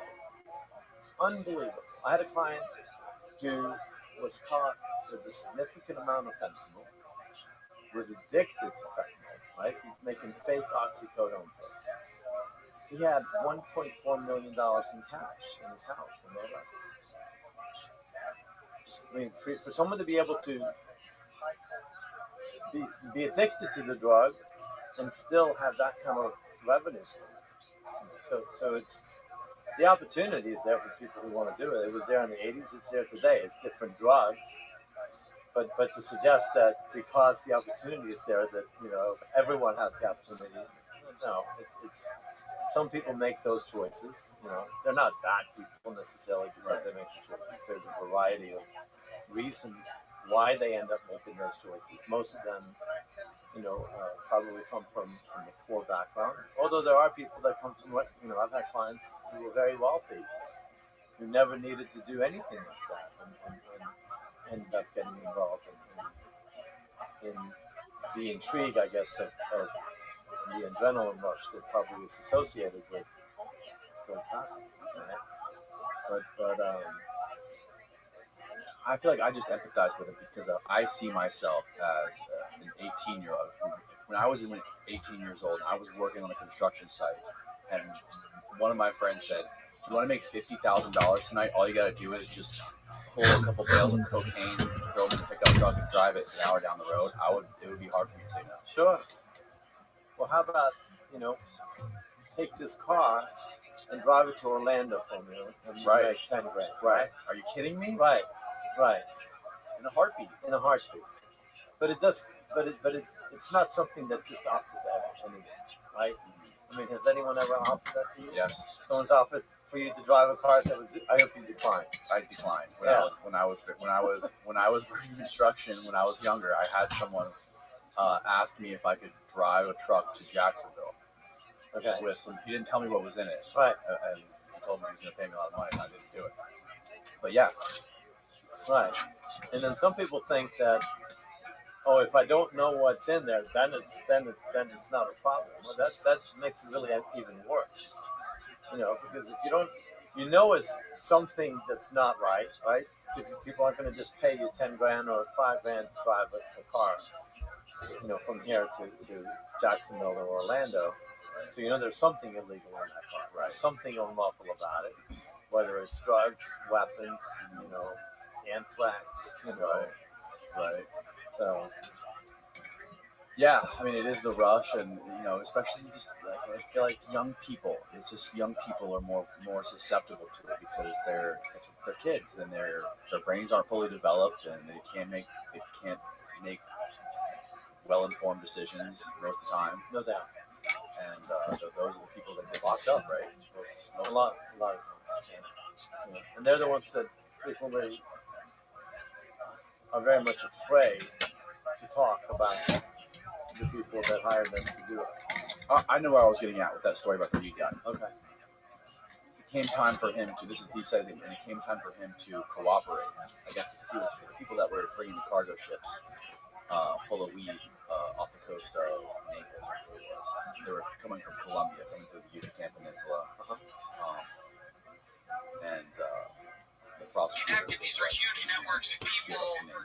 The scope of the inquiry into this is very small. And then he said, if I tell you any of the names of these Colombians, I'm dead and my entire family's dead. It's like my daughter and my mother and everyone in my family. Do you understand that? If I tell you the name of these Colombians, it's basically a death death warrant for me and my whole family. And somehow he was able to only get 4 years. Right. So my guess is he probably did provide the names. He of the says he Colombians. didn't. I know. I mean, you know, You would say I'm gonna tell any of my clients who might be doing that to tell people you didn't do it. Okay. Right? You don't get out, broadcast that kind of information. Right, but if I doesn't it happen in cases where people do cooperate against people? The prosecutors will take this to somebody else and be like, "This guy gave you up." They don't.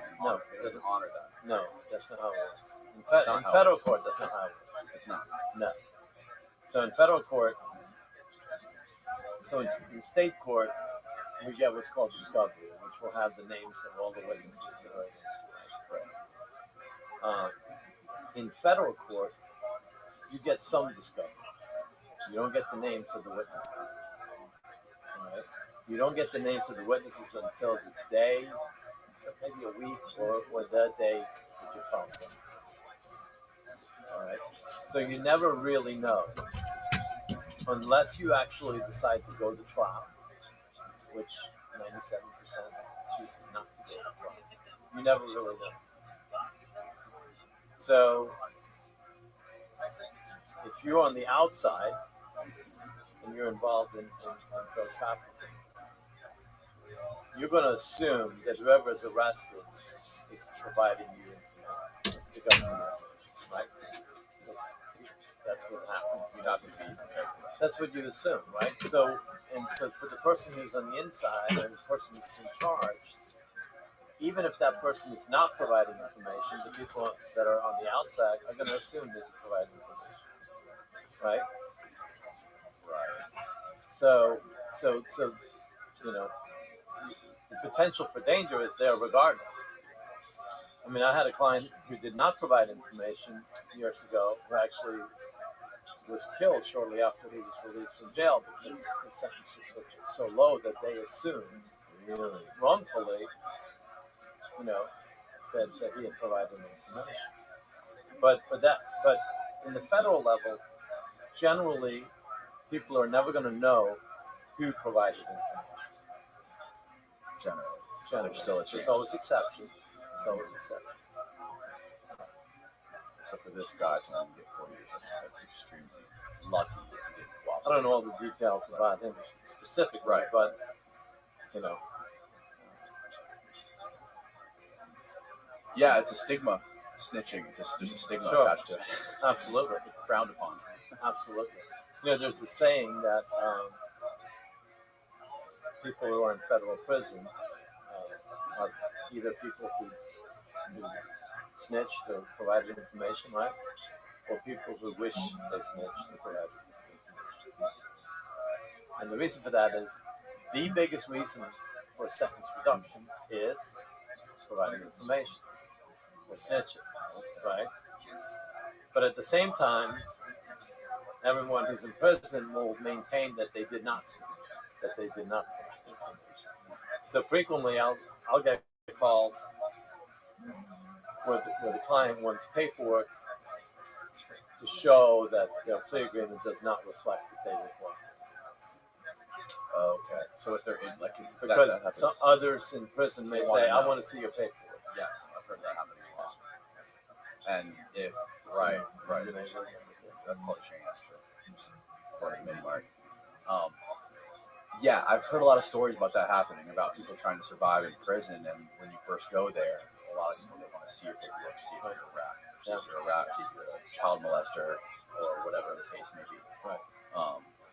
So that could be a reason that someone would not snitch, because if they know they're going to go in, they don't want to have to give up that paperwork. Or they make sure that the paperwork and the official record doesn't reflect that they told. Yeah. Wow. That's incredible. I had another guy on here who he got sentenced to 27 years, and he would listen to other inmates confess to him about stuff that they did or where they hid money, and he would go take that to people, take that to prosecutors, and try to get his Yeah, and he probably got over it. He said, "I cut every throat I possibly could to save my own life." He's like, 'cause that's what everyone else does. That's what everyone does. These guys just from Epstein, they just kind of like die, they get The acquitted. typical scenario in the local You know, jail I for mean, people this that is are like, sitting and waiting serious charges.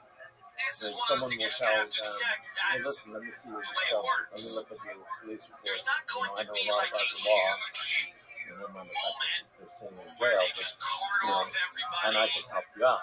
Well, who has all the this real money reason and that they want to power look at it is they and want to be able to implicate have them in all this facts shit. It's one guy. that are not It's generally like P. available Diddy. to It's the this public, one dude so that they can go to the prosecutor and say, was a monster for sure, and then he he'll get told off. me X, Y, and Z. The jury just The lets only him way off. that I can know that is The jury might have let Epstein off. The jury, you're dealing with American people in the jury. Of course, You're dealing with your own citizens in the jury. The people that I talked about on the boat are in the jury. How many people have you represented that And they're listening to this, and the Tiesto's the business is playing in their head during the entire trial.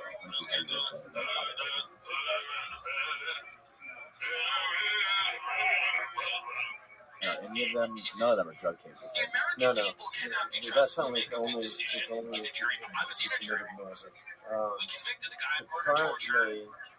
They took away rape, I think. They took away torture and rape, but then we got him on murder one. I mean, he really killed us. But I was in a jury, but I'm telling you right now, I mean, good luck. Good luck. Now, I don't know what he's going to get. How many of those people? How many of those people do you believe they're going to send some for whatever? They're going to throw the book in it. But what is the book? either He not was not guilty or convicted on the innocent or charges of the things he got did. were wrongly convicted? He was convicted on like he obviously, transported someone for all of them were wrongly convicted. sex, but he, the sex trafficking. So I mean, Any of them that are this were is the way innocent it's or gonna not happen. guilty? You're gonna see these things will pop up occasionally. I've had Every so often, one of these guys is gonna pop up. He's gonna get charged with something. innocent. It's gonna be salacious. Like all the details that come out are gonna be crazy. It's gonna be like a private island. And then he'll be convicted of jail. I mean, he'll plead it down to nothing. It'll be nothing. It'll be like he had a private island and a fucking machine, and he'd strap the politicians in it, and they would have orgasms. And then they're like, what did they convict him of? Tax fraud. Like, it won't matter. It won't matter. This is what you should realize by now. No doubt. The more ridiculous the stories are, the less they're going to get convicted of. They'll start getting convicted of, like, traffic violations. And he's going to do a few years. I don't know how long he'll do. I don't know what he'll do. But this is not like, this guy's not going to. None of them are. None of them are. Ghislaine Maxwell is sitting there, and they're figuring something out. They'll either commute her sentence, they'll let her go, they'll kill her. Something somewhere will happen where they'll figure that out. But Epstein's either still alive somewhere or dead. And then Diddy's, he gets a late because that's the way it works. You can't bring everyone there. They still need to do this. They still need to entrap people like this. Even though with technology it's less and less of a thing, they still need to have the ability to do this. Imagine pitching the next Diddy. Well, we'd like you to do this, then he's going to go, hey, what happened to these?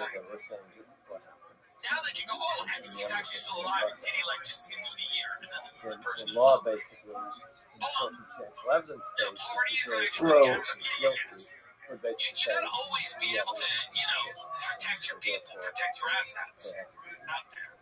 I just think with the American jury pool now, it's probably easier than you think to get people off. Both of the individuals that I can think of that I represented, who were released from death under the current law today, would not have enough. People are asking you to believe Because if they changed the that the man over there is a human trafficker. He's trafficking people. Just because there's a reasonable hypothesis, there's nothing to rebut it.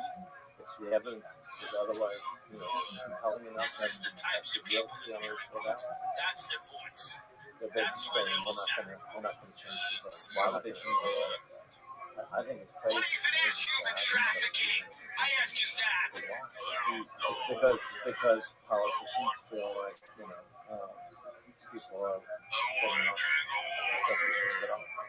they're winning votes by doing that. A lot of people have said a lot of stuff on that. And their argument is going to be that guilty people are walking the country. Instead of protecting the innocent, it's letting guilty people walk. That's what you're getting. One of the questions raised throughout the time that I've been here, I'm sure you've heard it before, is whether or not it's better that 10 guilty people are free in order to protect one innocent. And in my opinion, it's always better that 10 guilty people are free. They get in that jury room to deliberate, and they all forgot what they heard. Somebody said, it sounds a little ridiculous, a lot of what they were saying. It sounds a little ridiculous, actually. I've had sex with and it sounds like a little ridiculous, what they're saying. It sounds like a lot of them are making it up. I actually don't think you can have sex in the ways they were describing. I don't believe it. The jury room is a bunch of people that should not be allowed to, decide the fate of anything. And they're tasked with deciding this. But that's what the more economies of the world are there to kind of guide the prosecution. I guess it's scary to think that people would be sentenced to that to begin with, right? But we make mistakes. And that's all we have to have. I love this song.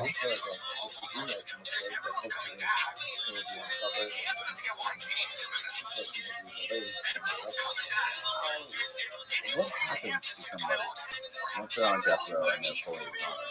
Oh, by the way, I want to bring up that stat that I mentioned to you before. I saw that Florida leads the country in death row zones. So that means more people are let free because they are wrongly convicted than are on death row. Yeah, and it's so, no, I think that's why. Yeah. No, the sad thing about when people are generally people who are charged with murder, are incarcerated for the whole time period that their case is and then if they're convicted and sentenced to death, they're going to be in prison and death row for many years, usually before they're set to court and appeal or and we're terrible about compensating or helping those people out when their cases are. When it's determined that the person should not be in that case, the person is most likely innocent, and the person gets in the trial and they have it.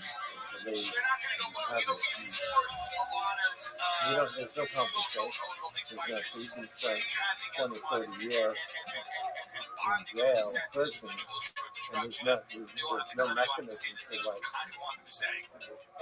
there is a mechanism, but it's extremely limited. So basically, the burden then is on the person who's been released to prove that he's actually innocent and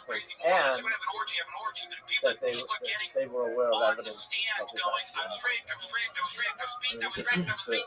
that prosecutors were aware of the evidence. Law enforcement. And that's the process they have to do that in order to be paid once they're released. Really? Yeah. I mean, it happens. Yeah, I've heard of people getting paid, but it's the exception and not the rule. Some people have received significant on gas and transportation, up to $300 a month. The best bonds rewards your instance. You can benefit from any price appreciation. Bitcoin rewards earned if held for 1 year. The Gemini credit card have appreciated 176% on average. This World Elite MasterCard is now at no fees. See rates and fees in the description for more info. The card is sleek, stainless steel, no number, 4 color options: black, silver, rose gold, or Bitcoin armor. Oh, yeah. Sign up at Gemini.com/TIM to get 200 Bitcoin. You spend 3,000. for your first 90 days. You can see if you pre-qualify with them on The question is, how much is enough? But, well, actually, I think the best answer to that is ask the person who put in jail how much would be enough for you to be 20 years. Right. With $2 million, would you be willing to go to prison for 20 years for $2 million? I don't think anybody would. No. But we don't want to spend money on that. We love to spend money on like putting people on that flow, but we don't know how to spend money on, when we make a mistake, we don't want to spend any money on making mistakes. Right. I mean, that's, to me, that is the crazy argument against it. How often it's fucked up. Right. How many mistakes are made. How many people are wrongly convicted of it. And a lot of, I mean, when it comes to like state prosecutors or federal prosecutors on these cases, do you think there's a problem with confirmation bias with those people and not wanting to actually be objective and inspect all the evidence? And like, when you think about something, you have a theory, you have a hypothesis. The way to make it stronger is to test it against other things and try to prove it wrong. Try to prove it wrong in many possible ways as you can, scientific method. And if you can't prove it wrong, it becomes stronger. Because these prosecutors aren't operating that way. They kind of get an idea in their head in the beginning, and they do everything they can to prove that idea is right, or to prove that argument is right, no matter what it is. Surrounded by alligators. Would that make it feel I think most prosecutors are and it's that type of forward thinking that I think should have been. Like I think Trump and his people were like, sure, people find these raids to be a bit abrupt. And, soulless, unkind. But if we then took the people we swept up and put them in a prison built in an alligator swamp, would that make people feel better about it? So I think they're at least recognizing that their policy has been a bit controversial, and they're saying, how could we make it more palatable? Is there what about a fortress surrounded by lions? Would that make more sense? If we got a bunch of gardeners who are in the country legally, and people are like, well, that seems a little fucked up, and you're like, hold on a minute. You don't know where we're taking you, but where? So basically, he's found not guilty of murder, right? And he's found not guilty of the ritual conspiracy. And we also had a drug conspiracy. And past trials, he would have had a mandatory life sentence. Have we thought about that? Because But I don't think alligators are the there are only lesser animal we included can drug consider, because conspiracies. America, the great thing And about so it the jury actually is found that him there's guilty many of the different least regions and many different kind of killer amount of animals. drugs, so that he would have no Bear minimum with me. mandatory I sentence. spent a lot of time in the East End So Long Island, no basically, offense. he was held responsible for a small amount of Tip of Long drugs. Island, a underwater penal colony. It's a big The shark judge cage. And ended the up miners are sentencing in it, him and the to sharks 120 years keep swimming by them. for basically nonviolent. Why stop at alligators? Now, I And know you might say, well, it seems inhumane to just surround people with the reason wildlife is that the could kill judge them, sure. But believed we've that he got was a lot of involved in it. wildlife. Alligator, we don't pay Despite the fact alligators. that the Use them evidence in was news. overwhelming They're that free. he was not involved. Now, Despite the fact that the jury agreed that the I mean, evidence I'm was just not. saying, it's a great way, I think, Fortunately, to that show was that it it's was appeal. not We just a won the appeal, and we heartless recently went back and we was policy. resentenced to 11 It's a years. policy that we put a lot of thought into. But And one of the my thoughts point we've had is that is what killer in animal that particular lives in case, which so a murder region, takes place and what type of in prison could we Manatee build County. in said region where the killer My client had animal been lives. in Manatee County earlier For that example, month, and we knew that because there was evidence of him driving through the cages sharks, in Skyway. snakes. And there was I photo. think the spiders are too small. Couldn't really identify him, but But I'm thinking like his mountain car lions, tag a matched fun the car that Northern he had California migrant prison. The other thing that they had was Surrounded by they pumas that just paw had at the cell the phone glass. pinging from cell phone towers Now you might be saying, well, that in seems Manatee County inhumane. earlier in the day, I right? guess.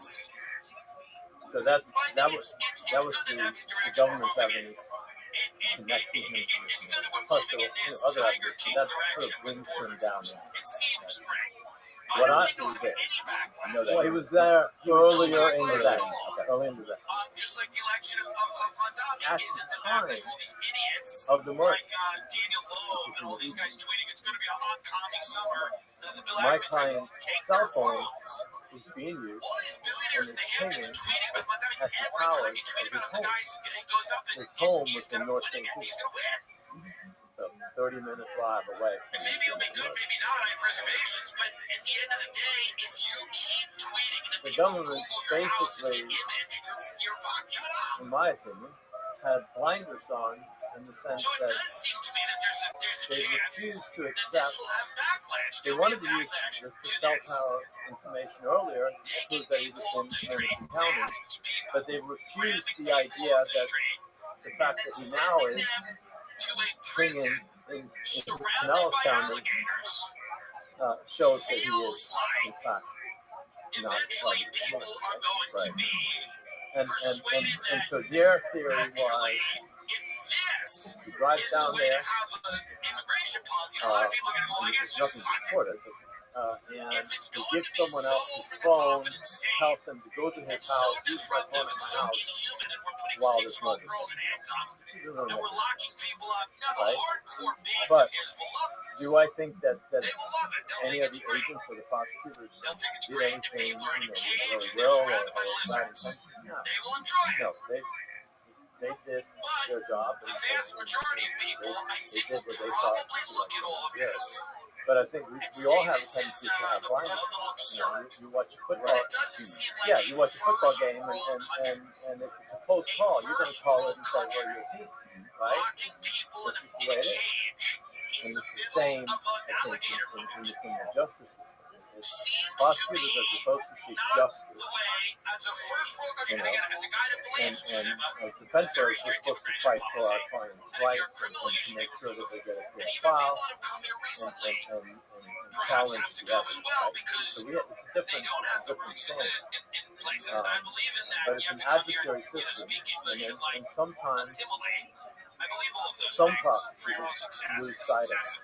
of Right? overall society. But the great majority do not. The great majority of prosecutors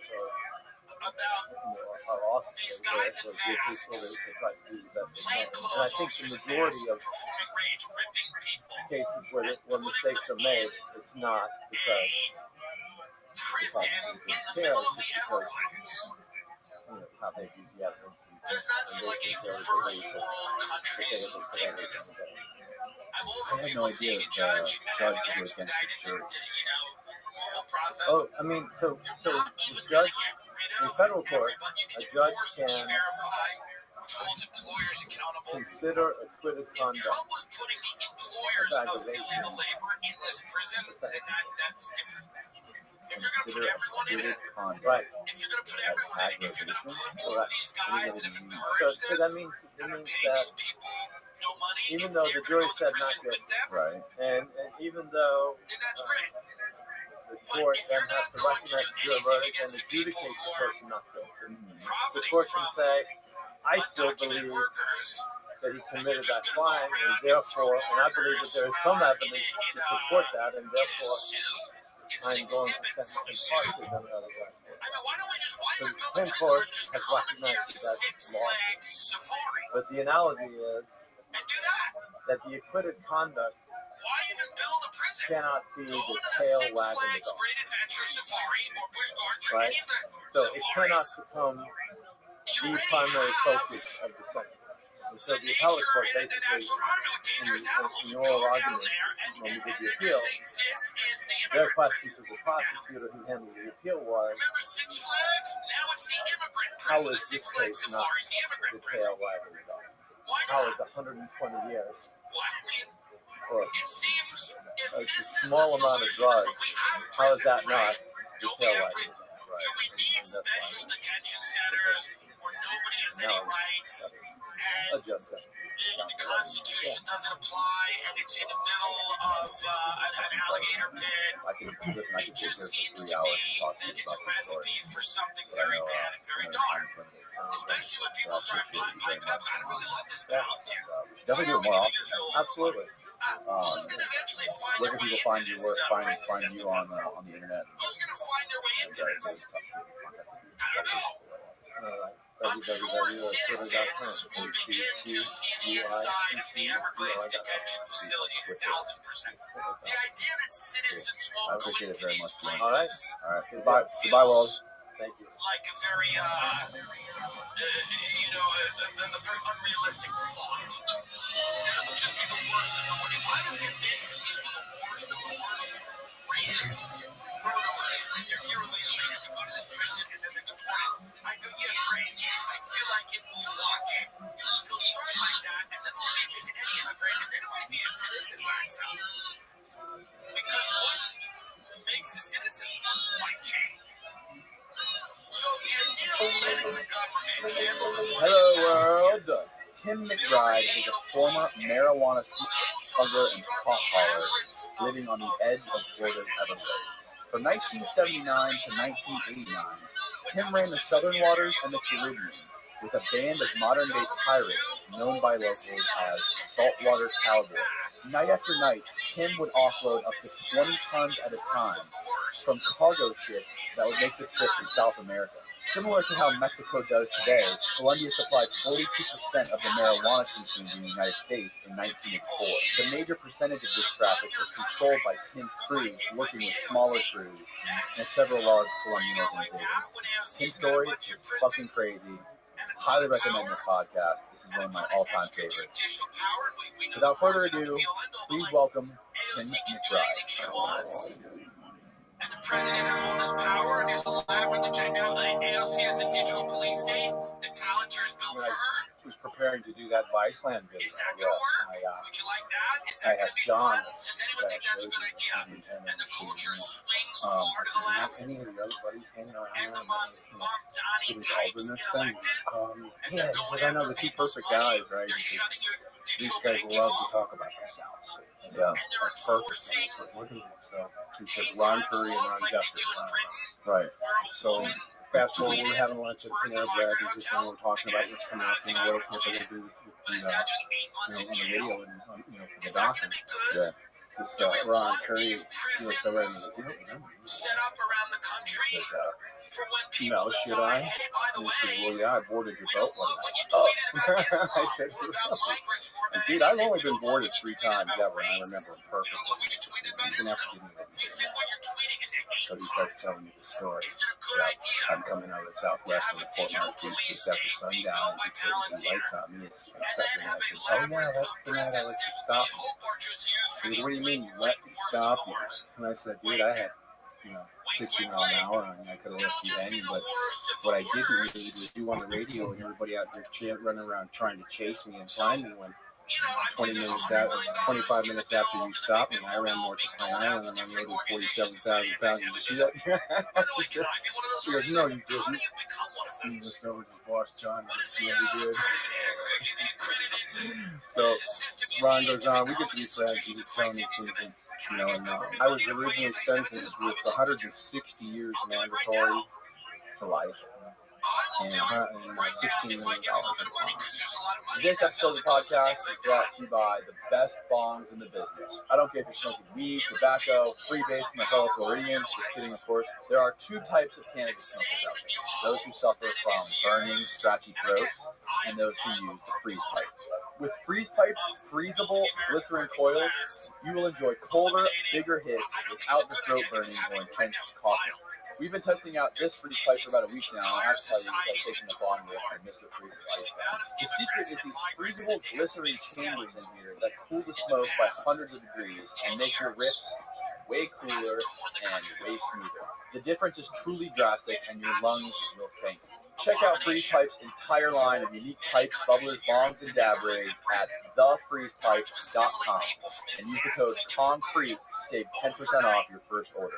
That's thefreezepipe.com. GUINNESS.com and use the code KONCRETE. Back to the show. Because what was taking place at that time, and history proves this. Anybody who really brains can look this up, and if you're doubting my word on this stuff. The federal sentencing guidelines didn't change to mandatory minimums until around September 1st, 1987. So, if your crime happened before September 1st, 1987, you consider under the old law, right, which gave you good time, statutory good time, and parole. Plus, the judges or magistrates, if you will, had at that time discretion of the act, let's put it that way. They could take a lot of things under consideration in the sentencing, like a family man who's been in trouble before, that kind of stuff. You're cooperating and you're participating, all that kind of crap. Well, those sentences up until that time weren't having any real great effect on anything, really. A great example of that is, I had just somehow managed to come across an article. You can find it if you look it up. If you read Daniel's Brothers Everglades, an old Miami article, and it reads, the headline reads, the cocaine cowboys of Miami have nothing on the Daniels Brothers of Everglades City. So the story goes on in the article reading through the magistrate. These five brothers were standing in front of the magistrate being arraigned for their crime. And four of the brothers had been arrested, had never been arrested. Craig, the youngest brother, my buddy, this used to be his second time. So the judge goes, give him reference to this shit. I have absolutely don't have any knowledge on how to sentence people like you. He says there are no guidelines for people such as you. He says, I'm at my wit's end. I have no idea. He says, and he looks over at Craig, and it's the five brothers, and says, you do realize this is your second time around? So why don't we do this? You four brothers, first time around, 36 months. And then he looks at Craig. Mr. Daniels, he says, no, remember, second time around, he says, does 5 years sound like a long time to you? And he gasped it. And Craig goes, oh, hell yeah, man, that sounds like a long time to me. 5 years. This is after reading their list of seizures. And the list of seizures read like, Jesus. Around $15 million in holdings in the Netherlands and Chile's holding company, and a number of properties around the Caribbean. Here in the United States, they had timeshares, hotels, motels, houses, cars, boats, buses. And I'm considered a third generation pothole. I was part of the second generation is those guys and their fathers and uncles and older cousins, and the generation before them was my grandpas, so on. It was generation. So these guys are, they're standing there and they're getting these sentences, and Craig gets 5 years after having had all this stuff seized, all this money and all this property and all this stuff like this. The guidelines only provided for that. The judge had no other recourse but to go by what the book told him to do at that time.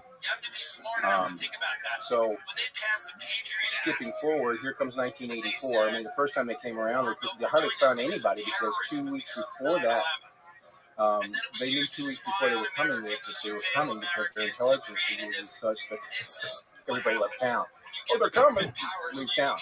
So, almost a year to the day, here they come again. 250 plus, almost 300 federal agents from DEA, Customs, Secret Service, FBI, you name it, they were in there. And they shut the town down and a little bit of neighbors.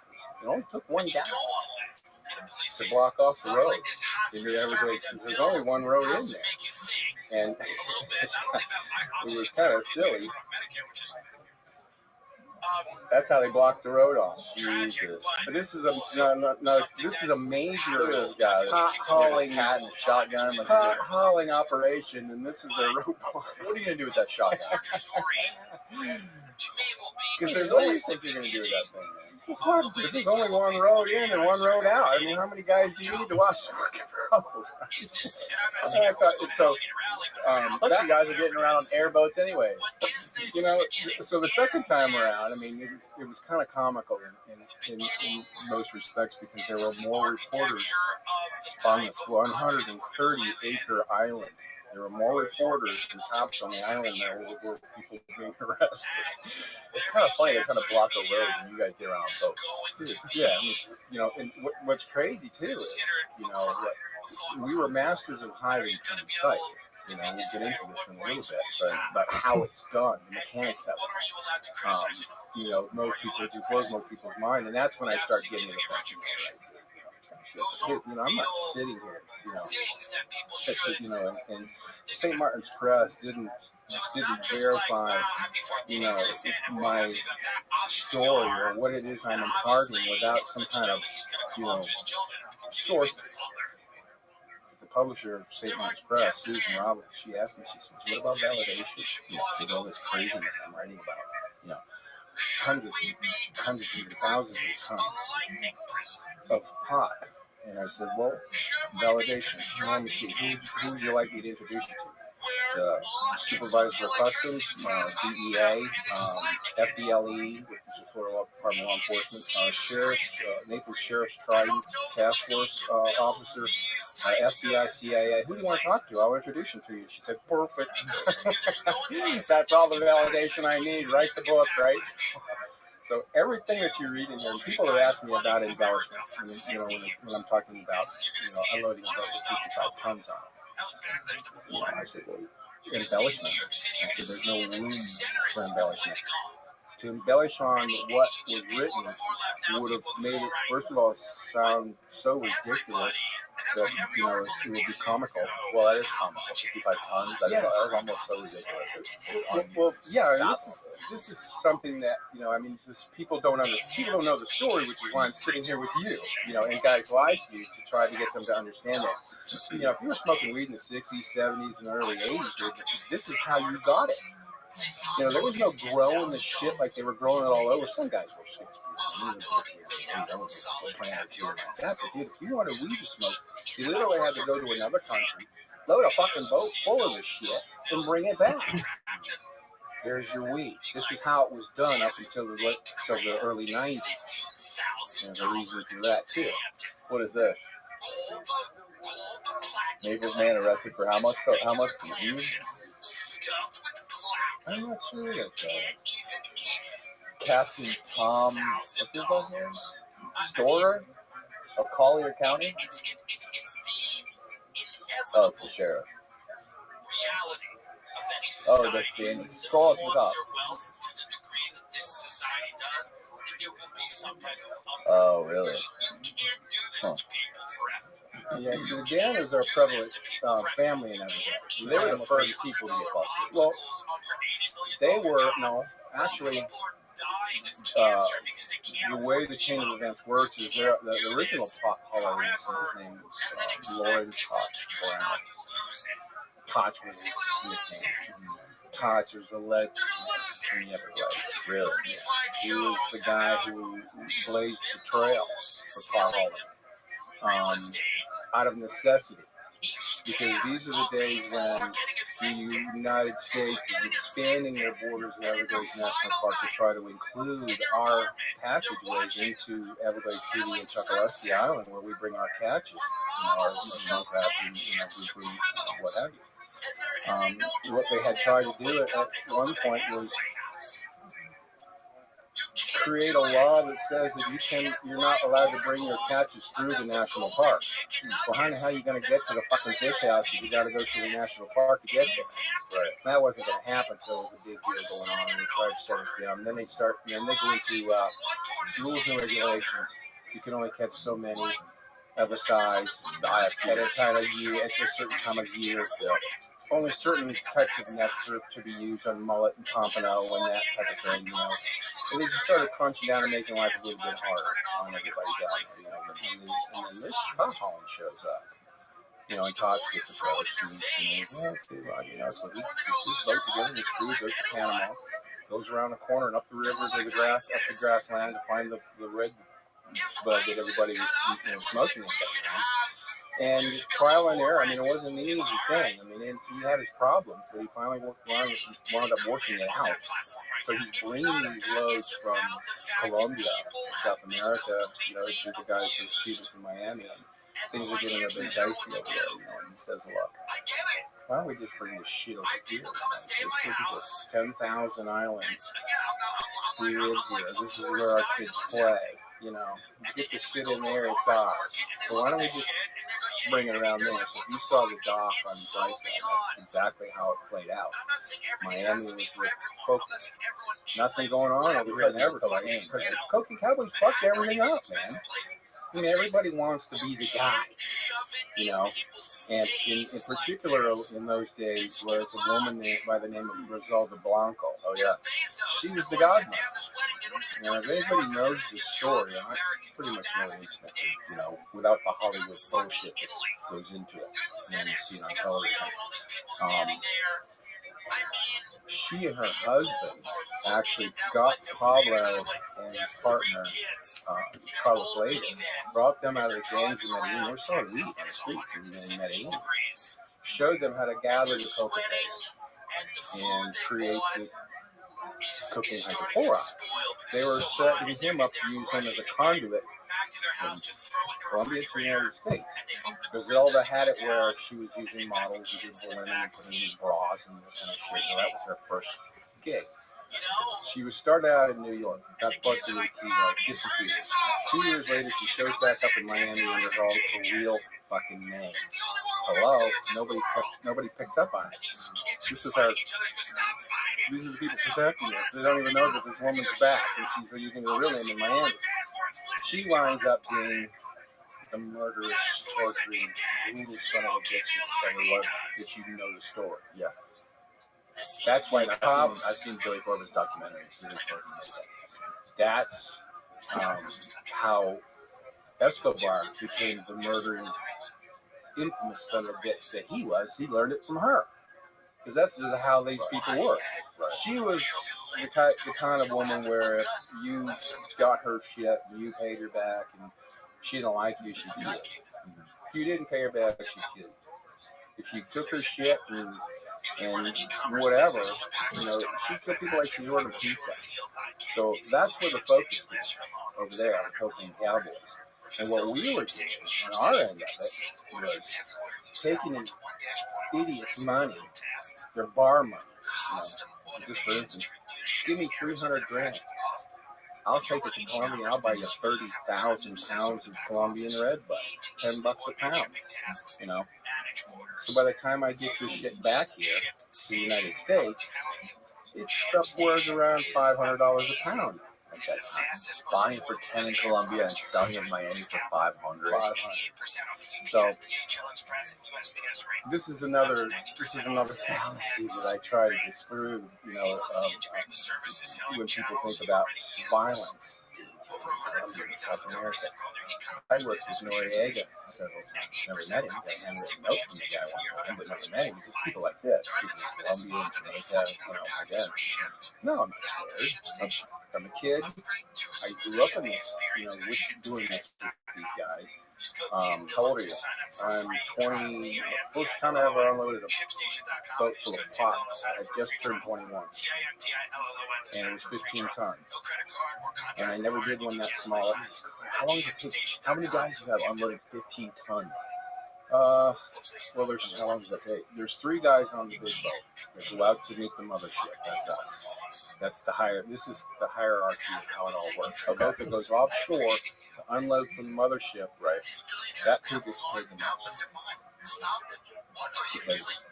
Because when you think about it, if we're taking 30,000 pounds of shit and putting it on our boat, 3 guys are responsible for the whole load for about 5 hours to get it in shore. That's big money. And while we're doing that, there's always safety valves built into the scenario, no matter where you are and what you're doing. In this case, and I think I gave you this, we're using this boat. Oh yeah, the picture of your cabin boat, right? That's me on that side. That's my buddy Mark. He's the first mate on this side. Yeah. Here, pull that up, Austin. You have that, right? You got this boat? Yeah, we got the crab boat. That boat has hauled millions of pounds, literally millions of pounds of pot. It's been on the deck of that boat. Not only the deck, we're filling it up around the bow. We're stacking it up on top here just so the radar turns. And then from that level all the way back, it's that high. This goes down to about 8 inches of water line. That's how heavy the boat is.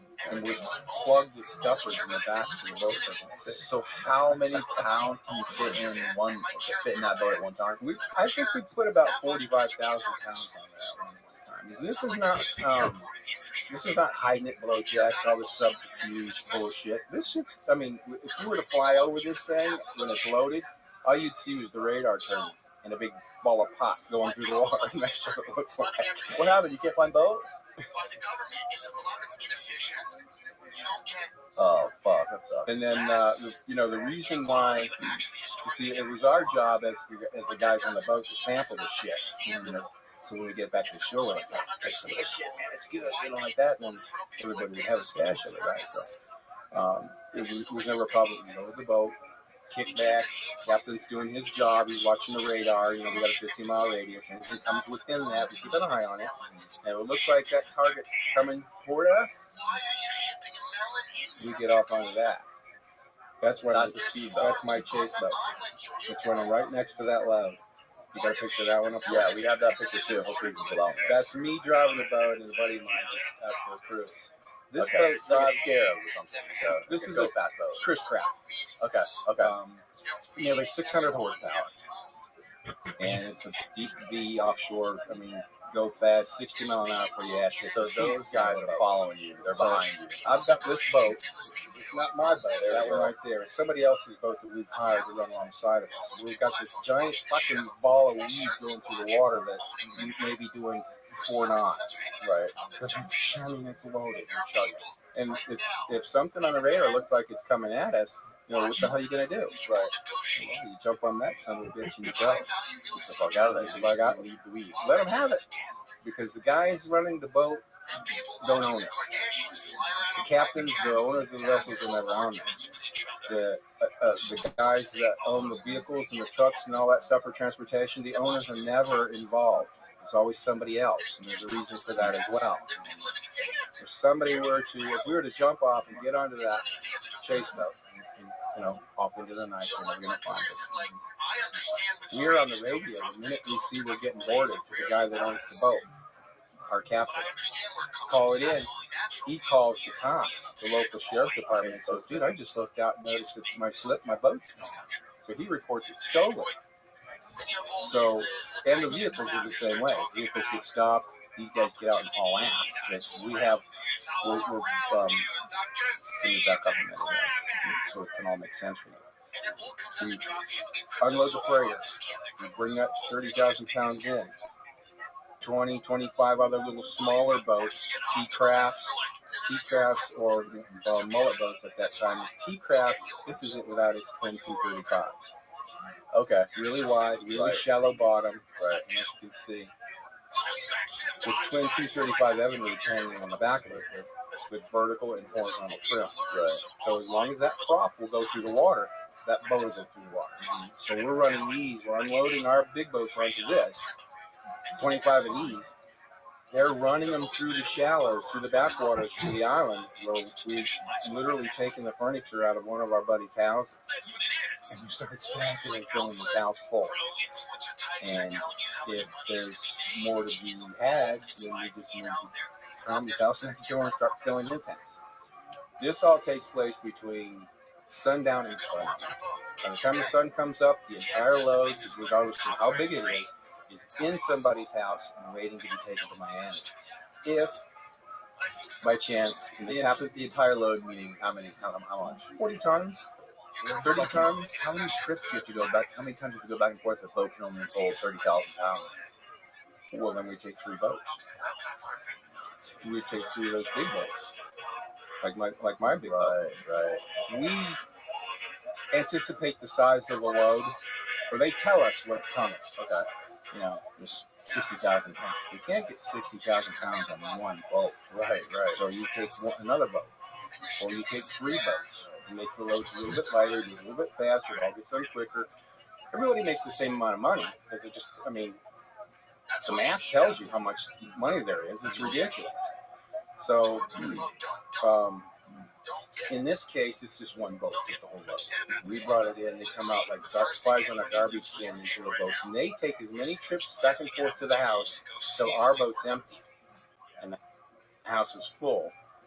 Close it up and lock it up. Now, if the vehicles, the vans, the cars, the trucks, you know, whatever it may be that is transporting the material to Miami, some of them get loaded that night. The boat's coming off the boat, and then you drive it into town, park it in the driveway, leave it there. You know, just park it in the driveway. Everybody has a 2-meter radius. They got like 110 of these things. To do one of these jobs, say even just a 30,000 pound material. I never did one that small before, ever, after that. They were always bigger than that. It takes about 50 to 60 people, sometimes more, to make one job work.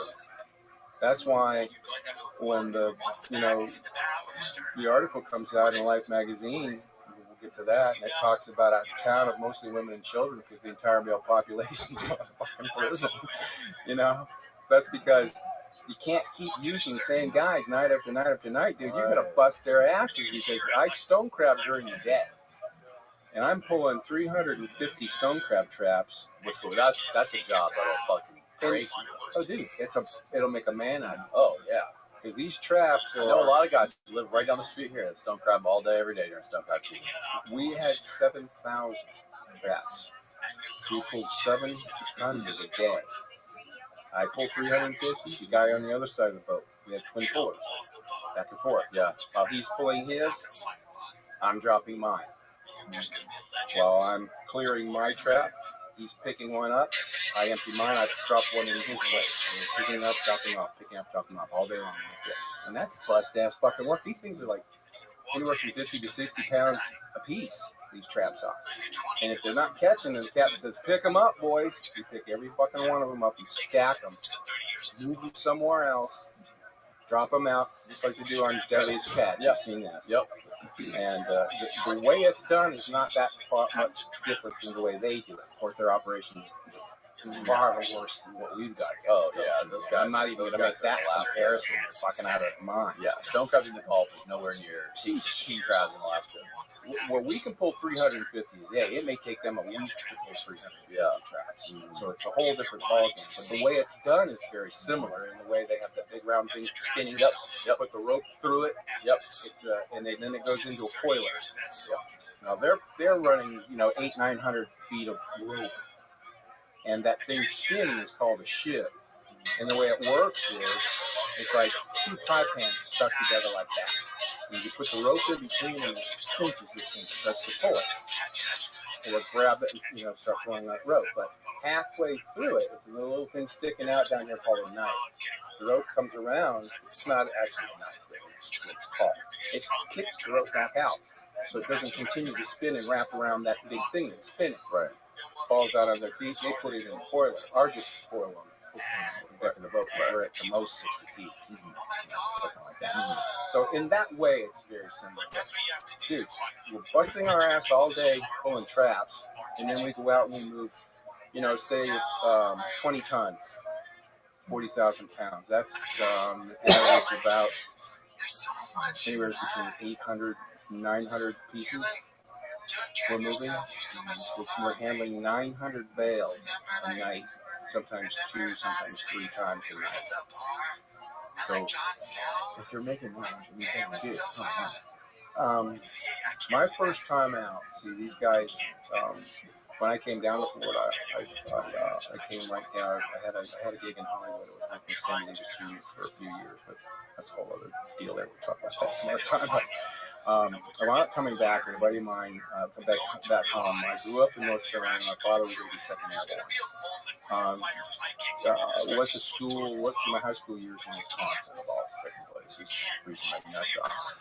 And So I do this gig out in California, come back to Wisconsin. A buddy of mine that was next door to me calls me up and says, "Dude, I'm moving to Florida tomorrow." This is my brother-in-law's running a fish house on Chuckawatski Island, Sea Line, and I've been to before vacations.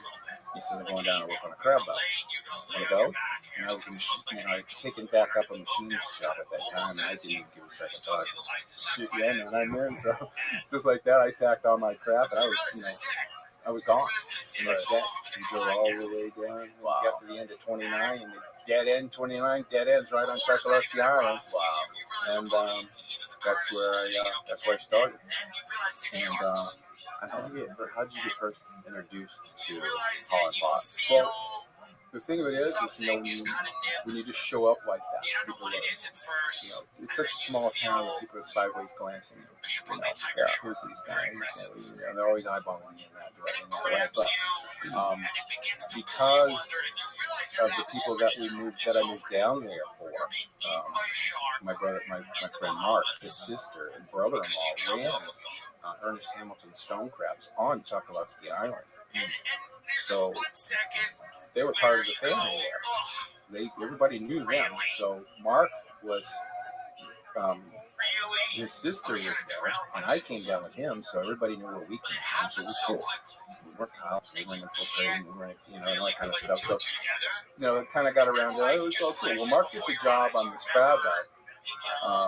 And the other guy in the stern with him, there's only 3 guys on the boat. The other guy on the stern with him is from Michigan. And the captain, Billy, he's really not digging this guy. So we decided, I said, dude, I'm going to help him build a house for Mark's brother-in-law. At the time, to kill some time, make a little bit of money. And he says, we're going to get rid of this guy, do a job on the boat. I said, yeah, like this. So they worked this guy to death. And you can do that too, dude. I mean, it's bust-ass work. I mean, we can tear a motherfucker up real quick. Don't fuck around, man. No. They're the hardest working dudes ever. Right, dude, my back is shot because of this shit now.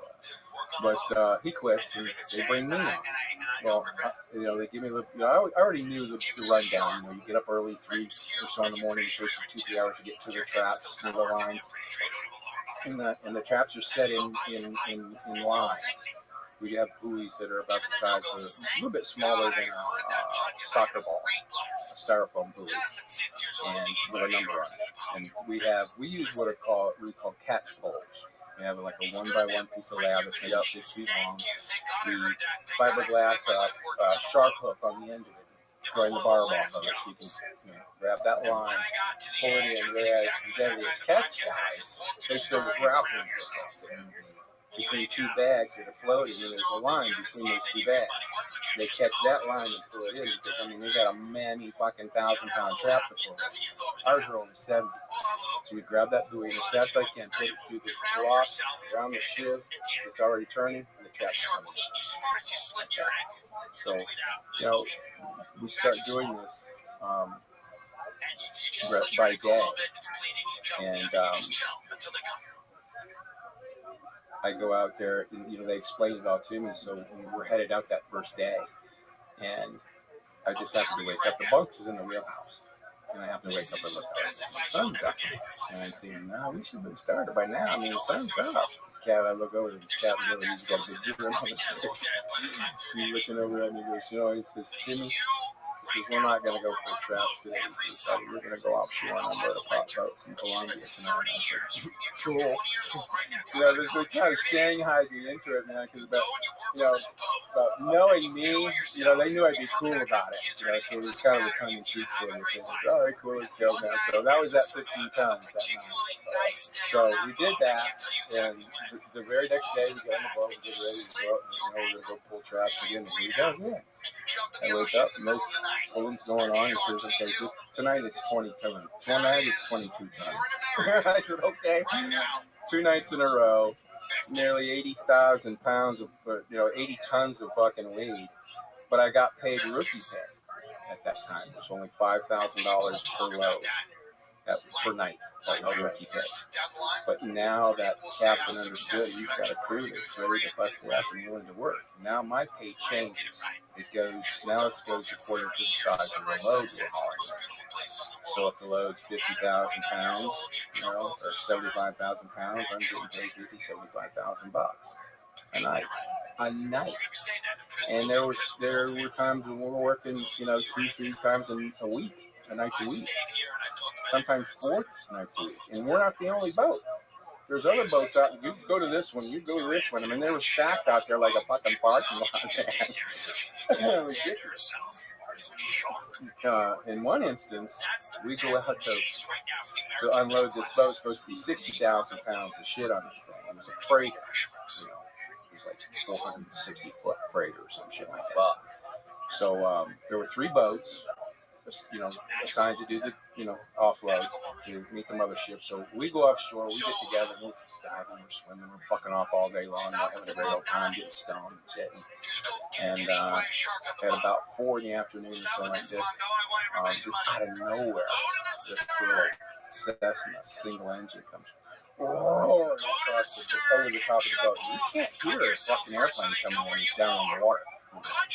You don't hear it until it's right on top of you, So here comes this plane, and it comes up, and it just misses our low-end antenna. And that's how close this fucking guy was. It turns out to be Daryl. He's the guy that's doing the job. This is his job. He's one of the 5 brothers that are working us off. Okay. So he buzzes us like that, and he goes up like this, he turns, he comes back, and he throws a milk carton out of the fucking plane. So we ease on over there, and open it up, and there's a note in it. And he says, one of you guys got to flip a coin, I don't give a shit. One of you guys got to go unload this boat over here. Because there was shit being unloaded all over the place. So we were going to go with the original loading, so it was up to the other 2. So they flipped and whatever. So he goes, that boat takes off to go unload that boat. We're waiting to unload our 60,000. So the way it works is the horizon on the water when you're out there, if you're familiar with this at all, but in Florida, your horizon is typically 8 miles before you curve the earth, puts you out of your sight. Depending on how big the vessel is above the water line, that can stretch to 8, 9.5 miles, sometimes at the most. So you're out of sight. You're over the curve of the earth out of sight at 8 miles. At 8 miles. Okay. So we sit off the horizon, about 8, 9 o'clock, something like that, about 2-3 hours before sunset. Call sign. We always boats have different call signs that are given to us prior to us going out on the job. So this one's Felipe, Zorro. Felipe, Zorro. This is it twice. You have to say it twice. Then you can use it back. Felipe, Zorro, come on. So they know it's us coming. And nobody else coming to that boat, they're not going to be shocked and surprised. So here we go. We pull up to this fucking the deck's 16 feet at least above my head. And, we pull up there, and there's nowhere to tie off. So Billy, the captain, the 2 captains have to keep the boat up against the side of the ship. Because there was probably, there must have been 80 guys on the boat, man. And they were going down one hatch, single file, going down one hatch, coming out another hatch on the other side, carrying a bale on their shoulder. One right after the other, throwing them off the edge, down to our boat down below. Landing on the deck, 16 feet down. Bam! These fuckers were smashing the deck. And, we're trying our damnedest to not get hit, right? Moving them out of the way, and all of a sudden you hear the up I mean, this 70 pounds of compressed fucking weed, dude. And, the deck starts crunching, the fiberglass, crunching. And we're thinking, oh my God, there goes our deck. But because we couldn't keep up with 80 whatever guys throwing this shit, they're not throwing on us, they're throwing it on the other boat too. They're loading us both at the same time. Right. Well, the bales start to stack up and they start hitting one another, so that solved the crunching of the deck problem. Now all we had to do was, we're dragging them and putting them anywhere we could put them before, fill the hole up, put the deck lids on, fill the deck, around the wheelhouse, on the bow, on top of the boat, wherever we could stick this shit. So we figured, Captain Billy, he's in the wheelhouse, and we're all kind of doing a rough count. We figured 400 pieces, roughly thereabouts, would be half the load. They would have the other half. So we're getting to where we're thinking we got about 400, and I'm looking up the captain, he's leaning against me, feeling annoying. And it's all fucking shit's going on, right? And I look up and I go, how many more? And he says to me in his half-assed English, he goes, 50 more. I'm like, okay, so we're counting for 50, 60. So I go, Jesus Christ, how many fucking more? And he goes, 50 more. I think that's the only number the guy knew because he just know English, right? He's just yelling, 50 more. Right? So they keep throwing these goddamn things. So now we're at the point where, you know what scuppers are on a boat? No, what's a scupper? Scupper holes are where, when you're working, you're bringing water and rain and shit splash on the deck, the water runs out. Okay, yeah. Back of the boat. Yep. Those are the scuppers. Well, now we're so loaded, the scuppers are starting to go underwater. Oh, shit. And that's going to sink the fucking boat because, once you get water on the deck, it's in the engine hats, it's in the fucking bilge, it's all over the fucking place. So we take a knife and we cut open a couple of life vests, pull the wadding out of them, and stuff the scuppers and plug them so the boat won't sink. While we're doing this shit's still coming, and Billy's he's yelling. We've got this shit stacked up to we can't even see inside the wheelhouse hardly because it's we just left a little space for the door to open up. And Billy says, "We're getting the fuck out of here, man!" He starts the boat up. Oh, big black smoke, and shit bellowing out the back end, and we start going. These fuckers are still throwing bales off. For as far as we could see these guys up into the horizon in the binoculars, they're still throwing bales off. Are you worried about going? You're still 8 miles offshore, right? Dude, no. 8 miles is the horizon. Right. We're probably 30 miles. You're 30 miles. We're out in this. Are you guys not concerned about running out of fuel with that much shit on the boat? No, we're all prepared for that. That's why the chase boat. Because when you're coming back loaded like that, dude, you're gonna be 4, 5, 6 hours getting back home. Oh yeah, easy. So we usually used to start a big load like that. We'll start loading before sunset, and then once sunset gets going on, now we have all this time to get into shore and then get it into the house. So we know, the biggest thing is trying to get the mothership to come as close as we can get them to get to the shoreline. Mm-hmm. Now, the closer the better, obviously. And some of these guys, they want to stay in international waters. Mm-hmm. They want to stay out in the.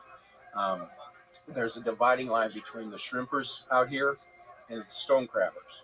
Shrimpers stay offshore, so many miles offshore, and the stone crabbers have so many miles inshore for their traps to lay, because the shrimp boat will take your whole fucking line.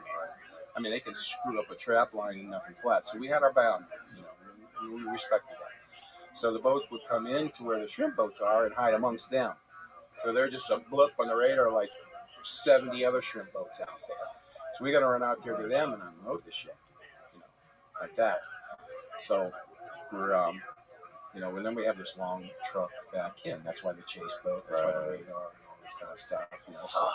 So it's the way I wrote the story, it's a bit jovial, but in reality, there's a lot of seriousness to it. When we were kids, working for the adults, we were the humpers, we were the machine, we were doing the work, and the adults are going, here, go here, go there.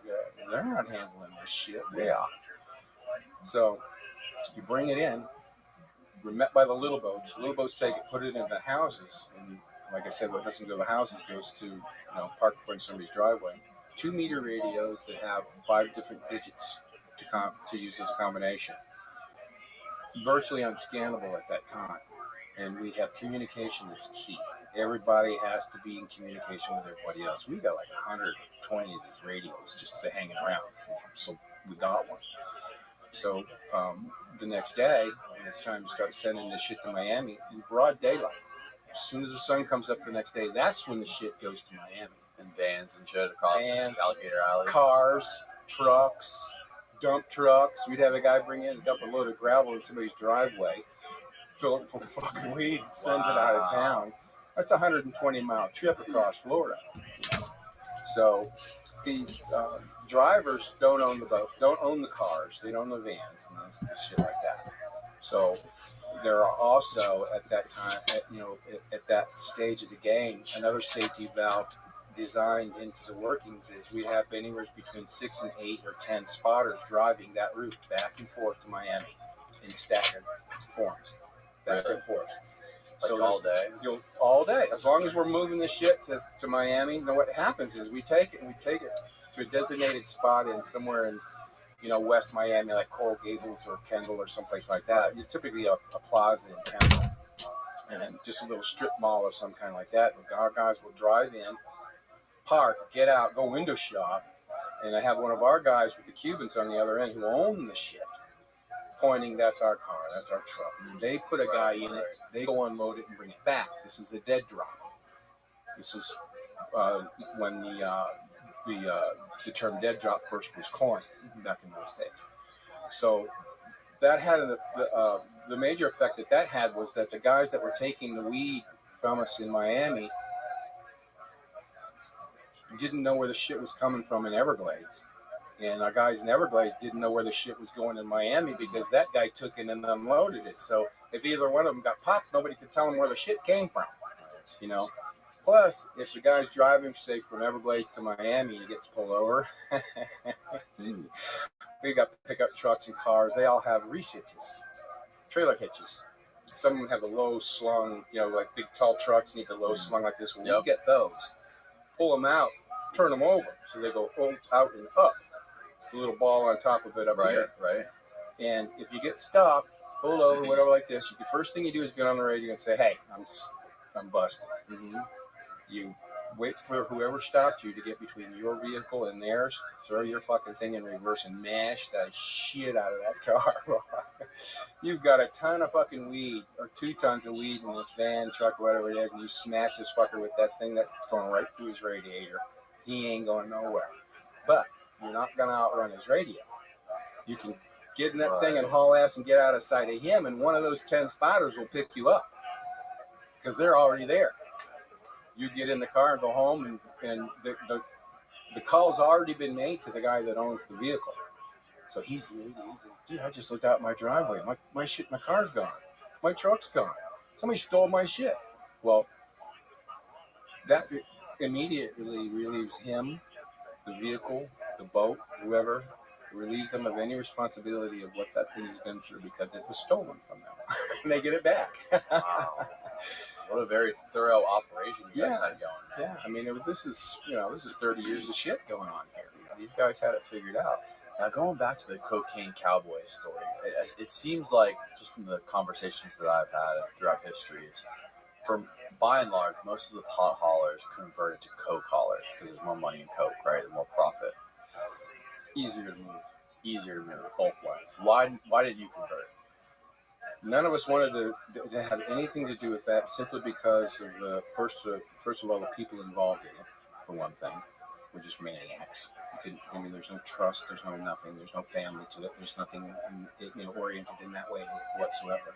Plus, the amount of time you get for being caught with cocaine was significant. Was it? Oh, yeah. It was way more. Way more significant than getting caught with a boatload of fucking weed.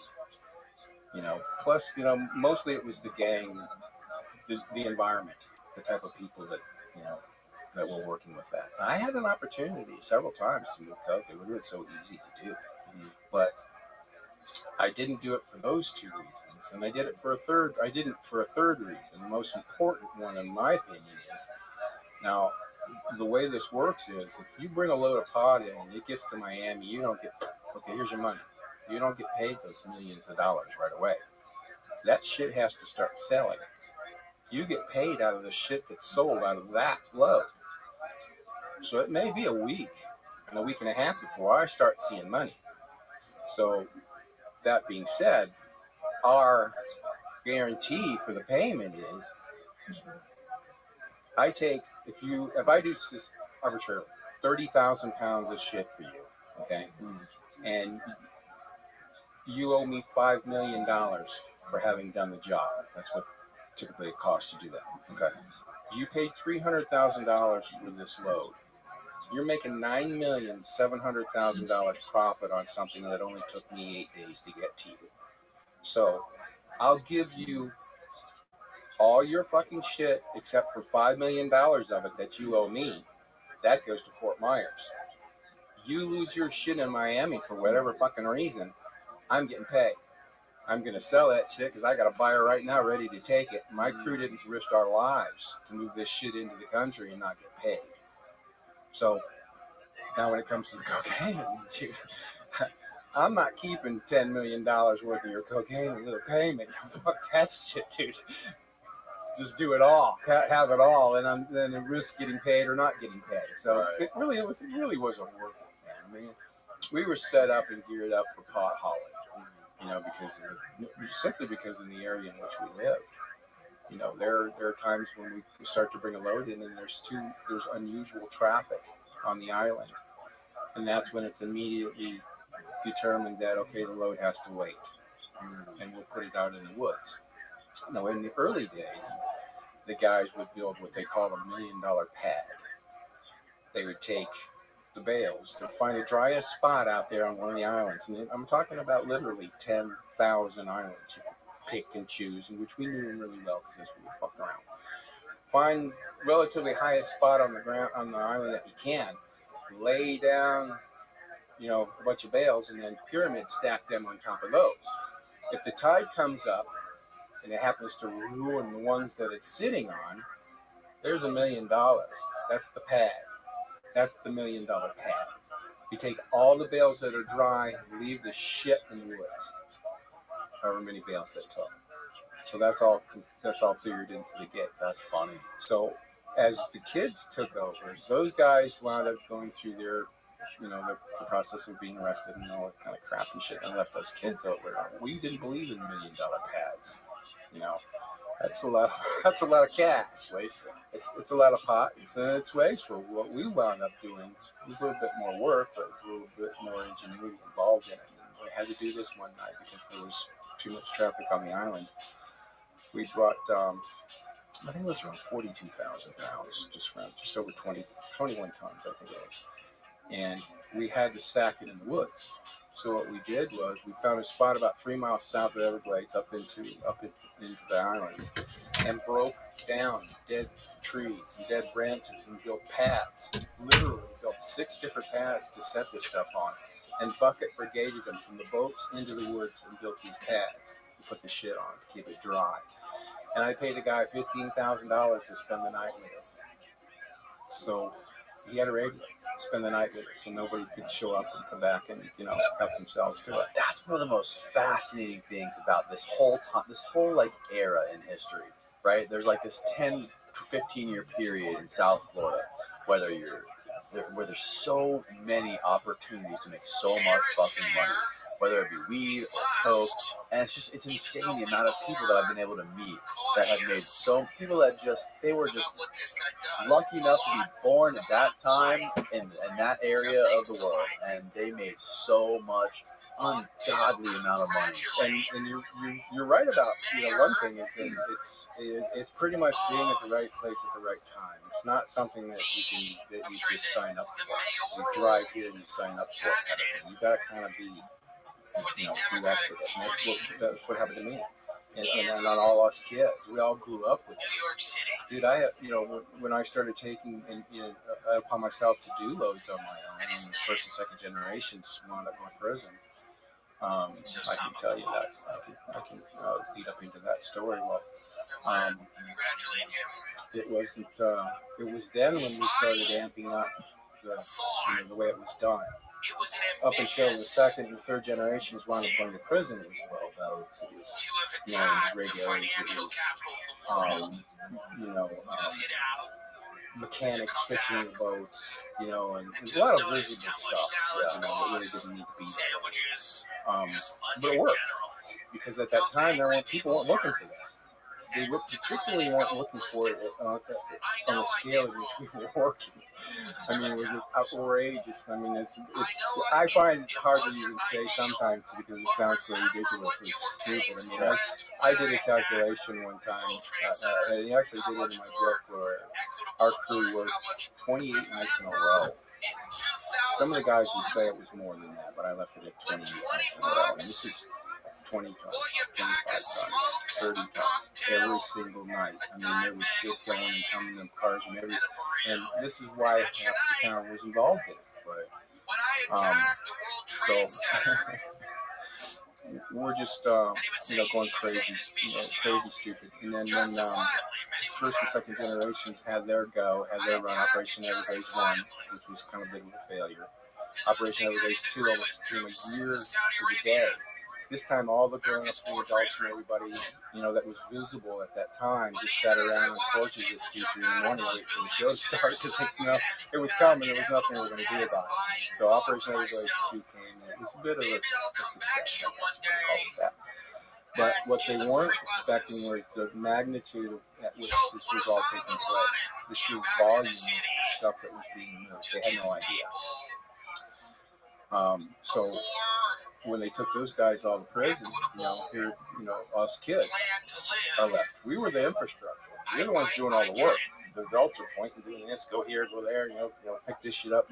Sometimes we'd have to take stuff out of one house, move it up the river and stash it so we can load it out and get it out that night because we have food. Put more in that house. It's just that way. Right. So 28 nights, some thought it was more than that, but I did a rough calculation to the tune of about 1.6 million pounds in 28 nights. Went through that little bitty 129 acre island to Miami. And during the day. Because there's only one way in there and one way out.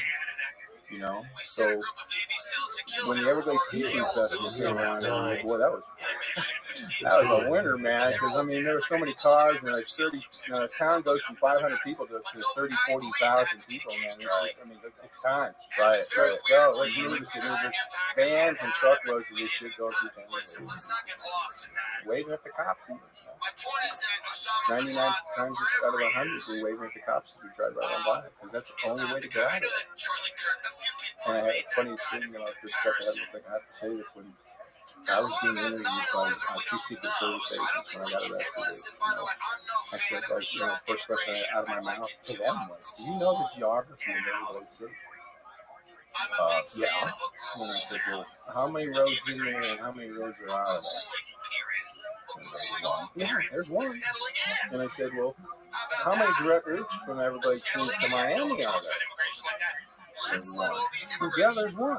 And I said, well, how do you think all those millions of fucking pounds got to Miami? They didn't go by pelicans and porpoises, for Christ's sake. They went down that one goddamn road. The only goddamn road that there was. It's 9 times out of 10, we're waving at kids, we're going by. It was just that ludicrous. It's hilarious. And this is the thing that people have a hard time wrapping their mind around. Yeah, because I'm skipping around a lot, but some things just need to be said in order to to complete that bit of the story and make it somewhat believable. Right. Because you ever had the thought of man, I should just hedge right now. Quit while I'm ahead. I don't want to go to prison. I got millions and millions of dollars in these safes. Yeah, you know how many times I've been asked that question. But, honestly, it never occurred to me to quit. Because, first of all, clearly you weren't doing anything. You had enough money to last. The money that after a while was a pain in the dick. Right. It was more about getting away with it. Than it was, getting paid, because Christ, there was a period of time when I'm getting paid. I'm getting bags of money shoved across the kitchen table at me for jobs I don't even remember doing. This job happened like 4 weeks ago. Here's another one. This one was that one. This one was that one. And then I got a stack of bags of money that I don't remember doing. So what was the motivation? What was the best part about it for you? Just the thrill of it. Just not getting caught. The camaraderie of it. Yeah. We're all kids, man. Right. And we're running the fucking show. Yeah, you're in your early 20s. You're not even fully fucking. Your brain's not fully developed. Just babies. Right. I'm sitting here 63 years old, and I'm thinking, 20 years old, and I'm thinking, when I think about some of the shit that I did, my ass would. You could cut a cigar with that fucker, man. This is just how we grew up. This is all we knew as kids. We only knew ton fucking loads. You know, I dumped more shit out of my fishing boots than any 3 guys could smoke probably in their lifetime. I mean, that's just how stupid it was. And I say that because, let me give you a little bit of history from the beginning. In the beginning, when we first started hauling bales off these boats, they were just, coming apart. They weren't even packed.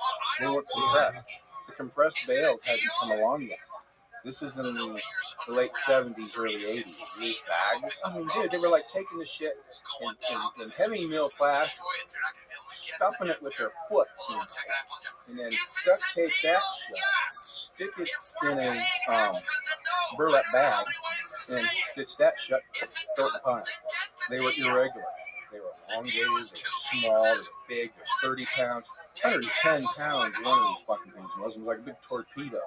There was no rhyme or reason to it. It was just pack it and get the shit out of here. Right.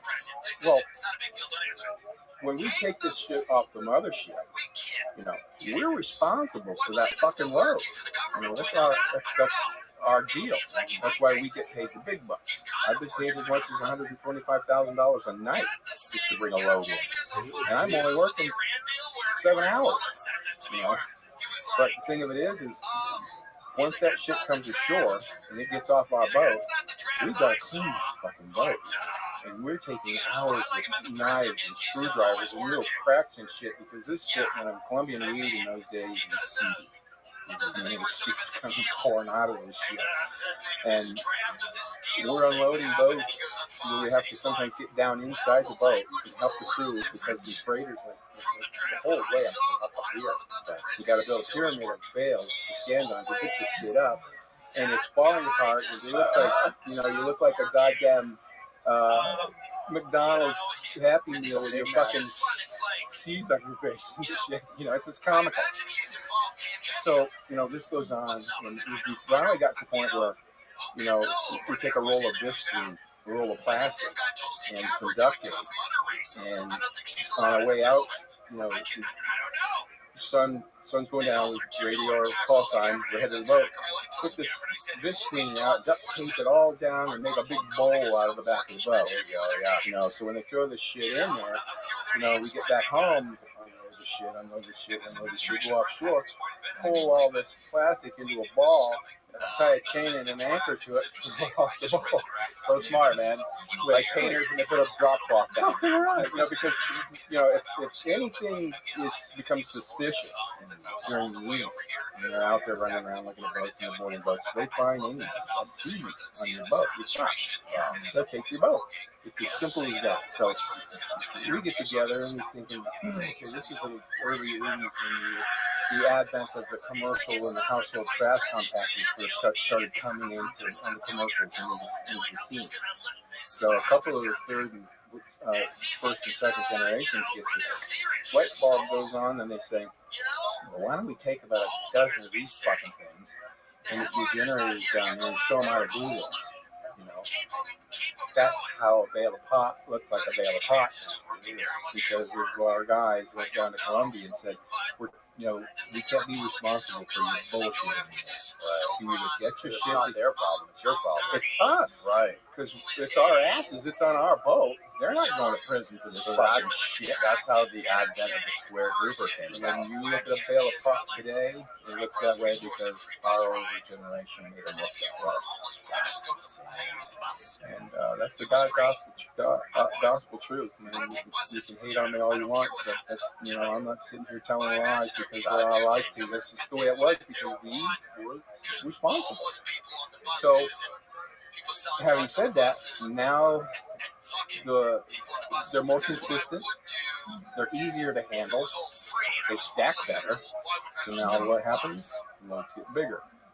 Because they're not got awful fucking pieces of shit anymore, So now they're stackable. And our boats designed to haul crab traps are perfectly designed to haul bales of pot. So they're stacking them there really nice, man. And now we got some, and we were stacking them in there to a point where sometimes the boat, that's what they look like right there. Sometimes the boat, you're pitching and rolling. Like Legos. They're pitching and rolling on the seas a little bit, and some may fall off and shit like that. had Square Grouper. That's how we get the name Square Grouper. Nobody really knows today who first came up with it, but I know it came out of Everglades City, because I mean, where the fuck else would it come out of? Right. And I don't, I don't go on telling these stories like we're the only ones that ever did it. We didn't invent home pot. We weren't the only ones that ever held pot. I never said that. And I would never take anything away from anybody that has ever done it, because, man, it takes balls. Go to another country, people you don't know, load your boat, bring it back, and get away with it. They were pot haulers all over the place. What my story is designed to do is to help you understand the history of it all, and how a small town in Southwest Florida can be the hub of the marijuana industry throughout North America, and nobody knows a fucking thing about it. Yeah, a little 500, 600 person town is responsible for the bulk of the weed coming into this country. And I felt the story needed to be told, because what prompted me really was I saw Billy Corbin's documentary Square Grouper. And it was, I like his style. I like the way he does the animations, and he's really good at the production when it comes to that sort of thing. But the actual telling of the story, in my opinion, is the greatest story ever to be told. He talked about the Ethiopian Zion Coptic Church out of Jamaica. He set up an operation in a mansion on Star Island in Biscayne Bay. Right. We hauled millions of shit to that island for them. Really? Yeah. And there was another group of guys at that time. This guy's very funny. His name was Robert Flathorn. He was, they called him the Black Tuna Gang, because everybody in the group had a gold pen that made a tuna. So if you're part of that clique, you had a tuna. Like a tuna. They got into pot hauling back when President Carter was making quasi moves toward legalization and bringing that on. So they figured they're going to blaze the trail. They're going to go to Columbia, figure it out. They even used the High Times magazine. I don't know if you're familiar with High Times. Yeah, of course. They used to give you the pot prices in the magazine. They were using that to figure out what their prices would be. So they set up headquarters in the Fountain Blue Hotel downtown Manhattan. Their claim, their claim to fame was like £500,000 or something like that. The Zions, the Coptics, their claim to fame was like £1 million. I got a hold of the first heard George Young's story about him flying next to weed into the country and his association with a guy named Diego, who in real life was part of slavery. That was who they portray. And another guy who I happened to find a phone number on the internet for, just out of the blue, named Brian O'Day. And he wrote a book called High, Life of an International Drug Smuggler. His claim to fame was about £500,000 of Asian weed that he brought into the Gulf of Alaska, processed it on a fishing vessel, put it in boxes and closed it, and brought it to the docks in Washington, just like it was a regular catch. And he would have a box of actual frozen fish sitting around with one of those guys that are in there bump one like they spill across the deck and do fish everywhere. So, that's fish. Right. It's not weed going into that truck. So I've taken these guys' claim to fame, the Zions, the Tuna Gang, George Young, and Brian O'Day, and I put all their shit in a pile, and I said, that's not even a year's work for us, man. You want to hear a story? Well, back the fuck up. Here comes the story. So that's when I started writing this. And what I did at that time was I went back to Everglades and, writing a memoir and writing about the history of, this genre, if you will. I needed to make sure that the stuff that I was writing just didn't come from what I thought took place, or I knew the guys. This guy did this. And I went back and talked to the older generations. I sat down with Craig, the youngest brother, and I wrote about what he told me, about how things went for them and how they were arrested and how they were shunned in prison, and when they walked through the prison yard, they would open up like this and they would let through because they were whispering about everybody. It was just a fucking joke, right? But people gave them the ultimate respect because of just the sheer volume of shit they managed to move. And so I wrote a little bit about their story in the book, and that little bit about them being sentenced in front of the magistrate, these ridiculous sentences, which brings me back around to the mandatory minimums. They weren't having the dramatic effect that they expected it to have, the busting and all this kind of stuff. So they said, okay, mandatory minimums across the board. We're going to take away discretion from the magistrates and the judges across the country. We're going to give you a slide rule, rather, here. And whatever time it dictates that you get, that's what you stuck with. There's no more discretion amongst the judges. They can't help you, necessarily the amount that you're busted with equals a certain amount of years. That means. Well, what happens if you're over 2,000 kilograms, then you're major. My indictments were 4. They were a mandatory 10 years to life on each count. I didn't actually catch me with anything. These are conspiracies. Conspiracy to possess, to import more than 2,000 kilograms, conspiracy to sell, and some other crap. How did they get your name? How did they know who you were? That was interesting because the way it worked is, when I was a kid doing this work, along with all the other kids, we never knew who the boss was. We never knew who was the we didn't give a shit. Who was paying. As long as that paper bag got slid across the kitchen table, we were all happy, man. I didn't even care. So when I started taking, doing jobs on my own, which only happened because everybody went to prison, and then 2 guys that I happened to know in Miami, just out of serendipitously, how it happened was I drove the Winnebago for that 55 tons of shit because they didn't have enough drivers. I made $75 grand the first night hauling it inshore, and they paid me $35 grand to drive this fucking Winnebago, brand new, to Miami. It had about 11,000 pounds of bales in it, and it couldn't go to the head drop closet because it got within 40 feet of this fucking thing. You could smell it. It had to go right to the house. So what Daryl needed was somebody who could trust to do this. So I go over there just to see what's going on, and I get shackled into this thing, and he said, "Take me." He would like you to drive to Miami if you wouldn't mind. I said, "No, it's fine. It's a $35,000 job." I said, "Well, I just made $75 grand that night. I didn't give a fuck about the money." But because of who it was asking me, I felt obligated to use the boss. This is what the fuck. So we put airbags in the springs of this thing. You inflate the airbags with this Winnebago off the ground, so its ass is not sparking the highway when it's going down the road, right? So I'm driving this down fucking 41 all the way to Miami, Chrome Avenue, and I hang a right, and I go off, and I'm driving down back into this orange field, and there's this flipping castle. It looks like a castle. It doesn't belong there. And I pull up the side door, the guys jump out, they start unloading shit, taking it into the basement. And the guys were teasing me before I took this ride. They were telling me about, these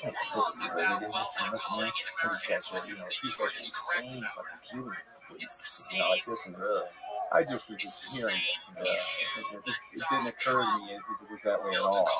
And it wasn't, really. When I got over there, I had to spend the day. They'd asked me to spend the day because when the loads quit coming for that day, I was to drive a car with money back home. Because I drove in the back, I was right at home. So So I don't know how much money they I was there all day, playing car, getting to know the guys. So fast forward now, when everybody gets busted and shit, and you go to prison or go to jail, and these guys still got work to do. They only knew one face. They never saw any of the other crew. Nobody ever drove to the stash houses. They were always dead drunk. Nobody knew anybody. That was the way it was kept. You don't know them, they don't know us. I never saw your face. I don't know who the fuck you are, or anything like this, but me. I was chosen to drive straight to the fucking house, spend the day with these guys. So now when everybody gets busted, and it wasn't maybe 2-3 months later, I get a knock on my door, and open the door, and there's this guy Jorge from that fucking house in Miami. Jimmy! It took them 3 weeks to find me. They knew my name was Tim. They knew what I looked like, but they took them 3 weeks, and they found me. And they said, Tim, man, you got shit backing up. Can you do this work? And I just, without even thinking about it, yeah, what do they want you to do? Haul the pot for them. The grown-ups weren't there to set the deals and go buy the shit and all this. They were in prison. Cubans still had work to do. They needed us to continue doing the work. Well, the infrastructure was still there, like I said earlier. The kids that did all the work, I mean, we were all there. And I said, we got the visible guys at that time, the older generation. They had no idea the kids were doing this. But there were 20-year-old, 19, 20-year-old kids driving boats full of pot to the islands and shit. They never occurred to them. So I went back and got everybody was there. The only thing I had to figure out was how much to charge the fuckers, where to go get the shit, and all this kind of stuff, which I wound up getting from one of the other generations, keep me in on this connection and how it's done and how to pay. And the price I had come up with, on my own, was pretty close to what they were charging, because by that time I had worked on every position. I was a bail handler, I was loading cars, I was unloading freighters. Whenever they needed somebody, I worked it, and I got paid that pay. Well, the pay scales are different for every job you do. The bail handlers get $5,000 a night. The guys that drive the cars will get $30,000 a trip. They pay their drivers out of that. The guys that have the smaller boats that come out to get the shit from our boat, from the mothership, those little boats making it through the islands, they're about $35,000 a piece. They pay their guy on board out of that. We're on the big boat with the load. I make $75,000 or $100,000 a night. So that's how it all works. So I just reverse engineered the math, and came up with a number about how many people we needed to get in there. And we're fairly close. Now there's 2 ways to do it. There's pay me $175 a pound. I'll go to Colombia, Jamaica, Central America, wherever the fuck you want to get your shit, and put it on your doorstep in Miami for $175 a pound. Or you can pay me $145 a pound. You go get the shit. You bring it out here offshore. I'll come and unload you and bring it and put it on your doorstep in Miami. I do it that way. But most of the guys opted for me to just do the whole fucking thing. And that's how it works. I just never figured it out. So I went from being this guy that was running offshore unloading boats, just all of a sudden I'm the guy that's now you're making it all happen. Yeah, so so I get the first job in, everybody's paid, everybody's happy, so we do another one, and that's when the guy started, with me about the cocaine. Good dude, it's fucking easy. For one reason, there's a whole different crowd of people fucking around with that shit. And then I told them about the whole money kind of thing. I didn't want to do that either. Little did I know that the only two guys that from Miami that I mentioned in my book are Carlito and Leo. Carlito and Leo, as it turns out, wound up being two soldiers of Griselda Blanco. Really? Oh, shit. I didn't know this until I was researching my own shit, Wow. So, and then it finally occurred to me, I said, we were counting money, and the loads are getting bigger, so the cash is getting more. Some of the jobs are going for, $25-30 million, and I'm taking my cut out of that while they get their cut. So I'm counting, any time my crew's, 10, 12, 15, 20 million for my crew, I've got to count it. So we had, at one point, 4 money machines that the banks used, going constantly. And we had hundreds in one bedroom, 50s in another, 20s in another, 10s in another, and 5s in the garage. Because, I mean, $5 bills were ridiculous. Nobody wanted them because it's just $50,000 in $5 bills is as big as this fucking table, you know. But the thing of it was when I got paid, and anybody did really, you couldn't just take hundreds. I had to take multiples of denominations, you know, spread it out a little bit like that. Why was that? Well, it's because it's just fair for the deal. Somebody's gonna wind up with a fucking garage full of fines. Yeah, you know, who's gonna want that? And you know, 80% of them $5 bill. I got a bundle of them one time. $5 bills. Shrunk wrap, you know, probably about a 1x1 square. Like this. Open it up and they were moldy. It was mildew. His money mildew. And they put these goddamn rubber bands around them, and the bacteria on the rubber bands starts to deteriorate the rubber bands. Yeah, rubber band gets after a while. It falls apart and shit like that. So just because money's nasty. You know? And I've gotten paid $20 bills that were mold flying out of them. So, you know, because the money just being handed like this. You're never getting time to spend it at that level. So I get I do this job, we're over counting money, and I should be in Colombia, or I should be helping my crew with another load, but I'm stuck counting goddamn money, you know, because now our paydays are getting up towards, 15, 20 million. It takes a while to count that kind of money, man. People just don't grasp. You see these movies, of a guy, carrying around a bag that's got $1 million in it. He's slinging that fucking. There's no fucking way he's slinging that bag around. I'll always take one of those money machines, or 3 of those money machines to process $10 million. Days, nonstop. Because you're not only doing just hundreds, you're doing hundreds, 20s, 10s, 5. You're doing all these denominations. So when the guys go into the room and shovel in a bunch of money into a fucking laundry basket, bring it out to us, we're popping rubber bands and stuffing this thing in, and it's counting and we're ledgering, and it's just taking for goddamn ever, man. So just out of sheer screwing and fucking around in those days with triple beans and the cocaine and that kind of shit, guys would do a line and throw their fucking bill on the scale and just fucking around. It weighs a gram. Every bill, no matter what denomination it is, weighs a gram. Look it up on the internet. That's insane. It'll actually tell you now on the internet how much money weighs. So if every bill, no matter what denomination, weighs a gram, there's 28 of them in an ounce. There's 16 of them in a pound. Dude, it's just math from that point on. Right. So now we're taking these baskets, setting the basket on the scale. We have to count the bundles that we throw in there. The first time around, let's say 120, we're counting the bundles until we got $1 million worth of, say, $20 bills in this basket. And it weighs X amount. We have to subtract the weight of the rubber bands on the bill. So if there's 2 rubber bands on each bound pack of bills, that's 2 grams. So we had to count the bundles so we could subtract the grams for the rubber band, and the money comes out exactly on the dollar. Great. 110 pounds in $20 bills is $1 million. 110 pounds and 22.2 pounds is $1 million. I remember reading in the book that Pablo Escobar's brother wrote. It was called The Accountant Story, something like that. And I know that he wrote this. He was the one who was accounting for every single expense. Remember, he said that they were spending around 10 grand a month on rubber bands.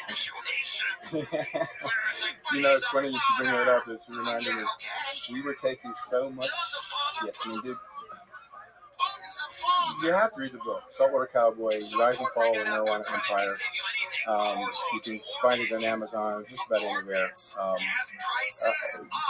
We were bringing so much shit out of South America they were running out of stuff, out of bags to put it in. First, we're getting coffee bags, burlap coffee bags. Because coffee's a big product, and they got us, they got burlap bags, coffee burlap bags all over the fucking place. Well, we used all of them that we could use.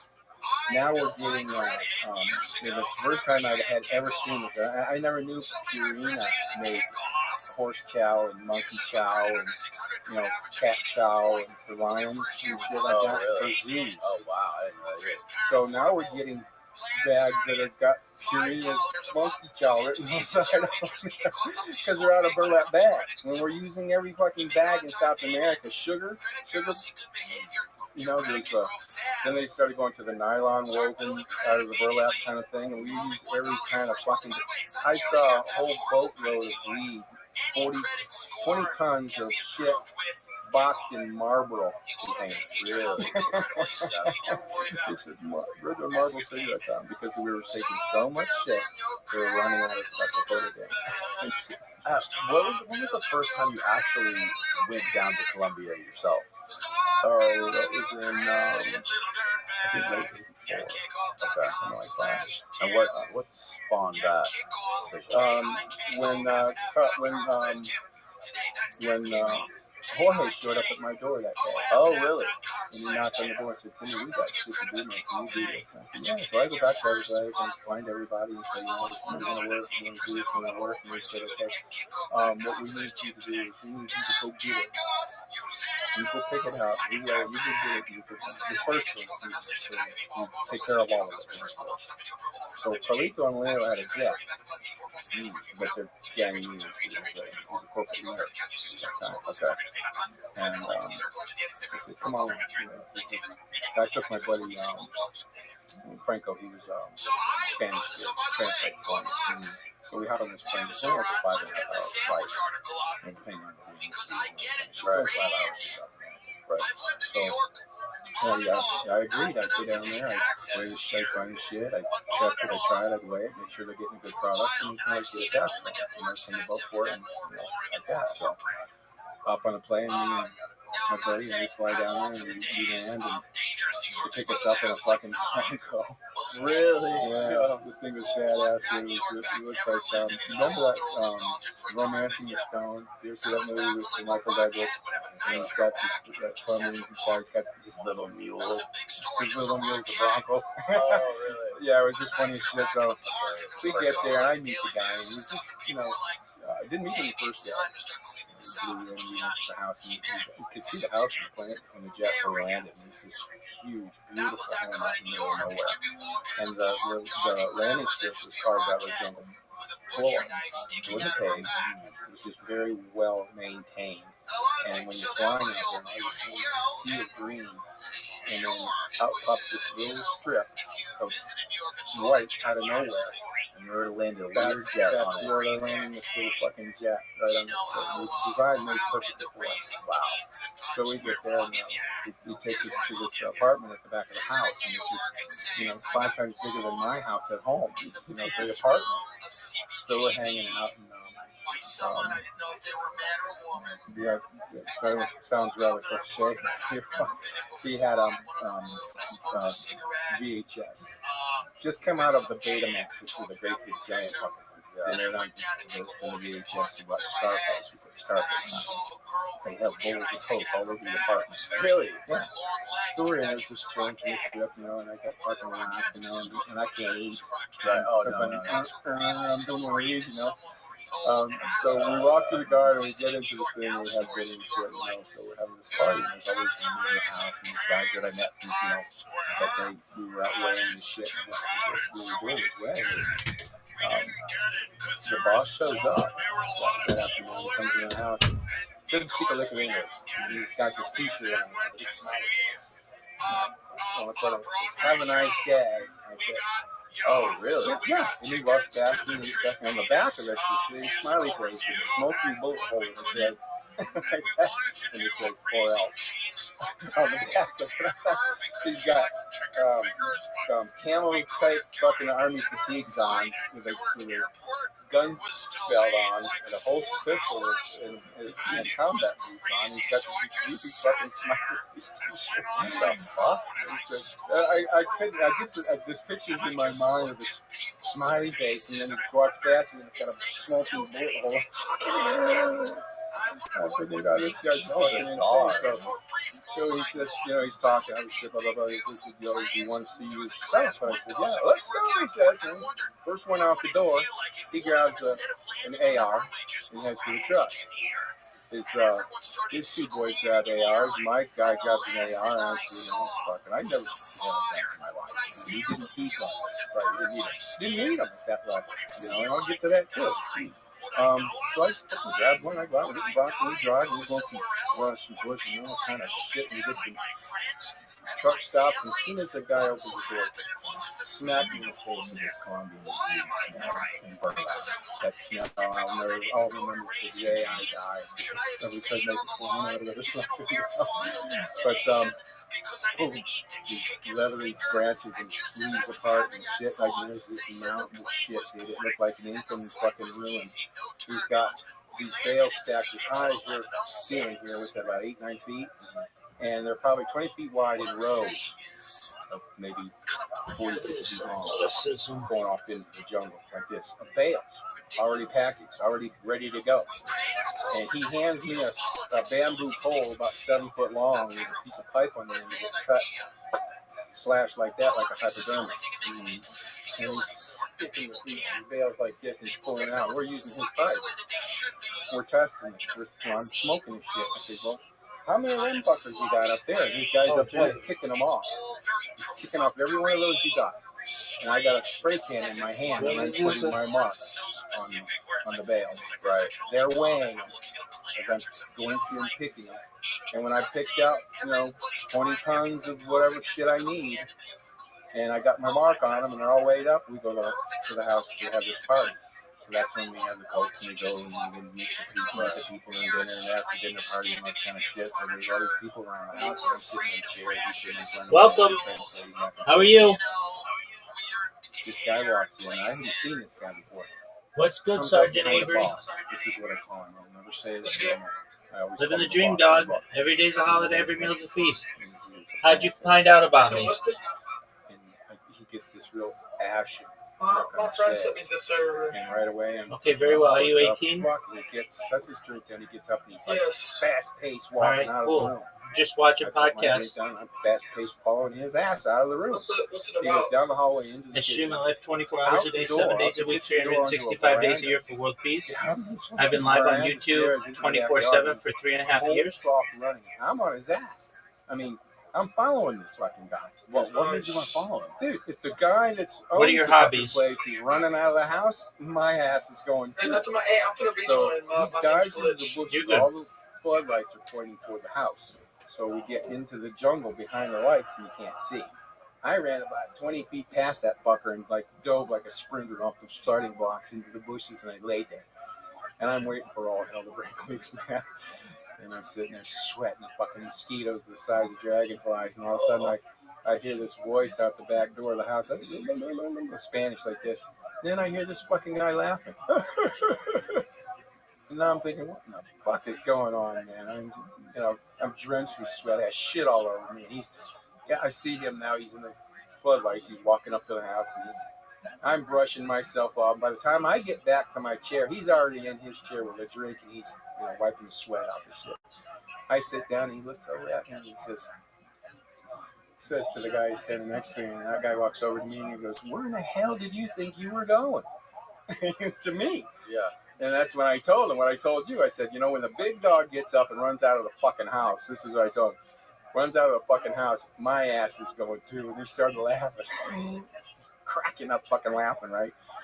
Turns out he gets this message that his wife's coming up the mountain. Oh, shit. He's got guys all the way up and down.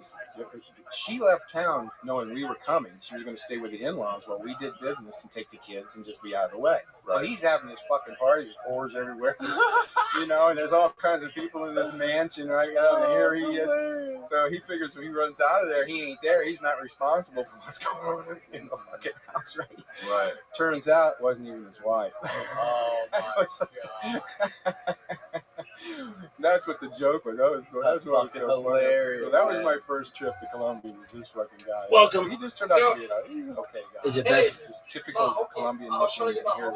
He's back, you know. You refer to this guy as the boss. He's the boss. And is this the same guy you dealt with? Yeah, I don't talk in that one. Yeah. Did he ever get popped or did he no, never. He actually, we of course. Throughout the years, we all lost contact with one another. Right. As shit went down, I didn't want to run into anybody. Right. Even some of the guys where I grew up with, kind of.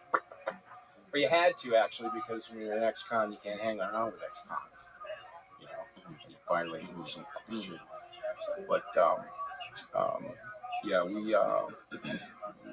we didn't remain friends, but we were good friends while that was all going on. He actually, if you remember... of course, you know the story below, right? In the movie. Well, there's a scene in the movie where George and Diego, Carlos Slater, take their money to Panama and put it in the Panama bank, and George makes the comment about, "Wow, I give you $30 million and you give me this little book back," and they take off. So later on, when he wants to get out, Diego starts working on Norman's Cay. In the Bahamas, right, on that island. Right. That island is actually called Norman's Cay, and it actually does exist. Okay. And it was used exactly for that because Carlos later used it for that. Who Diego was supposed to be in the movie. Right. So, story goes on. George decides to get the fuck out of the business and all this kind of shit. He goes back down to Panama to get his money, and the guy says, "We should have called." He said, the president of the bank says, "You probably should have called because your money has been appropriated by the government of Panama." 2 years prior to that, 3 years prior to that or so, my guy in Colombia told me when I did a job for Noriega, I told you this. I didn't know who it was for. The guy wanted 60,000 pounds, and I'm like, I'm the fucker. As long as Carlito and Leo bring me the money, I don't need anybody. Right. I don't need to know anybody but you guys. I just give you pay me, and this kind of shit. Right, exactly. So they wanted 60,000 pounds, and at that time, I could do 60,000 pounds, but I had to go to the boat twice because I couldn't get it all in once. I didn't have enough boats to go, at that time to get it all in one shot. So I was going to do this very serendipitously with the same boat.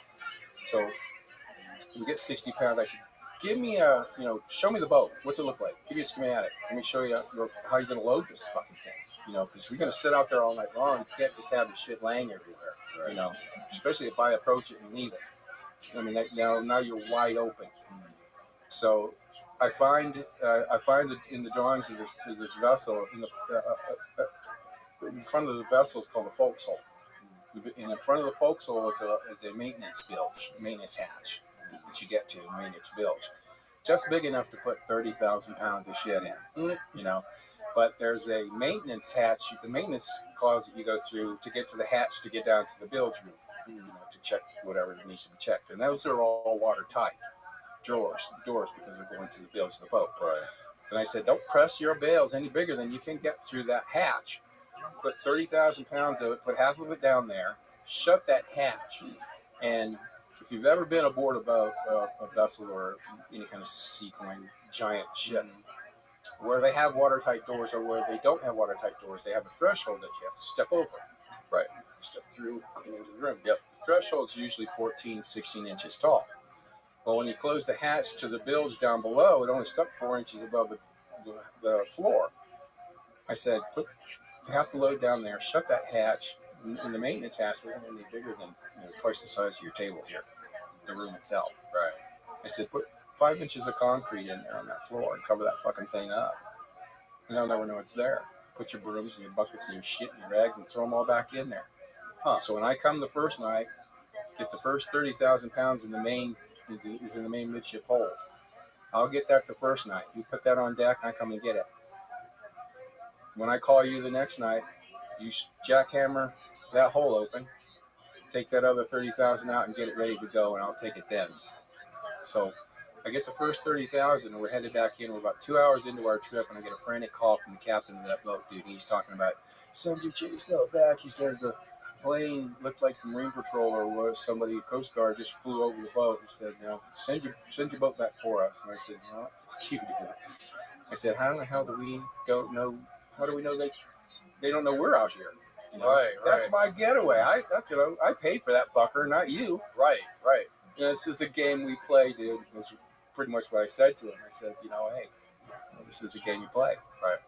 And whether or not something would happen, whether it did or it didn't, it's just the way it is. Right. Well, as it turns out, the next day we're loading, we're sending shit to Miami, getting ready, keyed up for the next night. Turns out that they went out and boarded the vessel. He has the foresight to call back to Panama and saying we're being boarded. Panamanian registered vessel. So they reported hijacked at sea out of Panama. Okay. When they boarded the vessel, there was residue from the first 30,000 pounds of shit that was in there. Right. From the main ship hold. Right. So they confiscate the vessel, they arrest the crew and the captain and shit, and they tow the vessel into Tampa. Right. They held the boat for 4 months for evidence. They couldn't keep the vessel because it was a Panamanian registry and it was a hijacked vessel. Right. Well, because of all the residue and shit that was in the first hold of the boat, they never knew the other 30,000 pounds was still in there. Under the concrete.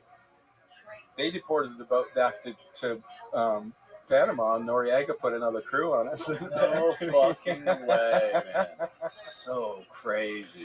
Oh, man, it was just like, and at that time, it didn't seem like anything to me. It just seemed like, wow, what a stroke of luck that was. And that's when George shows back up with this handwritten note from Noriega in Spanish. No, it said,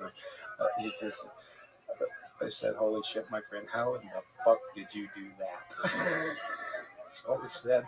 And I wish that I kept that thing, man, because it's, be worth it. Oh my God, could you imagine? And ironically enough, then when I was busted in 87 or 88 it was, they were just coming to the end of Operation, what the hell was it? It'll come to me. But when they got Noriega, they captured Noriega. And they brought him to the United States. They put him in Miami MCC, Metropolitan Correctional. That's where I was. Oh, really? They put him in the same fucking place I was. But we never knew one another. But they put him in the SEG, where you're what? Station. Okay. And it's a whole different yard that you can get into and stuff like that. We could see each other through fences. You knew what he looked like? Oh, yeah. Who didn't know what Noriega looked like? And yes. it's a marked face and shit. Just a short fucking guy. Right. It's a piece of shit. Really, nobody I ever wanted to deal with. Right. But I didn't have to deal with him directly. Right. I'll take his goddamn money for sure. But, that was kind of ironic. We wound up in the same place together at that time. But he wound up he finished his time here in America about 5 years ago, and he was extradited to France, where he'll probably die in prison in France. Oh, he's in prison right now in France. Oh, yeah. But that's my little run-in with that, too. Wow. Crazy shit. How does it make you feel nowadays seeing shit that's going on, especially in our country and in Florida with where they're regulating the pot business? And I think there was some company, I just read the other day that some company, this happened in March or something, but a company called Truly bought another company for $2.5 billion. Harvest, a company called Harvest, was purchased for $2 billion for Florida dispensaries. Fucking crazy shit. I'm kind of thinking I should get some fucking credit back or some shit, But I didn't do too bad, You read the book really tells, the whole tale from A to Z. And when they changed the federal sentencing guidelines to those absurd mandatory minimums, that meant none of us were getting out of prison. Right. Well, you only meant, what did you actually get charged with? You mean time-wise? Yeah, initially. 160 years mandatory to life. 160. And $16 million in fines. because there's a $1 million fine. Yeah, look at that. $2.1 billion blockbuster deal with Arizona's biggest marijuana company. Yeah, they bought. I think it was Trulieve. Yeah, Florida. So Trulieve, the largest marijuana company in Florida, bought Harvest, the largest marijuana company in Arizona, for $2.1 billion. Probably pay it off in the first year. Yeah. At the prices that they're selling the shit for, dude. I got a medical card, but I'll be goddamned if I'm going to go spend $60 on it. Oh, it's so fucking price. It's insane. It's really insane, and it's worse for the patients, because I know what it costs to grow this shit. Mm-hmm. So does anybody else that grows it. They know what it costs. Very little, upfront costs. Yeah, because you're doing hydroponics, you're doing lighting, you're doing all this new type shit. Yeah. That's going on. It's inexpensive to start up, and you very rarely within the first 5 years or so see any red. It's just that way. Mm-hmm.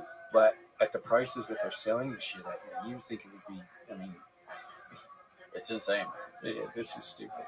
But well, at least they're not putting people in jail, though. At least they're not fucking locking people up for 10 years for selling a dime bag. Right. And that's another thing too. When I was speaking about the mandatory minimums, when they arrested us and our crew, I was one of the first 38 to go.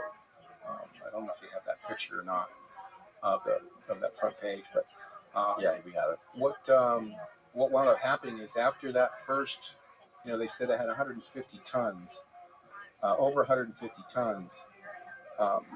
After the first 2-3 weeks, what they realized was that almost nearly 400,000 pounds was only about a week's work.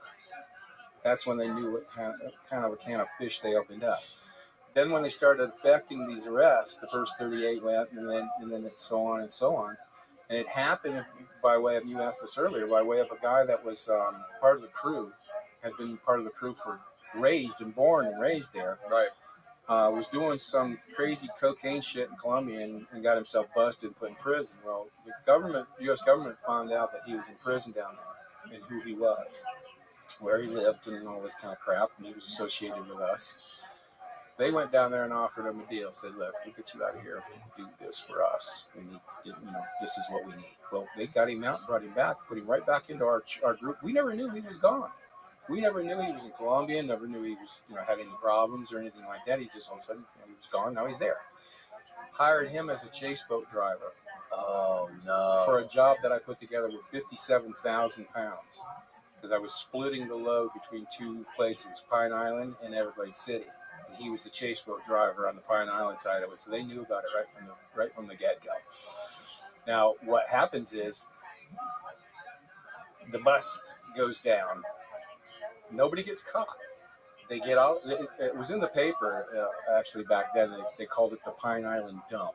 Because there's weed everywhere, man. And everybody took off like flies, gone.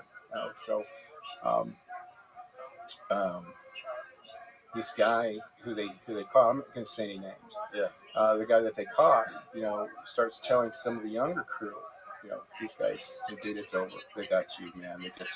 They know your name. They know who you are, blah, blah, blah. They changed everything around now. It's a mandatory 40 years, brother. You're gone at least 40 years. No doubt about it. And there's no parole. None. You do 85% of your time. And when you tell a 19, 20-year-old kid that, he's going to tell him his fucking grandma. Oh, yeah. So it started out with just a couple of them, a couple of the younger guys that they knew they could roll. And then that's when the shit started happening.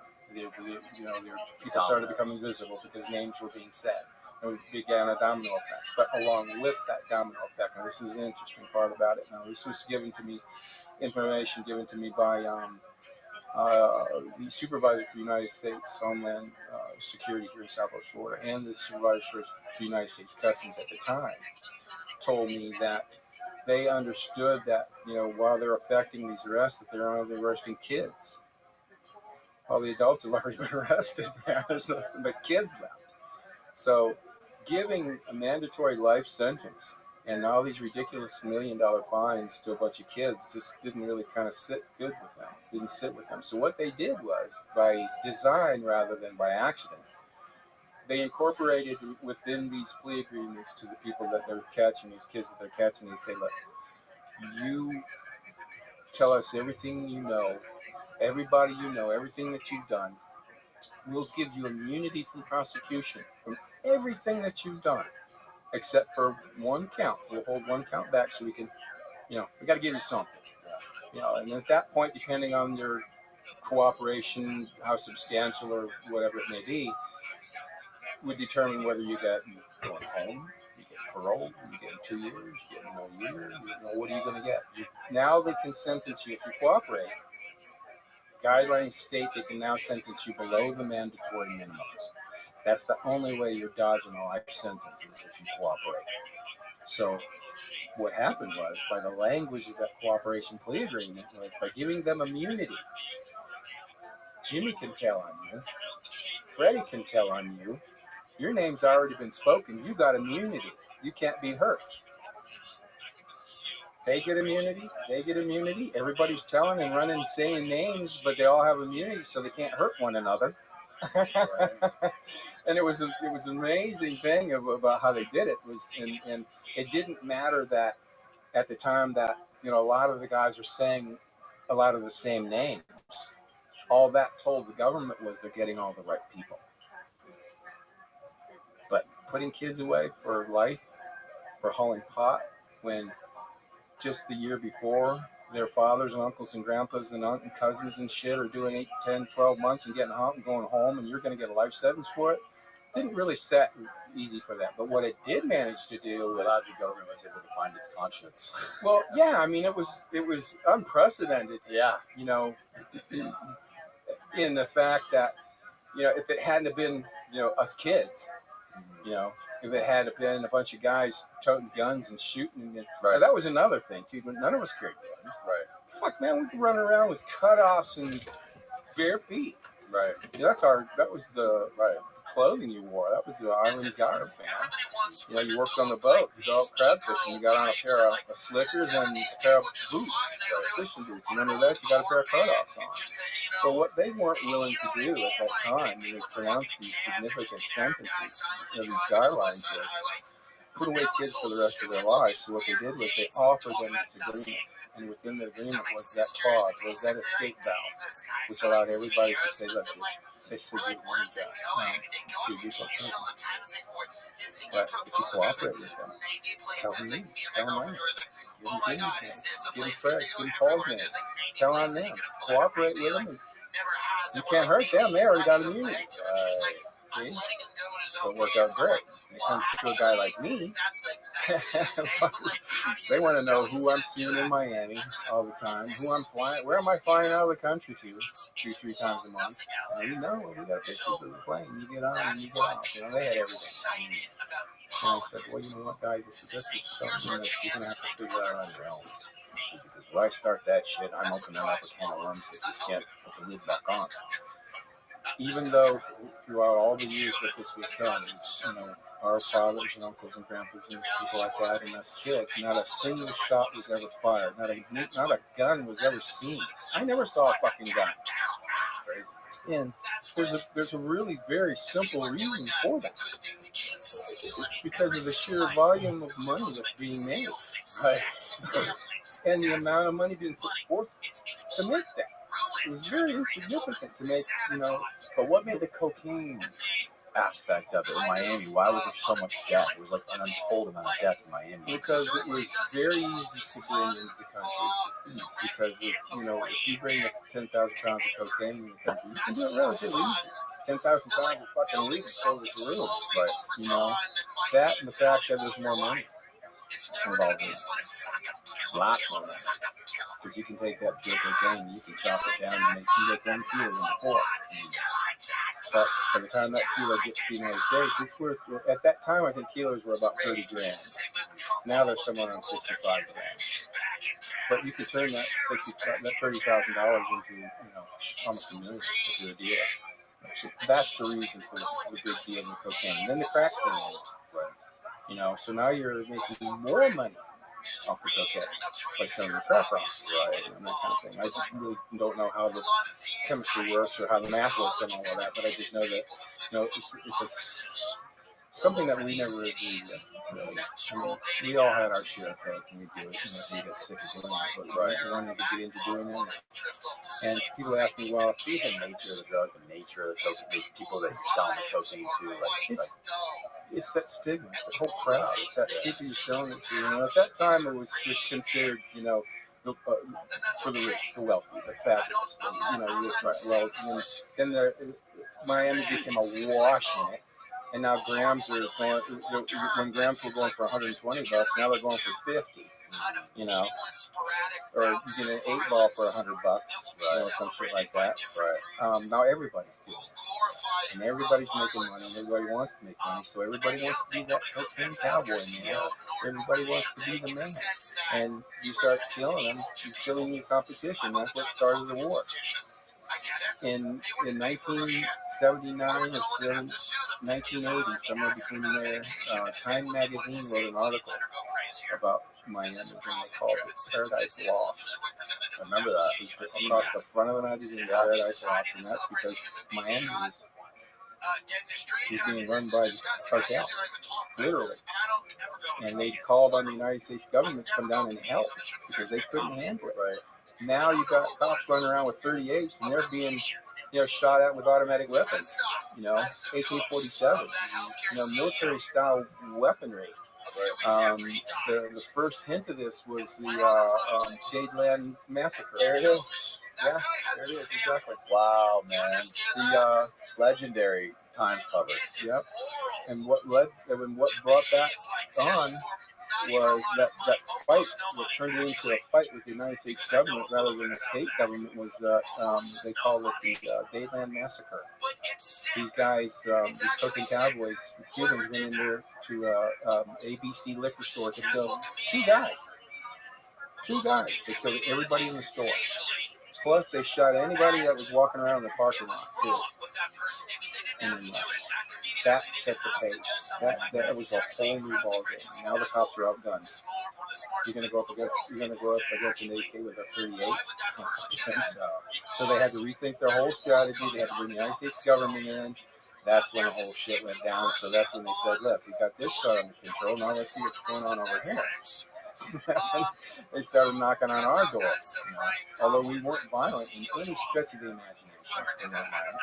And there's no way that crap that was taking place in Miami could have ever found its way to Everglades City and that being taken over because it's really Christian village. It's been since the early 1800s. It's family oriented. It's 10,000 islands.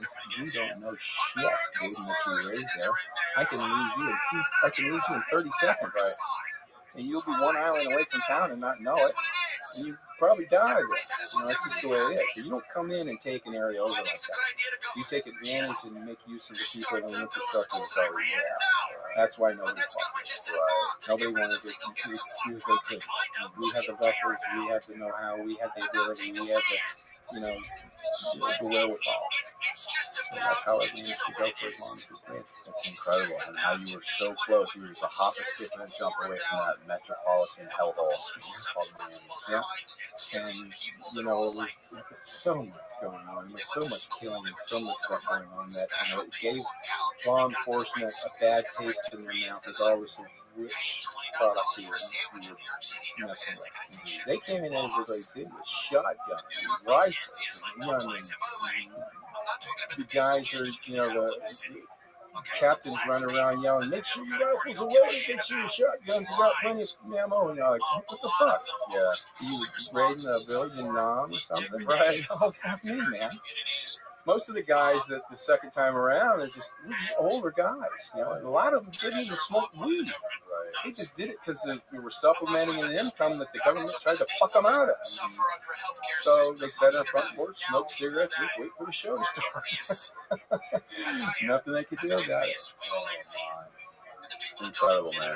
That's fascinating. Yeah, so there was, I was talking about this guy, Ron, my buddy from the CIA. He was involved with we had done a job one day, or one night actually. It's pretty ballsy sometimes. We brought this boat right into town, right into everybody's city, loaded with bales, below deck. You can only get so many pounds, you know, you could probably get maybe, depending on the size of the boat, maybe 15,000 pounds of bales stuffed just right under the boat. You bring it right into town and park it, go away from it till dark and come back. But somehow somebody walked past there, tourists or somebody looking at the boats and shit, and they smell the fucking cheese and call the cops and bust the boat. Here comes the, the DEA, the sheriff's department, and everybody in there. And my buddy Ron, when he's showing me those pictures of my money and the MBI guys like this, he's got a picture of himself and his other buddy Ron in the bilge of our boat. The boat was called Risky Business, the crab boat. And they got pictures of them down below against the bales. No big deal. And they got them lined up.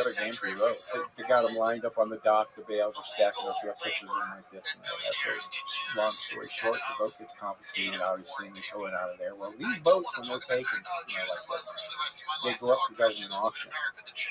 Anybody can get on these boats. So what do our guys do? Go to the government auction and get on our own boat and buy it back. Wow. They go. I shit you not. That boat should be in a museum. They put it in. Check this out. They get to the auction. They don't care what it costs. You know, but outbid everybody in the fucking thing. Got money to spare. So they get the boat, they bring it back, they re-register it, change the name to Still Kicking. This is like a big fuck you. That's awesome. Yeah, that's fucking awesome. So you ended up doing 4 years. Yeah, 4 years forward. Did they get all your cash? That picture? They didn't put it back in the safe. Yeah, no. That wound up going to the government took all your money. Well, the lawyer took a lot of it. Yeah. Cash. The attorney I hired here in town, it was too high profile in the case. Right. So he was kind of freaking out a little bit. That's funny. Usually attorneys like the high profile. Yeah, well, this wasn't your typical fucking dime bag salesman. Right. You know, but he says my father-in-law is a pretty high price criminal attorney out of Baltimore. So I'm going to give him a call. It cost me $750. Oh, just to start off with. But he did wonders. He was worth every dime. Wow. What it wound up being was I'm sitting here at my attorney's office, and when I sit down, he slides what's called discovery. This is all the evidence that the prosecuting attorney has against you. You can't hold anything back. They have to give you all the no surprises. And that fucking thing is this piece of paper. Wow. Everybody that said my name, that knew me, who I was. Wow. There's a lot of people don't know. I mean, there's hundreds of people. I mean, 5 crews. There was the Everglades City crew, there was the Goodland crew, Marco Island crew, Naples crew, and Pine Island crew. We're talking anywhere from 7 to 100 guys on each crew. There's no way that maybe just a handful of them know who the boss is. Like I told you earlier, right. But ultimately, it comes to light that I'm the guy doing the shit. Actually, I was set up. I didn't realize this until after I got busted. I was sitting in a bar, in a club down in Naples, owned by the ex-sheriff's son. And I was having a conversation with a guy about unloading his shrimp boat. You know, talking about new deals and walked away from that. Nothing really came of it. It usually happens. I get busted that day. That day I get busted. We get hauled into Fort Myers in the federal building, and I'm talking to the guy, and this guy looks over at me and goes, "Just wait here." And he says, "Hey, Jimmy, remember me?" Do this, that, and this. Oh man, you that fucker had a drink in the bar that day, aren't you? Said, "That's me." I was set up by that guy go in the bar, and they'd be open. But they never busted me for that. Right. There was nothing, but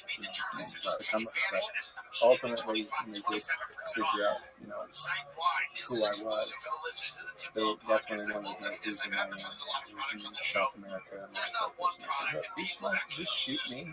Shoot your whole family. Shoot everybody I know, my family, and all that kind of shit. Because, even though there was no violence involved ever in anything that we did, you pop the cork on one of these fucking guys, and they're going to do exactly what they're going to do.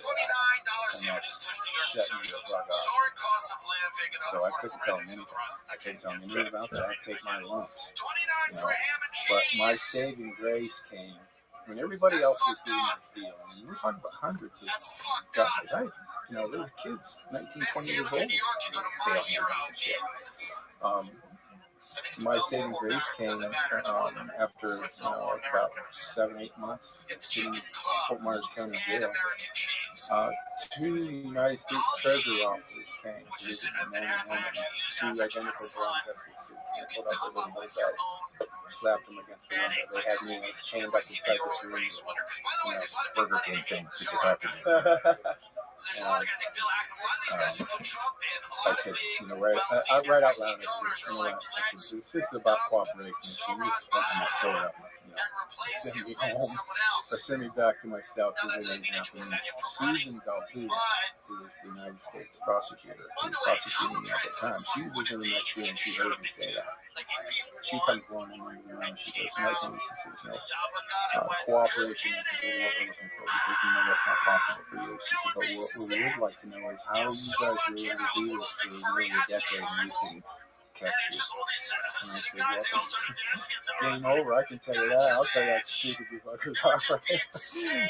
And that's when I started telling them about driving the shit out of town and waving at you probably half the time we're going out of town. And how do you think we got all that stuff to Miami? Man, it was like going on like this. You had no clue, And so I start, then these investigators from the U.S. Attorney's Office want to come and talk to me. So almost every other day I'm getting shot and cuffed and taken outside the jail. We're downtown Fort Myers, and I'm doing convict shuffle with all these chains and shit on into the next building, right?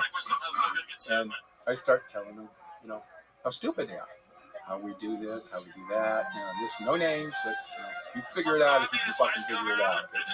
I had one of the guys on the crew was Everglades National Park Ranger. He was one of my best friends. He was on my crew. He introduced me to a guy in Miami who was a counter surveillance technology expert. He worked with the government on their surveillance technology. I was getting the same, if not better, technology that the government was getting. I had handheld radar. At that time, they were protecting Starlight Scope, night vision from the Vietnam War. I had 3 of those. Yeah, all kind of cool shit. Wow. I had a little RF detector. It was about half this size. It was about this big. The size of a deck of cards. Little switch on top, a little red light, and then a telescopic antenna that I could unscrew off and put a wire antenna on. I could take that wire, put that thing in my pocket, run a wire down my pant leg, and I'm walking to the club. If this thing starts to vibrate, somebody's recording. It's picking up or sending a signal. Somebody's picking up a radio frequency, RF radio frequency detector.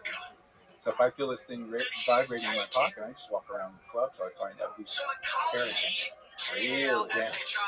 And when I get home at night, and I unscrew the wire, put the telescopic antenna back on, pull it out, shoot my house when I get home. That's just the coolest shit, And when this is all part of having ramped up our operation with grown-ups when those kids took over. Now, we're all using the kind of boat that I showed you, the T-Craft, that was very popular. Another boat that was very popular, shallow drafting boat, was made by a couple of brothers, Morgan brothers. You know the Morgan? The Morgans? Yeah, I don't know that, but I'm the Morgan boats. Yeah, excellent boat. So we changed all over to those. We got rid of the mullets. Yes, you know what those are. Yep. It's a motor in the middle, kind of old-fashioned kind of shit. But they were great at the time because that's all it really was. And everybody was really fond at that time of the 235 Revenues. They were the most dependent and powerful engines as far as torque.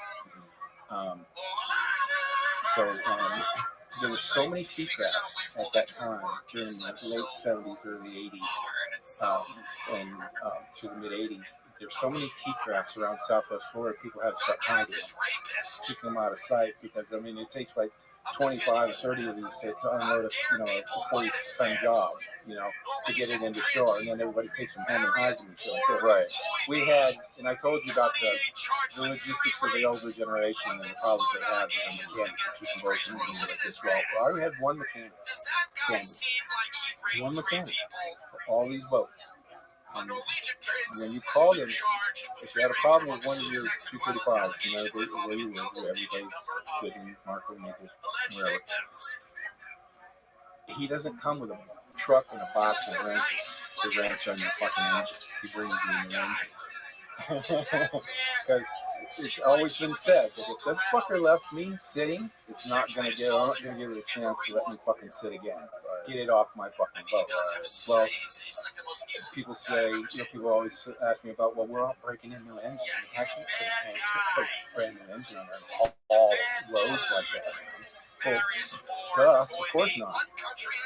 We must have known at that time, between all of us, every private charter captain that there was fishing in those days, 6-pack charter captains, we'd give them a 235 Evinrude. Just give it to him to use. And then Sammy would make note and keep track of all the engines he's guiding to all these people. When they run so many hours on them, he takes them out, swaps them out, gives them a new engine, takes that engine, puts it back in the crates, and when we call him, he brings us an already broken in 235, hangs it on the boat, we're good to go. That's how you sharpen up fucking out. That's how you shape up an operation. That's incredible. Not only that, it's just one of the guys on the crew was the son of one of the sheriff deputies in Elevate City. There's only three. I mean, the sheriff and two deputies and one guy. It's like Barney Fife, so when his dad was on duty, it was like the back door was open. He usually works the night shift, just shit was coming. There was one night, I don't know if it was him or whoever it was in the car. I'm unloading the Everglades National Park Ranger Station. It's right there in the middle of town. Lights on in the parking lot and all kind of shit like that there. This is in the early days. This is way back when. And I'm eliminating all the other people out of the play. I'm eliminating everybody except the mothership and the two boats that I hired to bring it in, the two crab boats I hired to bring it in. Typically, they bring it in, and then the little boats grab it, take it to the house, the story, blah, blah, blah, like that. Well, I cut everybody out of the picture and brought those two boats right to the docks at the Everglades National Ranger Station and loaded that shit in two tractor-trailer trucks that were sitting there in the parking lot. Sheriff's car sitting there, lights on in the parking lot, and guys with pencils like this. 2 in the morning, sheriff's sleeping, trucks getting loaded. And I don't tell it. No, and there was it's just better. There was a guy, 2 Marine Patrol guys in Marathon. And in Marathon, they put up a weather, type of a weather balloon called a Fat Boy. And mounted below it was a radar device. And they cranked this thing up there on a cable, I don't know, 400, 500, 600, 2,000 feet in the air. It looked like a blimp, a Goodyear blimp, but it was downscale. Well, they could watch through radar this traffic lanes coming through the Yucatan Pass. We call it the Gap. There's the western coast of Cuba and the eastern coast of the Yucatan. And that's where we had to come through to get to Southwest Florida. Well, they had this goddamn radar up there that's launching. And they turn it on every night. And they put a VHS tape and have it running and recording, so they don't have to monitor. Just in case they file it away. In case anything ever comes under the suspect, they can go back and use whatever. So, being with those 2 guys down there in Marathon, we always went in when we were lobster fishing. We'd always stop and spend the night at a hotel, a really nice resort called the Buccaneer. So one of the guys was single, the other guy was married, had kids, and stuff like that. So the other guy's following him. had a couple of guys that didn't know if I wanted to. Well, the one guy that was single really liked having dinner at the Buccaneer. It was a cool place, the bar and the grill and the water and stuff. So we took one of my dumbass buddies down there. This guy was, had about as much education as we can get out of another 2 pencils that's about this big. So I said, look, what you need to do is go in there. I had a money, 100 grand. So you go in there, sit down next to the guy, put your bag down on the floor next to you, and strike up a conversation, and it's real simple, dude. He's either going to grab you, try to grab you. In that case, he needs to run your fucking ass off and grab the bag, but run your ass off. So he's just going to sit there and listen to you talk. So then he takes the bag and he goes, and the guy's sitting at the bar, and we can see through the window on the top. And we're watching him, and he's listening. What the fuck is he asking this guy for a date or what? And he gets up and walks out. He gets in the car and we drive off. Had he tried to grab you, dive in the window, and we're down the road, we're in that T-craft of ours, and we're halfway across the bed before he gets his car started. But it turns out, he just kept running. What we did was asked him to turn that VCR off. Don't turn the radar off. Just turn the VCR off at a certain day, at a certain time, for so many hours. As our boat's coming through this day. Because you're coming through the Yucatan and you change from one shipping lane to another. There's a shipping lane that goes to Houston, New Orleans, and Tampa for bigger vessels. Anything strays out of those shipping lanes, they become suspect, and they may get looked at and they not get looked at. Depends. So we have to turn it off for some amount at that time so we can get out of the shipping lanes and the crab or the shrimp boats. As simple as that. But if you think about it, in those days, you offer a cop or you offer a Marine Patrol or any of these guys, Park Ranger, 10 times their annual salary just to go over there for 2 hours and go to sleep. What the fuck do you think they're going to do? They're going to go take a nap. Right. Yeah, in those days it was That's fucking amazing. Well, dude, we just did like 2.5 hours. Sweet. I appreciate it. We just got started, man. I know. We gotta do a part 2 of this, man. Yeah, when I get my tooth back, the mangroves knocked out the other day. Where can people go buy your book? Check it out on Amazon. They're selling Amazon Saltwater Cowboy, Rise and Fall of the Marijuana Empire. I've seen people reselling my book for as much as $150. Really? Yeah. Can you believe that shit? Wild. Why? How? I don't know. Is it limited supply? Well, Amazon buys them and they're gone. Okay. And I believe what's happening is they're pushing the. I'm also on Kindle and I also have an Audible version. Oh, good. Did you read it or you guys want to read it? No. I put my hat in the ring. Yeah. During pre-production, but I was too late during pre-production because I was having a contract dispute between, not so much a dispute, but rather a change in my contract where St. Martin's Press, who I contracted as my publisher, had written Amazon and Audible into their contract. So they would have gained any resulting residual from those, and I would have not seen it. So I scratched that shit out of it. And then I did that and turned my contract back in. I get a call, my agent gets a call from Audible saying, we'd like to advance you and royalty you separately. So I got a deal with Audible, and I got a deal for the Nook and Kindle, the ebook version of it. But those are my most lucrative deals. Because there's literally no work to be done other than push a button on a download. Where you got to put a book package, you got to send it off and ship it and one download.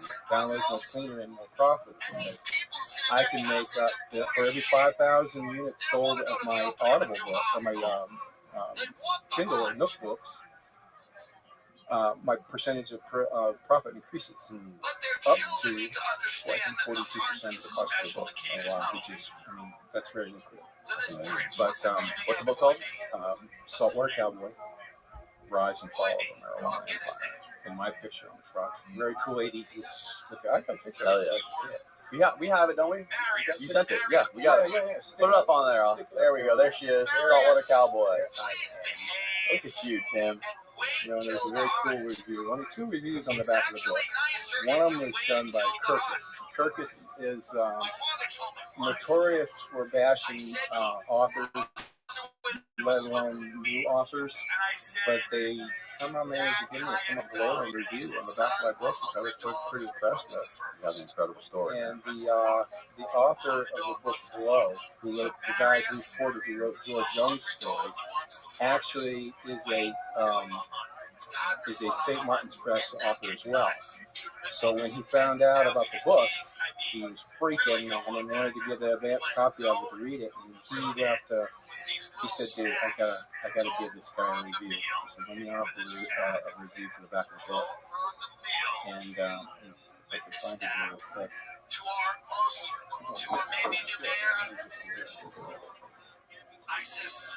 Is it on the back of the book? Yeah. Oh, perfect. Oh, yeah. The book. Where am I? There she is. Which one am I? You're here. Hold it close to your face so you can see it. There you go. Just like that. So like that way right there. Okay, now, these are my 2 reviews. This is Kirkus review, and this is Bruce Porter's review. This is Bruce Porter's review here, and it says, a wild and entertaining true story by one of the biggest pop callers in American history. Speedboat chasers, women, Colombian mansions, comic price, Taylor excess is a thrill. Go buy that book, everybody. Buy it right now. Get thrilled. I'll link it below too. Get in the description for everyone to see it. Well, I bought something else. It's real quick when I tell you this. Yeah. I have a website too. It's www.originalsaltwatercowboy.com. And there's a media section in there that has a lot of the media that I've done in there and stuff like that. But this is the Life magazine I alluded to earlier. When Operation Everglades 2 came to Everglades in 1984, one of the reporting crews, there were so many reporters down there that there were more reporters and cops than there were people being arrested. Life magazine was one of them. They offered up a rather awesome centerfold Oh, the infamous. of the trouble in Everglades. And the subtitle says, a Southwest Florida town tarred with drug smuggling and most of the 600 residents say, so what? 18 pages. That's incredible, man. It's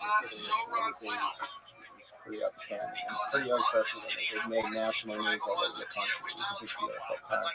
And I felt it was necessary to write this book and tell the story about how it actually happened without any embellishment, without any bullshit, regardless of whatever the original story. I mean, that's cool. I read it all.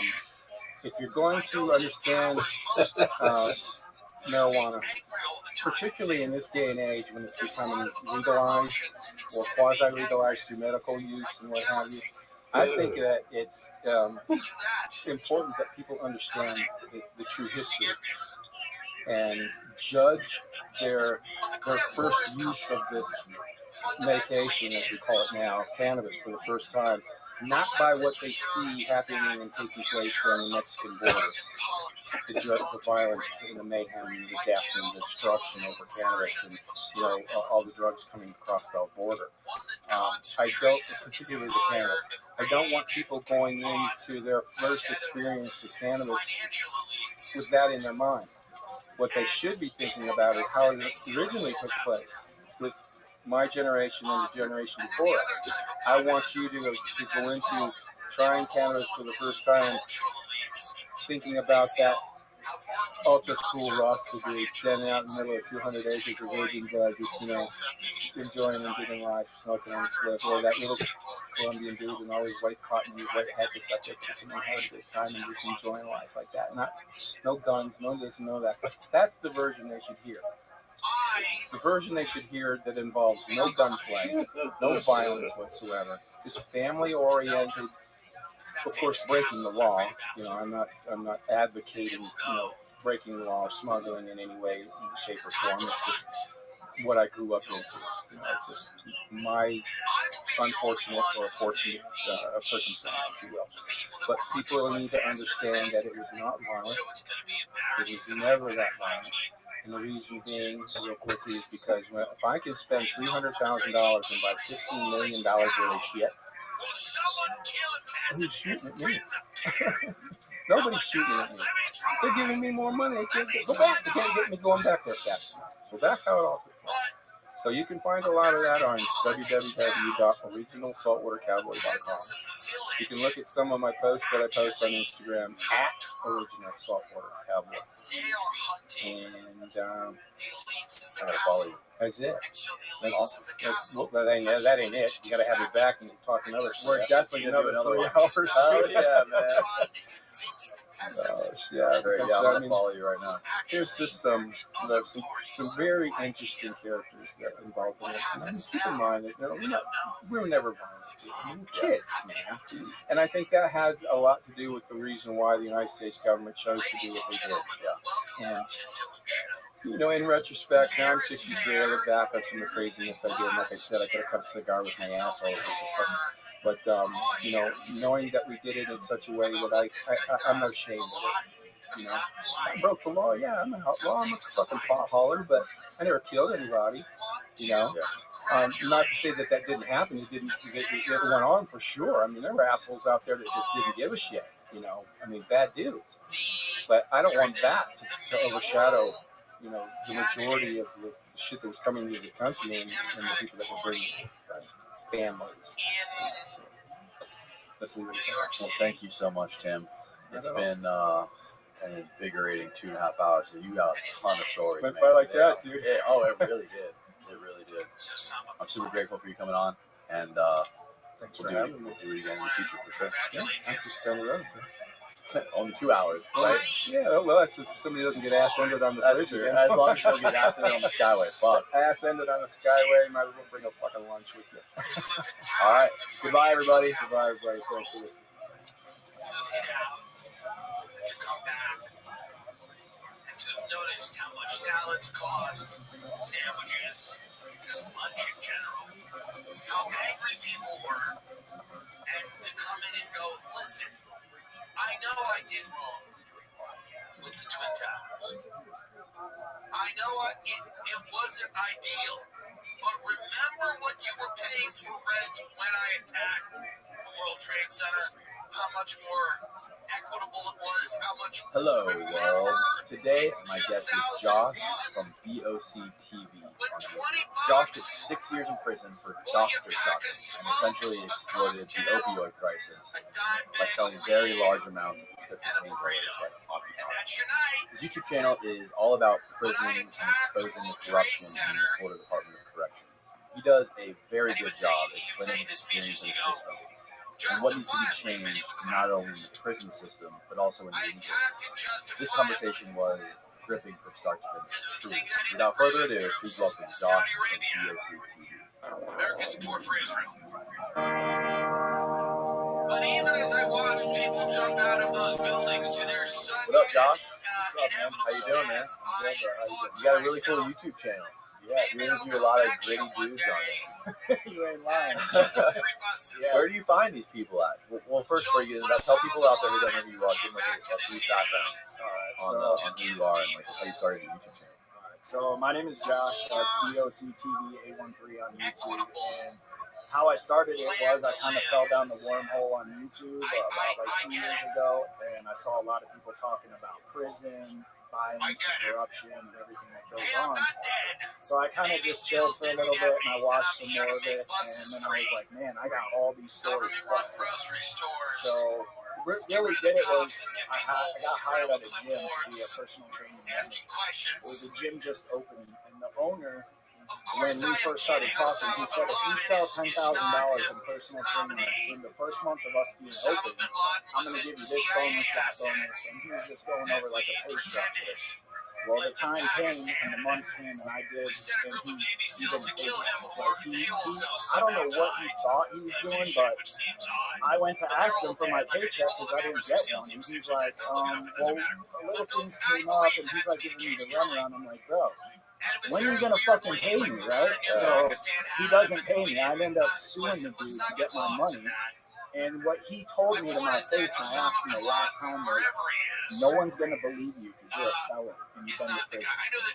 So I was like, yeah, bro. So it made me like, I mean, I wanted to work for myself. YouTube, there's a, you can do well on YouTube if you do it right. So that's what made me want to do it to begin with. And then obviously, like, helping other people from my mistakes and my shit. I'm sure they can do it. I don't want to go down that road. How long did you go to prison for?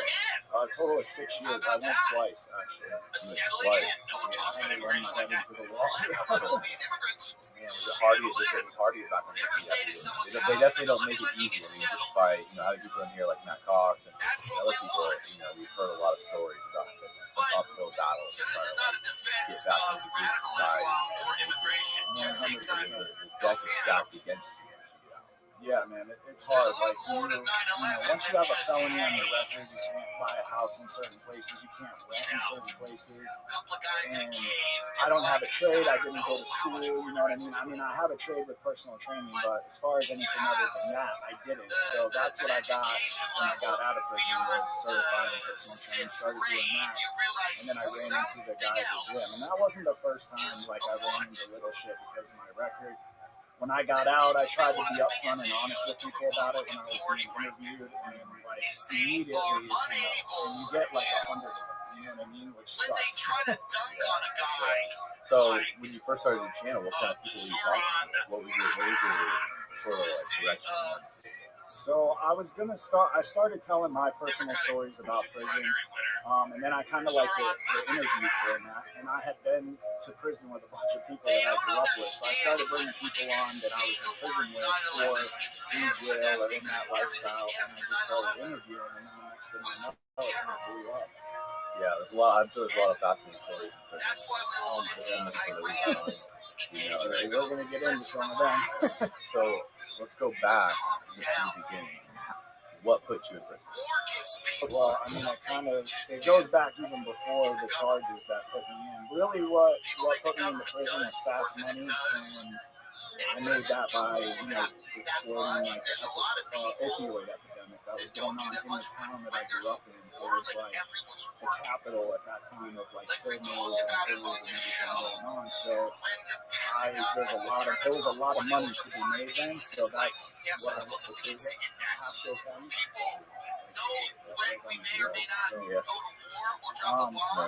I was selling weed. I was in high school. I was hanging out with my best friend, and we were trying to make money selling weed and doing just, like kid stuff, I guess, in high school. And so we're doing that, and his dad one day came up to us and was like, "Why are you guys selling weed? There's no money in it. Y'all should be doing this." And he told us the whole scam about going to the doctor, telling you have anxiety, lower back pain. There just happened to be a doctor in the county that I grew up in. He had an office in Newport Richie and in Hudson, that was part of his scam. So at that time, I didn't have parents, so I was on Medicaid, and I would go to his office and they would, charge me Medicaid on like Monday on the 1st, and then on the 15th, I would go to his other office and do the same thing, which you're not supposed to be able to do that, and he didn't care. Because my friend's dad hooked it up with his doctor, we were just getting $500, and he would write us 5 strips of 100 pills of our choice, as long as they weren't like, fentanyl and shit like that. But they were oxycodone, really. And this guy, a friend of yours introduced you to this doctor, and this doctor knew that you guys were buying these demons for him to sell on the street. Yeah, he knew everything. And it was my friend's dad. He was like in a biker gang, and all his like buddies were doing it. So that's how we got turned on to the doctor. Because he was like, "I need to go here on October 3rd, do the team. This is what you say." And he didn't even, he acted like it was nothing, bro. It was like just sitting down with somebody, and then the next thing you know, they're like, "Okay." And you're like, "Damn, actually, you're just naming off what you want." So where that went bad, that kid that his dad introduced us, his name is Joe. And one day he had all this money, and we were like, "Oh, let's go hotel party in Clearwater." So he's like, yeah. So we're like getting ready for this party, and we had gotten strips from that doctor, and we had got everyone was asking for like OxyContin, and that really wasn't a thing yet, but the hardcore like pill users knew about it because that's what back then, in his time. So we get OxyContin 80s, and we didn't know at the time how it worked with them, like the codeine is time release, so we didn't know anything about that when we were young. So that night, it's me, my friend Joe, and the kid that lived across the street from Joe, Justin, who's in the car. We go to the hotel party, and they would pop pills every now and again. And I wasn't into that then because they would get so messed up, I'd have to babysit. You know, so I was like, man, I don't like this shit. So we end up going to the hotel party. They both ate an 80, right? And then like 2 hours have gone by, we're at the party, and Joe's like, man, I don't even feel this. This shit's beats, right? So he pops like a couple more. So does Justin. Couple more. Yeah. Probably like 80. Yeah. So then the party's coming to an end, and like there was a fight that broke out. So we're like, man, let's just leave it for the cops come. I drive Joe back to his house and drop him and Justin off. I go home, and then like the next morning, I'm not hearing anything. Usually, like he'll text me, and he's like, "Bro, come on, come over, let's go." And then we go like so we shit. So I didn't hear anything, and then I'm like, man, I'm just gonna drive over there and see what's up. Like we had hung out every day, so that wasn't out of the ordinary. And when I pulled down the street, there was an ambulance, there was a bunch of cop cars. I creep up to the house in the car, I get out, his mom's in the front yard crying. And I'm like, what happened? That night, Joe died. And while I'm standing there watching this, I see people coming out of across the street. The kid Justin died too. So they both died that night. It was fucking crazy. And you would think with me seeing that, like I would be like, this like is good. You know what I mean? Like, I don't know what it was about me, man. I guess I was just like attracted to the chaos and like the violence and all the shit that came with it. So I didn't stop it. I just kept going and doing what we were doing. And eventually it took me into another level because then the pill mills were really, this was like before the pill mills, you know what I mean? What year was it?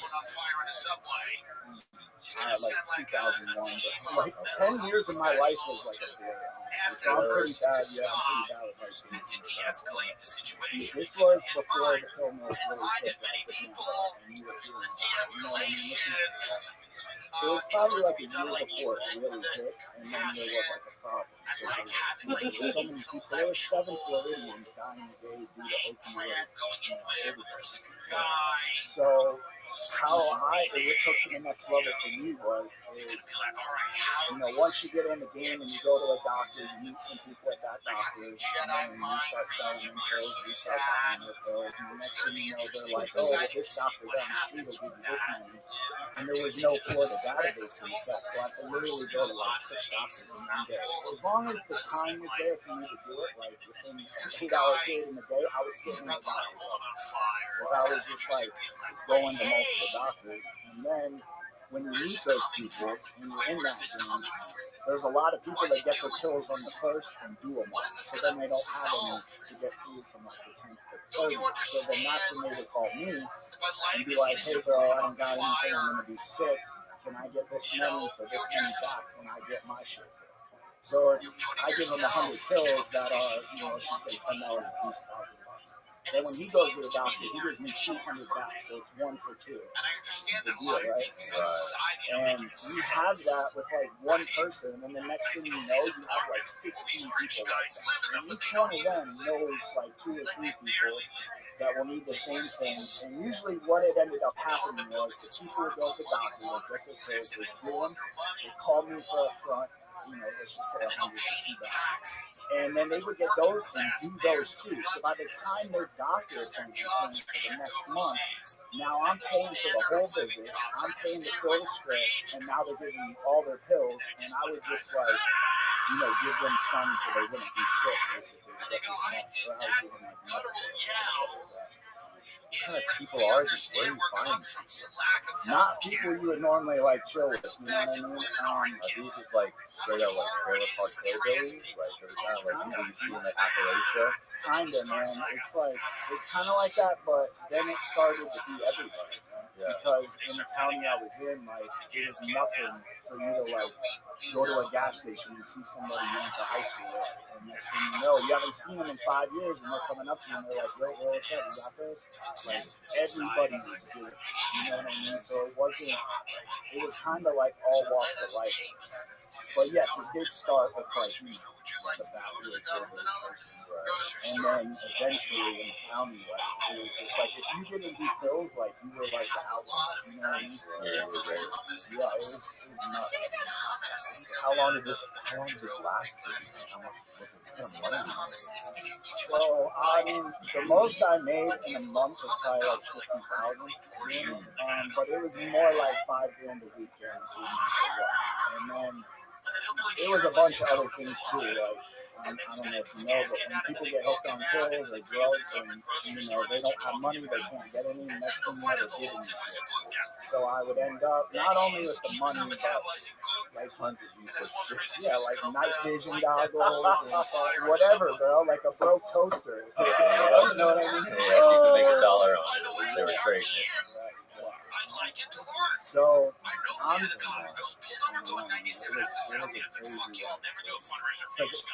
eventually I started taking really where it turned. So when I was 19, I was in camp. I met this chick that was like 32. She was like a young assistant or something.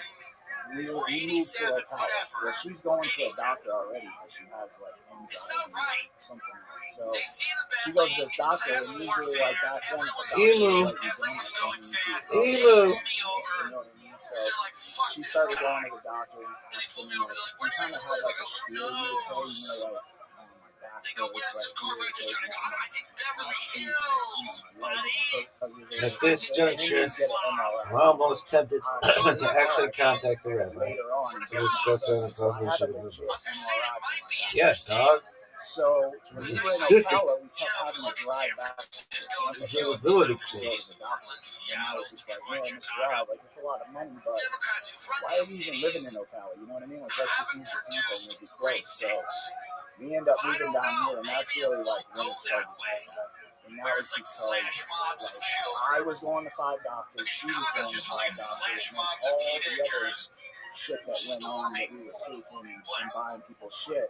And after the car accident, I started to take pain pills like to pink. You know what I mean? I didn't like them. Right. And I didn't like them, bro. Like, when I first started taking them, it made me nauseous, and it just wasn't my thing. But I was in pain at the same time. And, you know, back then the doctors were giving me whatever, so they had me on shit that I probably shouldn't have been on. It was more for like a cancer. You know what I mean? Right. So he was just writing me a lot of shit, and the next thing I know, fast forward like 8, 9, 10 months later, like my habit went from doing the prescription to now doing like kind of like what happened with those people that I was selling with. You know what I mean? Like, the tolerance for like it just like went through the roof. So. And I mean, I'm not proud of this, but like I was literally like taking like 30 to 40 things a day, plus like Xanax and, you know, muscle relaxers and what else. So that's really when it started to get bad. And we had moved into a condo in this like kind of like apartment complex. It was like a condo area. And we had just moved in, so we had no furniture. So, I mean, I'm not super bad yet.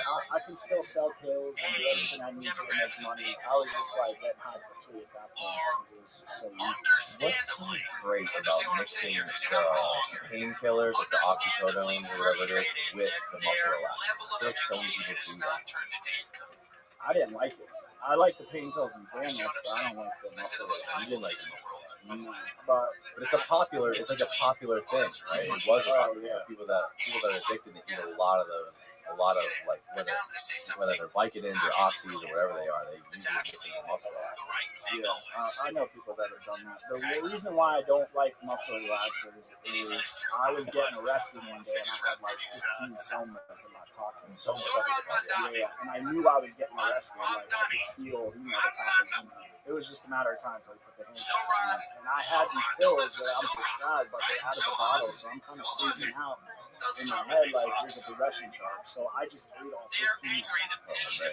So by the time I get to the jail and they like bring me up to the computer, I was like foaming at the mouth because the muscle relaxer like relaxes your muscles, but your heart's a muscle too. Right. So I was literally like a wraith in my body, looking at you through my eyes, and knew what I wanted to say to you, but I couldn't make my mouth hear. So I was like sitting there, bro, like helpless. Yeah, bro. It's so that's why I don't like muscle relaxers and painkillers mixed together. I had a few close calls in my younger days. Like one time I had my wisdom teeth pulled out and I got prescribed Viking. Giant bottle of Viking. I remember one day. I mean, back in those days, I was like drinking and partying all the time. And one night, me and a couple of my buddies we were drinking a lot of Jack Daniels and partying, doing some other substances, and I ate like the last 4 Vicodins that I had in my prescription. And boy, did that fucked me up. I was paying for that for like the next 2 days. I was fucked. You didn't have a tolerance. No. So you were Yes, I was fucked up. That was one of the last. That was the last time I ever fucked anything like that. It was just because I got prescribed it. I would have never had any desire for that stuff unless the doctor prescribed it. Yeah, that's kind of how it was for me, man. It wasn't like I went out one day and was like, man, let me get some pills. Because that's basically what the pills are. It's just a synthetic form. I didn't like it either when I did it, man. And then, like, I don't know, I guess it's because I had that gene in me or whatever. I had like an addictive personality. And at that point, like, in my life, like, things weren't going great. Like, they were going great because I could pay my own bills, make money, and do all that stuff. But, like, spiritually, it wasn't going I hated who I was. I hated the life I was living, but I just couldn't see. Are you excited for Schwab Show? Tunnel vision. So much. And so when we moved to Tampa, we were going to the doctor. We just moved into that condo I was telling you about. And then the day like after we moved in, I had to go take like 5 people to the doctor. Do you like this show? It's okay. And I'm on my way home. I get home and there's this chick that's been hanging out with my girlfriend. So I had some people coming over. So I was like, yo, who is this chick? Everything that was going on. Right. So she gets the keys and tells me, well, I'm going to go do laundry at the laundromat and grab something to eat with her. I'm going to bring her with me. I'm like, all right, whatever. So my baby, my friends come over, I do what I have to do. And then, like, probably an hour later, they come back. And, like, right when she walked in the door, I could tell something's off. You know what I mean? Like, it wasn't, like, you know when something's off with your door, you know what I mean? So I was like, well, I was asking her, and she was just playing it off, like, oh, nothing. And then, like, 5 minutes later, there's a knock at the door. So I'm like, oh, I'm thinking it's somebody, like, that needed more stuff or whatever, and just forgot it or something. So I answered the door, and she's like, it's so-and-so. And I'm like, there's a small condo, so you can see her standing behind me in the living room. So when they were out at Chili's, they left and they rear-ended someone at a stoplight and then took off. Didn't stay because I guess she had a suspended license and I didn't know it, but she knew it, and that's why she took off. And someone got her place, so they were there to arrest her. So they're taking her to jail. I tell the girl, like, hey, you gotta go. I gotta bond her out. I gotta figure out all this. So she leaves. I call the bondsman. They're like, it's just a minor charge. She'll be released at like 6 a.m. So I took a bunch of Xanax and went to sleep. So the next morning, I wake up to get ready to go get her. I go out in my living room, and the girl that I told to leave is on the couch with like pills all over the coffee table, pills on the ground. And the first thing that went off in my head was like, dude, this chick's trying to rob me when I was asleep. And took too many pills and passed out or whatever. So I go over to wake her up, And right when I touch her to wake up, she starts going in convulsions and like flopping violently like, on my couch. So I'm freaking out, bro. There's so much shit in my apartment that weed, safe for shit, and pills all over me. I don't even know how that happened. So as this is all going on and I'm trying to pick up and put the drugs back in the right bottles, there's a knock at my door. So I'm like, wow, she's convulsing. Yeah, like 7 o'clock in the morning. So I'm like, I'm tripping. So I'm like, I go answer the door, and when I answer the door, it was her grandma. And she's like, have you seen so-and-so? And I'm like, move out of the way, and she can look on my couch and see her grandma. So I'm like, oh my God. She's like, call 911. And I haven't put the pills in the correct bottle, so I'm like freaking out. I don't want the cops. You know, I don't want all this shit to be under investigation. So I dial 511 on the phone, and I'm like, 911's not answering. To her grandma, she's like, what? Because I'm like paranoid, so I'm just like, man, like, I'm a good dude, you know what I mean? I'm not, like, I was doing some shitty things in life, but when it all comes down to it, like, I have a good heart, I'm a good person, so I'm not gonna let this chick die on my couch because I haven't, raised my fit rest. So I called 911. They all, like, I would say 10 or 11 cop cars came into the complex. 2 ambulances. She gets taken out in the ambulance. Now the cops are in my house. They're doing their thing. They're picking out every pill that's not in the right container. And they're putting it in the back. 5 pills. So like Xanax, oxycodone. And the detectives are questioning me. They already knew about me too. You know what I'm saying? Like, I've already been pulled over by some of these cops and let go. Because at that time, YouTube had pills on me as long as they were prescribed to. So it wasn't really shit legally they could do. But they knew. You know what I mean? They knew what was going on. Yeah, dude.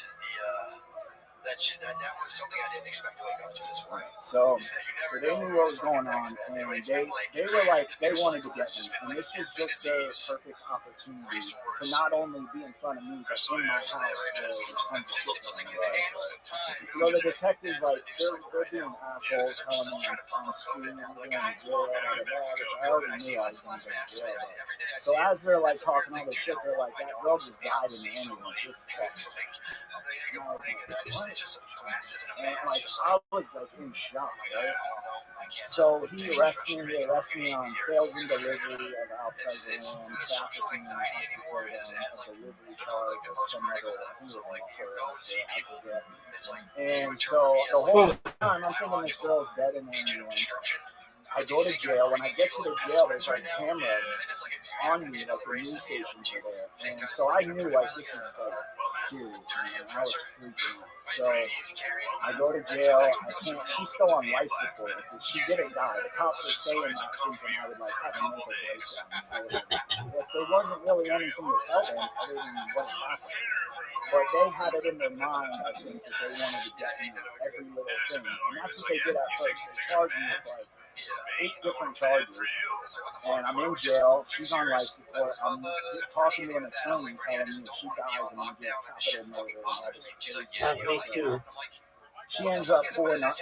She ends up living. They question her and everything. All this is going on. Oh, that is so. She wouldn't show up to the position. She wouldn't say anything. So she had moved.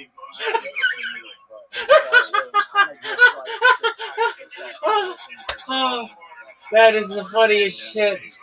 Oh, that is so fucking funny. I fought this case like, back and forth for like a year. This is how they would do it. And then they just sit in jail until they could leave, like, by the statutes, formally charge you with and then right before that would happen, they wouldn't. And then they changed the charge from trafficking to sales. So now they just keep doing that. Oh, that is so funny. Doug, you are so funny. You are so funny. Colin, WMD, you are so funny. Oh, I love you, Colin, WMD. That just made me laugh. Oh, fuck, was that funny. Oh, fuck, was that funny. and we sit in for like 3 months. Then they're like, 48 months. And they just keep doing that. And they, even if they don't have a case, they don't pull you out and say, hey, Oh, that is so funny. Dude, I gotta send this to you. Colin, you are so funny. I've got to figure out a way to send this to you. Oh, it's gonna take me some time. I'm so sick though. Shout out to Colin WMD. You are so funny. I gotta figure this out. Oh, it's gonna take forever.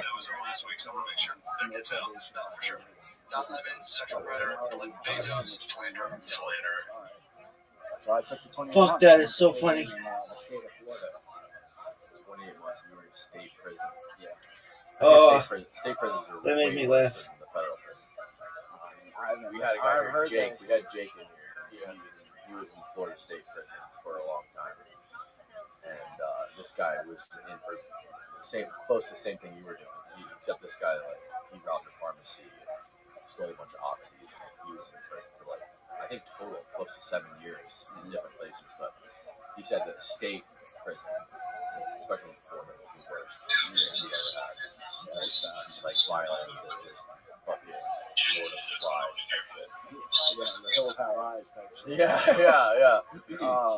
The first time I went to prison, man, I'm not even gonna lie, it wasn't that bad for me because when you get to state prison, you go to a reception center, and that's where the state decides how they're gonna classify you in the prison system, depending on your charges and everything. So, what everybody wants when they get to prison is to be a permanent at a transit, at the reception center, because you can make a lot of money because you got inmates coming in, right? And if you're a permanent, you already have a line for cigarettes and what they all smoke, whatever. So when the transits come in from jail, a lot of them have been sitting in jail for 8, 9, 10 months, sometimes more.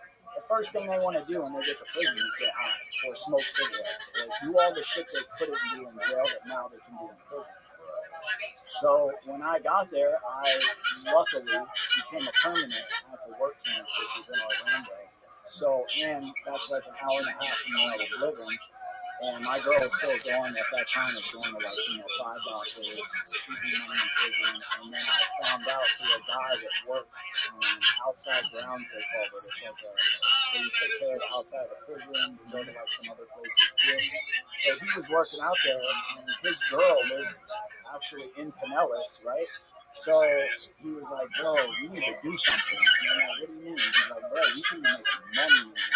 He's a fucking lawn guy at the prison. Yeah. So he was in my dorm too. We just happened to get the same job. And both our girlfriends at that time lived in the same county. So I was like, so he's like, I could show you something. And I'm like, all right, what's up? So we're on lunch one day and we're talking and he's telling me how he's getting pills in through visitation, right? So I'm like, okay. I was like, doesn't your girl live in Pinellas? And he's like, yeah. I was like, my girl will pick her up and bring her Saturday to visit us if your girl shows my girl what she's doing, right? So I could get him.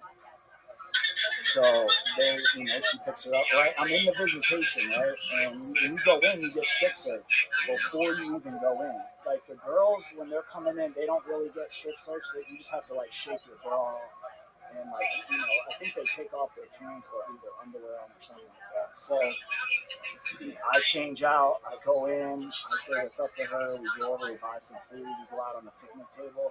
And when I'm sitting on the picnic table, she just slides over in a cellophane. Blue on the street at that time was $10. But what is a blue? An oxycodone 30. Oxycodone 30. Yeah, that's what they call blue. Is that true? I haven't heard that one. I've heard it called a bunch of things. Okay. I'm sure they did though. Yeah. They're the littlest blue pill, man. But they pack a punch. Really? Yeah, you would not think it, you know what I mean, until you actually take it. So what are those worth in prison? I was getting $85 for them. But that was low, man. I could have probably gotten more. And they go more up north. So pills down north are cheapest at that time. If I take that same pill to Kentucky and I sell it in Kentucky, it's $1 a milligram.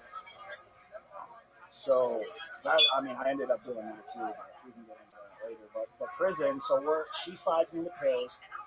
I do what I got to do, bring them back to the dorm, and I sell a couple. And the next thing I know, like, I got people from other dorms coming to me, like, yo, what's up with them things, and blah, blah, blah, blah. So I met another dude that worked on the outside grounds, like, place, but it was in the city of Orlando, and they had, like, a sweet-ass officer that used to, like, take them around to all their jobs. So he would let them go off and kind of do what they wanted. So I had the girl drive to that spot where this dude was working, and was in my dorm, and drop off a lot more. You know what I mean? Because he would bring them in. So it was different for me in visitation. Where I really, I didn't have anywhere to put him. So it was kind of, Really come into the prison. well, he would sneak them in. There was a rear gate guy that worked the rear gate. When you come in on the vans, you gotta get shit searched and shit. But if you know the guy at the gate, they take the trash from the chow hall down to the rear gate to let the guys come pick up the trash. So he would use the trash like he was wheeling down old trash, right? Throw the old trash, and then he would grab the shit from the dude at the rear gate, put it in the trash, and bring it back into the prison. That's probably too much detail. I don't give anyone any ideas. Yeah. So, I mean, like, the main thing that I don't understand, I can't wrap my head around, like, the whole thing is people like you. You're going to these doctors and you're getting all these pills, but they're already so readily available to doctors. If you want them, why can't you just go to another doctor and get a prescription like that? It's amazing to me that there's such an underground market, like an illegal market for these pills, when they're so legally available. Like, you mean back then you could just go to a doctor and get them? Yeah, because it feels like there's so many doctors. I mean, Purdue Pharma was the one that was selling these to the doctors, obviously, right? And they were incentivizing them to push them out as much as possible. So if they're so readily available legally, how is there such a big underground market? Because not everybody could get them. Like, it wasn't that easy. Like, you had to have an MRI that was legit. You had to have an MRI. And, like, there was so many doctors, but it was mostly, like, people at those doctors that go every month. And they're, like, every month patients. So when you're a new person, you're trying to go in. First of all, none of these doctors accept anything but you. So you can't use really nothing. Yeah. So a first visit, if they wanted to, they could charge you $800. Like, it's whatever they wanted.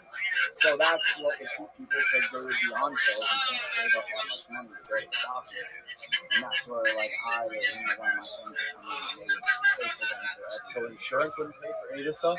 No. I mean, you could if you were, like, older, I think. I never had insurance pay for anything. So when you go to the pharmacy, you're talking to the pharmacist like, me and you are going out to buy weed on the street. They're like, oh, you want generic? I'm like, yeah, whatever. What's cheaper? He's like, well, if you do the generic, I'll do it for $1.19 a piece. If you get the, you know, it was like, wow. Yeah, it was like a drug dealer, basically. Yeah, and when you go to these doctors, man, everybody knew that kind of was. Like, there's people, shitting on themselves because they're sick, throwing up in the parking lot. And there was at a point, and I'm telling you about the Kentucky thing, is that I met a lady who had a son that lived in Kentucky. So I started taking the pills at her to sell them for $1 a milligram. But now, how much of a increase was that? Like doubling your money, or was it? Yeah, no, it was like tripling. Yeah. Well, depending, because if I buy, like, like say I buy.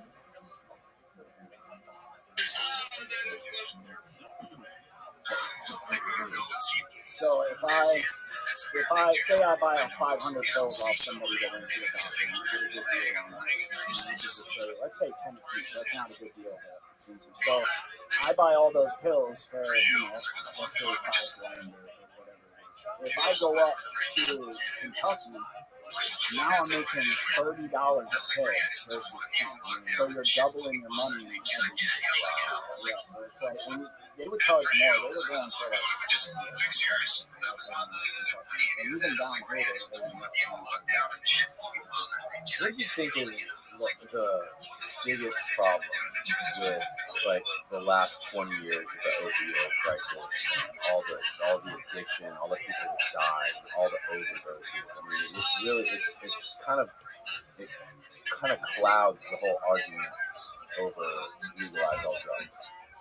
Yeah, You know what I mean? Because so with all the people that were dying from oxys and doctors over prescribing all these painkillers, do you think it was because they were? Is it true that they weren't warning people that like, hey, this is really addictive, this is really dangerous, or did these people know this already? They weren't warning. They weren't warning anyone. Like, I never had a doctor say, "Hey, yo, you can die from this." They were just like, yeah, it was so. I think But like you knew, right? Because you knew people personally. yeah, like my 2 friends and then countless other people that have died from it. But I think, man, that money will change anybody. Man. Like you can, and these are people that never were gonna have money in life, and now all of a sudden they're making $20 grand a month. So whoever they know that knows them is gonna see that, and then they're gonna want to turn around and do the same things. And I think that's just what happened. Is so many people got like hooked on the game and got into the game and everything with the pills, and they're just like, I don't think anybody saw it coming. You know what I mean? Like how powerful the pills are. Because it's like crack, man. Like, they have that much power, except maybe even more. Because when you don't have crack, like you can get through that. If you don't have pills, like you're dope sick, which is like the flu times 20 for 7 to 10 days, depending on like what you're hauling. Yeah, I mean, obviously, the right approach would be to tell somebody if you're gonna give, if you're a doctor, you're prescribing this pill, you'll be like, look, this is what's gonna happen if you take this many, you get high chance you're gonna get addicted to it, and if you get addicted to it, this is what's gonna happen. You're gonna feel like fucking death for 10 days after. That would probably, you might take a little bit longer to make your decision if that was the case. Right? But I think it affected those doctors the same way with all the money. I mean, they're making exponential amount of money just prescribing pills legally, as many as they want to everybody. And a lot of those doctors ended up going to prison as well. Yeah, they did. It's funny that you bring that up because I remember there was this doctor that was giving me like 330s, 480, crazy. Yeah. So we're in the office one day, and he's like, he's writing on my scripts, talking to me like he was a character, man. So he hands the nurse the script. She goes out to copy them. He walks out of the room. I walk out of the room. He goes in his office. Before I could walk past his office in the hallway, he was like, "Hey, come here." So I'm like, all right. So I go in this dude's office. He has like 3 monitors set up on his desk. And this was before that was a thing. You know what I mean? Just because he was making so much money. Yeah, they're balling. Yeah, crazy. He's doing stocks on one monitor. And even better, bro. I go in the office and he's like, yo, check this out. And he moves the mouse to make the screens pop. And there's 3 screens filled with mail order brides from 3 different countries. And he's like, what do you think of this one? She's fine, huh? I'm like, what? Nice. So the guy's ordering brides. He's got an MRI machine in the parking lot in a van, so that way when people come to him and they don't have their MRI, he sends them downstairs. They go into this van. A guy will take an MRI off a 60-year-old that has back hip problems and copy it on to the 20-year-old that just went out in the van. And then he turns around, goes back up, and sees the doctor and gets the pills. Wow. And then the doctor refers you to his friend, who's the pharmacist. Or they're in-house, yeah. Right. Or they'll literally have their own pharmacy at the doctor's. So it probably has a Ferrari parked out back. Oh, yeah. Right, I mean, they were busting doctors with like yachts and fucking money over shores and shit. They were. I mean, if you think about it, if us 3 went to the doctor, right, it's $100 a visit after you pay for the initial visit. They book their patients at 8 patients can fit into 1 hour. Right. So it's like every 10 minutes or not less than that. Yeah, like I forget what it is, but like 8 an hour. There's like 64 patients in a day at $100 a pop. Cash. Yeah. So it ain't on nothing. That's just for the appointments. Just for the appointments, yeah. And then they would, they hit you with other shit too. Like, I mean, some of them were corrupt. So they would be like, today it's 200. If you don't have it, you don't have it. You're not getting seen. Yeah. And when you're in that shit and you got 5 people in the car in the parking lot waiting on you, you know what I mean? So. Do you remember the story from the HBO documentary where there's a guy in Florida and one of the sales reps from Purdue Pharma went down to meet him, and they basically wanted to like test their new pills, and they kept trying to figure out how they're going to make more money, how they're going to, at this point they're making like $3 billion a year. So they find this guy who's been in like a crazy car accident, crazy like spinal surgery. He had like a super high tolerance. So this sales rep went down to go meet this guy in like I think it was Naples, Florida. And they started giving him like the 30 milligrams. Like, okay, take 20, 30 milligram tablets a day. Starts Like a lab rat? Yeah, kind of like a lab rat. And they were giving him for free. She like met him in the parking lot of the clinic. See, that's I don't doubt that though one bit. And he's like, yeah, hell yeah, I'll do it. He's like, I'll take this stuff. Yeah, it's called OxyContin. Okay, sure, I'll try it. And he's like, this is not doing anything for me. Okay, they'll give him 50 milligrams. So 20, 50 milligram tablets a day. Still not doing anything. So they up him to like 100 milligram tablets, take 20 a day. And after everything, they give him the biggest dose they've ever created, which was 160 milligram tablets. I've seen those. And he's like, they told me to take take 25 tablets twice a day of 160 milligram tablets. He's like, it took me 15 minutes to eat these pills. He's like, it was like eating a giant bowl of Cheerios. He's like, it took 30 minutes total to eat 50 pills a day. That's crazy. I can't believe he lived to tell that story. And he's on the documentary just talking about it. It's so fucking crazy. It just reminds me of like so many different Florida men that we've run into. Yeah, that's what I'm saying. Like down here, it seemed like it was worse. Like we were the last state to get the database. If that tells you anything. Yeah. That's because. What is the database? So the database is if me and you go to Dr. Bob on Monday, we can't turn around within that 30-day period and go to another doctor and get narcotics prescribed, especially not the same ones. And if you do, when you go to the pharmacy and they put your name into the database, if they see that you've been to two, you're automatically red flagged in the system and you can't fill anything else. And usually they're calling a DEA after that too. Okay. That's where it all came to an end for me, man. When I was in prison, selling the pills, doing the shit in there, and what prison I landed at was like a sweet camp. So there wasn't there was violence and shit, but not to like a crazy level to where you're like, all right, like this is real in the battlefield. So I got out of prison that time. I go back. I'm living with the same chick that I went to be with. And she's been going to multiple doctors, and it was like a month I'd been out, I think, and we ended up going to one of her doctors. We go upstairs, go to the doctor, go downstairs to the pharmacy, she hands him the stuff, and like 10 minutes later he comes back, and he's like, you went to this doctor, and he had all her shit. So it was like at that point where I was like, what the fuck am I going to do? Because I had been planning on doing this like the rest of my life. Really? Yeah, like because of the money, and then I became addicted to them. So I was like, well, I'll just keep selling them, make the ones I take for free, and then just make a lot of money. And, I mean, not a little. It was a lot at first. Like it was a lot of money at first, actually. But later on, like when the pill mills were getting busted, the price of pills was going up on the street because the price to fill them in the pharmacy was going up. I mean, it got to like $6 a pill one time in the pharmacy, which that's like street prices back a year before that, you know what I mean? So it was at that point where I was like, I don't know what the fuck I'm going to do. So obviously I saw one doctor still and kept getting my scripts from them, filling them, selling them, keeping some, dealing other drugs now.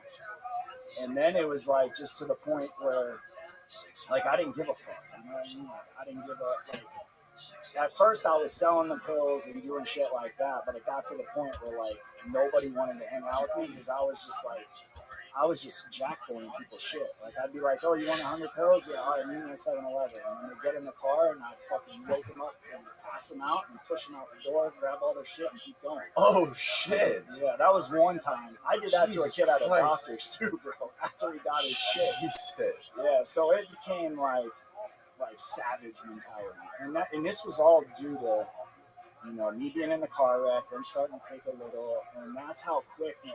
I didn't even notice when it went from a problem, where it went from making money to a problem. Like me personally, I could see it in everybody else, and I could be like, oh, he's fucked up, she's crazy or whatever, and watch other people's lives go down in shambles, but I wasn't seeing it. So I just kept selling drugs, robbing people, doing anything to make money in the street. And then finally, I got hit again with like a grand theft and like 3 new sales charges. I got the grand theft because I fronted a chick like so many pills to go down to Miami. She was doing like some photo shoot and sell them and then come back and bring me the money. Well, when she came back, she didn't have the money or the pills. So I was in her apartment and I'm just like, look, when you pay me to get your shit down, and we still in the garage like a Nevada watch and some type of camera. I didn't know anything about cameras. Yeah. So I go home within 10 hours, the cops are at my house. She called the cops and said, I just took this shit. Nothing about, me having money, none of that. So I go to jail, I bombed out on those charges. So then I'm at this house, like selling all night. I go to leave, and I guess like it was a no-knock house. So cops were down the road waiting for people to leave. And they got me with the 3 sales charges. They were in bags and shit. And I had cocaine on me too. I think so then I go to jail. Now I can't bond out because I was already out on the bond. When you catch new charges, they pull all your bonds. So you can't get out until you go to court and see the judge, and he decides what he's going to do. Right. So I sat in jail. I got the same attorney I did the first time, and this time like they came at 3, like 2.5, and then I took 18 months. When I went to prison this time, though, it was a lot different. So I went to their same reception center, and I'm like, yeah, this is going to be sweet. I'm just going to stay here. One night they come over, kick my bunk, and they tell me I'm being transferred to one of the 160 prisons in the state of Florida. So like, you never want to 160 prisons in Florida. I mean, I don't know if that's the exact number, but it's like 130, 150. Can you find that? That's fucking crazy. Yeah. Well, is there even that many counties in Florida? I think there's like counties Sumter, right up the road, has like Coleman Fed, Sumter Prison, legit camp. 143 facilities statewide. 50 correctional institutions, 7 private partner facilities, 16 annexes, and 33 work camps. 3 reentry centers, 12 FTC operated work release centers, 18 private work release centers, 2 road prisons, 1 forestry camp, and 1 basic training camp. Jesus Christ, they got it all. The smorgasbord that prisons. Just says something to you, though. Right? That's an industry. Like, we're like, that's insane. I know, man. Tell me about it. So, I mean, that's kind of right. Florida is not, like, when you look anything up on prison about, like, in Florida, none of their shit's correct. So, they have all those camps, but usually at every camp there's a main unit, and there's an annex, and there's a work camp. So the main unit and the annex will hold any type of prisoner. Someone that killed 50 people, or you can be in there for 2 ounces a week. Like, there's no like system in Florida to where like, okay, they're murderers. I'm gonna keep away like the drug addicts or the away from them. It's not like that. So like literally, when I was in the reception center, the dude that was my bunkie had a life sentence and he was like 23. So they'll put you armed home invasion. He had just got out of prison and then committed armed home invasion. So, I mean, not too bright. And then in Florida they have PRR. So when you get released from prison, within 3 years you commit like aggravated battery, burglary, I think of an occupied garage. There's certain charges, right? They can give you a day for day what that charge carries. So if you get out and commit a second-degree felony, that's PRR. Now a second-degree felony usually carries 10 years in prison, 10 to 15 years. So now you're getting that with no game time, nothing, and there's no way around it because it's a law. Damn. So.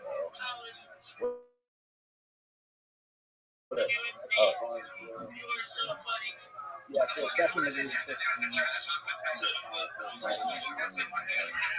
There's a lot of people in prison, bro, that are doing like 30 years. And it was like, Were most of the people that you met in there for drugs? I would say 90% of the people. 90%? Yeah, are in there because they were doing drugs, selling drugs, or, were caught up in some type. Mostly pills? I mean, yeah, pills were big, I think, more at that time in like the white trash, the white suburban. That was really where the pills like really started to like destroy that community. Right. And I think over time, they, in the ghetto started getting, because back then, you didn't go to the ghetto to buy pills or the hood or whatever you call it. Right. You would go to fucking Matt's house in Innisbrook, and his dad would have a script, and that's how it kind of went for a while. And then the next thing you know, like, it just was everywhere, man. It was like, yeah, man, it was great. Like watching that documentary and seeing all the fucked up people, like all the fucking picture of those two people, the parents in their car, like slumped over, passed out. I saw that. And the kid is awake in the car seat in the back. Like, that's Jesus sad, fucking Christ! Like, this isn't a very good argument for legalize all drugs. No. I was like, whoa, how the fuck does this work? Right, but those were legal drugs. That's what I'm saying. Yeah. They were That's perfectly the thing. legal That's drugs, the fucked up part. and that's what they were doing. Right. You know what I mean? Usually it's when they make drugs illegal and there's a whole underground, illegal fucking market for them with cartels and whatever it is. That's usually how the bad shit happens. And this is completely legal. These are doctors that are giving people all these drugs, and this is what's happening. Yeah, all for money. It was all about money, yeah. Purdue was like literally lying. Like they weren't even telling the Oh, truth. yeah. Like they were passing they'd have to go get this drug tested. They're paying off the dude testing them, and we don't know the long-term effects. And now you see it. You know what I mean? Yeah. Now we're, 10, 15 years later, and usually somebody is either an addict or they know an addict. And it's just they're everywhere, man. It's one of the crazy things about that whole Purdue thing was in 2007, I think was when they had to pay their first settlement. And it was like $30 million, I think they had to pay. It's nothing. And they were making like $3 billion a year. They had like their record year right after that. And that's when that happened, that sparked all those other companies to start up and start doing the same thing. Right, because they're like, holy shit, they just got away with this? Yeah. We're gonna go do the same thing. Are you kidding me? I'll pay $30 million for every billion. Yeah, right. No problem. That's more than selling the pills. I mean, you're the connect at that point. Right. So you make the prices. At Purdue, man, there was a time when they were like getting under investigation, and they were starting to get like, maybe it was around the 2007. I can't really remember. But you could literally your doctor would mail your scripts, and then they would send you the pills in the mail, and they were like not generic, they were the real ones, so you could make more money. And they would just like show up in your mailbox. Like it was literally like Amazon but with pills. Oh my God. Yeah, dude, it was nuts. And that's like what he was saying, man. They're illegal. So I was getting pulled over, fucked up, driving, had pills all on me, passengers had pills. The cops knew what was going on, but they just couldn't do anything. You got a prescription. Right, it's got your name on it. And then they started to like get hit to that. They started to see that. So then you would get pulled over, and they were able to count your pills. So if you got them on Monday, there should be this many in here. And that's kind of what they went to. But with the town I was in there, the sheriff, the whole police department, the mayor of the town that I grew up in is sitting in prison right now because he was selling crack and doing meth and heroin and all this shit. And the cops raided his house, and he fired off a gun. So now he's in prison. That was the mayor of the town I grew up in. So who was he? I did an episode. Ocala? No, Newport Richie. Oh, Newport Richie. Okay. Yeah, he was all on the news and shit. But he was a drug addict. He was selling drugs, and he was doing prostitutes. Jesus Christ. Yeah, it's crazy. This dude was a fucking real Florida mayor. Yeah, we should look that guy. We should look that guy up. That's insane. I forget his name. I'll figure it out. Yeah, I mean, they were getting away with it. I mean, the government let them. They gave them the green light to do it by making them get away with a $30 million settlement. Yeah, well, you got to think, man. That those companies like Purdue and whatever, I forget all the other ones, but they're paying for politicians' campaigns. Right, they're backing campaigns with tens and hundreds of why, millions of dollars. Yeah, that's why Rick Scott was he was the governor or something? Yeah, He's the governor, yeah. And he wouldn't pass the database. Yeah. Because he's probably got someone on the phone with him back in the back saying, if you pass this shit, you're done. Because there's billions, bro. And there's money. And makes no sense to not have that database in Florida when they got it everywhere else. Why? Why would you? Hey, we don't want that here. Exactly. But why? So, I think the company he was partnered into paid out like the biggest pharmaceutical settlement of all time. Purdue paid out the biggest, right? They just paid billion. What happened to Purdue? I don't even know what Maybe he was part of Purdue. They shut Purdue down. I know They shut it down, right? because This was recently. Yeah, it was because of deaths. I think it wasn't because it was a medical thing. It was because people were dying. Like I was saying, 8 Floridians. I mean, you can probably look it up. But 8 Floridians a day were dying due to overdose of opiates. And then I wonder what happened to the guys who owned Purdue. The two guys. What was their last name? Their names are on like the most prestigious museums in New York. Yeah, that's what got me, bro. Imagine how many bodies those dudes have. Right. From, like selling those pills and killing people. Right? Yeah. And then they have a fucking monument. Oh yeah, they fucking donated money to these museums, and they have their names inscribed in some of the most like infamous museums around the country. That just shows you where our country's at. I wonder where those guys are now. I don't know, but they're probably on a fucking island somewhere with a boatload of money. Like, you know, they're hanging out with the CEO at Enron. Yeah, they probably had so many people like Epstein did that they could just oh, you didn't know about this? Like, right. They probably got so much dirt on people. Yeah. And again, additionally, that is the FDA. The people that worked for the FDA ended up a year later working for them.